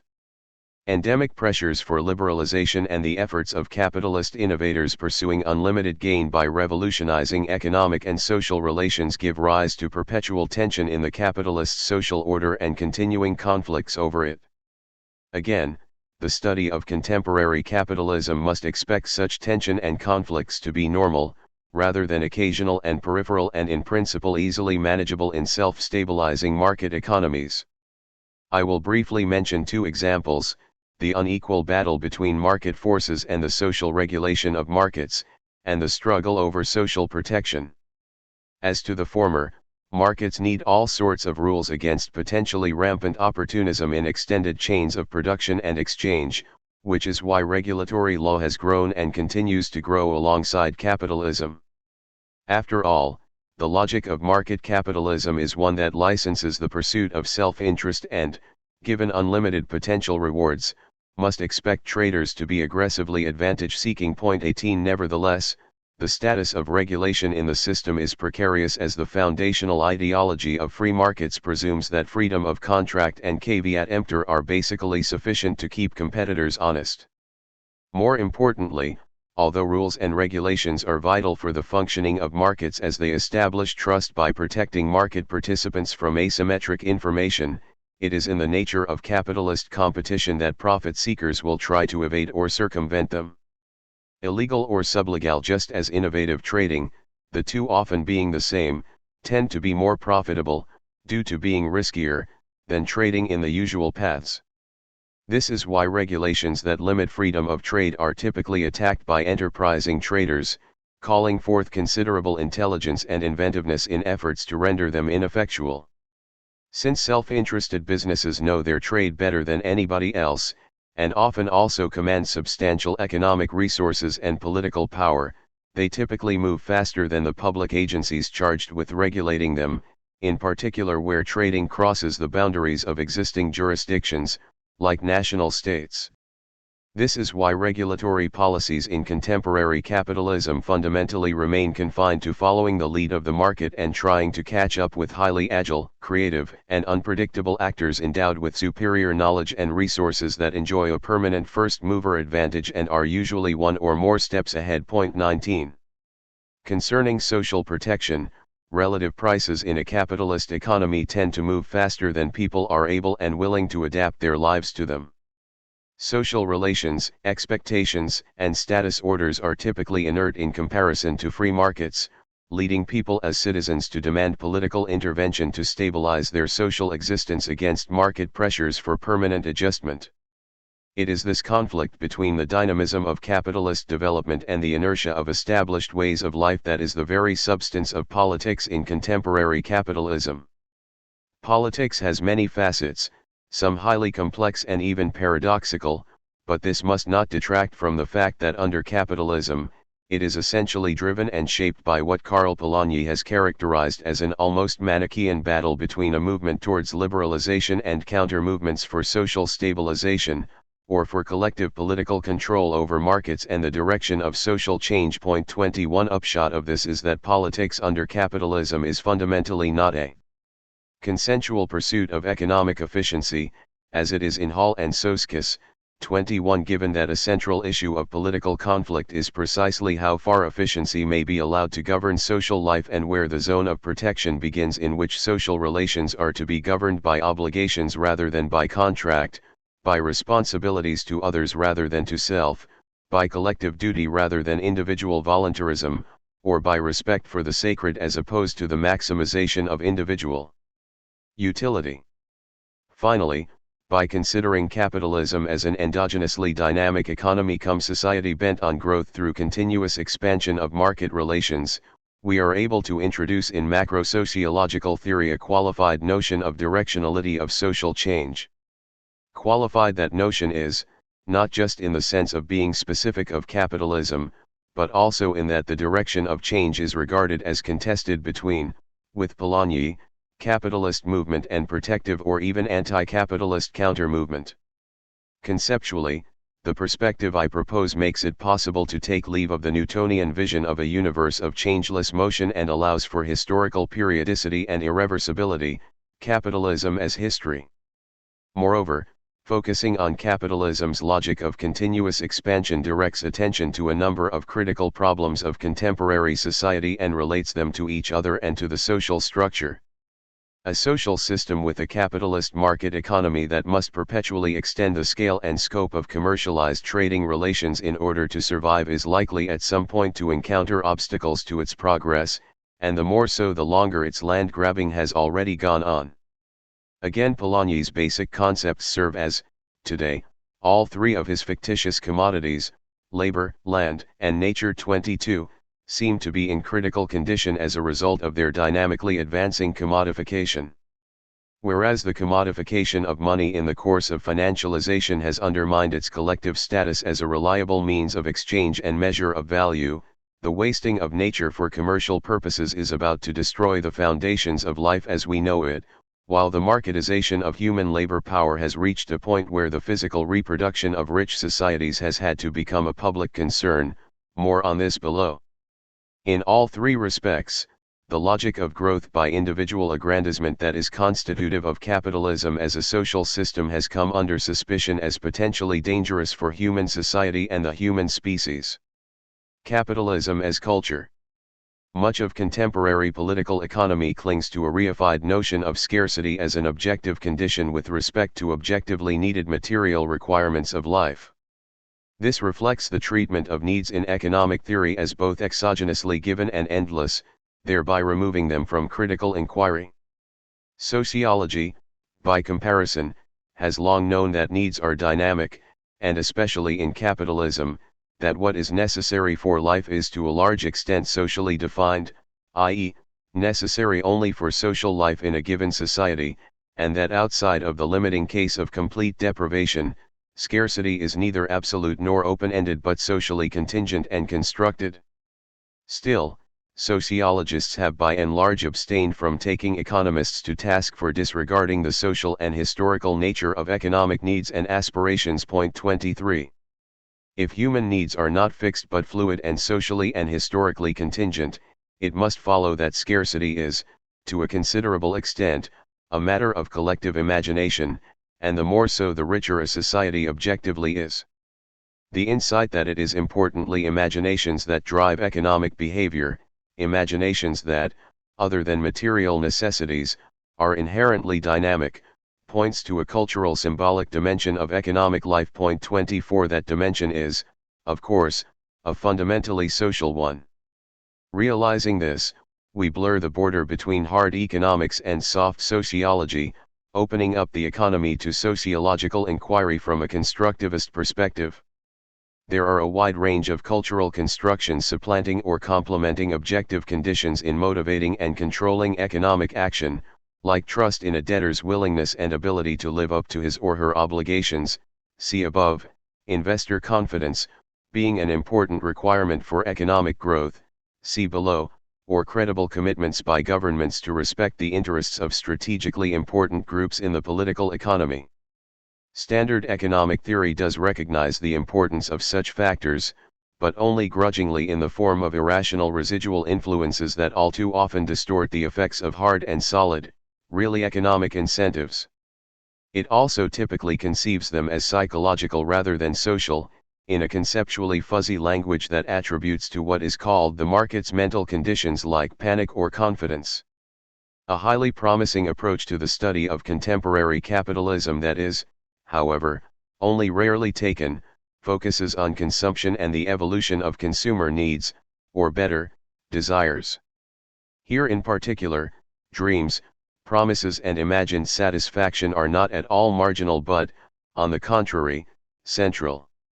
While standard economics and, in its trail, standard political economy, recognize the importance of confidence and consumer spending for economic growth, they do not do justice to the dynamically evolving nature of the desires that make consumers consume. A permanent underlying concern in advanced capitalist societies is that markets may at some point become saturated, resulting in stagnant or declining spending and, worse still, in diminished effectiveness of monetized work incentives. It is only if consumers, almost all of whom live far above the level of material subsistence, can be convinced to discover new needs, and thereby render themselves psychologically poor, that the economy of rich capitalist societies can continue to grow. That the propensity to consume may become the Achilles heel of contemporary capitalism is hidden by a realist rationalist materialistic concept of economic action that represents historical social norms and imaginaries with a historical, pre-social, exogenously fixed necessaries. Point 25. It is not that post-war sociology had not been aware of consumption and the epochal significance of the rise of consumerism. An outstanding example is David Reisman's powerful analysis of The Lonely Crowd, 1950. Point 26. There also was in the 1960s in the United States a broad popular literature on the advance of advertising, for example, Vance Packard's The Hidden Persuaders. Point 27. Critique of consumer society culminated in the revolutionary era of the late 1960s and the 1970s, when concepts like consumption terror fed into diagnoses of a false consciousness among the masses, combined with calls for a more modest and less materialistic way of life. Later, however, these themes disappeared for decades, perhaps out of resignation in the face of a veritable explosion of consumption-driven growth in the years of globalization and new information technology. Also, it seems that sociology, in its desire for scientific recognition and professionalization, and for dissociating itself from the failed anti-capitalism of the 1970s, tried to avoid any appearance of moralizing, of telling people what to do as opposed to analyzing value-free what they do. Point 28 Where cultural sociology still studied consumption, it did so without questioning standard economics' reification of economic needs and without relating its subject to capitalism and its need for economic expansion. Today, debates on economic necessities, objective or imagined, and their limits are forcefully back, although they originate more in ecology and among heterodox economists than in sociology. A growing literature discusses the possibilities of less consumerist pathways to happiness, the nature of immaterial sources of satisfaction, and new, more comprehensive and less market-dependent measures of economic performance and growth. Sociologists, even economic sociologists, as far as I can see, are largely absent from these debates, and they seem in particular not to have grasped the explosiveness of the issue for contemporary capitalism. While the discipline's journals flow over with articles on wage differentials between men and women, on the household division of labor, the hours people work, etc., the question why people today, being much richer than 30 years ago, work much more and much harder, seems almost taboo. The same applies to why people seem to find the increase in living standards since the 1970s worth the enormous effort that was necessary to produce it, not to mention the question of how advanced capitalist economies can hope in the future to generate the work motivation that will be needed to keep them growing. One potential answer seems to be the increasingly immaterial nature of consumption in rich societies. Point 29 With physical needs largely covered, more and more goods seem to be purchased because of their dream value, as distinguished from their use value, for example, fashionable garments, branded accessories, sporting goods, cars, wine, lottery tickets, trips to faraway countries, antiques and the like. Many of these goods, which account for a growing share of rich countries' domestic product, also have a high status value, as does, incidentally, being able to sell one's labor power, especially for women. Moreover, participation in the consumption of symbolic goods and the commodification of social relations seem to have become vital for social integration. See the rapidly growing role of the computer-based social networks in the structuring of modern life. More money than ever is today being spent by firms on advertisement and on building and sustaining the popular images and auras on which the success of a product seems to depend in saturated markets. In particular, the new channels of communication made available by the interactive internet seem to be absorbing a growing share of what firms spend on the socialization and cultivation of their customers. A rising share of the goods that make today's capitalist economies grow would not sell if people dreamed other dreams than they do, which makes understanding, developing and controlling their dreams a fundamental concern of political economy in advanced capitalist society. Sociologists have hardly begun to revive the subject, explored already in the early years of consumer capitalism 30 but then abandoned, of the social mechanisms by which a materially saturated capitalist economy may maintain its capacity to grow. Today, in the face of tightening ecological constraints, unprecedented risks associated with an overblown credit system, and growing stress on the social fabric, the politics of immaterial economic needs may be emerging as a crucial political economic battlefield. The long-known fact that capitalism flourishes, not by covering existing needs but by eliciting new ones, that capitalist growth requires permanent demand management not just in a quantitative but also in a qualitative sense, should be recognized as increasingly critical. It seems high time for sociology to rediscover a perspective that no other discipline would be better positioned to contribute to the study of contemporary capitalism. Capitalism as a polity. Capitalism, a nonviolent, civilized mode of material self-enrichment through market exchange, had to extricate itself from feudalism in an alliance with liberal anti-authoritarianism and with popular movements for democracy. Still, the historical association between capitalism and democracy was always an uneasy one, marred, especially in earlier periods, by strong mutual suspicion. 31 Whereas capitalists were afraid of democracy going too far, with the dispossessed majority abolishing private property, the working classes worried about capitalists protecting themselves against expropriation by suppressing free elections and freedom of association. It was only after 1945 that democratic capitalism, or capitalist democracy, became a halfway stable political economic regime in the western part of the industrialized world, at least for the 2 or 3 decades immediately after the war, when Keynesian full employment policies, an expanding welfare state and independent trade unions sustained, and were sustained by, high and steady economic growth. This did not mean, however, that democratic capitalism was free of tensions. As a social system, capitalist democracy is ruled by 2 diverging sets of normative principles, social justice on the one hand and market justice on the other, the former vested in the society's moral economy and the latter residing in what may be called its economic economy. While the moral economy of democratic capitalism reflects what people believe is right and fair, the economic economy, or market economy, allocates resources on the basis of marginal productivity, and in this sense of maximized efficiency.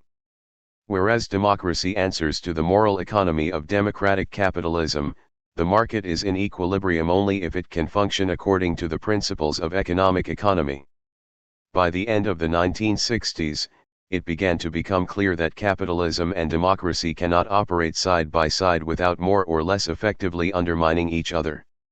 Increasingly, social justice and market justice turned out to be difficult to reconcile, in spite of continuous efforts by governments, the media, and standard economic theory to convince citizens that market justice is in fact the highest form of social justice. It is true that, if ordinary people could be re-educated to organize their communal life according to differences in marginal productivity, capitalism could be democratic without being internally contradictory and precarious.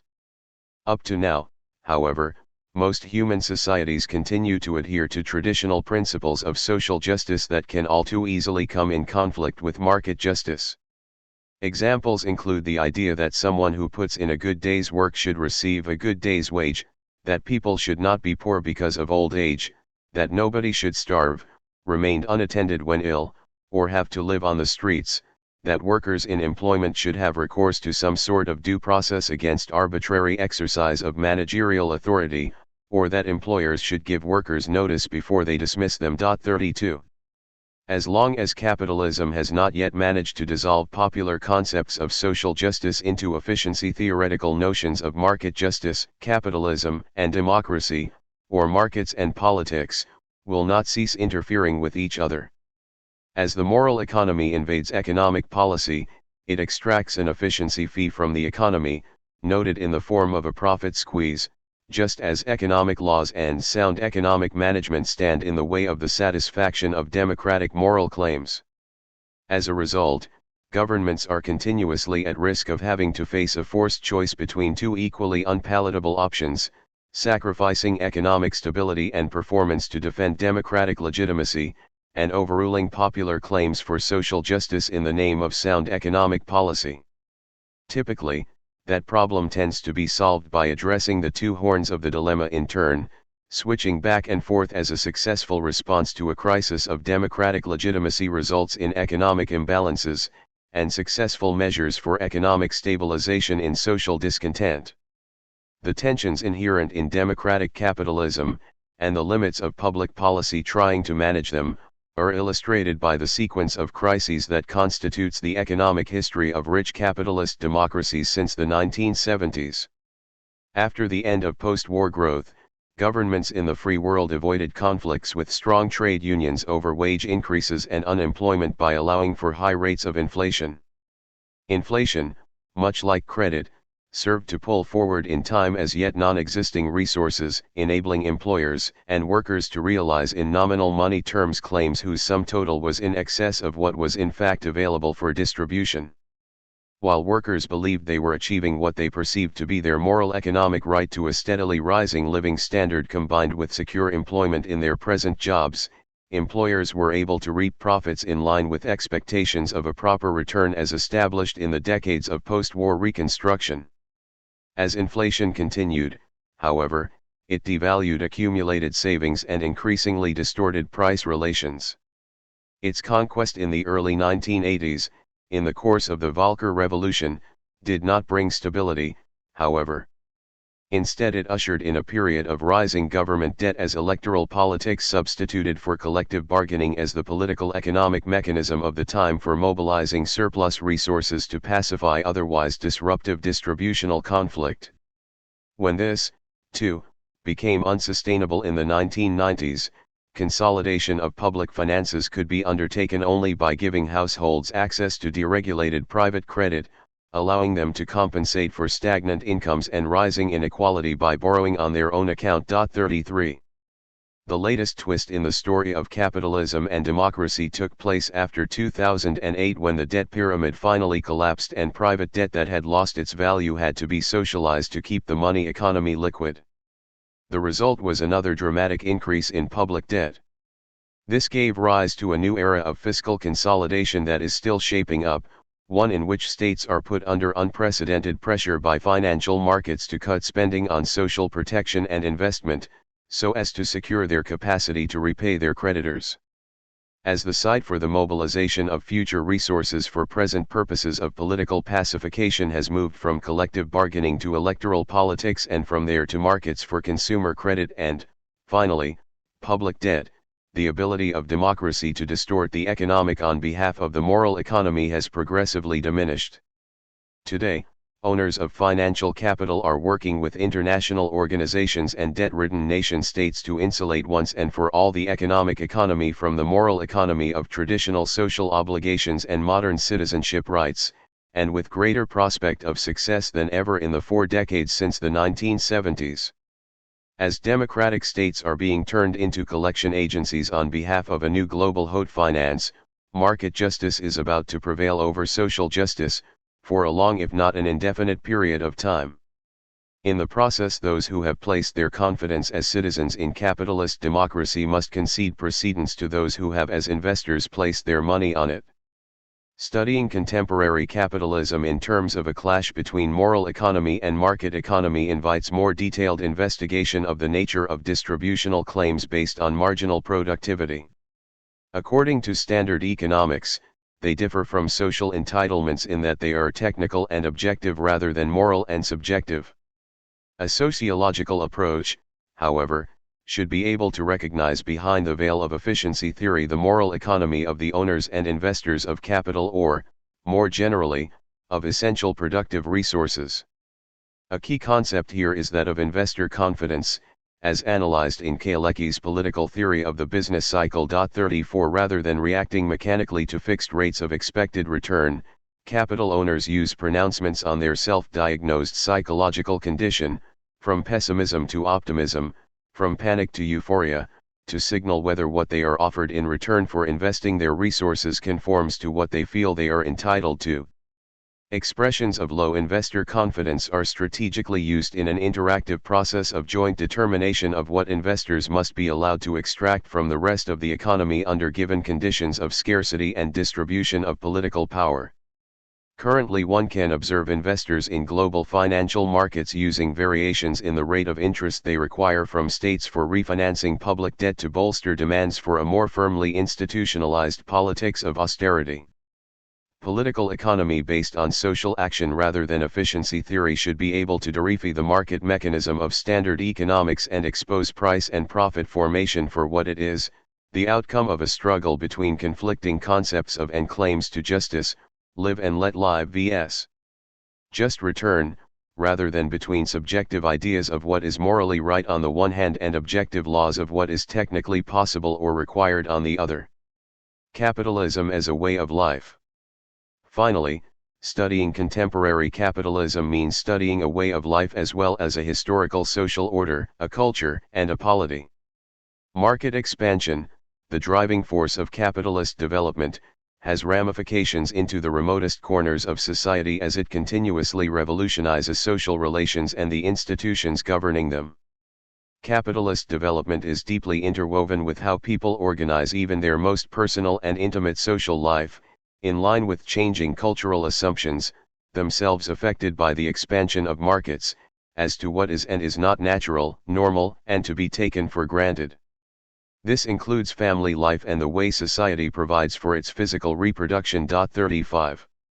The last 3 decades have witnessed a fundamental restructuring of the family and child rearing in rich Western societies, in close interaction with new constraints and opportunities created by the progress of markets, of labor markets as well as markets for consumer goods.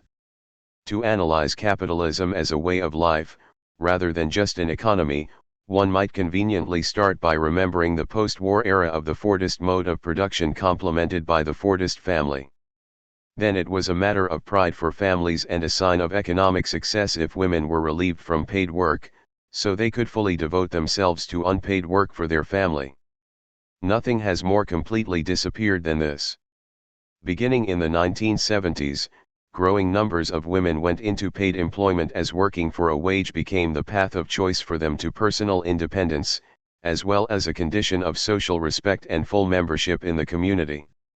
Simultaneously, marriage rates dropped, divorce rates increased, family relations became less tight and obligatory, and birth rates declined, with children increasingly born both outside marriage and in disproportionate numbers to women lacking opportunity in the labor market.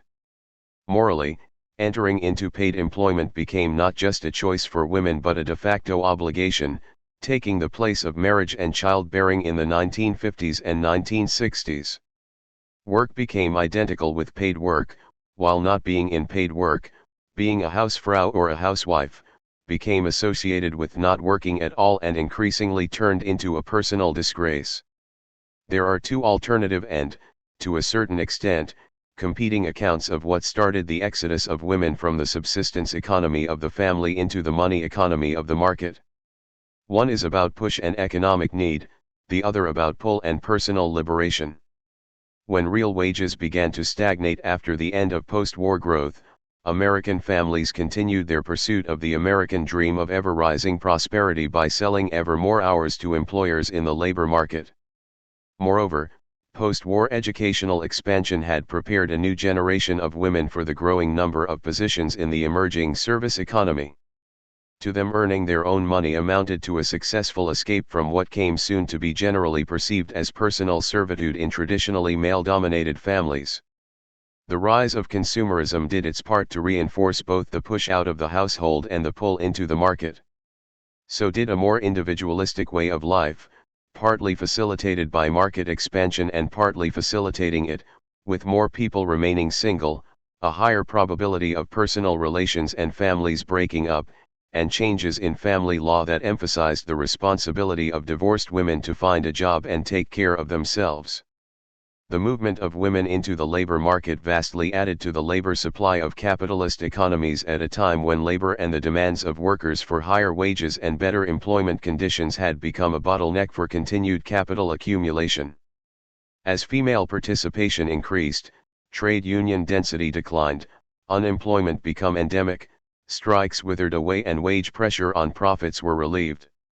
More often than not, employers managed to enlist women as allies in a fight for deregulation of employment, as both had reasons to push for flexible labor markets allowing outsiders, typically female, to compete effectively with, typically male, insiders. 36 In the course of the liberalization of both markets and social life, the abolition of the family wage coincided with increasingly precarious family relations to make paid employment, even at deteriorating conditions, an economic necessity for women, including the rising number of single women with children.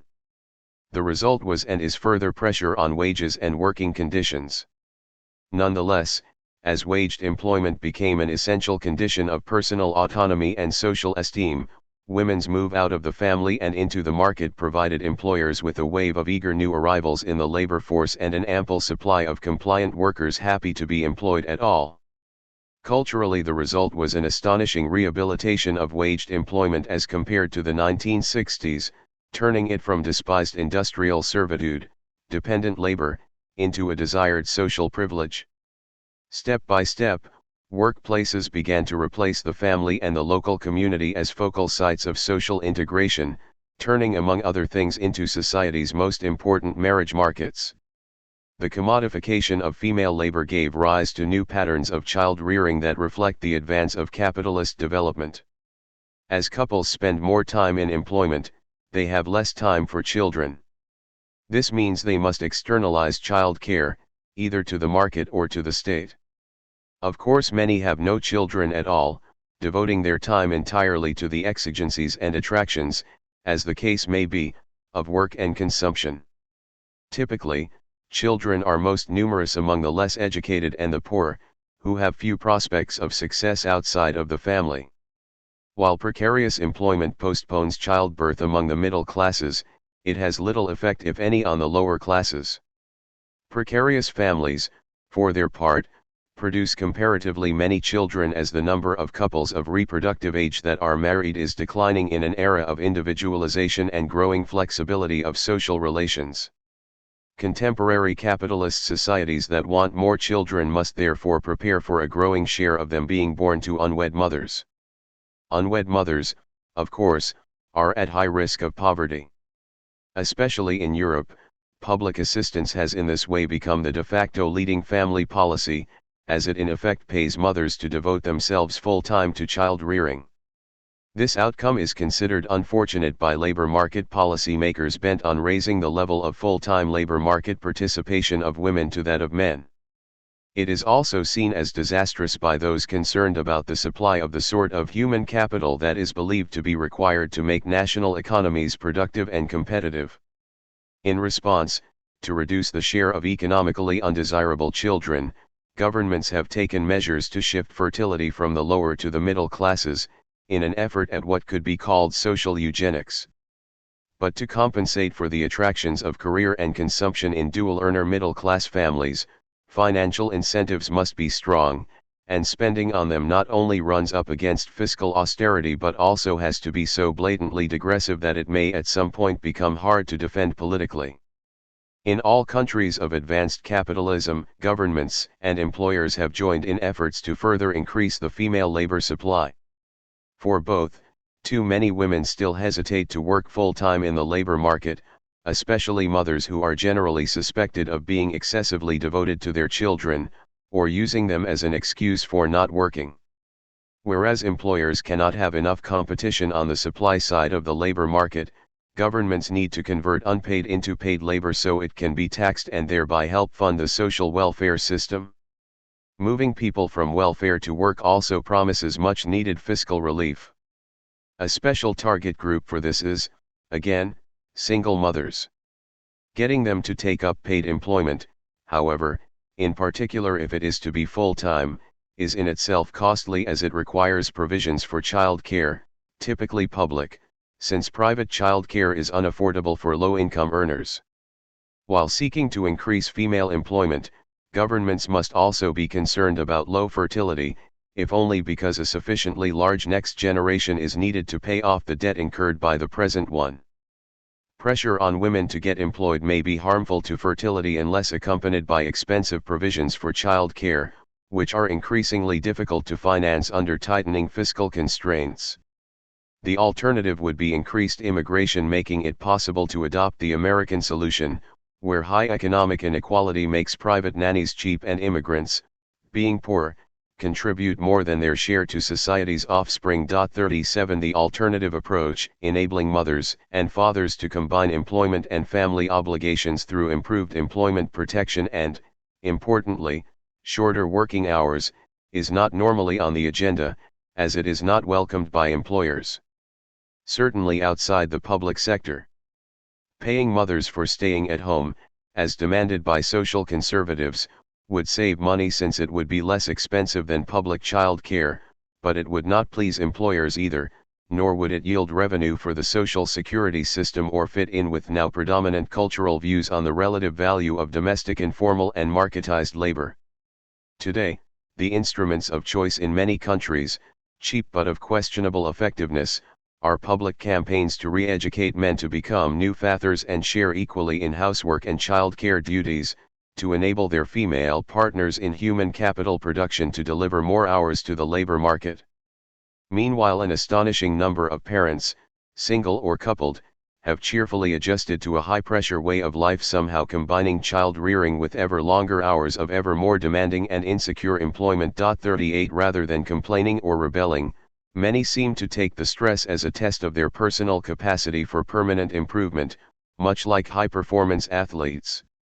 Living the contemporary capitalist way of life, parents comply with social expectations that they subject themselves in good spirit to the strict regimentation of a self-enforced rigid time regime and take pride in enduring the hardships of a new sort of inner-worldly asceticism. 39 In the service of career, income, consumption, and human capital formation. In fact, looking at the idealized middle-class family of today, one is tempted to speak of the rise of a new Protestant ethic leading to ever more detailed rationalization of everyday life. Contributing to it are rising demands on the education of children that respond to a need perceived by parents for the next generation to acquire as early as possible the human capital that the even more competitive labor markets of the future will presumably ask of them. While quality children learn Chinese at age 3 in kindergarten, their quality parents work long hours to be able to pay for the quality child care they do not have the time to provide themselves, and for the SUV they need for the quality time to spend with their offspring during their rare, free weekends. That the high-pressure family life of today is not free of tensions is indicated, among other things, by the often reported bad conscience of women, either for working and neglecting their children, or for not working and failing to prove their worth by earning money in the market. Of course, governments and employers, and the culturally hegemonic public discourse of contemporary capitalist society, do what they can to talk women out of the former and, where still necessary, into the latter. From stable varieties to precarious commonalities. What is distinctive about the approach I suggest for the study of contemporary capitalism? All 4 of my vignettes, on capitalism as history, as a culture, a polity, and a way of life, emphasize differences in capitalism over time rather than between capitalisms in space. 40 This is in opposition to much of comparative political economy today, for which it is cross-sectional variations between, typically, national capitalisms that matter most. Where comparative political economy sees essentially frozen varieties. 41 Of capitalism, my perspective highlights the commonalities of its varying institutional embodiments, or more precisely, the common dynamics that are responsible for the parallel trajectories on which national capitalisms historically move. 42. Obviously, differences and commonalities come hand in hand, which raises the issue of whether giving precedence to one over the other is more than a matter of personal taste, or of regarding a glass as half full or half empty. I believe that it is more than that, and that the inherent generic dynamism of all capitalist political economies is much more instructive for the study of contemporary society than are the differences between them. Rather than focusing on differences, I believe I have made a case for the generic tensions and conflicts driving the development of social structures under capitalism, the culture of consumerism, the political economic frictions and imbalances endemic to democratic capitalism, and the deep impact of capitalist markets on social life in contemporary rich societies. While the responses offered by politics to the questions posed by the restlessness of markets and their relentless endogenous pressures for expansion may differ, it is the dynamism of capitalist development that dictates the agenda of political choices, instead of the other way around. Comparative political economy, I claim, attributes too much autonomy to collective decisions and overlooks the fact that they can only be made under socio-economic conditions that are fundamentally not at the disposition of politics as instituted under democratic capitalism. Add to this that the national capitalisms that are the units of comparison in the varieties of capitalism literature are in fact much more interdependent than allowed for by the theory, as a result of their ever closer interaction in capitalist world markets. 43 Importantly, such interaction may give rise to both convergence by institutional transfer and emulation and divergence by specialization.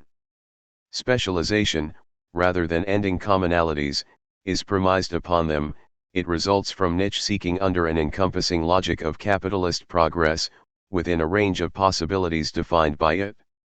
Moreover, mutual interaction between national capitalisms and the states they sustain, as well as the available space of possibilities for differentiation and specialization, are governed by differences in economic, political, and ideational power. For example, if the United States adopts financialization as its preferred strategy of wealth creation, this redefines the constraints and opportunities for the rest of the world to such an extent that it becomes hard if not impossible for others not to adapt to it, one way or another. A further reason to give priority to longitudinal commonalities as identified by a political economy of capitalism over cross-sectional differences as emphasized by a comparative political economy of varieties of capitalism is the central role played in the former of internal contradictions and conflicts, as opposed to the dominance in the latter of functionalist concepts such as complementarity and competitiveness. In this important respect, comparative political economy resembles standard economic theory, in particular the so-called New Institutional Economics. 44 The guiding idea the two share is that it is stability of institutions over time that matters, to be explained in terms of equilibrium in the service of economic performance. In contrast, I suggest to conceive of capitalism, past as well as present, liberal just as coordinated, as of a political economy in permanent disequilibrium caused by continuous innovation and pervasive political conflict over the relationship between social and economic justice, over frictions between collective obligations to protect individuals from the fallout of creative destruction, and individual obligations to adjust to economic change, and over the moral limits, if any, to the individual pursuit of economic advantage. As the current crisis forcefully reminds us, it is both theoretically and empirically far more instructive for the study of contemporary capitalism to focus, not on stability, but on uncertainty, risk, fragility, precariousness and the generally transitory and never quite pacified nature of social and political settlements in capitalist societies. Only by abandoning an efficiency theoretical perspective, then, will one be able to conceive of capitalism as of a society with an open future, a society that is both historical and political. Capitalist entrepreneurial land-grabbing and the omnipresence of self-undermining institutional change make a priori assumptions of an always imminent return to a stable and efficient equilibrium unrealistic and indeed render them wishful thinking. Catastrophic outcomes can, as we are currently reminded, never be precluded. Mistakes of calculation may have profound and lasting consequences, and systemic uncertainty makes mistakes possible and even likely. A theory of contemporary capitalism must rid itself of any implication, as deeply hidden as it might be in its logical fabric, of an assured recovery from critical disturbances, considered temporary and exceptional, to lasting normality, either by political planning or by market-driven self-organization. There also is no guarantee that the structure, the culture, the politics, and the life world of modern capitalism will always evolve in parallel, supporting and reinforcing each other's progress towards ever higher levels of commodification. While obviously the different strands of capitalist development that we have sketched out are related and in fact intertwined, there is enough play between them to produce frictions, tensions, retardation, modifications of direction, and potentially at least effective resistance to their continued progress. Where does economic sociology fit in the picture? I believe economic sociologists have to decide if what they aim for is a sociology of the economy, in the same sense in which there is a sociology of education, of sports, of the family, what is called a Bindestrich sociology, a hyphenated sociology, in German, a language where hyphens are more often used than in English. In this version economic sociology would compete with standard economics on its turf and terms, by offering to add a social factor to the economist's account of economic affairs while accepting their definition of what is and is not economic. What this must amount to is, in essence, an extended efficiency theory with strong prescriptive implications. To make markets really work, you need to factor in networks and trust and the like as indispensable devices for reducing transaction costs, and generally to recognize the hidden efficiencies of particularistic as distinguished from universalistic social relations even in presumably impersonal and in this sense rational markets and organizations. In a more ethnographic mode, this sort of economic sociology undertakes to produce thick descriptions of how the economy is being done on the ground, with intuition and tacit knowledge, following half-conscious rules of thumb, and of course deviating widely from the rationalistic homo economicus model of standard economic theory. The ironic point the theory makes is that it is only because of such deviation that the economy can function as efficiently as economists assume it functions only if actors behave according to their ideal rather than empirical model of rational individualism. Behind this, I believe all too modest, self-definition of economic sociology seems to be a particular reading of the work of that towering figure of 20th-century social science, Karl Polanyi, and especially of his concept of the embeddedness of economic in social action.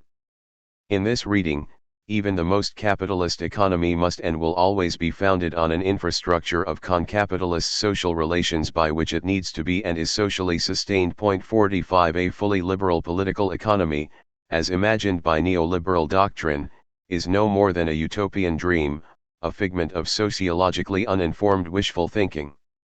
Capitalism is always embedded, for factual as well as political reasons, factual, since it is impossible for economic action to be dissociated from social action, and political, because profit-seeking capitalists, unlike neoliberal ideologues, know that their profit-making depends on the presence of supportive social relations they are therefore, out of self-interest if nothing else, willing to respect. This, however, may be doubted, and with good reasons. 46 A less complacent view of the capitalist political economy need not deny that profitable capitalist action requires a supportive non-economic social infrastructure. Where it differs is that it allows for the possibility, and indeed stipulates the inherent tendency, of expanding capitalist markets subverting their non-capitalist foundations through the powerful pressures emanating from markets for liberation from social constraints.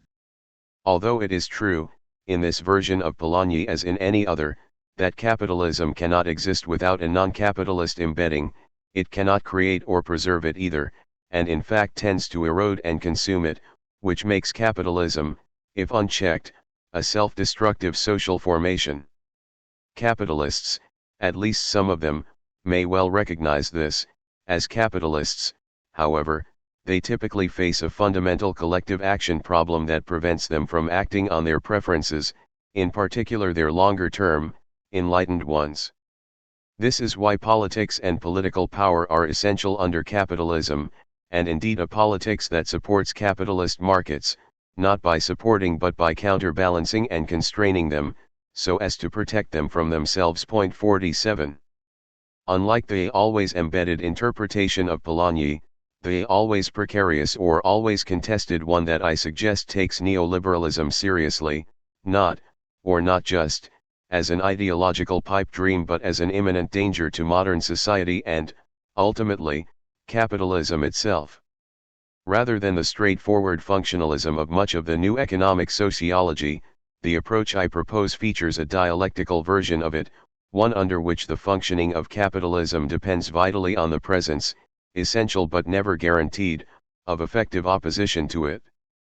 Whether such opposition can arise and do its work depends, in turn, on the existence of political resources that allow for the mobilization of countervailing power, a condition that cannot fundamentally be entrusted to the self-interest of capitalist profit maximizers. Capitalism entails, in addition to whatever else it may entail, an ever-present possibility of self-destructive destruction of its social containment, in the course of a politics of liberalization conceived as progressive removal of boundaries of all sorts, towards a final triumph of collectively irresponsible individual interests. Preventing this requires a non-capitalist politics capable of defining and enforcing general interests in the sustainability of human society, bringing capitalist actors to their senses and forcing them to act in line with their better insights, whether they already have them or not. Here, in the analysis of the ongoing battle over the limits to be drawn and continuously redrawn by modern society for its capitalist economy, is where economic sociology and political economy blend into each other, and as I have tried to show, it is here that the study of contemporary capitalism can and must make the most progress. Chapter 10. On Fred Bloch, Varieties of What?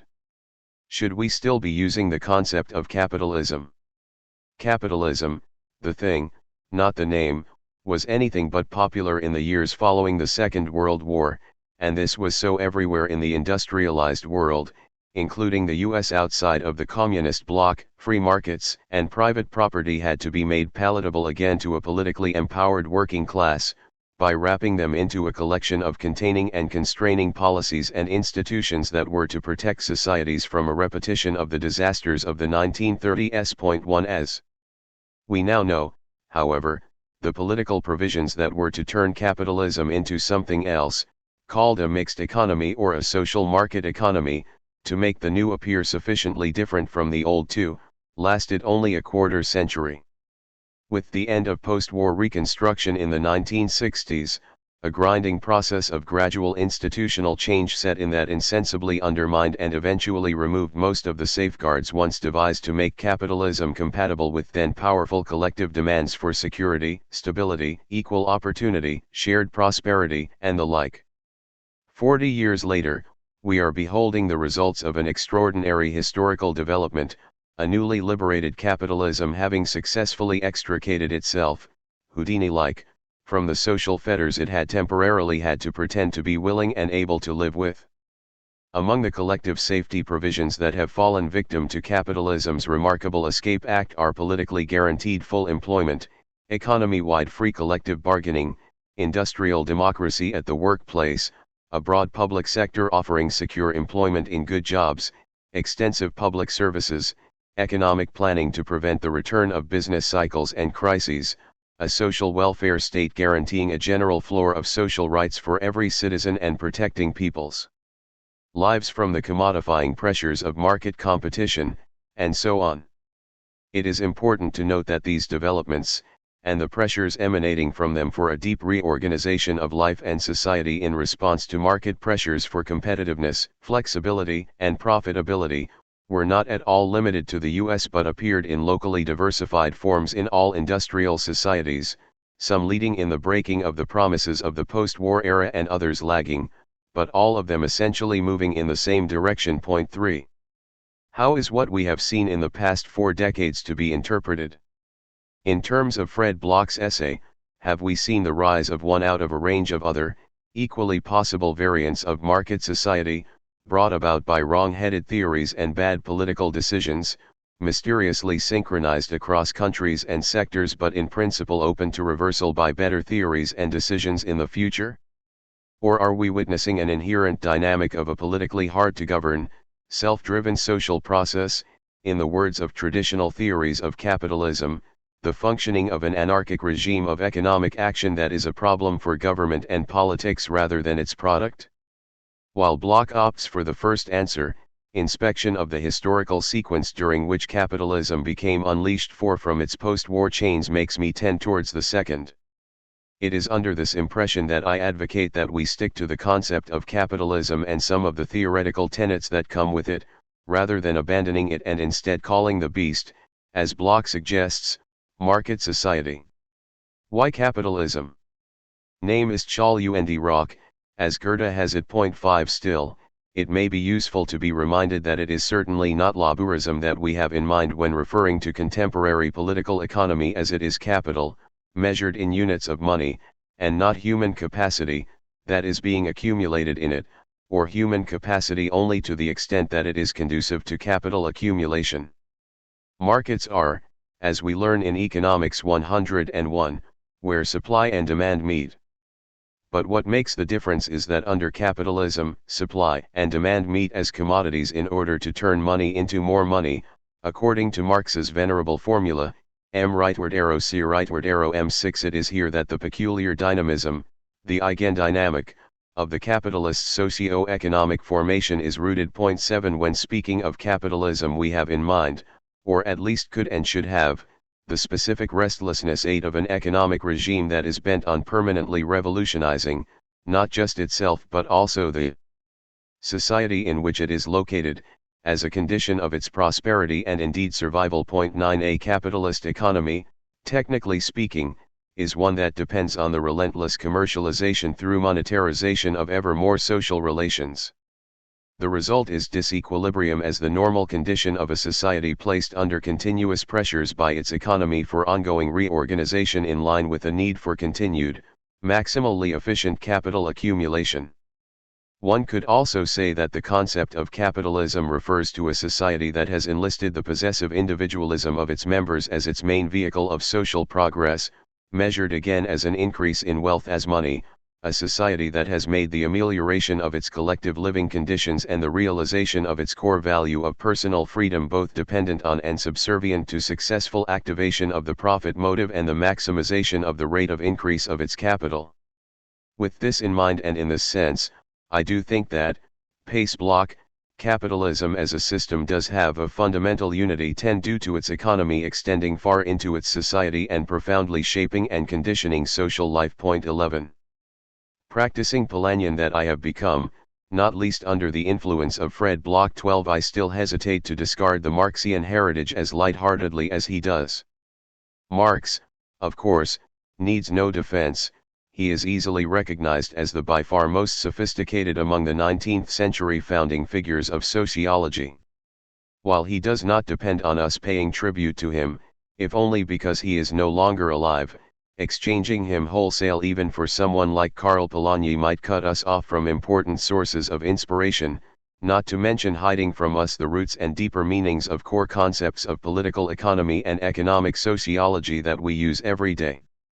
Examples where we, thanks to Marx, do not have to reinvent the wheel include dialectical figures of thought like the self-undermining of institutions. 13 The notion of historical tipping points where quantity turns into quality, the memory of the violent roots of modern society including modern capitalism, primitive accumulation. 14 And of the coercive foundations of apparently voluntary exchange relations. 15 The analysis of the employment relationship as one of domination based on free but asymmetrical contract, the inverse shape of the labor supply curve especially at its lower end, etc. Of course it has become commonplace to distance oneself from Marxian, or Marxist, determinism and, even worse, historical materialism. But concerning the former it must be allowed to remember that determinism was the hallmark of 19th century science, and that it was in any case much more pronounced in, say, Spencer and the young Durkheim because they were ignorant of dialectics and had no concept of countervailing forces, as offered by Marx in his discussion of the declining rate of profit under the impact of an increasing organic composition of capital. 16 As to historical materialism, one can still be impressed with the caution with which someone like Max Weber avoided challenging the Marxian account of the origin of capitalism directly. 17 Just as one must not forget that Marx himself spent much of his time trying to organize a revolutionary political movement, instead of sitting back and waiting until the presumably iron laws of history delivered to mankind a socialist society. 18 However that may be, it does not seem a good idea to replace Marxian determinism with political voluntarism. 19 And be it in the form of a conceptual move to a Polanyian always embedded market society. There simply is no primacy of politics under capitalism, and cannot be. Nowhere is this clearer than in the version of the varieties of capitalism literature that Bloch calls upon for support, which attributes the alleged differences between liberal and coordinated political economies, not to the volitions of a democratically organized citizenry, but to different strategies of firms in competitive markets, firm-centered approach.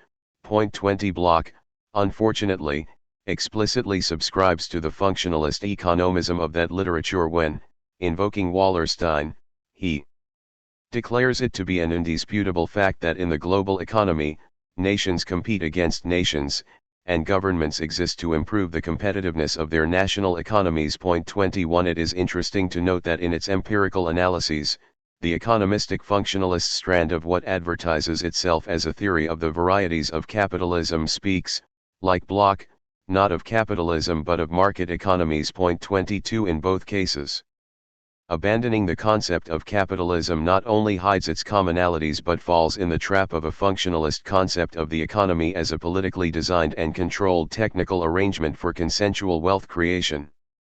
Clearly there is politics under capitalism, and indeed democratic rather than just technocratic politics, but there is also the Eigenleben of the capitalist system of action. Point 23. While highly politically consequential, and in this sense fundamentally political indeed, capitalism is powerfully capable of protecting and extracting itself from political control.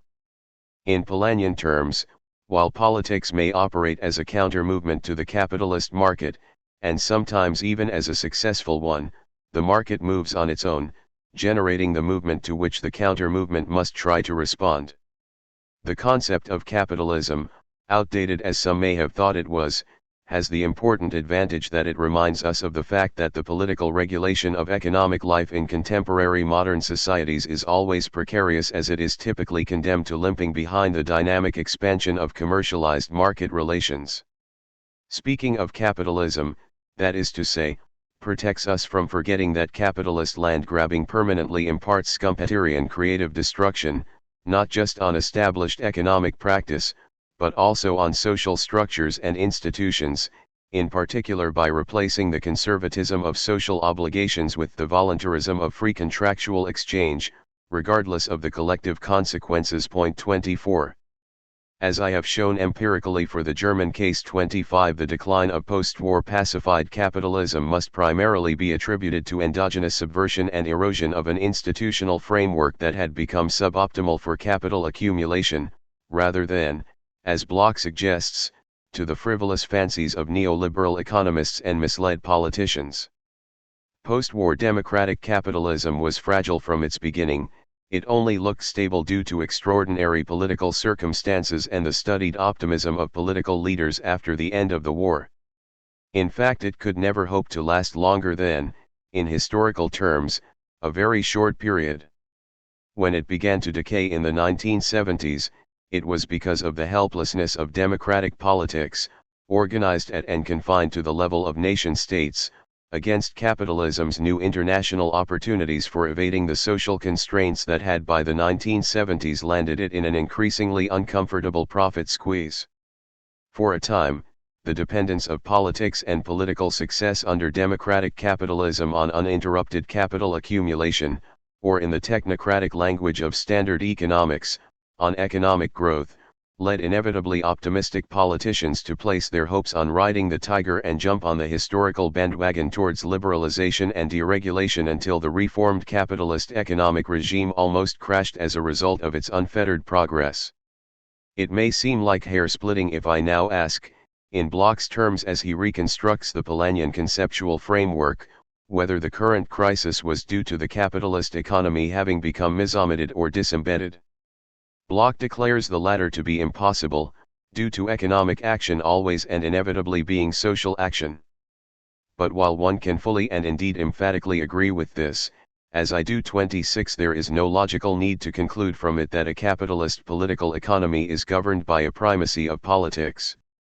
Instead, I believe that a realistic theory of political economy must provide for the possibility that social institutions built to protect society and humanity from the vagaries of the market may be overrun by these, and that capitalist action may break through its social containment unless that containment is continuously reinforced and vigilantly kept current.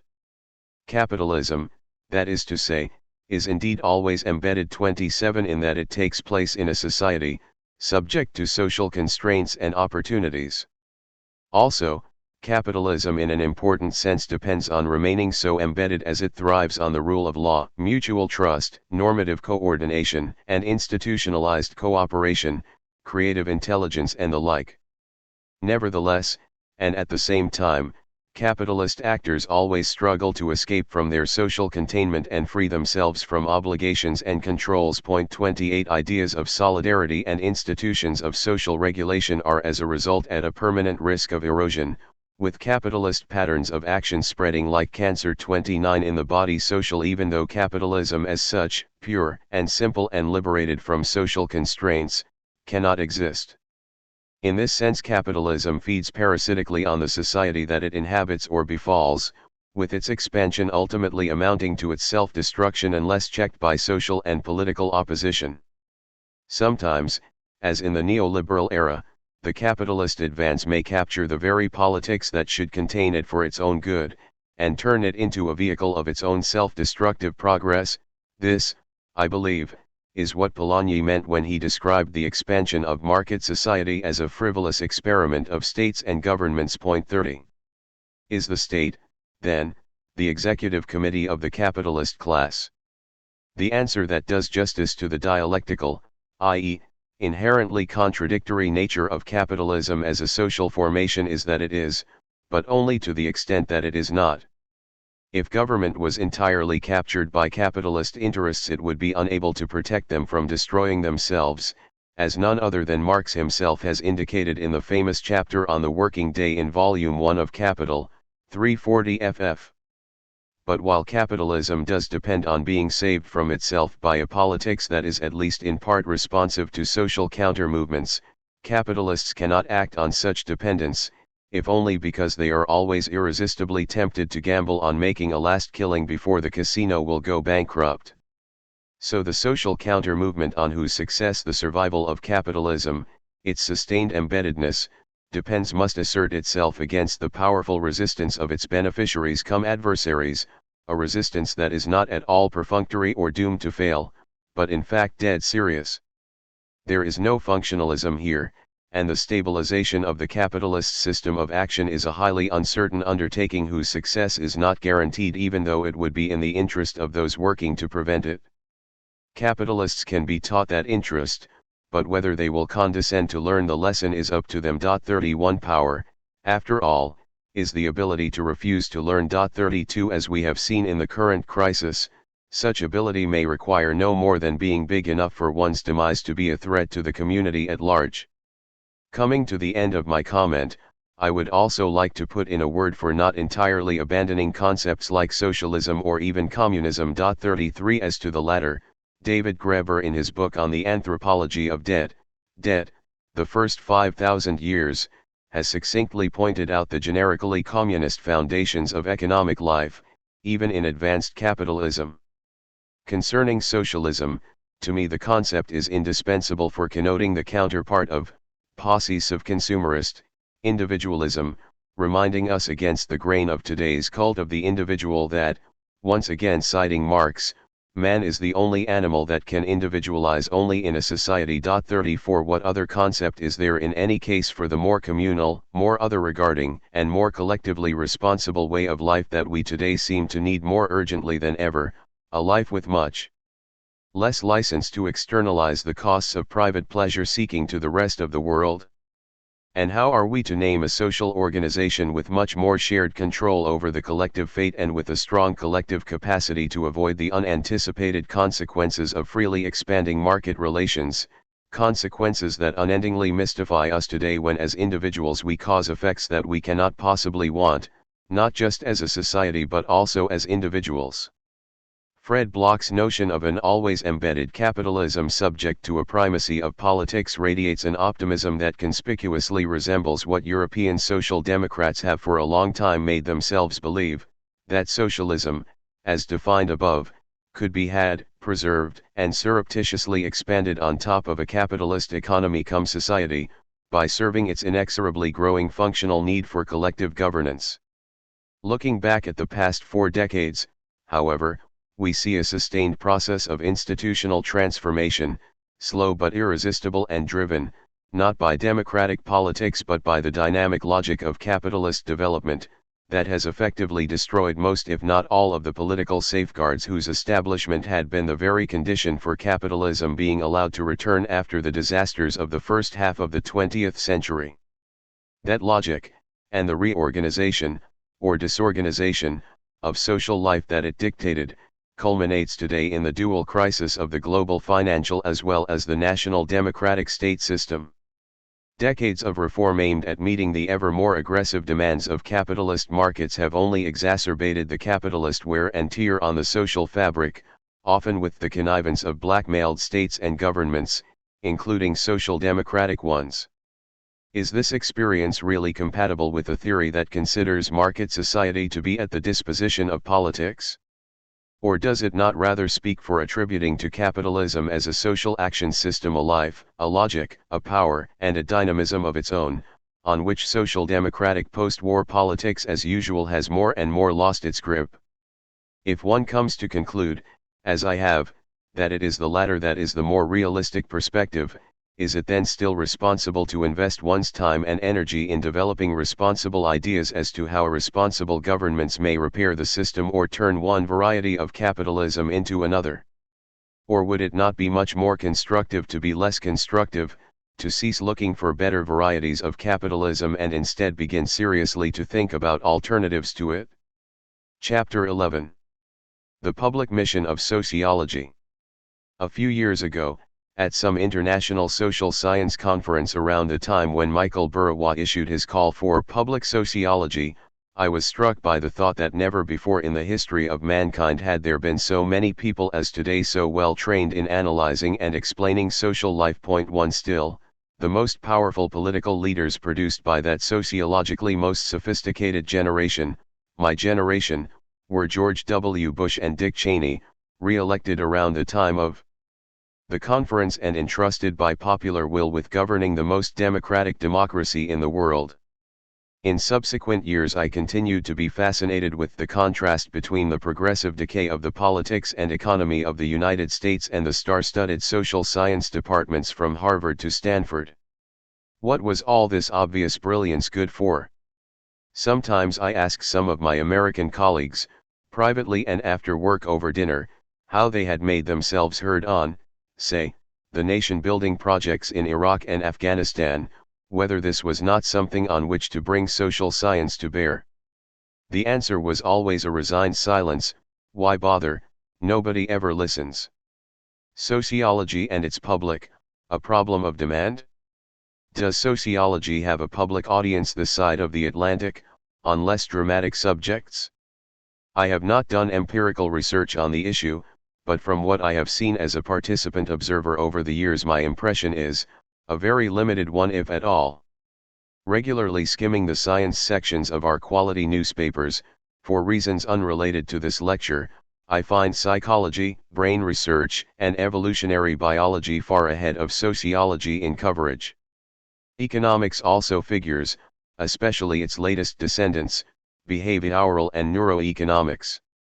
Its real turf, of course, are the economics and politics sections, which are undoubtedly much more influential than the science sections, and here sociology is entirely absent, with very rare exceptions.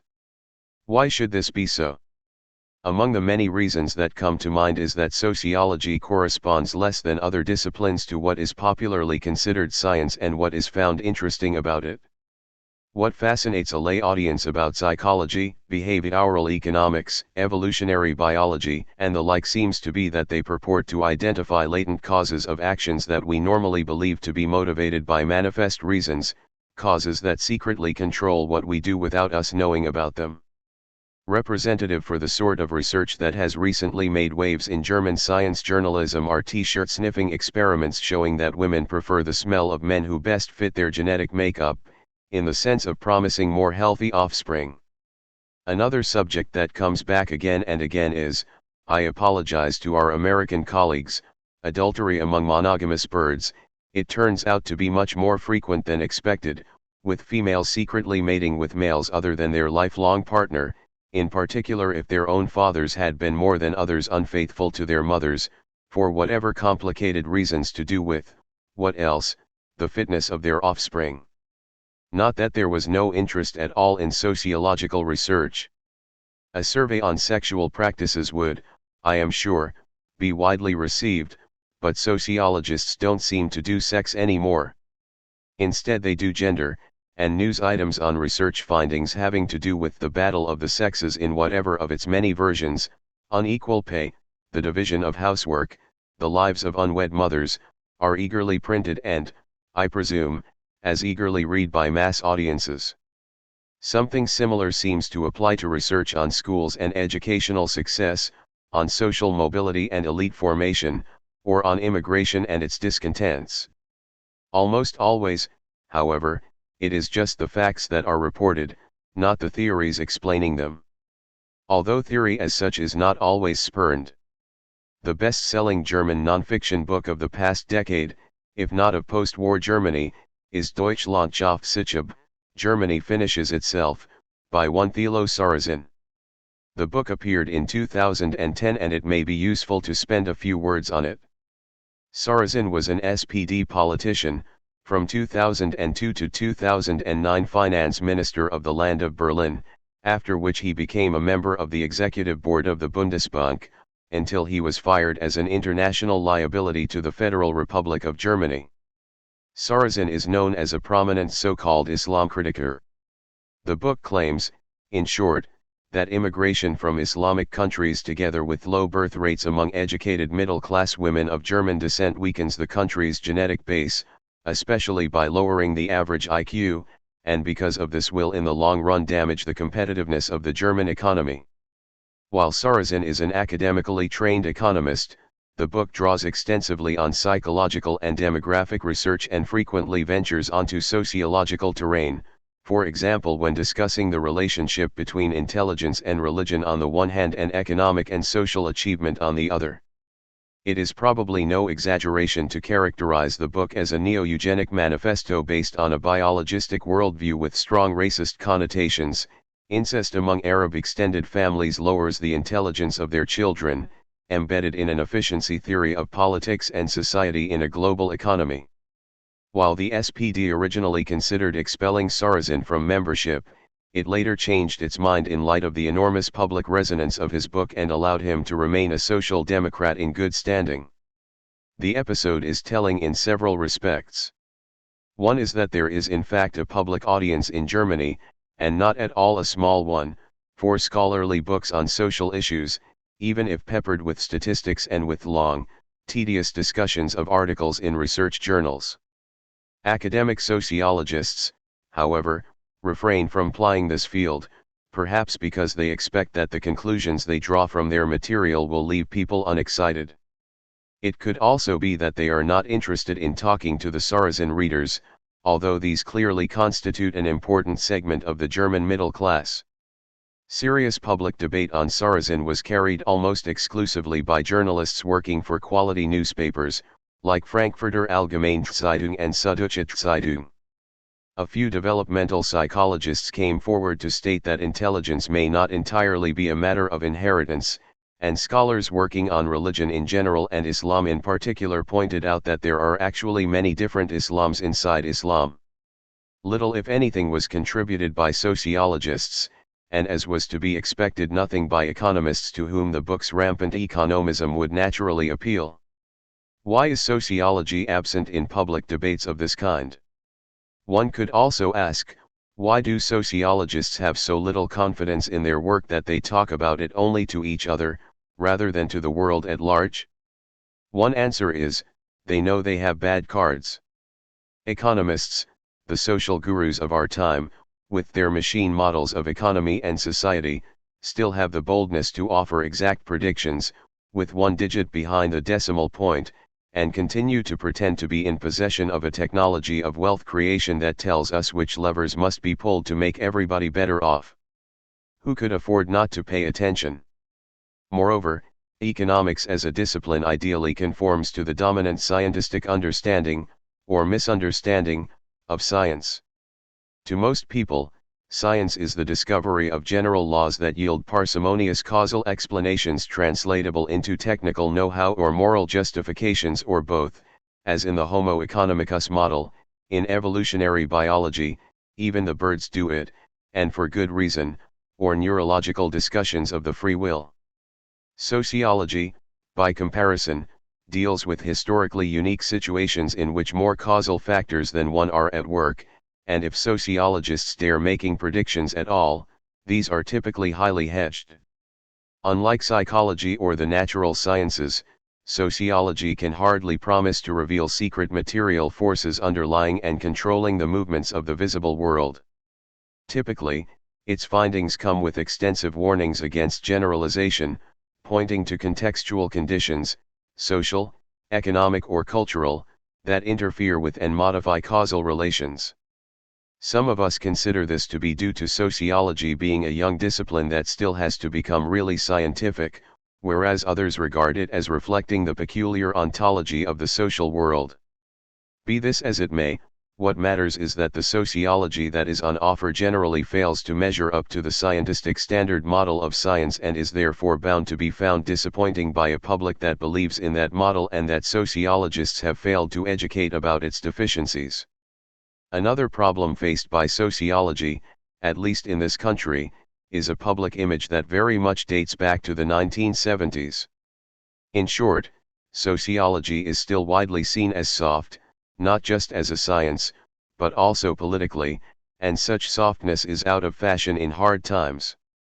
Sociologists are suspect in the eyes of many of excessive empathy with their subjects, who frequently are marginal groups like the long-term unemployed, the criminals, and the parallel societies of immigrants and of the surplus population sorted out by an ever more demanding Leistungsgesellschaft, achievement society.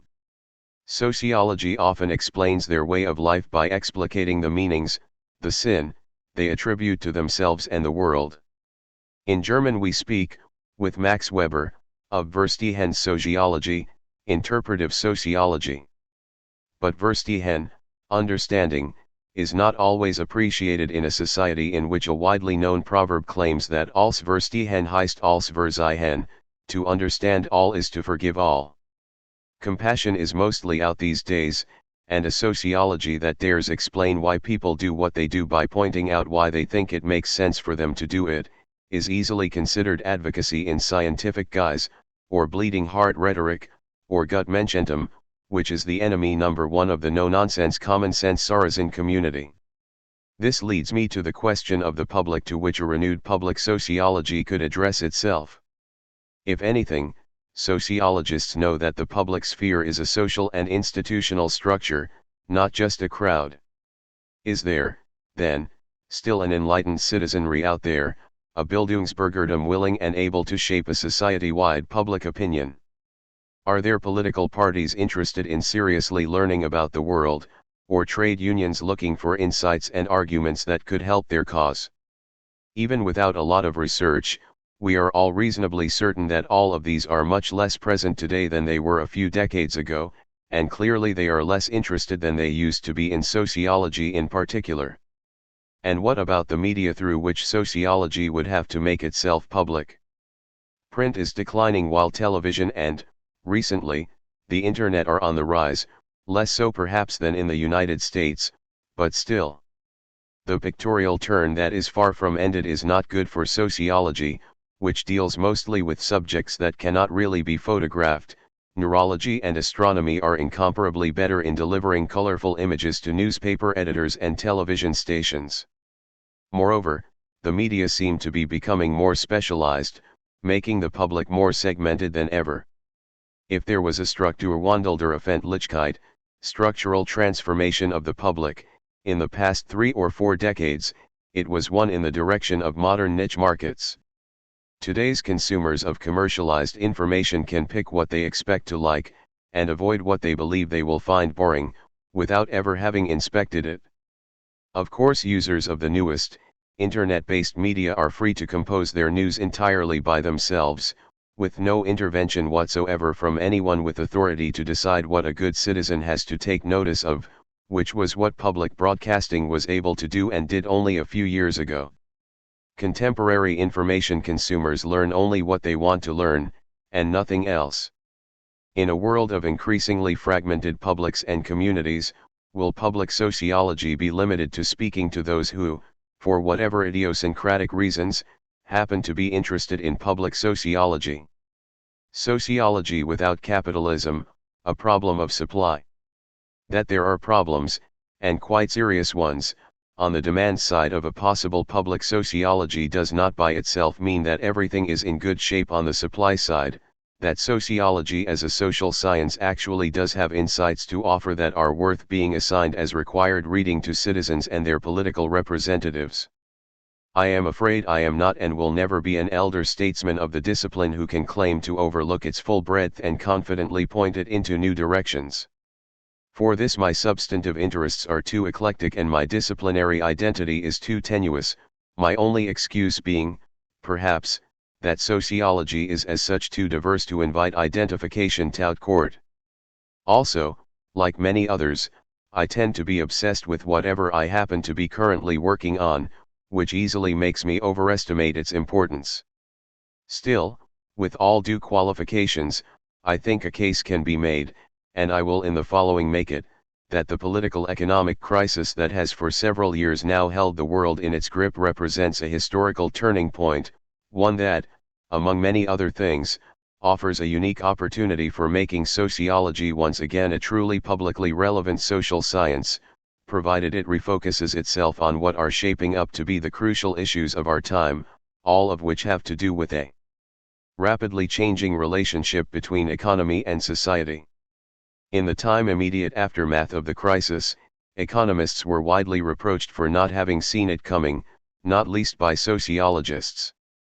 3 years later, public confidence in mainstream economics' ability to explain and help govern the economy is at a low, at a time when there is a widespread realization that, in the words of the German industrialist and liberal politician, Walther Rathenau, Die Wirtschaft ist unser Schicksal, our fate depends on the economy.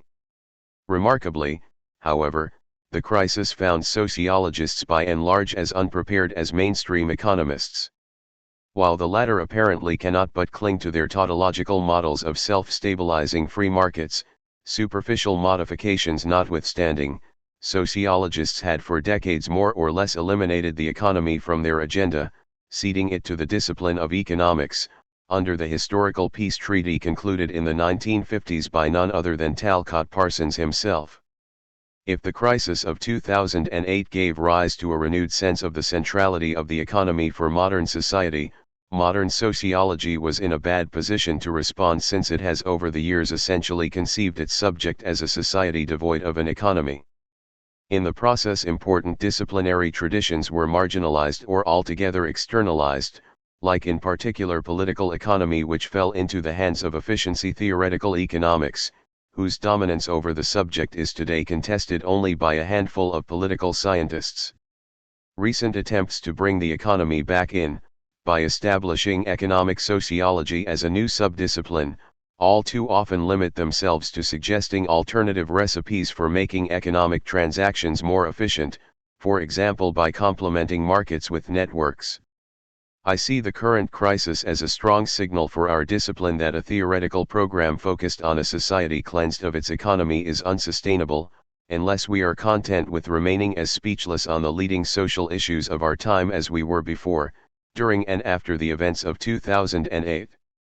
Many today feel that the current financial and fiscal crisis is not just an economic but fundamentally a social matter important enough to demand a revised interpretation of modern society, one that takes systematic notice of its being continuously revolutionized by expanding markets, of the fragility of social structures and political institutions that results from this, the growing uncertainty faced by governments and citizens as markets increasingly escape social controls, the inherent limits of the market as a site of social integration and a basis of social order, and the like. In principle, sociology with its history as a critical theory of modernity should be able to fill this need and offer to the public insights that it could reject only at its peril. For this, however, sociology must restore the economy as a central subject of any theory of society worth its name, and not just as a neutral mechanism of wealth creation ruled by esoteric natural laws and governable by scientifically informed technicians. This will not be possible unless as a discipline we dispense with our interdisciplinary peace agreement with economics and rediscover the political economy which sociology was when it was young, which it later abandoned in order to specialize on the society. There cannot be a more auspicious moment for this than now, when the reputation of standard economics with the public has reached a well-deserved long-time low. Why in the first place was it that sociology conceded the economy to the economists? How did we come to believe that a society without an economy could be a worthwhile subject of study, and that a macro-sociology without a macroeconomics could be a viable approach to understanding modern society? Is there enough left for sociology if the social is separated from the economic, and often from the political as well? It may be interesting that in Germany, the exclusion of the economy from the domain of sociology apparently took place earlier than in the United States, and if I am not mistaken, not only or primarily for academic but to a large extent also for obvious political reasons. The story is more than just a little twisted. Max Weber, as we may remember, had a chair in economics, Volkswirtschaftslehre, and originally was a member of the Professional Association of Economists, the Verein für Sozialpolitik. That he left it and founded the Deutsche Gesellschaft für Soziologie, DGS, German Sociological Association, was a political act as Weber strongly disapproved of contemporary economics' public advocacy of a reformist social policy. The DGS was to spare him from having to deal with the hated Kathedersozialism, academic socialism, which was why it had to pledge itself to Wertfreiheit, value-free inquiry. Point 2. But this turned out to be unenforceable, and when the Sozialefrage kept reappearing at DGS meetings, Weber, having tried but failed to quell the subject, resigned from organized sociology as well. A few years later he died. It is remarkable that German sociology after Weber never took up the grand themes of Wirtschaft und Gesellschaft, economy and society, that we today associate with him. They were essentially left to the institutional economists of the Historische Schule, historical school, like Werner Sombart, who played no role in Weimar sociology at all. Their demise after the Nazi Machtergreifung, seizure of power, in 1933, not least their attempt at a rapprochement with German nationalism, cleared the ground for the post-war advance of theoretical as opposed to historical economics. Sociologists, for their part, in their effort in the 1920s to establish themselves at the German university, took great care not to be taken for socialists or, what was still almost the same then, Marxists. Indeed, Horkheimer and the Institut für Sozialforschung in Frankfurt never considered themselves sociologists, and never thought of joining the DGS. Theoretical sociology in Weimar seems to have basically pursued some kind of formalistic theory of social relations of which nothing is left, von Wiese's Beziehungslehre relationship doctrine. Empirical sociology busied itself mainly with demographic research, in particular settlement patterns in Germany and, increasingly, Central and Eastern Europe, under the label of Siedlungsforschung, settlement research. Unlike what the discipline's post-war mythology suggested, empirical sociology blossomed in the Third Reich and was respected by state and party, in particular in connection with urban and rural planning for the soon-to-be annexed territories in the East.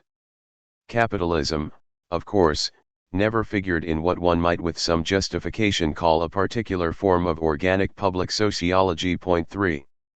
In post-war Germany, sociology continued to stay away from the economy, regardless of the fact that economics was simultaneously becoming ever more model Platonistisch, neoclassical, radically breaking with the tradition of the Historische Schule, historical school. Institutional economics disappeared until it came back much later under modern, efficiency theoretical auspices. Historical economics was marginalized, even in the form of historical econometrics, or cliometrics. What was and what was not sociology was increasingly decided in the United States, from where the discipline was reimported as the Weimar and Nazi generations died off or retired. In the 1960s, when post-war growth was at its height, the economy seemed no longer of sociological or, for that matter, political concern. Many believed, like Keynes had anticipated in one of his more optimistic moments, that economics had become like dentistry, a skilled trade to be called upon if there was a problem, with a toolkit of proven techniques painlessly to repair whatever there was to be repaired.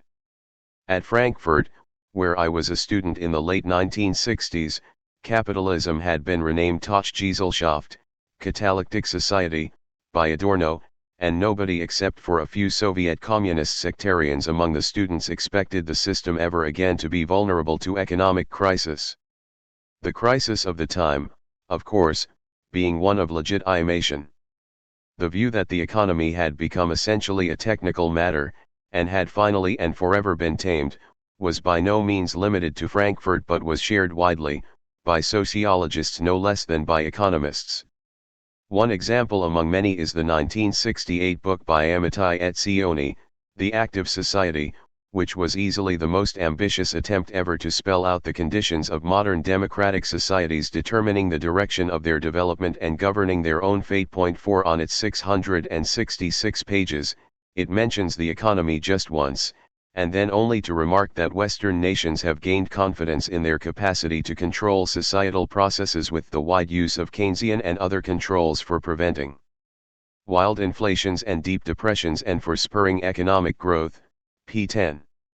As indicated, it is my view that sociology's splendid isolation from the economic world is no longer tenable unless our discipline was prepared to render itself irrelevant for the big issues of our era. In view of the crisis, it would seem to be time to concede that sociology's bet on the non-economic in society has not paid off.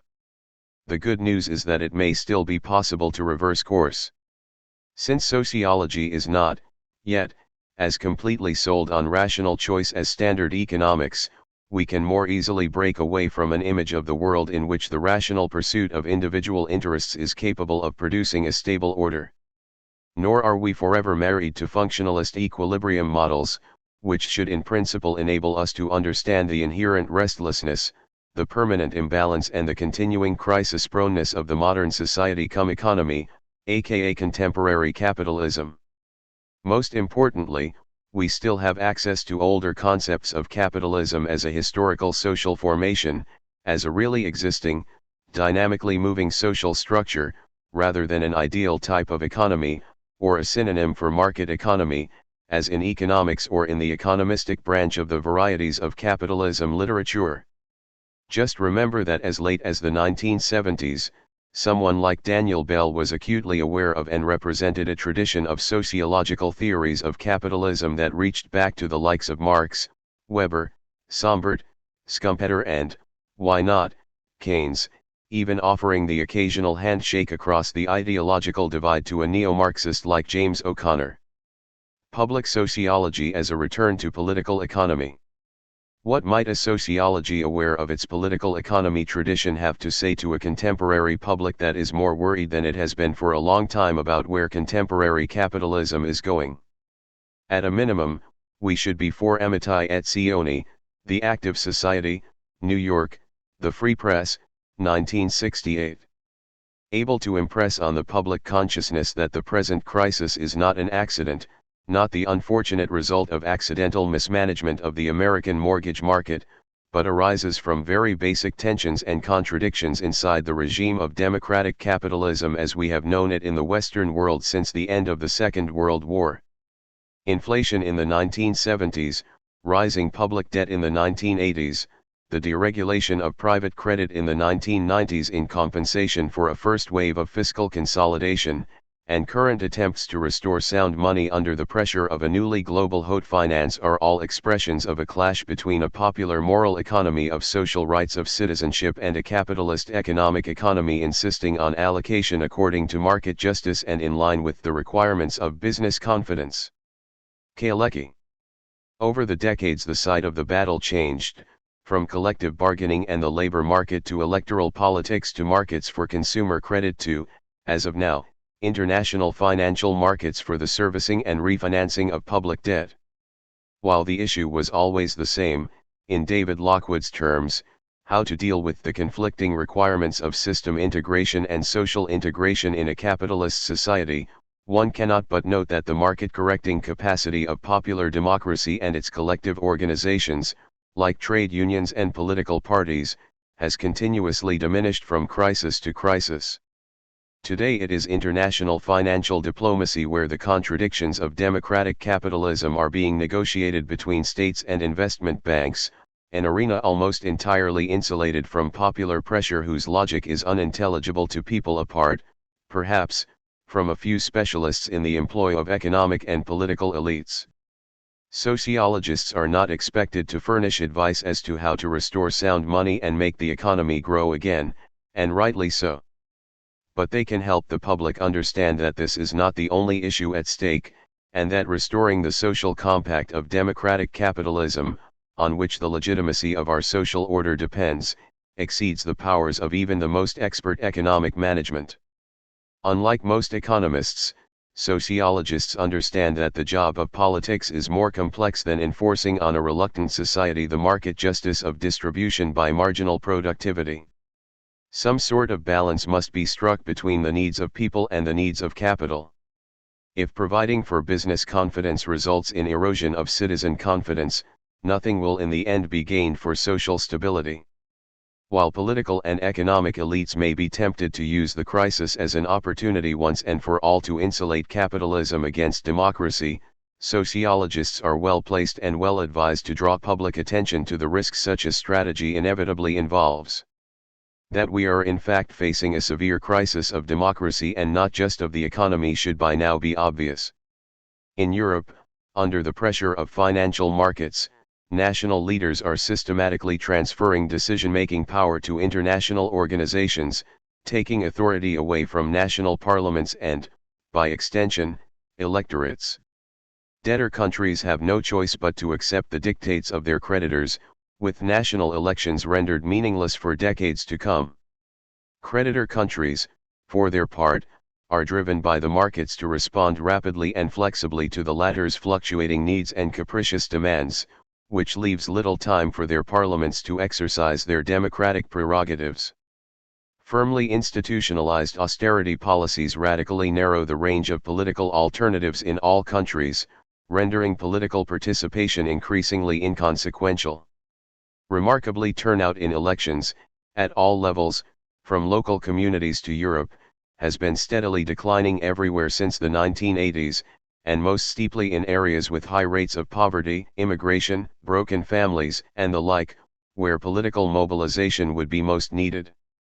As sociologists we know, and are competent to let others know, that where legitimate outlets of political expression are shut down, illegitimate ones may take their place, at potentially very high social and economic cost.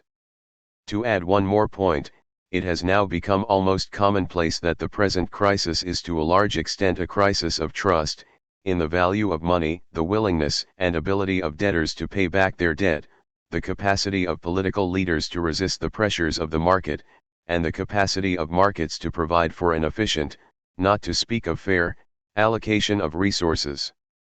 Not only is there not much confidence that our governments and international organizations will be capable of preventing another crisis, there is also a rapid decline in trust among market actors themselves, in particular among banks dependent upon borrowing from one another. The result is that states and central banks may once again have to come in as trustees of last resort, which may force them to take over bad debt and extend guarantees of a dimension that may finally bring them to their knees. It is not so long ago that transaction cost economics maintained that institutions are best built by market actors from below looking after their own interests in efficient trading relations. Rational choice institutionalism in political science and sociology was eager to absorb the message and followed suit by replacing public government controlled by states with private governance constructed by market participants. The crisis has shown that private ordering can go only so far and is easily overburdened with the task of providing for social order. When it breaks down, public authority needs to be brought back for repair work. There is no reason not to draw public attention to what is the obvious bankruptcy of liberal theories of institutions and, incidentally, a resounding confirmation of the Durkheimian sociological legacy. Drawing on the sociological tradition, we are able to see that what is at the bottom of our current predicament is the well-known tendency inherent in the capitalist social formation for markets to expand dynamically into other spheres of social life, typically disrupting them and often leaving them in disarray. That tendency today meets with a secular weakness of social counter-movements against marketization, of the protective conservationist as well as the progressive reconstructionist kind, in a historical period when global capital is about to superimpose itself on local, regional, national social structures and ways of life. Unlike contemporary economists, sociologists, informed not least by some of the great economists of the past, like Sombart and Schumpeter, possess in principle the conceptual tools to understand that the capitalist system is one that grows from within, in a way that tends continuously to turn social relations upside down. Rather than proceeding in harmony with the rest of society, capitalist development continuously causes frictions and contractions that demand and call forth ever new collective efforts at social stabilization, aimed at establishing some kind of, ever precarious, balance between economy and society. Karl Polanyi, whose work a growing number of sociologists find inspiring, did not seek membership in the sociological profession of the 1950s and 1960s. He was content to be an economist, an economic historian, and a social anthropologist. It says something about our discipline, and something not very complimentary, that he was discovered by sociology only in the 1990s when neoliberalism was rampant and financialization was ushering in yet another revolutionary transformation of the capitalist economy. I believe there is no better summary account of our current predicaments than one drawing on the Polanyian notion of the three fictitious commodities, money, nature, and labor, and the inherent limits to their commodification. Many believe that these limits may now be about to be reached, and with them the limits of further capitalist growth, at least of the sort that can still be made more or less compatible with existential human needs. The private industrial manufacturing of money in the wake of the deregulation of the financial industry has imposed unprecedented uncertainty on entire societies, exacerbating distributional conflict within and between them and raising as yet utterly unresolved problems of global re-regulation. As to nature, or land, we have slowly been learning that the fundamental characteristic of a fictitious commodity, that its supply is not and cannot be governed by the demand for it, applies to nature with full force. Indeed, indications are that unless we find ways to protect our global commons from further commodification, the very basis of life on Earth as we know it may soon be consumed in the service of unbridled progress of capital accumulation. Finally, ever-increasing flexibility of labor markets and work organization has subjected individuals and families to relentless pressures to organize their lives in line with the unpredictable demands of increasingly competitive markets. Among other things, the result is growing polarization between an impoverished surplus population of losers, overworked middle-class families living an absurdly busy life and putting in ever more, and ever more intense, working hours in spite of unprecedented prosperity, and a small elite of winner-take-all super-rich whose greed knows no limits while their bonuses and dividends have long ceased to serve any useful function for society as a whole. What, if not the political economy of contemporary capitalism, as anticipated in Polanyi's conception of critical limits to commodification, could be the subject of a renewed public sociology? A lot of work, of course, awaits doing. Sociologists have contributed little if anything on money and finance, pace George Simmel, and apart from a few entertaining but politically irrelevant ethnographic accounts of life at Wall Street trading desks, written before disaster struck. On the natural environment, sociologists have produced an endless number of studies on when and why people are willing to separate their garbage and make other low-cost sacrifices. But the question what it is that makes our societies so dependent on capitalist growth, even at the risk of destruction of their economic, natural, and human foundations, we have left, strangely enough, to heterodox economists. The same applies to reflections on how a society compelled to grow might possibly be turned into one at peace with nature and itself. That economists turn to psychologists for advice on alternative, non-economic sources of human happiness cannot really be held against them, given that sociology has so carefully avoided the subject, although it could reasonably have insisted that the issue is a social and political rather than a psychological one. Relatively well, finally, are we doing on labor markets, family structures, and the conflicts between participation in the intensifying rat race for income and advanced consumption on the one hand and social life, including the raising of children, on the other, as described by, well, public sociologists such as Arlie Hochschild and Richard Sennett. The demand side again. This brings me back to the old question, would anyone listen?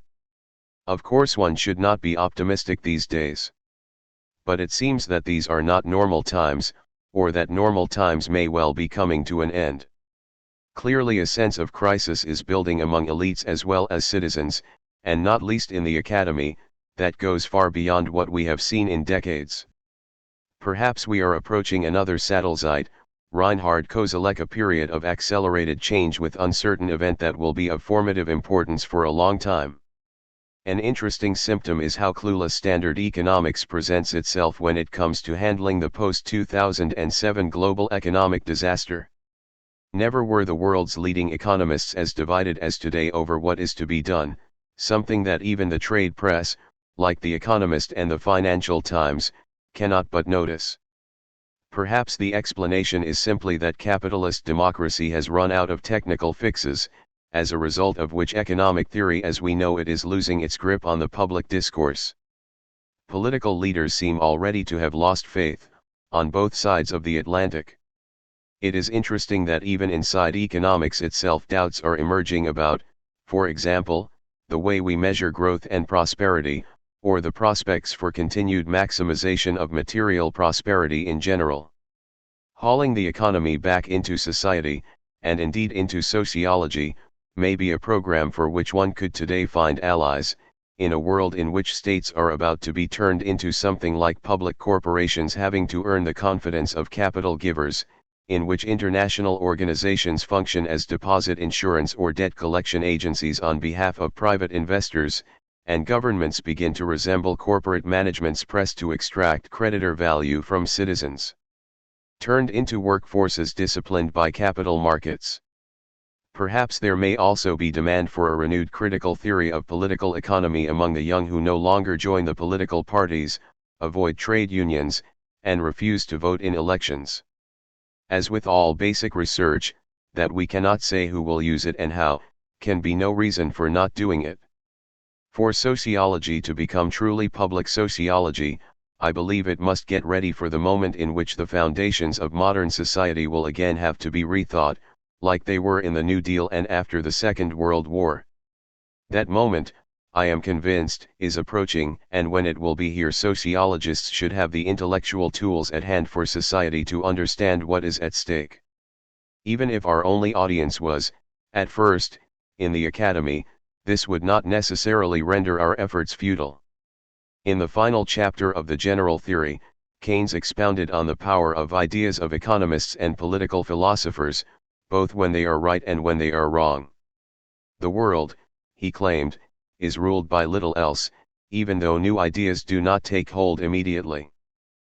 Or in the field of economic and political philosophy there are not many who are influenced by new theories after they are 25 or 30 years of age, so that the ideas which civil servants and politicians and even agitators apply to current events are not likely to be the newest. But, soon or late, it is ideas, not vested interests, which are dangerous for good or evil. 5. There is no way of knowing, and perhaps good reason to doubt, if there will be enough time for trickle-down ideational change to come to our relief, the gradual encroachment of ideas, as Keynes calls it, which has worked so well for himself, at least for a time. Our need for a less suicidal political economy may be more urgent. But this can only mean that we cannot begin early enough to challenge the intellectual hegemony of contemporary economics over contemporary understandings of economy and society. The first public for public sociology, I suggest, is the academy, with its unprecedented numbers of students in economics and business administration, who are being taught, in essence, that society exists only as a grandiose opportunity for utility maximization by those capable of making the most rational choices. If we can't sow the seeds of doubt here, where then? The Parsonian peace treaty between sociology and economics has silenced the Kantian contest of faculties, Streit der Fakultäten, where we would today most need it. Sociologists and political scientists, in alliance with heterodox economists of different stripes, have begun working on a new sort of political economy, a socio-economics that would again make the economic subservient to the social rather than vice versa, first as a theoretical and then, hopefully, as a political project. It is high time for the mainstream of the discipline to remember its roots and join the battle, even though we know that the capitalist reorganization of the university that is underway everywhere is not least designed precisely to eliminate critical reflection, for the all-powerful purpose of economic efficiency. But then, if public sociology cannot make itself heard in this public, how can it hope ever to be noticed in the world of YouTube, Facebook, Fox TV, and the Bild-Zeitung?